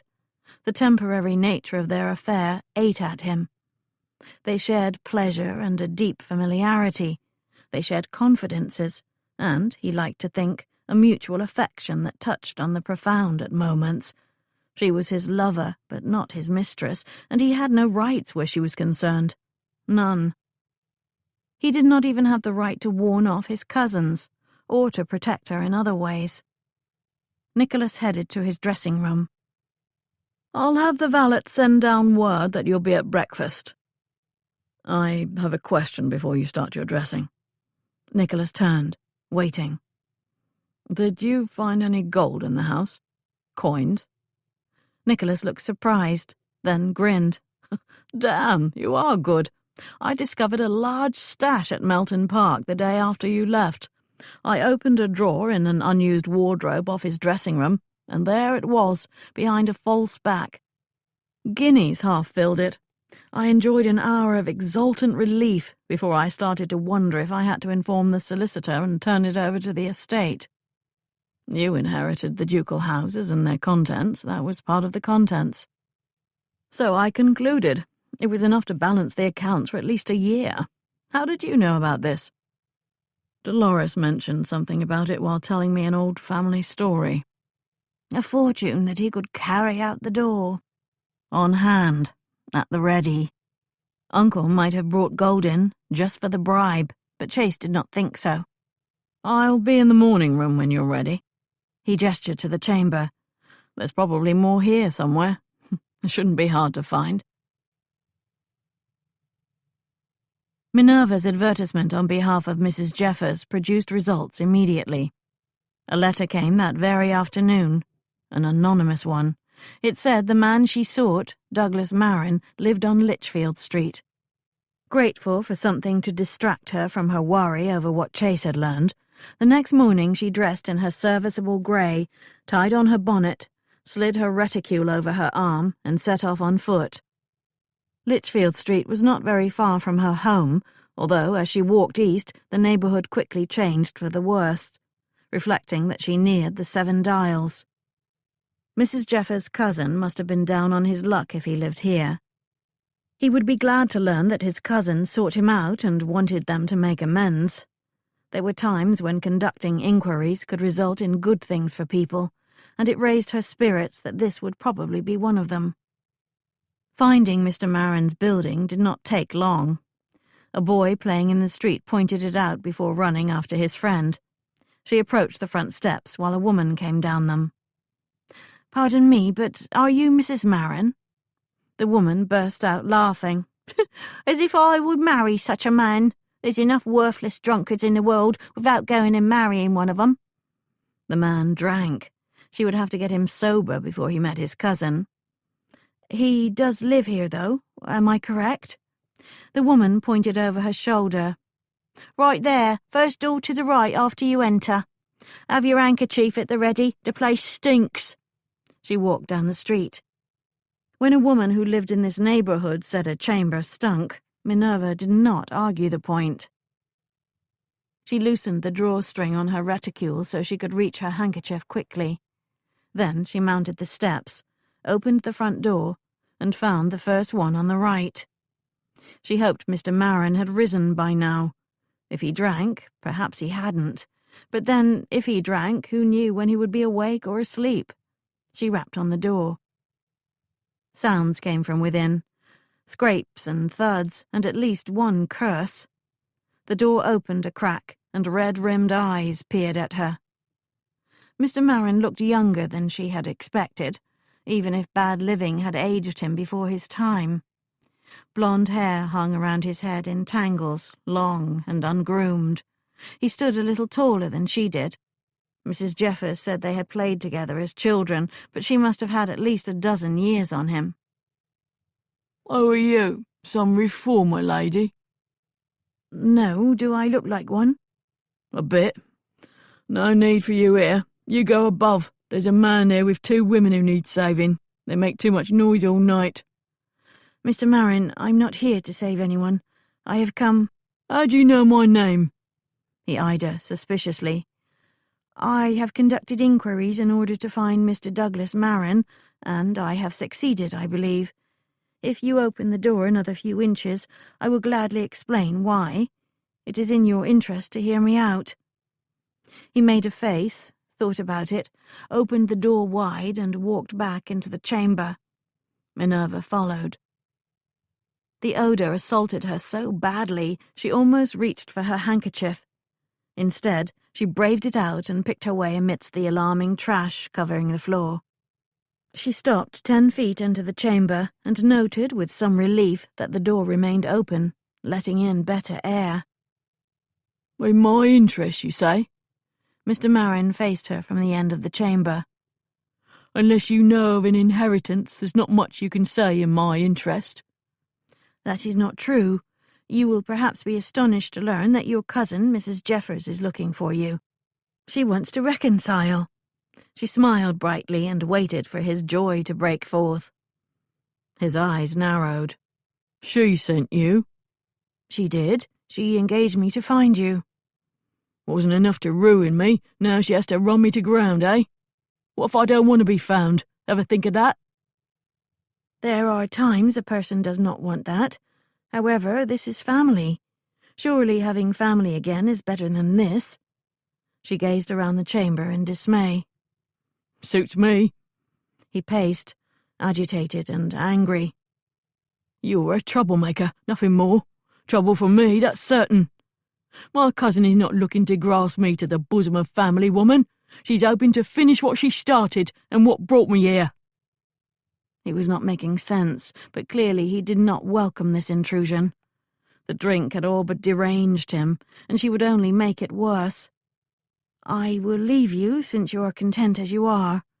She turned and walked toward the door. "The hell you will. I'll not have you telling her where I am." Her instincts screamed in warning. She turned to see a blur of movement. A blow landed on her head, one so hard that she staggered. Shock immobilized her. The door slammed, blocking her. The next time, fight back. She held her balance, barely. She reached into her reticule. He came at her, crazed, with what looked like a chair leg raised above his shoulder. She saw him through blood and almost swooned. Finding some strength, she stepped forward and raked his face with her hatpins. Her vision blurring, she left him howling and pulled open the door. She staggered out of the building before her legs turned to liquid. She landed on her rump in the middle of the street. Her last thought was that she would probably get trampled by a carriage. Chase sat in the library that served as his office, plotting his thoughts on paper. He pretended he was writing a report in the army and lined up the facts and evidence accordingly. Even as he did it, he could see certain holes. He did not anticipate much trouble filling them. He knew how it had all happened, knew in ways that facts would never prove. A racket down below barely penetrated his concentration. When it moved up to his own door, he gave it his attention. Brigsby hurried to the door, not pleased. Moments later, Jeremy barged into the library. "You must come at once. There can be no delay. I've a carriage outside waiting." Jeremy looked as if the French army was at the closest toll gate. Ashen-faced, he stared, wide-eyed and fearful, and looked much like the boy he had recently been. "It's Minerva. She's been hurt. She was—" One moment of shock, then Chase moved fast. He sped past him. "Tell me on the way." They jumped in the carriage and Chase told the coachman to use all possible speed. The carriage shook enough to prove his command had been heard. "What in hell happened?" Jeremy licked his lips. "They brought her to the house, carried her in. She has a wound to the head. There's a lot of blood." Who brought her? Where did they find her? I wasn't there. Mum said she had her cards in her reticule and they brought her to that address. A wagon, I think. Mum is tending to her and sent me for you when I returned.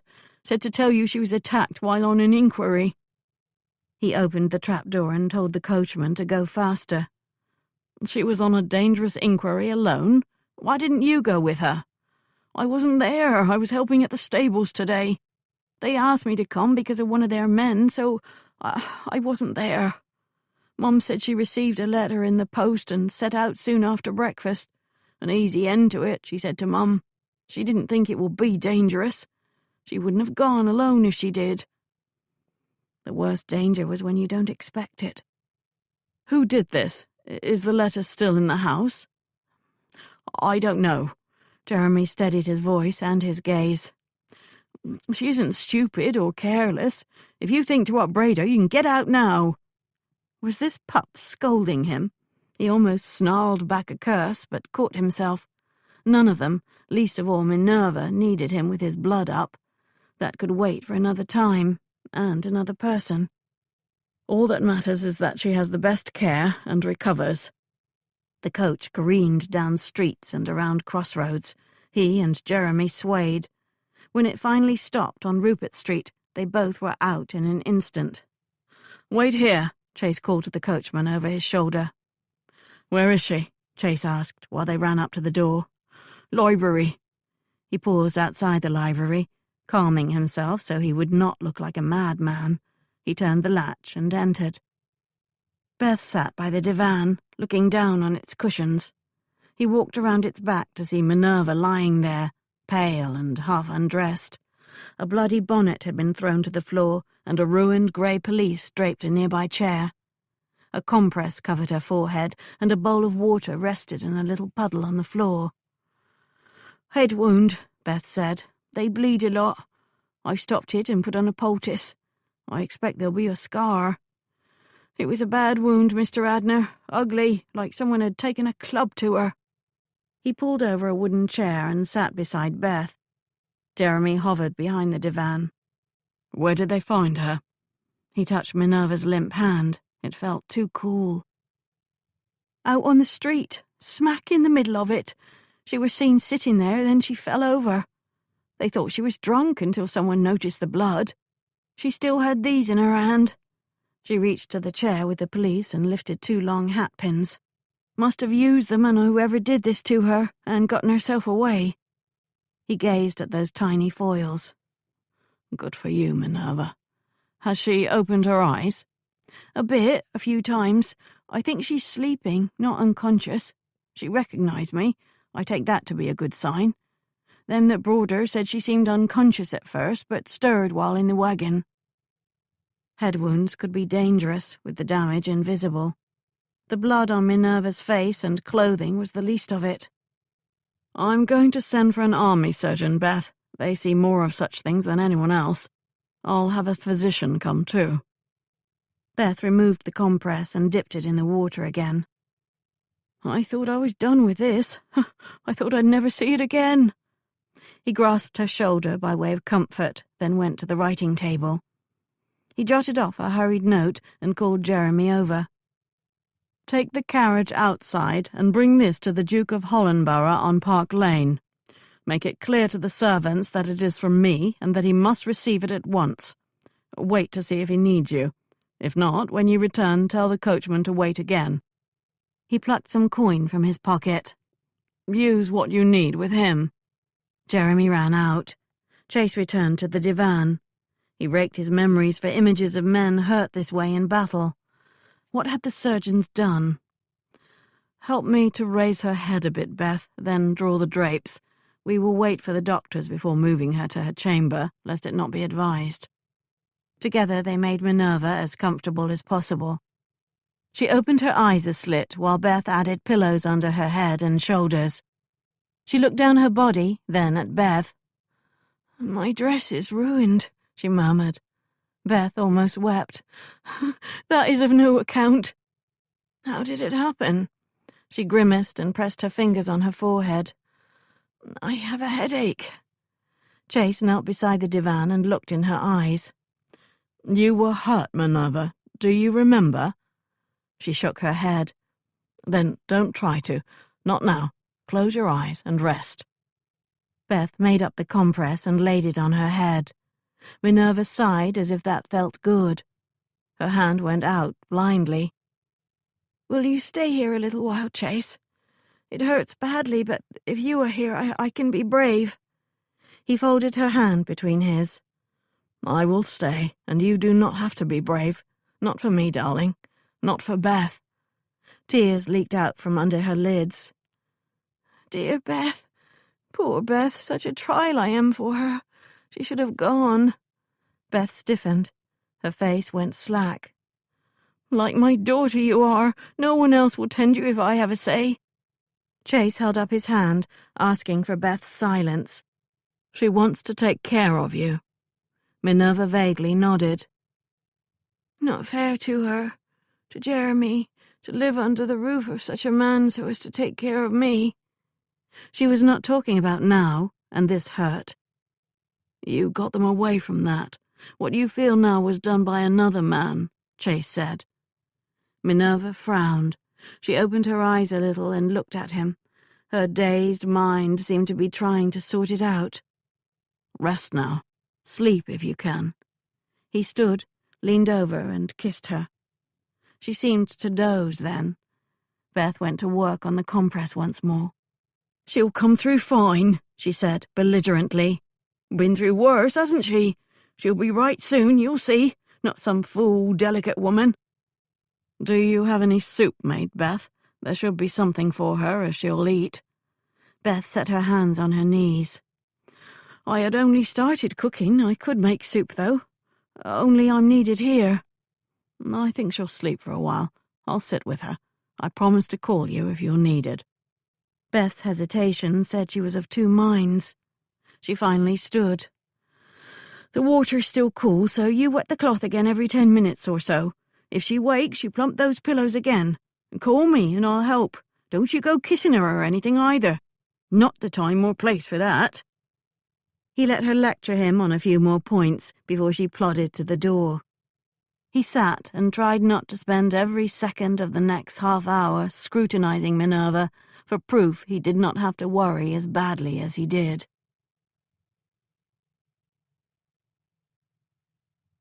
Chapter 21. Voices, talking near her, around her, almost whispering. Even so, the sounds of them made the headache scream. She kept wanting to open her eyes, but dared not. Even looking very far hurt. Only lying here, not moving, not talking, seemed to make it better. Another voice. Chase's. "There are doctors here, Minerva. They're going to examine you. Please let them." Touches on her head where pain carved into her scalp, then on her temples. A quiet command told her to open her eyes. She did, and looked into the round, florid face of a plump man wearing spectacles. Another face appeared beside his. Grey hair, thinner face, peering closely right into her eyes, but not really looking at her so much as through her. "She's mostly been sleeping, you say? Was only out a short while?" "As I understand it, yes. I'm almost certain she's not lost consciousness the last 2 hours." "Good, good." More peering. "And she knew who you were? No confusion?" "Only a little regarding what happened." "That's common.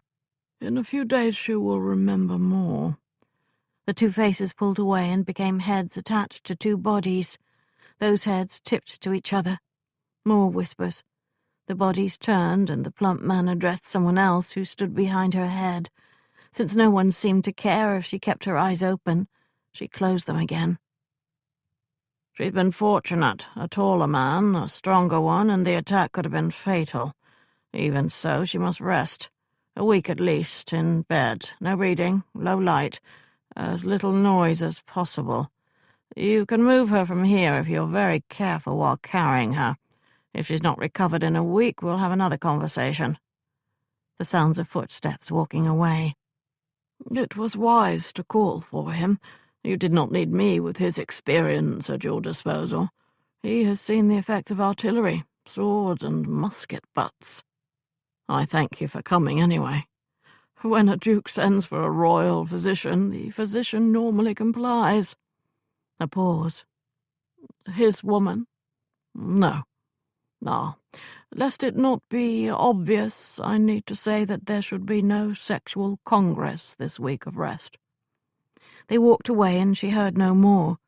She remained a little aware even as dreams gathered. She knew when Beth returned just from her footfall, and thought she heard Jeremy whispering far away.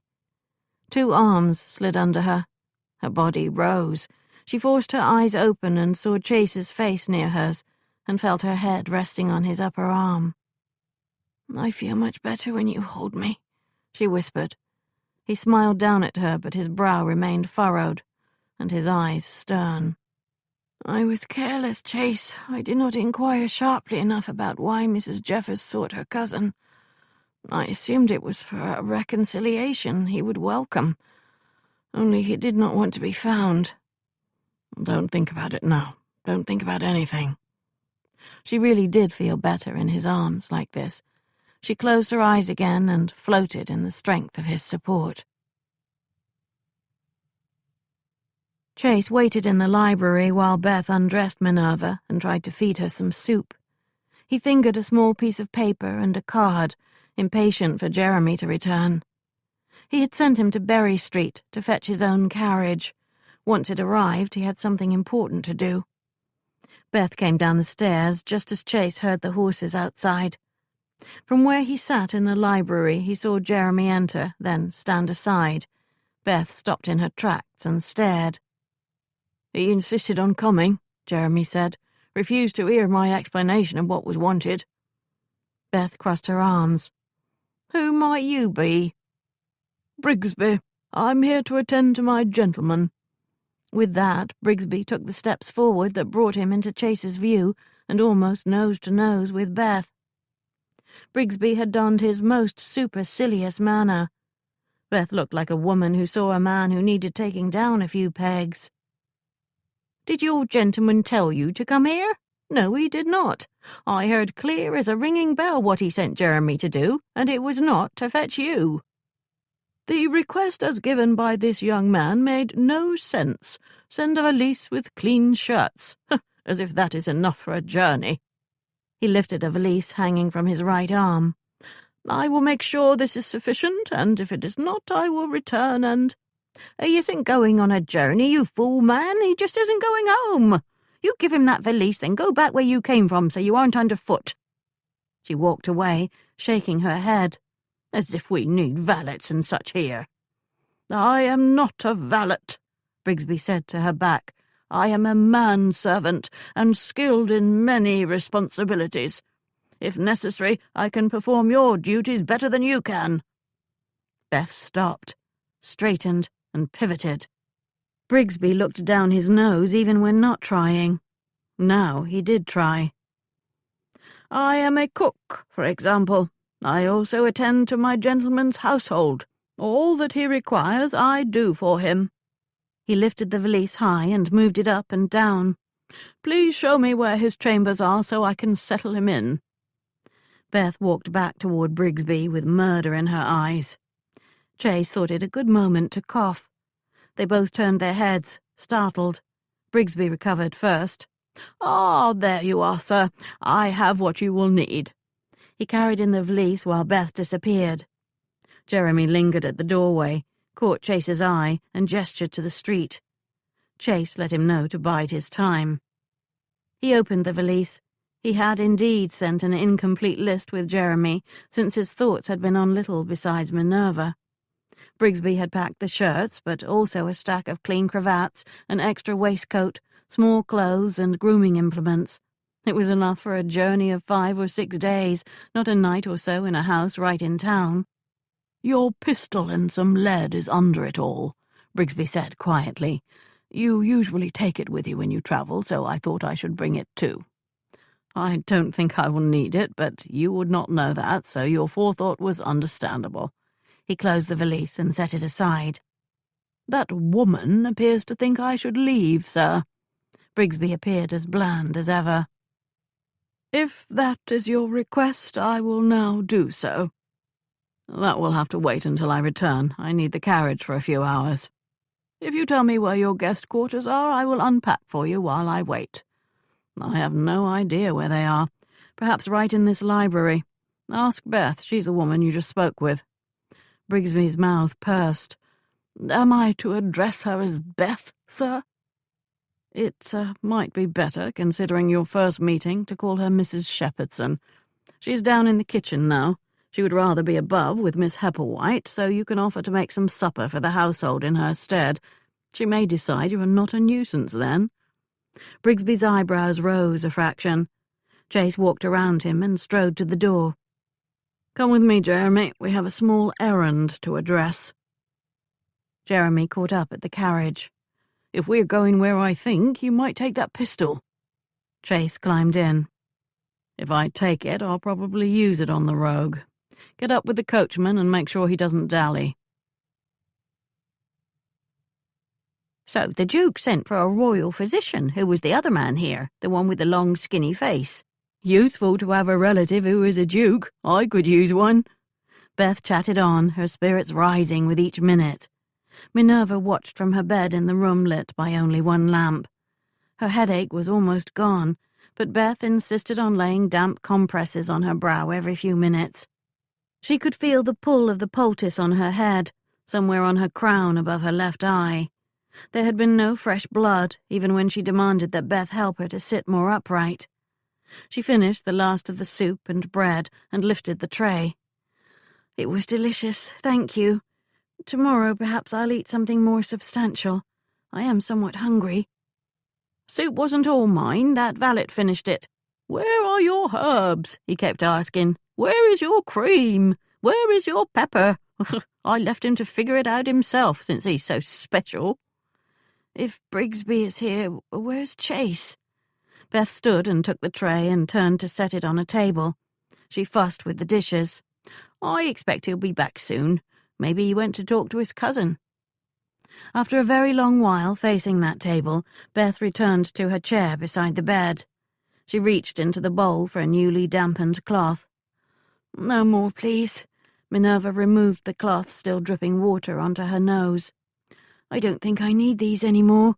In fact, I don't think I need to be in this bed anymore." "Since it is night, where else would you be?" "Doing something other than this. I'm not tired at all. I slept all day. I'm not an invalid. I was well shocked and very shaken, but I'm recovered now." She cast the bedclothes aside. "In the least, I will sit in a chair, not this bed, and light more lamps so I can read." "You are to remain in bed," Beth said, blocking her from rising with her body. "2 doctors said so. 2. Oh, what do they know? More than you do." "I'll go mad if I have to stay here when I'm not even tired. Now stand aside so I can—" "What do you think you're doing?" She froze. Not Beth's voice. Chases. She looked up to see him at the doorway to her chamber, looking in. He appeared tired, dishevelled, and not happy. "Back in bed, Minerva." He stepped in. Beth gave her a self-satisfied look and left with the tray. "It's not necessary." "Bed rest, 1 week. The doctors were explicit." He held up the bedclothes and gestured. She swung her legs back on the bed and punched the coverlet. He sat in the chair. "Your restlessness is a good sign, though." It was not only restlessness that she experienced this moment, but also sharp annoyance. "You did not rest in bed after you were hit on the head, so why should I have to?" "That was different." "It wasn't, not at all." "You bled profusely." "You bled enough. Head wounds, you said. They always bleed a lot, you said."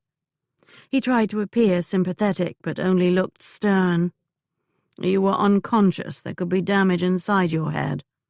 "You were unconscious. Did you not worry about damage inside your head?" "I could tell there was none, and I was only unconscious for a few moments." "It was many moments, and if you could tell there was no damage, so can I. My headache is almost gone, and the light does not bother me. Watch, I'll stare right at the lamp." She did just that. He reached over and moved it so she no longer could. "I am telling you it is not the same," he said firmly. She punched the coverlet again. "It is not the same because I am a woman, is what you mean." "Exactly. Also because if anything happened to you because you ignored the doctor's advice, I would never forgive myself. So indulge me and do as you are told." She didn't like it, but he had a look about him that did not encourage more rebellion. "I will stay resting in bed 3 days. However, if after that I am myself again and have no pains or anything else, I will decide I am fully recovered, and I want you to admit as much too." He closed his eyes in forbearance, but nodded. "Now, please move the lamp back next to the bed so I'm not in shadows." A big sigh, but he did so. She took his hand in hers. The knuckles looked red. "Where were you?" "Out and about." She ran her thumb over those knuckles. "Did you kill him?" "No." He gave her hand a squeeze. "I brought Jeremy. His mission was to make sure I didn't, much as I wanted to. There were some fisticuffs, however, in order to subdue him." She pictured him walking into that fetid chamber, hard and angry, with Jeremy at his side. Mr. Marin must have panicked at the sight of 2 men looking for vengeance. "What did you do with him?" "I gave him a choice. He could enter one carriage that was waiting, that would take him to the establishment in the country where his cousin hoped he could be treated, or he would enter another one and be taken to the magistrate to answer for attempting to kill you." "I trust he chose to go to the country." "As I said, there were fisticuffs. I'm sure when it was over he agreed with me that would be the better decision." She looked him over again. "You had better not let Brigsby see you if he is still here. He will insist on bathing and grooming you within an inch of your life if he has the chance." "That is why I came right here. That, and so I could make sure you were not being disobedient, which you were." "Was it your intention to stand watch all night to make sure I did not move from here?" "My intention was to stay here all night and lay cool compresses on your head. I did not expect to find you so recovered." She looked at her body, making hills in the bedclothes. "You don't have to sit in that chair. I've been ordered to stay in bed. I've not been ordered to stay in bed alone." He laughed a little. "Unfortunately, I was ordered not to impose on you. It was the last thing the physician said before going out the door." "Sleeping beside me is not imposing. I'm sure I will recover all the faster if you hold me." She moved over in the bed. "It isn't big, but you should fit." "I'm sure I will." He stood and shed his frock coat and waistcoat. He untied and pulled off his cravat. After removing his boots and turning out the lamp, he lay down next to her. "You could get under the sheet with me." "Beth is sure to arrive at dawn to take my place by your side. Better not to." He did turn and slide his arm under so he could embrace her. That felt unbearably good, as if his hold made the whole day's ugliness go away. "I realized something today," she said. "When it was happening, I remembered something I had forgotten. It was just there, in my head." He yawned and turned on his stomach. "What was that?" "That day when I was giving that money, he said something to me. The boy who brought it. I forgot it almost at once, but when he handed that box over, he said something. 'I was told to tell you next time, fight back.' I heard that in my head today, and I wonder." "Wonder what?" "I wonder if whoever sent that money knew what was happening in our house." "I think he did know. I even think I know how. He had to know." "Because otherwise he would not have given me that money?" "Because when he died, he left you enough to take care of yourself." She stared at the ceiling. The notion did not shock her as much as it should. "It was the Duke, you think?" "I'm almost sure of it. It's the only possible connection between the two of you that I have found." "Why didn't you tell me this?" "I was going to, but you got yourself hit on the head and it became something for another day." He yawned again. "It still is. Now, go to sleep." She pretended to, but she didn't. He soon slumbered beside her, however. She listened to his breaths and hugged the arm draped over her, and dwelled on the poignant emotions his presence raised in her whenever he showed how he cared for her.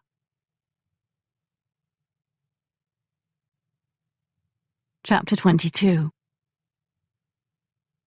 "I demand that I be allowed to leave this chamber." Minerva spoke with determination. Her eyes blazed. Beth turned to Chase, holding out her hands like a woman beset by big troubles. "Called for you to talk some sense into her." Chase faced Minerva across the chamber, the bed that they had shared for 2 nights now neatly and crisply made. She wore the undressing gown he had brought her, and had attempted to dress her own hair. One of her ensembles lay on the chair. He doubted Beth had put it there. She looked much herself. Other than the bruise surrounding the poultice high on her forehead, nothing appeared amiss. Her whole manner spoke of her irritation at her confinement. At most, they could hold her here 1 more day. After that, she might well tie the sheets together to make her escape out the window. "You agreed that after 3 days, if I felt recovered, I could stop being an invalid," she said.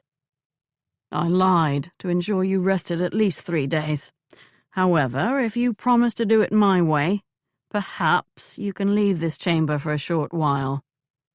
Beth opened her mouth to object, but shut it just as quickly.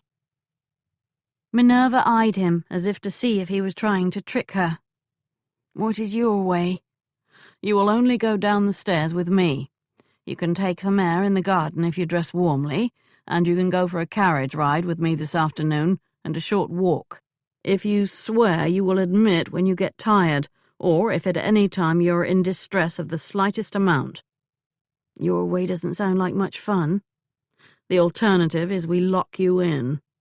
"You wouldn't dare." He said nothing to that. She assessed his mood with a long look. "Fine, but it is very unfair. You're allowed to get hit on the head and still go about your business, but if I get hit on the head, I become an invalid. Beth, help me to dress. I intend to eat breakfast down below." He stepped out while they took care of that, then escorted Minerva down the stairs, watching for any indications that her balance did not hold. In the little morning room, food awaited. She helped herself to a full plate, then sat to enjoy her freedom. He joined her. As soon as he sat, Brigsby arrived and set down a high stack of mail and paper. Chase had already checked 2 letters when he realized what had just occurred. "How did you get these?" "I sent the young man for them." "Jeremy is not your lackey, Brigsby." "He didn't mind going. I said he could take your carriage and gave him permission to allow the young lady to ride in it too." "You gave your permission?" "You were otherwise occupied, sir. I thought it unwise to disturb you." A little cough punctuated his pride in his discretion. "Young lady?" Minerva asked. "Miss Turner. She visits on occasion. I saw them chatting in the garden yesterday. I thought she would like a ride in the carriage." He went to get the coffee and poured into both of their cups. You needed a new frock coat after the disaster you made of the one we had here. I asked the young man to fetch your blue one and to see about the mail while he was there. The newspaper I went out and procured on my own." Pleased that his morning duties had been completed to his own satisfaction, Brigsby left the chamber. "Jeremy and Elise," Minerva said. "They live near each other and worked at Whitford House together, and also now for you. It's not surprising that they have formed a friendship. Surely you do not disapprove?" "If there is something more there, it could complicate my inquiries." "How so?" "Jeremy might become protective and worry about her. He might interfere with assignments I have for her if he thinks she will be in even the slightest danger." He flipped through more mail, making his stacks. He saw one from Peel. Damnation. "I'm sure that won't happen. He's reasonable enough, and you would never endanger her anyway." He had almost finished with the mail when he noticed the silence coming across the table. He looked over to find Minerva regarding him with high skepticism. He quickly reviewed their brief conversation for whatever he had said to provoke that expression. "I am happy that you are sure Jeremy will not become too protective. If you think that is the response of a reasonable man, I am reassured you will not now become too protective about me." "That is different." It really wasn't, but then again, it was. He had no intention of being careless regarding her safety, and fully planned to ensure she was not either. This, however, was not the best time to broach that topic, or the little list of changes in her habits regarding inquiries that would ensure she never was hurt again. When he failed to react in any way other than to smile, Minerva raised the subject of her day's activities. "I do not want to sit in the garden all morning," she said. "I want you to explain what you said 2 nights ago, about being almost sure that the Duke was my benefactor. You said it was a topic for another day. Well, here we are in another day." He looked out the window and checked the weather. "We will take the carriage ride now, not this afternoon. It will be easier to show you what I mean than only explain it with words." She finished her meal quickly. "I'll fetch my bonnet and cape and return shortly." He made it to the door before she did. "I'll get them. You sit here and don't go near the stairs." He aimed for the stairway, hearing a long sigh behind him. "I do like this carriage," Minerva said. "I am very snug here." Too snug. Not only was she encased in her cape, but Chase had tucked a carriage blanket all around her. He now sat across from her while they rode west. "You are to tell me if the sway or jostling in any way—" Yes, I promise. And the next time you're conked on the head, you are to tell me if in any way riding in carriages or on horses or walking or reading or anything at all gives you discomfort." He did not like her repeated references to her unfair restrictions, and it now showed in his eyes.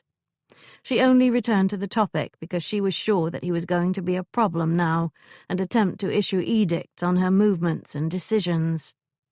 She could hardly conduct her inquiries if she had to answer to him about every move. She had no intention of explaining herself that way to anyone. His concern and care touched her deeply, but she dared not allow either to turn her into a weakling. She had been careless, she admitted that. Mrs. Jeffers had not been as forthcoming about her history with Mr. Marin as would have been wise. She could be excused for assuming this was a reconciliation that a man living in such a state would welcome. However, she knew that when she had seen him, in that first moment, she should have heeded her better sense, which told her to retreat. Had she been fully attentive to the matter at hand, she might have. A month ago, she most likely would have feigned finding the wrong door, or used some other excuse to turn and leave. Instead, at least half of her mind had dwelled on Chase and their affair, and on the way her heart weighed her love for him against the potential danger still hanging over her. Love. She smiled to herself. She had not called it that before, but now it had simply emerged as part of her thoughts. She did love him, though. She marveled at that. She looked across to find him watching her. his gaze warm and the smallest smile on his face. What did he think when he saw her? Did he still wonder about Algernon, and whether she had arranged that her estranged husband could never hurt her again? He had said that he hoped she had killed him, but that was a retort made after she questioned his belief in her. He had not said that he was sure she had not killed him, the way he was sure she had not harmed the Duke. The carriage rolled down Oxford Street. Since it was morning, it was fairly quiet. The afternoon would bring out many more people. She gazed out at the shops lining the street, their owners preparing for the customers who would arrive later in the day. Chase opened the trapdoor and told the coachman to stop at the next crossroads. Minerva looked at the shops here and across the way. She knew this crossroads very well. Chase pointed out the window. "If you look at the rooftops over there, you can see that of Whitford House. It faces Park Lane, but the back is very close to where we are. When my uncle went into town, to Oxford Street or most places in Mayfair, or even toward the city, he would not go down alongside the park. He would come out this way on one of the streets, east." "I expect so." He slid over to the other window and bid she do the same. She was so bundled that she could not slide. It was more a matter of waddling her rump. She knew what they would see from this side, though. "I was told you lived up that street, Old Quebec," Chase said, "not far from my uncle at all." He reached for the door latch. "If you're feeling up to it, let's take a turn." She fought her way out of the blanket and let him hand her down. The fresh air felt wonderfully crisp, and the sun shone brightly. Chase escorted her across the street until they stood at the bottom end of Old Quebec. "He often went out at night, Minerva. In the country, he spent time at that parapet. I think here in town he went into the squares and parks. Portman is actually the closest, but he probably wandered some distance at times, so I can see him going to Portman Square or walking through it, gazing up at the stars that are so hard to see in much of London." He took her hand. "Let us walk to the square, if you can manage it." "Of course I can manage it." She began striding off, to prove it, but halted in her tracks as if she had hit a wall. "We can walk up the next street over if you don't want to see that house," he said. She could see the house, and a bit of its door. "Come this way instead." He guided her back down Oxford to the next crossroad. "Now, use your imagination. He leaves his home and walks. He aims for the square. Most likely he walked past your house some nights. I think he passed it many times." She stopped on the street at about the spot of that house on Old Quebec. "You think he saw or heard something, don't you?" "I do. This area is quiet at night. Sounds you might never hear during the day can be clear. Lamplight inside the houses reveals more than one ever sees in daylight." It sickened her that others might have seen or heard what happened. "How would he learn who I was?" "He would ask, just as you and I ask when we want to learn who lives in a house or which house is the home of this person or that. A casual question at the shop on the corner would elicit the name." She pictured the Duke casually asking at the haberdashery on the corner if they knew who had the house 4 doors up. She saw the haberdasher give the name, and perhaps also give a look that said all was not right there. "How long have you wondered about this?" she asked. "Almost 2 weeks. You said you did not know him, and I believed you even that first night. So how was it he made that legacy?" "He knew your old name, and your new one, too. The money you received, it was almost bizarre that an anonymous gift like that was made, but he could be strange in his own way. However, I was only sure when you told me about what the messenger had said to you. Next time, fight back. That money had allowed her to, not with fists, but with her wits and Algernon's own weakness." They strolled up the street, then over to the square. "I visited here so rarely, even though I lived a few minutes' walk away," she said. "When Algernon left the house, sometimes Beth and I would come here if the day was fair, but only briefly. I dared not be gone when he returned. I was in London, but I had no freedom to leave the house, to have friends, to attend parties. I was in a different place, but still in prison. He squeezed her hand. I still don't understand why the Duke left me that fortune chase. He didn't know me. Perhaps he thought it would do more good for you than for any of us. He obviously knew about your husband's death, and that you were making your own way in London now. I tried so hard to make sure no one knew who I was. Dukes have their ways. I expect he had someone conduct a discreet inquiry to find where you went after you disappeared from Dorset. I wish he had sent a note with that money so I could thank him. I think he preferred your not knowing. He often did things without claiming credit. I believe he interceded on my behalf when I was leaving the army, so there would be no questions or scandal. He never said a word about it, but I'm convinced he used his influence. She looked at him. So we both owe him much. They retraced their steps until they reached the carriage. She let him settle her in and even wrap her again in the blanket. A short ride in the park is in order, he said. Please tell him to go past Whitford House first, slowly. 5 minutes later they rolled past the house. Minerva looked out at it, feeling very close to the man who once owned it, whom she had never known. That night, Chase had made a decision. He needed to make some kind of report to Peel in the next few days. He saw no alternative but to pursue one more thread in Minerva's history before he did. He might never need to use the truth about Finley's death, but he wanted it in his pocket, just in case he had to reveal it to protect her. He slipped into her bedchamber after the house was quiet. He had sent Brigsby home, explaining that he would return himself tomorrow. Beth's snoring hummed down the corridor as he closed the door. He undressed and slid under the bedclothes to hold Minerva's warmth against his skin. She turned on her side to face him. I thought you were asleep, he said. I was waiting for you.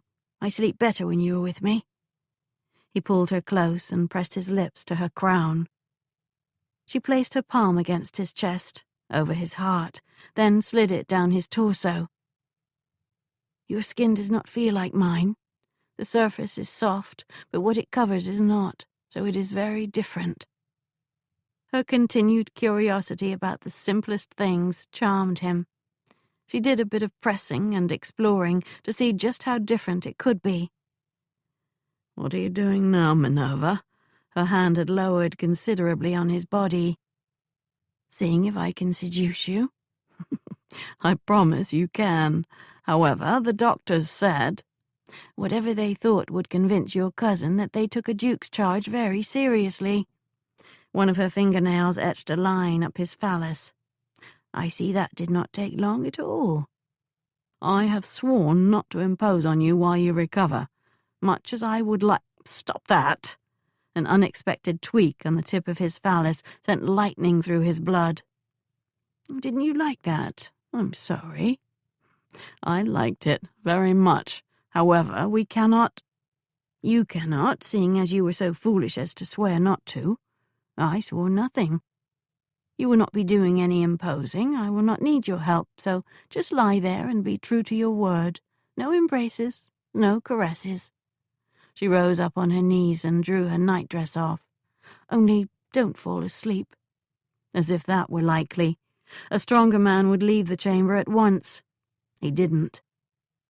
Still on her knees, she gazed down with hunger, as if deciding where to feast first. His cock swelled more at the very thought of her feasting anywhere at all. He looked perfect, strong and hard and handsome. Not only his appearance made her stir so deeply. The ways he took care of her and talked to her and treated her moved her profoundly. She lowered herself to her hands and knees and kissed him to release the fullness in her heart.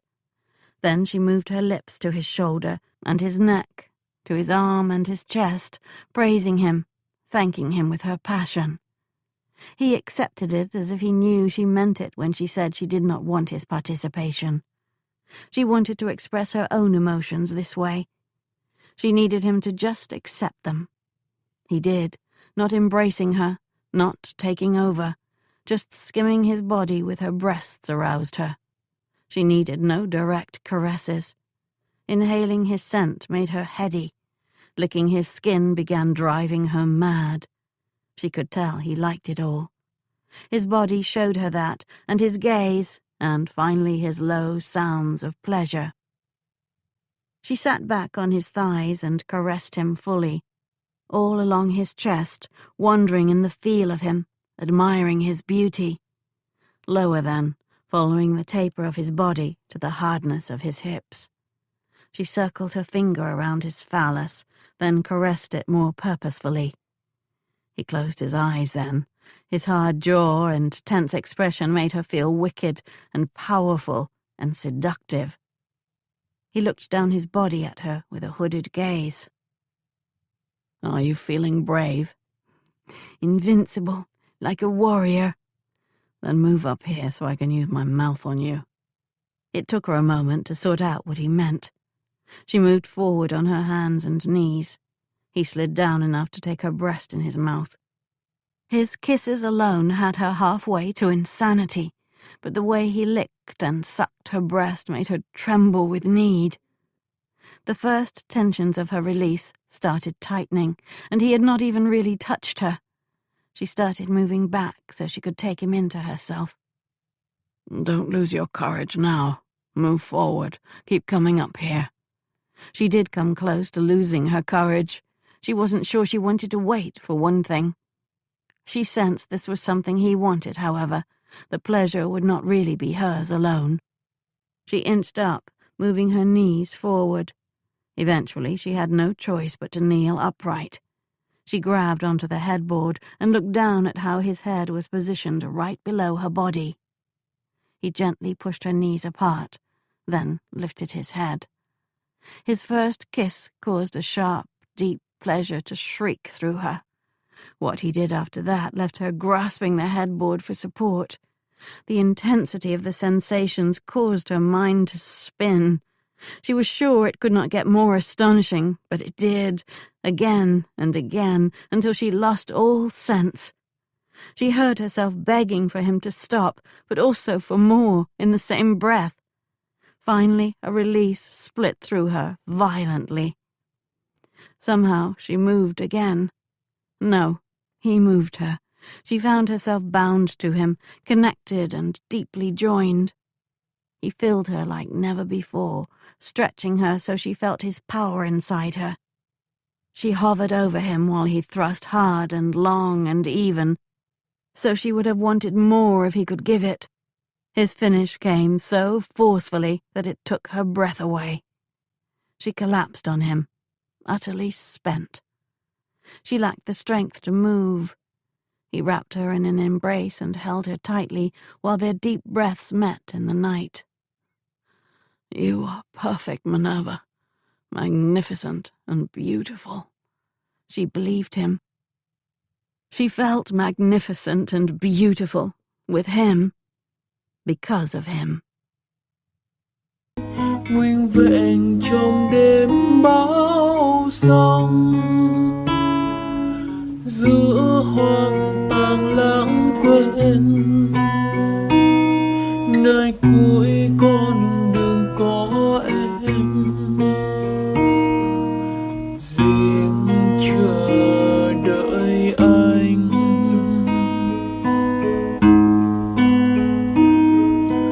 Như chưa từng có những phút lìa xa, dấu gương mặt trên vai anh khóc òa. Những con đường anh đi rồi cũng đưa anh về bên em. Như anh được sống rất. Chapter 23. "I expect there was a good reason you told me to meet you here." Beth spoke before he even greeted her.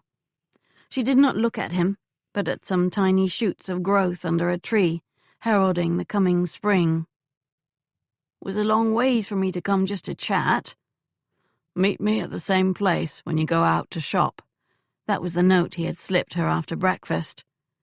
Her empty basket rested on the grass at her feet. Her face, round and wrinkled, appeared very sober. "I didn't tell her you wanted to speak with me," she said. "No reason to. Just as well. She told me you've a man who has told you she killed that husband of hers. I suppose that means there's still some danger for her about that." "Some, not too much, I think." He could barely see her face with the way she looked down and with her cap's long ruffle obscuring her profile. "There was a decision about all of that, one that excused her of any blame," he added. "I never trusted that. More a matter of maybe putting the pot to the back of the hearth away from the flames, but close enough to grab if one had a need for it. Could that happen? If they decide this Duke was killed, could they look back to that and not only think she might have done it, but even start digging into that worthless brute's death again?" "They could. It wasn't like being found innocent in a trial. The matter can be reopened." "I'll be counting on you to make sure that doesn't happen." "I can make no promises, I'm afraid. She knew the risks, but decided to brave it out." Beth did not move or look at him. She just stared at the ground, her thick body bent a little from her heavy thoughts. He picked up the basket. "Walk with me." They ambled along the perimeter of trees that surrounded Portman Square, both of them silent. "I saw the marks on Jeremy's shoulders," he said. "He must have been very young when someone laid those down." She walked a little taller at that and gazed straight ahead. 13 years, the first time." "Finley?" She nodded. "I should have known it would happen. Such a stupid little man. He took pleasure in cruelty. His horse, his wife. I should have known eventually he would go after my boy, too. If he tried again after you left his house, if he came upon Jeremy anywhere, in the street or on his property, he wasn't a boy anymore. A few years older and he might have refused to take it. No one could blame him if he decided to allow no one to do that again." A deep breath entered her, and a deep sigh left. "Is that what you think? That my son killed him? Are you thinking to swear that information in order to spare Minerva?" "I don't intend to swear anything. I have nothing to swear. I only have a sum I added up in my head, with no facts to back it up." She crossed her arms and looked him in the eyes. "You added wrong. Jeremy would never do that." "In the right circumstances, any man might do it. That's how wars get fought, after all." "I'm telling you he didn't do it. I know he didn't." He did not say that she couldn't know, that even if we are sure of someone, we can't be totally sure. He did not say that as a mother she of course would believe her son incapable of such a thing, no matter how justified the act might have been. "I know for certain he didn't kill that poor excuse for a man," she said firmly, as if she heard his thoughts. "I know, because I shot Finley myself." He took after him again. "I never saw Jeremy so angry. There comes a time when a boy isn't a boy anymore and won't stand for it. You had that right." Beth told her story while they continued their stroll in the park. "I figured it was only a matter of time before Jeremy did something about it. Then he'd end up either hanged or transported, even though he was provoked to it." Chase knew better than to ask questions or demand information. He had considered Beth, but had rejected the idea. Beth was the person who healed and helped, not a person who killed. "Then there was that man poking around," she added. "One like you. Mr. Finley had hired him to look for evidence about Minerva, that she had a lover or whatnot. I didn't like that. I feared he would either find enough to convince a court, or he would make it up. If he didn't, Mr. Finley was likely to just steal her. Who would care or know, except me? She weren't really safe, even if she had left him, was she?" "No. With no family to rely on or run to, Minerva was vulnerable as long as she remained married to Finley. What did it, though, was seeing him again. He came right to our door on this horse. Minerva saw him, and she looked like death itself. Jeremy went out there and told him to go, that he had no rights there. The man's response was to use that crop on Jeremy again, slashing down from on high on that horse again and again. Jeremy finally grabbed the crop and threw it aside, but his face was cut, and his neck, it was like the old nightmare come alive again. So I took the pistol we kept in the house and waited for him while he was on his ride in the forest. He liked going there, even if the land weren't his, liked pretending he was lord of some manor when he was lord of none. Did he think it not odd that you were there? At first he thought I had brought a message from Minerva. He actually looked pleased. When I told him not to go near her or my son again, that I would not stand for it, he tried to use that crop on me. I will admit my mind turned black then. I had the pistol in my hand under my wrap, and I just... She blinked hard. I tried to feel bad about it, what with being a God-fearing woman, but I couldn't believe any God would blame me too much. A mother doesn't sit by while her child is hurt. He was only 17 then, still young, and Minerva, I couldn't watch her go through that again. I don't think she would have taken it either. She had grown a lot, in her mind and self. She would have fought him if he got her back. And he would have killed her for sure, eventually. He had it in him. She stopped walking and folded her arms and looked out over the park. He folded his, too, and looked with her. What to do now? That question hung heavily between them. I would have gone forward and admitted it if Minerva were ever taken to jail. I want you to know that. I would never have let her hang. I was preparing myself for it, settling matters as best I could, when they said it was an accident. It was a gift, really. I believe you would have come forward if you had to. I don't doubt that. She turned to look at him, her eyes filmy with tears and memories, but not repentance. Are you going to tell Minerva about this? He doubted he had to. Minerva was good at inquiries. She knew she had not used that pistol. So who had? There were only two likely possibilities. I don't see any reason to tell her. You may want to, eventually, in case she's wondered about Jeremy. I'll still come forward if need be. If all of this comes alive again, and there's those trying to harm her. It was ruled an accident and may just lie there as that. If anyone starts asking questions, I will try to turn their eyes on the poachers known to frequent private hunting grounds like those woods. It would be like Finley to confront one of them. It's my hope it doesn't even get that far, but, if necessary, it's good to know you would do the right thing. She nodded. I'll be hoping it goes the way you say. Come, I'll take you home so you don't have to walk or hire a carriage. I have mine here. She brightened. I've been wanting to ride in it. We'll have to make a stop first, if you don't mind. Minerva will be wondering where you've been all this time. We'll tell her I took you to buy a new dress. That means a dress must arrive, so we will stop to have one made. She walked faster. I tell you I killed a man and you buy me a dress. Doesn't seem right somehow, but I'll not complain about it. He would buy her a whole wardrobe for easing his worry about Minerva. I've been thinking, she said, to divert them both. That's often dangerous. My thoughts were about this legacy and the others. That captured his attention. If he knew me in such a slight way, perhaps that was how he knew the other two women whom you now must find. Perhaps, like me, they're not even aware that he previously touched on their lives. Our minds are much alike when conducting inquiries.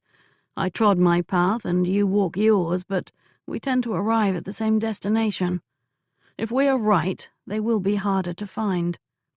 One of his habits brought him into contact with me. Perhaps that same one or a different one made him aware of them. I have been pondering what I know of him and what his habits were to find new directions to investigate. Are you going to tell me those habits? No. I may be able to help, walking my way. Soon you're going to be a wealthy heiress. You will no longer need to conduct inquiries, Minerva. Not conduct inquiries. She wasn't sure she wanted to stop. She enjoyed it. What do you plan to do with it? He asked. Some I'll put aside to help the new enterprise. Then I'll buy new wardrobes for all of us. Jeremy should have private chambers such as you have. She warmed to the topic. A carriage, perhaps. A modest one. I might also have inquiries conducted in America to see if I can find my cousins. It would be nice to know what became of them, and my uncle. Mostly, I would like to find a way to help women who need to find sanctuary from their situations, who need a place of safety. If there is no charity doing that, you can start one. Do not deny yourself the wardrobe and carriage, though. Indulging yourself a bit will only use a tiny amount of what you will receive, and you should celebrate your good fortune.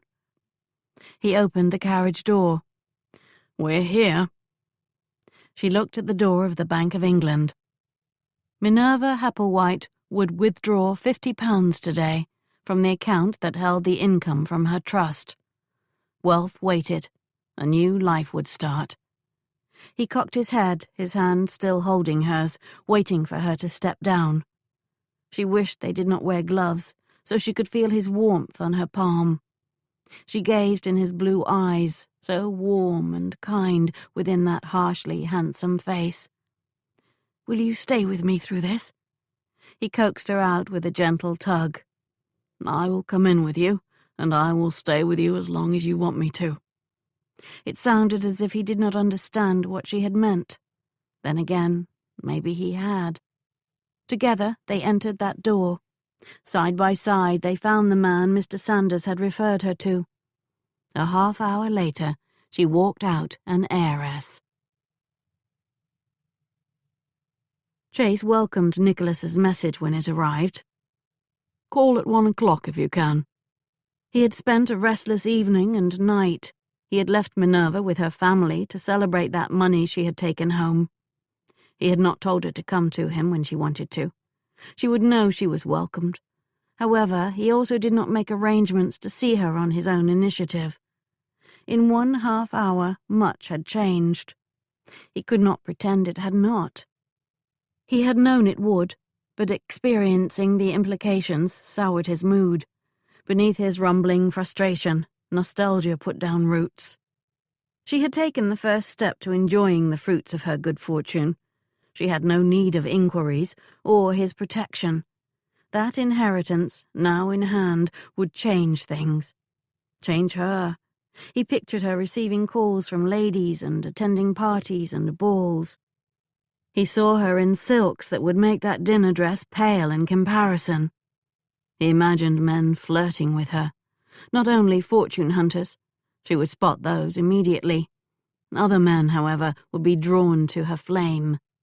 Lords and industrialists and men of greater wealth than she possessed.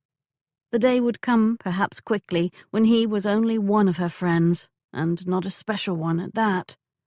He couldn't stop any of it. He didn't want to, yet he did. He did not want to see other men considering her as a prospective wife of good fortune, or as an inappropriate woman with whom to dally for a while. Even if she rejected them all, it would drive him mad. He arrived at Whitford House a quarter hour before 1 o'clock.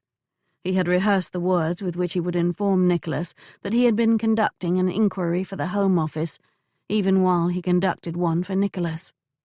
It was time to do that, since Beale's request for a report could not be put off any longer. He did not expect his cousin to take the revelation calmly. Nicholas waited in the library. There you are. Come in and prepare yourself, Nicholas said. Prepare myself for what? Family doings. Walter and his wife are coming soon. To ask for money. Undoubtedly. However, from Walter's note, I think there's more to it than that. He referred to information of the utmost importance. Before they come, I need to tell you something, also of the utmost importance. Nicholas made a waving gesture with his hand. We'll talk after they've left. I can only take one utmost importance at a time." At exactly 1 o'clock, the butler delivered Walter's card. "Of course he's promptly on time. One would expect nothing less," Nicholas said. Walter entered with Felicity at his side. After greetings, Nicholas invited them to make themselves comfortable. Walter glanced at Chase, then addressed Nicholas. "I was hoping to do this with you alone. The matter is very delicate. Chase is here at my request. If you intend to tell me that the Countess von Kirschen is not the widow she claims, I already know that." Walter coloured. "I have no interest in your mistresses. This, as I wrote, is a matter of utmost importance." He leaned in, very sober-faced.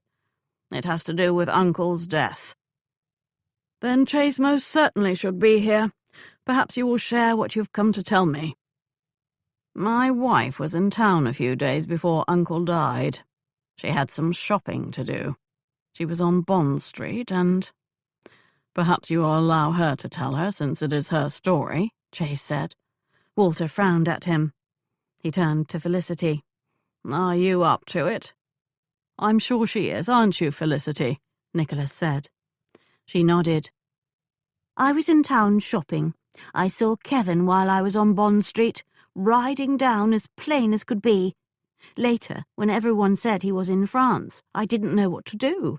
On that day, at least, he was not."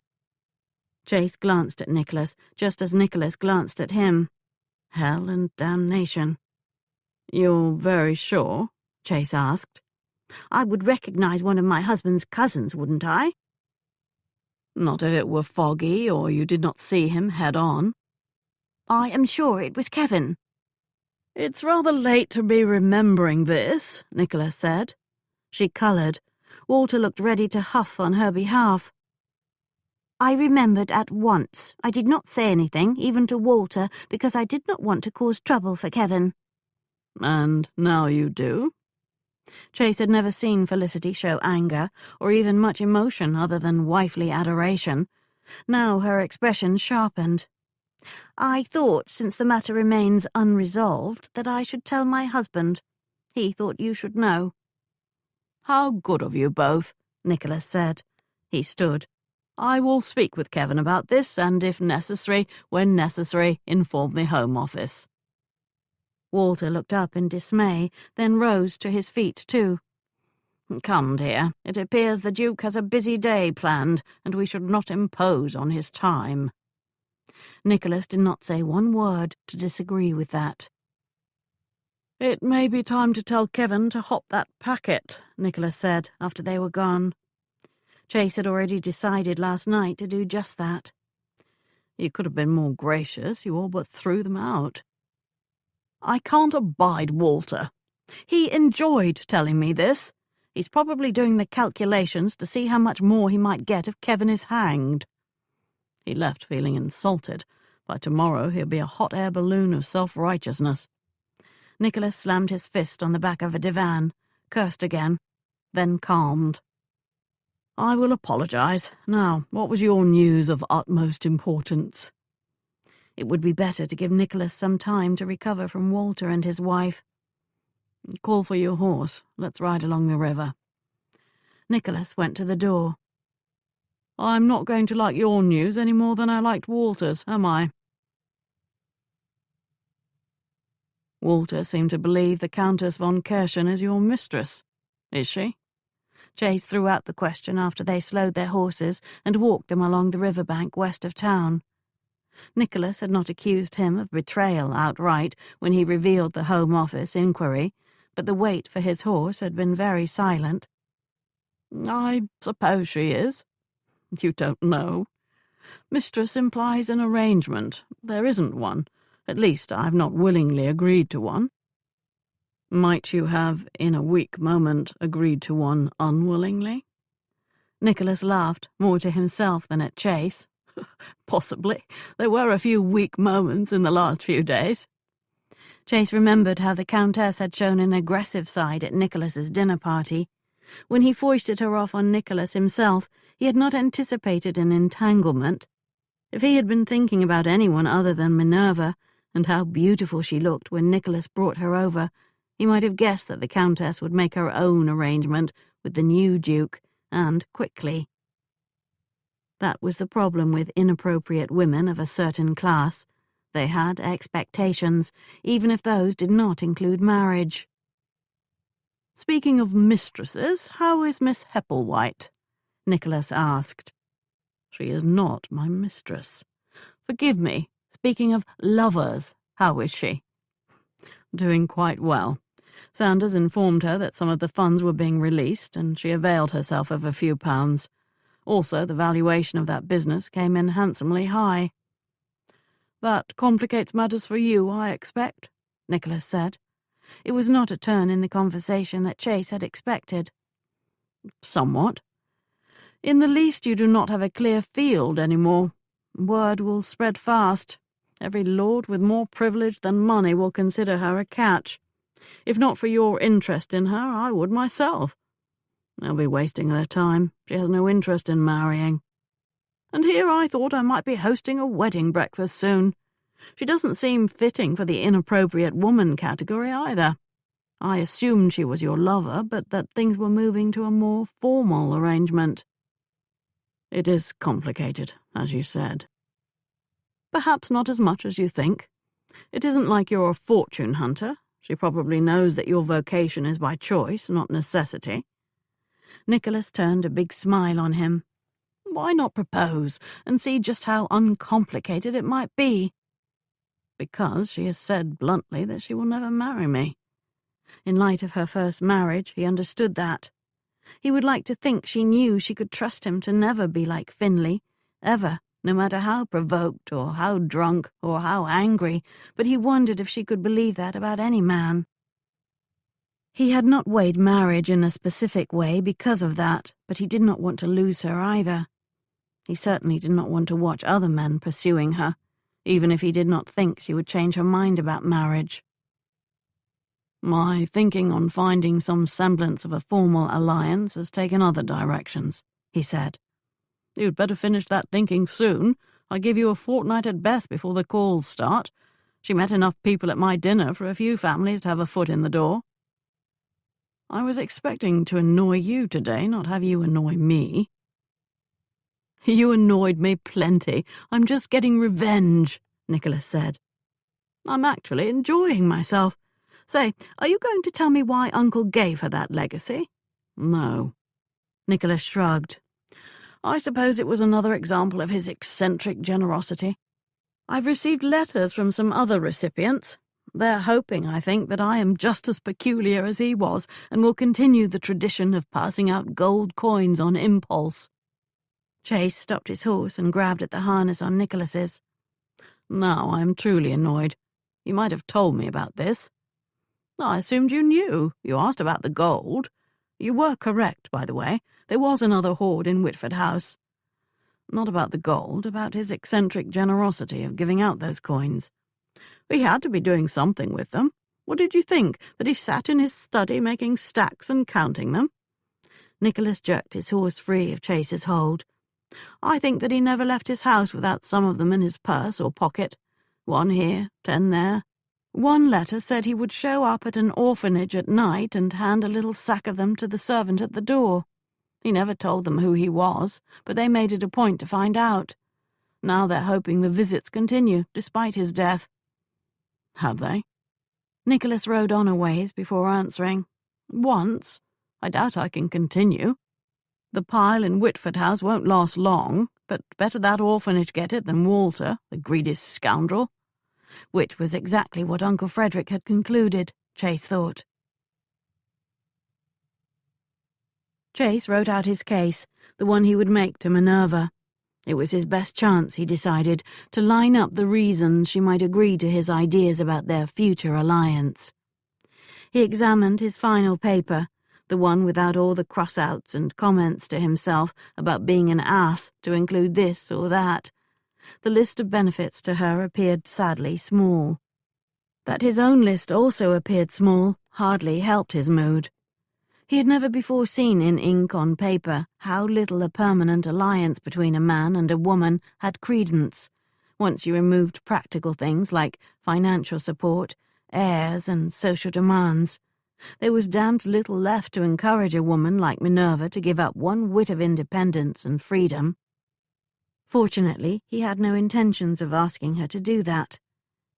He checked his pocket watch and realized he had to leave, or he would arrive late to her house. His horse would already be waiting. He gathered his wits, but left the lists. As he crossed the apartment to his door, he saw Brigsby there, receiving a letter. Brigsby turned with the missive in his hand. He brought it over ceremoniously. "Hand delivered from the Home Office." Two thoughts rushed into Chase's mind. The first was a curse that Peel had been so impatient. The second was a prayer that Kevin had heeded his advice and hopped a packet to France. He opened the letter. Peel required him to call this afternoon at 2:00. Not a request this time. Brigsby, send word to Miss Hepplewhite that I'll be delayed. Better yet, to be sure she receives the message immediately, carry it to her yourself. "May I ask, sir, if this has to do with one of your inquiries?" It does. "So you are not expecting me to be a messenger, which is not part of my responsibilities. You are instead asking me to serve as one of your, I believe they are called, agents." Brigsby considered that. "How novel. It might be interesting." Call it what you want, just make sure she gets the message. At 2:00, Chase tied his horse outside the building that housed the Home Office. Peel did not wait outside this time. The meeting would be more official than that. Very official, it turned out. Peel waited in his office. Chase sat down and set a portfolio on the desk. "I have the preliminary report that you requested." "I requested it some time ago." "I had a few details that I needed to check for accuracy first." Peel set his arms on the desk and leaned forward. "How did he die? That is the detail that matters most." "He was killed." Peel sat back and closed his eyes. Chase imagined the man was picturing the problems and complications awaiting his office now. "Who?" Peel asked after a deep sigh. "I've not determined that yet. There are currently several possibilities." He handed over his portfolio. "Each page is one of them, with the evidence for and against such a suspicion." Peel removed the sheets and began to look through them. "You have not yet identified this woman who visited him that day?" "No." "It could have been one of these two who have not yet been found?" "Possibly." He flipped again. "Ah, the one who has been found, Miss Hepplewhite." He read down the sheet. "Her husband's death was ruled accidental, you write, but also that it might not have been." More reading. "Good heavens, poor woman. Did she do it? She certainly had provocation." "I was engaged to make inquiries into my uncle's death, not her husband's. However, she did not." "How can you be sure? Once murder is done, it's easier to do again." That was exactly the reaction that Minerva had feared. "I know she did not, because I know who did." He looked up, surprised. "You should inform the magistrate down there." "I have a verbal confession, but no evidence. Nor, as I said, was I engaged to make inquiries into the husband's death." He accepted it, but with a frown. He turned the page and looked up again. "You're more honest than I expected if you have included your own cousin in this stack of suspects." It sounded like a criticism, not a compliment. "It's the sort of evidence that's easily found should you take this further. There was no point of trying to hide it. He was in England and he visited Melton Park. The day before, he said, but since he was not seen at all, I can't prove it either way." "He seems to have had motive if he was denied funds for furthering their partnership. Businesses can bring out the worst in men sometimes." Chase just let that comment lie there. Peel turned that sheet, revealing the last. He read it, expressionless, for a very long time. He looked up right into Chase's eyes, scrutinizing, weighing. "What led you to include my father in your inquiries?" "Evidence presented itself to me that there'd been a falling out when the Duke refused to agree to widening that canal that would benefit only two of the partners. Your father was one of them."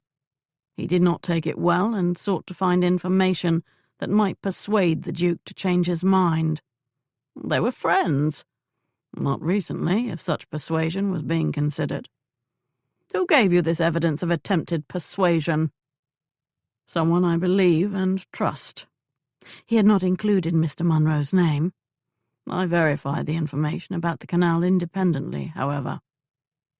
Peel turned that last sheet, rested back in his chair and closed his eyes again. Chase just waited. Alert again, Peel leaned forward and patted the pages. Inconclusive, all of it. I think so. Preliminary findings. Enough for your office to continue, however, if you choose.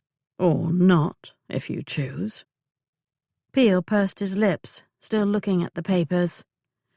Even your determination of the manner of death is inconclusive and not sufficiently supported by facts. Not really. If you say so. I do. If you had brought that alone to me a month ago, I would have saved you much time. He stuffed the papers back into the portfolio. Short of direct proof of a crime, it was an accident. I hope that you will accept that. It would not do to have agents spending months making further inquiries if a man of your abilities found so little to establish the death was a murder. Then my assignment is over. Chase stood. Do you want to keep the notes, or should I remove them? I will hold them for a while, if you don't mind. I don't mind. I make copies of all my notes. Good day to you. He turned to make his escape. Radnor. He turned. You are very clever. Since that did not sound like a compliment either, Chase just left. Minerva paced. Chase was now 3 hours late. He had warned her, but she still experienced an agony of impatience. They had planned a full afternoon that with each passing minute became less likely to be realized. First, they were going to look at carriages she might purchase. Then she intended to return to Madame Tissot and order some new garments. Visions of fine wood and brass, of soft wool and silks had danced in her head all morning, only to be dashed when Brigsby arrived with the news Chase would be delayed. "Look who's here," Beth had announced, bringing the manservant to the library without ceremony. "Mr. Radnor's valet." "As I have explained, I am not a valet, even if those are among the duties I execute. Nor am I here as the manservant I am." "No? Then why do we have this rare honour?" Beth asked. "I am here as one of Mr. Radnor's agents." Beth burst out laughing. "Minerva, he's one of Mr. Radnor's agents now. Aid him in his inquiries, do you? I'll believe that when I see it." Brigsby ignored her. "Miss Hepplewhite, I have come with a message. Mr. Radnor will be delayed some hours. An important matter, an urgent one, claimed him just moments before he was to leave his chambers to come here." "Don't sound like an associate to me," Beth said. "You sound like a messenger." "Messengers are not entrusted with such as this that pertain to important inquiries. Only agents are." "Call it what you like. I know a donkey when I see one." Brigsby did not miss that Beth had come close to calling him an ass. Minerva thanked him and sent him home. Now she waited. Something was happening. Something important. She would go mad if Chase did not come soon to tell her what it was. He did not arrive until close to 6 o'clock. He let himself in before she reached the door. He took one look at her and raised both hands in a calming gesture. "All is well. I was called to the Home Office. The official finding will be an accidental death." "That is not possible. We both know that—" "That will be the official finding, Minerva. I'm not inclined to argue the point. Are you?" The owner of Hepplewhite's Office of Discreet Inquiries most definitely wanted to challenge this finding. The woman who was once suspected of murder realized it was a gift. With no one looking for the person responsible for the Duke's death, no one would decide she was an excellent suspect. "Do we simply pretend it was indeed an accident?" For now. Should other information present itself, however, I am duty-bound to pursue it. For now might last forever, I suppose. It won't. Trust me. He fell onto the divan and pulled her down into his lap. For now, however, I am setting it aside. I have other things occupying my mind and distracting me from inquiries. You will save all your lists and notes and such, I hope, just in case they are needed. Only if you save yours. She laughed because they both knew she had no notes. She pecked his nose with a kiss. What has been distracting you? You have. My entire performance on this inquiry has not been up to my own standards because of you. I think about you all the time. I desire you constantly. Had that not been happening, you would have never bested me when it came to learning Kevin was not in France, for example. So you say. I wonder if you are not using me as an excuse to salve your pride that I did best you. He kissed her, but his mouth smiled in the middle of it. Perhaps. The kiss lingered long enough that her blood sparkled. It's too late to purchase a carriage or wardrobe. We'll do it tomorrow. That leaves us with nothing much to do now. She kissed him again. However will we fill the time? With a necessary conversation. That sounds serious. It is, but hopefully not in a bad way. I've been thinking about us and our inquiries and our different methods. You do not want a formal partnership, but we can form an alliance that is not formal. There'll be times when you will want a man to speak with someone, for example. Such as another man? There will be some who will never take your questions seriously, and there will be others who won't even hear them. You know I am right about this. You would do that for me? As my employee? I do not take employment. My thinking is that we would share any inquiry that requires us both. We would consult on strategy and tactics and divide up what to do. That will be more efficient and also be twice as fast. It sounds a lot like a partnership, no matter what you call it. I am sure there will be inquiries in which I will not be useful, so you would conduct those on your own. She could not think of any kind of inquiry in which he would not be at least somewhat useful. The idea of a partnership had not set well with her when he proposed it, but now she was sure it did not hold appeal only because it would ensure she would see him with continued frequency, although that played a role in her reconsideration. "It sounds complicated," she said. "Perhaps in the days ahead we should talk about whether we should forge a more formal alliance. If you promise not to become the officer commanding the troops, I might agree to that." He turned very serious. His embracing arm tightened. If I had my way, I would be proposing the most formal alliance possible, Minerva, even knowing that with your new situation you have no use for it. I have accepted you will never agree to that, however, and understand why. He looked at her warmly, wistfully. Her own emotions turned poignant. "I have thought about it," she said quietly. "You're not the only one who has been distracted." If I tell you that I treasure you, that I love you to the point of not only distraction but madness, would it make a difference? Because I do, darling. I will swear to anything you want if it will encourage you to continue thinking about it. His declaration caused tears to well up in her. She had made a terrible mistake once when facing this choice, but she was no girl now, and this man was no enigma. This would not be a practical marriage, or one she needed for security. It would be a love match with a man she already trusted with her body and her heart. And yet that old shadow had not completely faded. She could not deny she would lose much if she did this. She gazed deeply into his eyes while her mind weighed it all. "Would you swear to never play the army officer in any way with me or mine?" He smiled. "You have my word as a gentleman. Should I ever forget, I am sure you will remind me of this moment." "You can be sure of that. I also never again want to worry about making my own way should I need to." "Part of your inheritance is in trust, and I cannot touch it." If you sell the partnership, that money can be added to it. A husband has certain rights to the use of his wife's property, but not the capital that is in trust.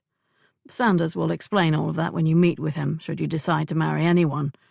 As to the income, we will declare it yours to use as you wish in our settlement. Would you allow me to continue my inquiries?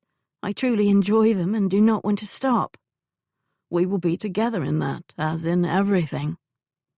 Did she trust him to keep that promise, or would he try to force her to stop if she ever was hurt again? Sending him to speak with men did not mean it would never happen. Women can hit someone over the head too. She had proven that, hadn't she? He said nothing to press her for a decision. He had the good sense to remain quiet. That was another thing she liked about him. He did not demand she share her thinking. He did not argue against her emotions. "There is much to recommend this," she said. "I might well get with child, for example. I would rather not be making such a decision due to that happening." "That is an excellent point." "One you neglected to make." "I was sure you've been aware of that possibility already." She rested her head on his shoulder. "I suppose I will have repeated contact with that family of yours no matter what I do. Your aunts will want to inspect me in the least, since they think I all but stole from them. It would be useful if you were standing between them and me to take the heavy fire." "I promise to protect you from them. Heroically."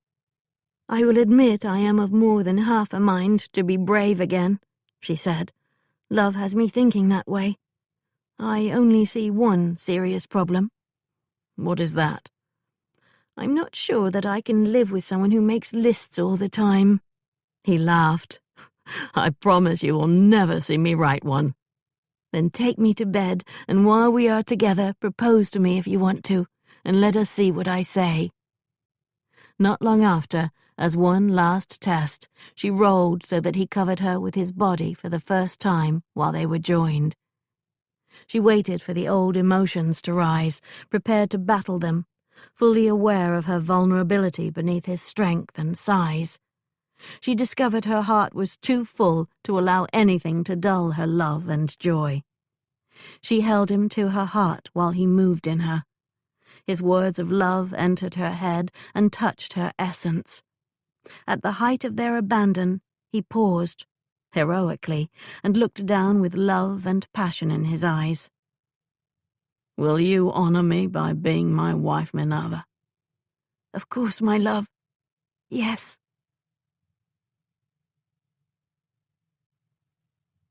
The end. This is Beverly A. Crick. We hope you have enjoyed this production of Heiress for Hire by Madeline Hunter. Recorded books are available wherever audiobooks are sold. Thank you for being a Recorded Books reader.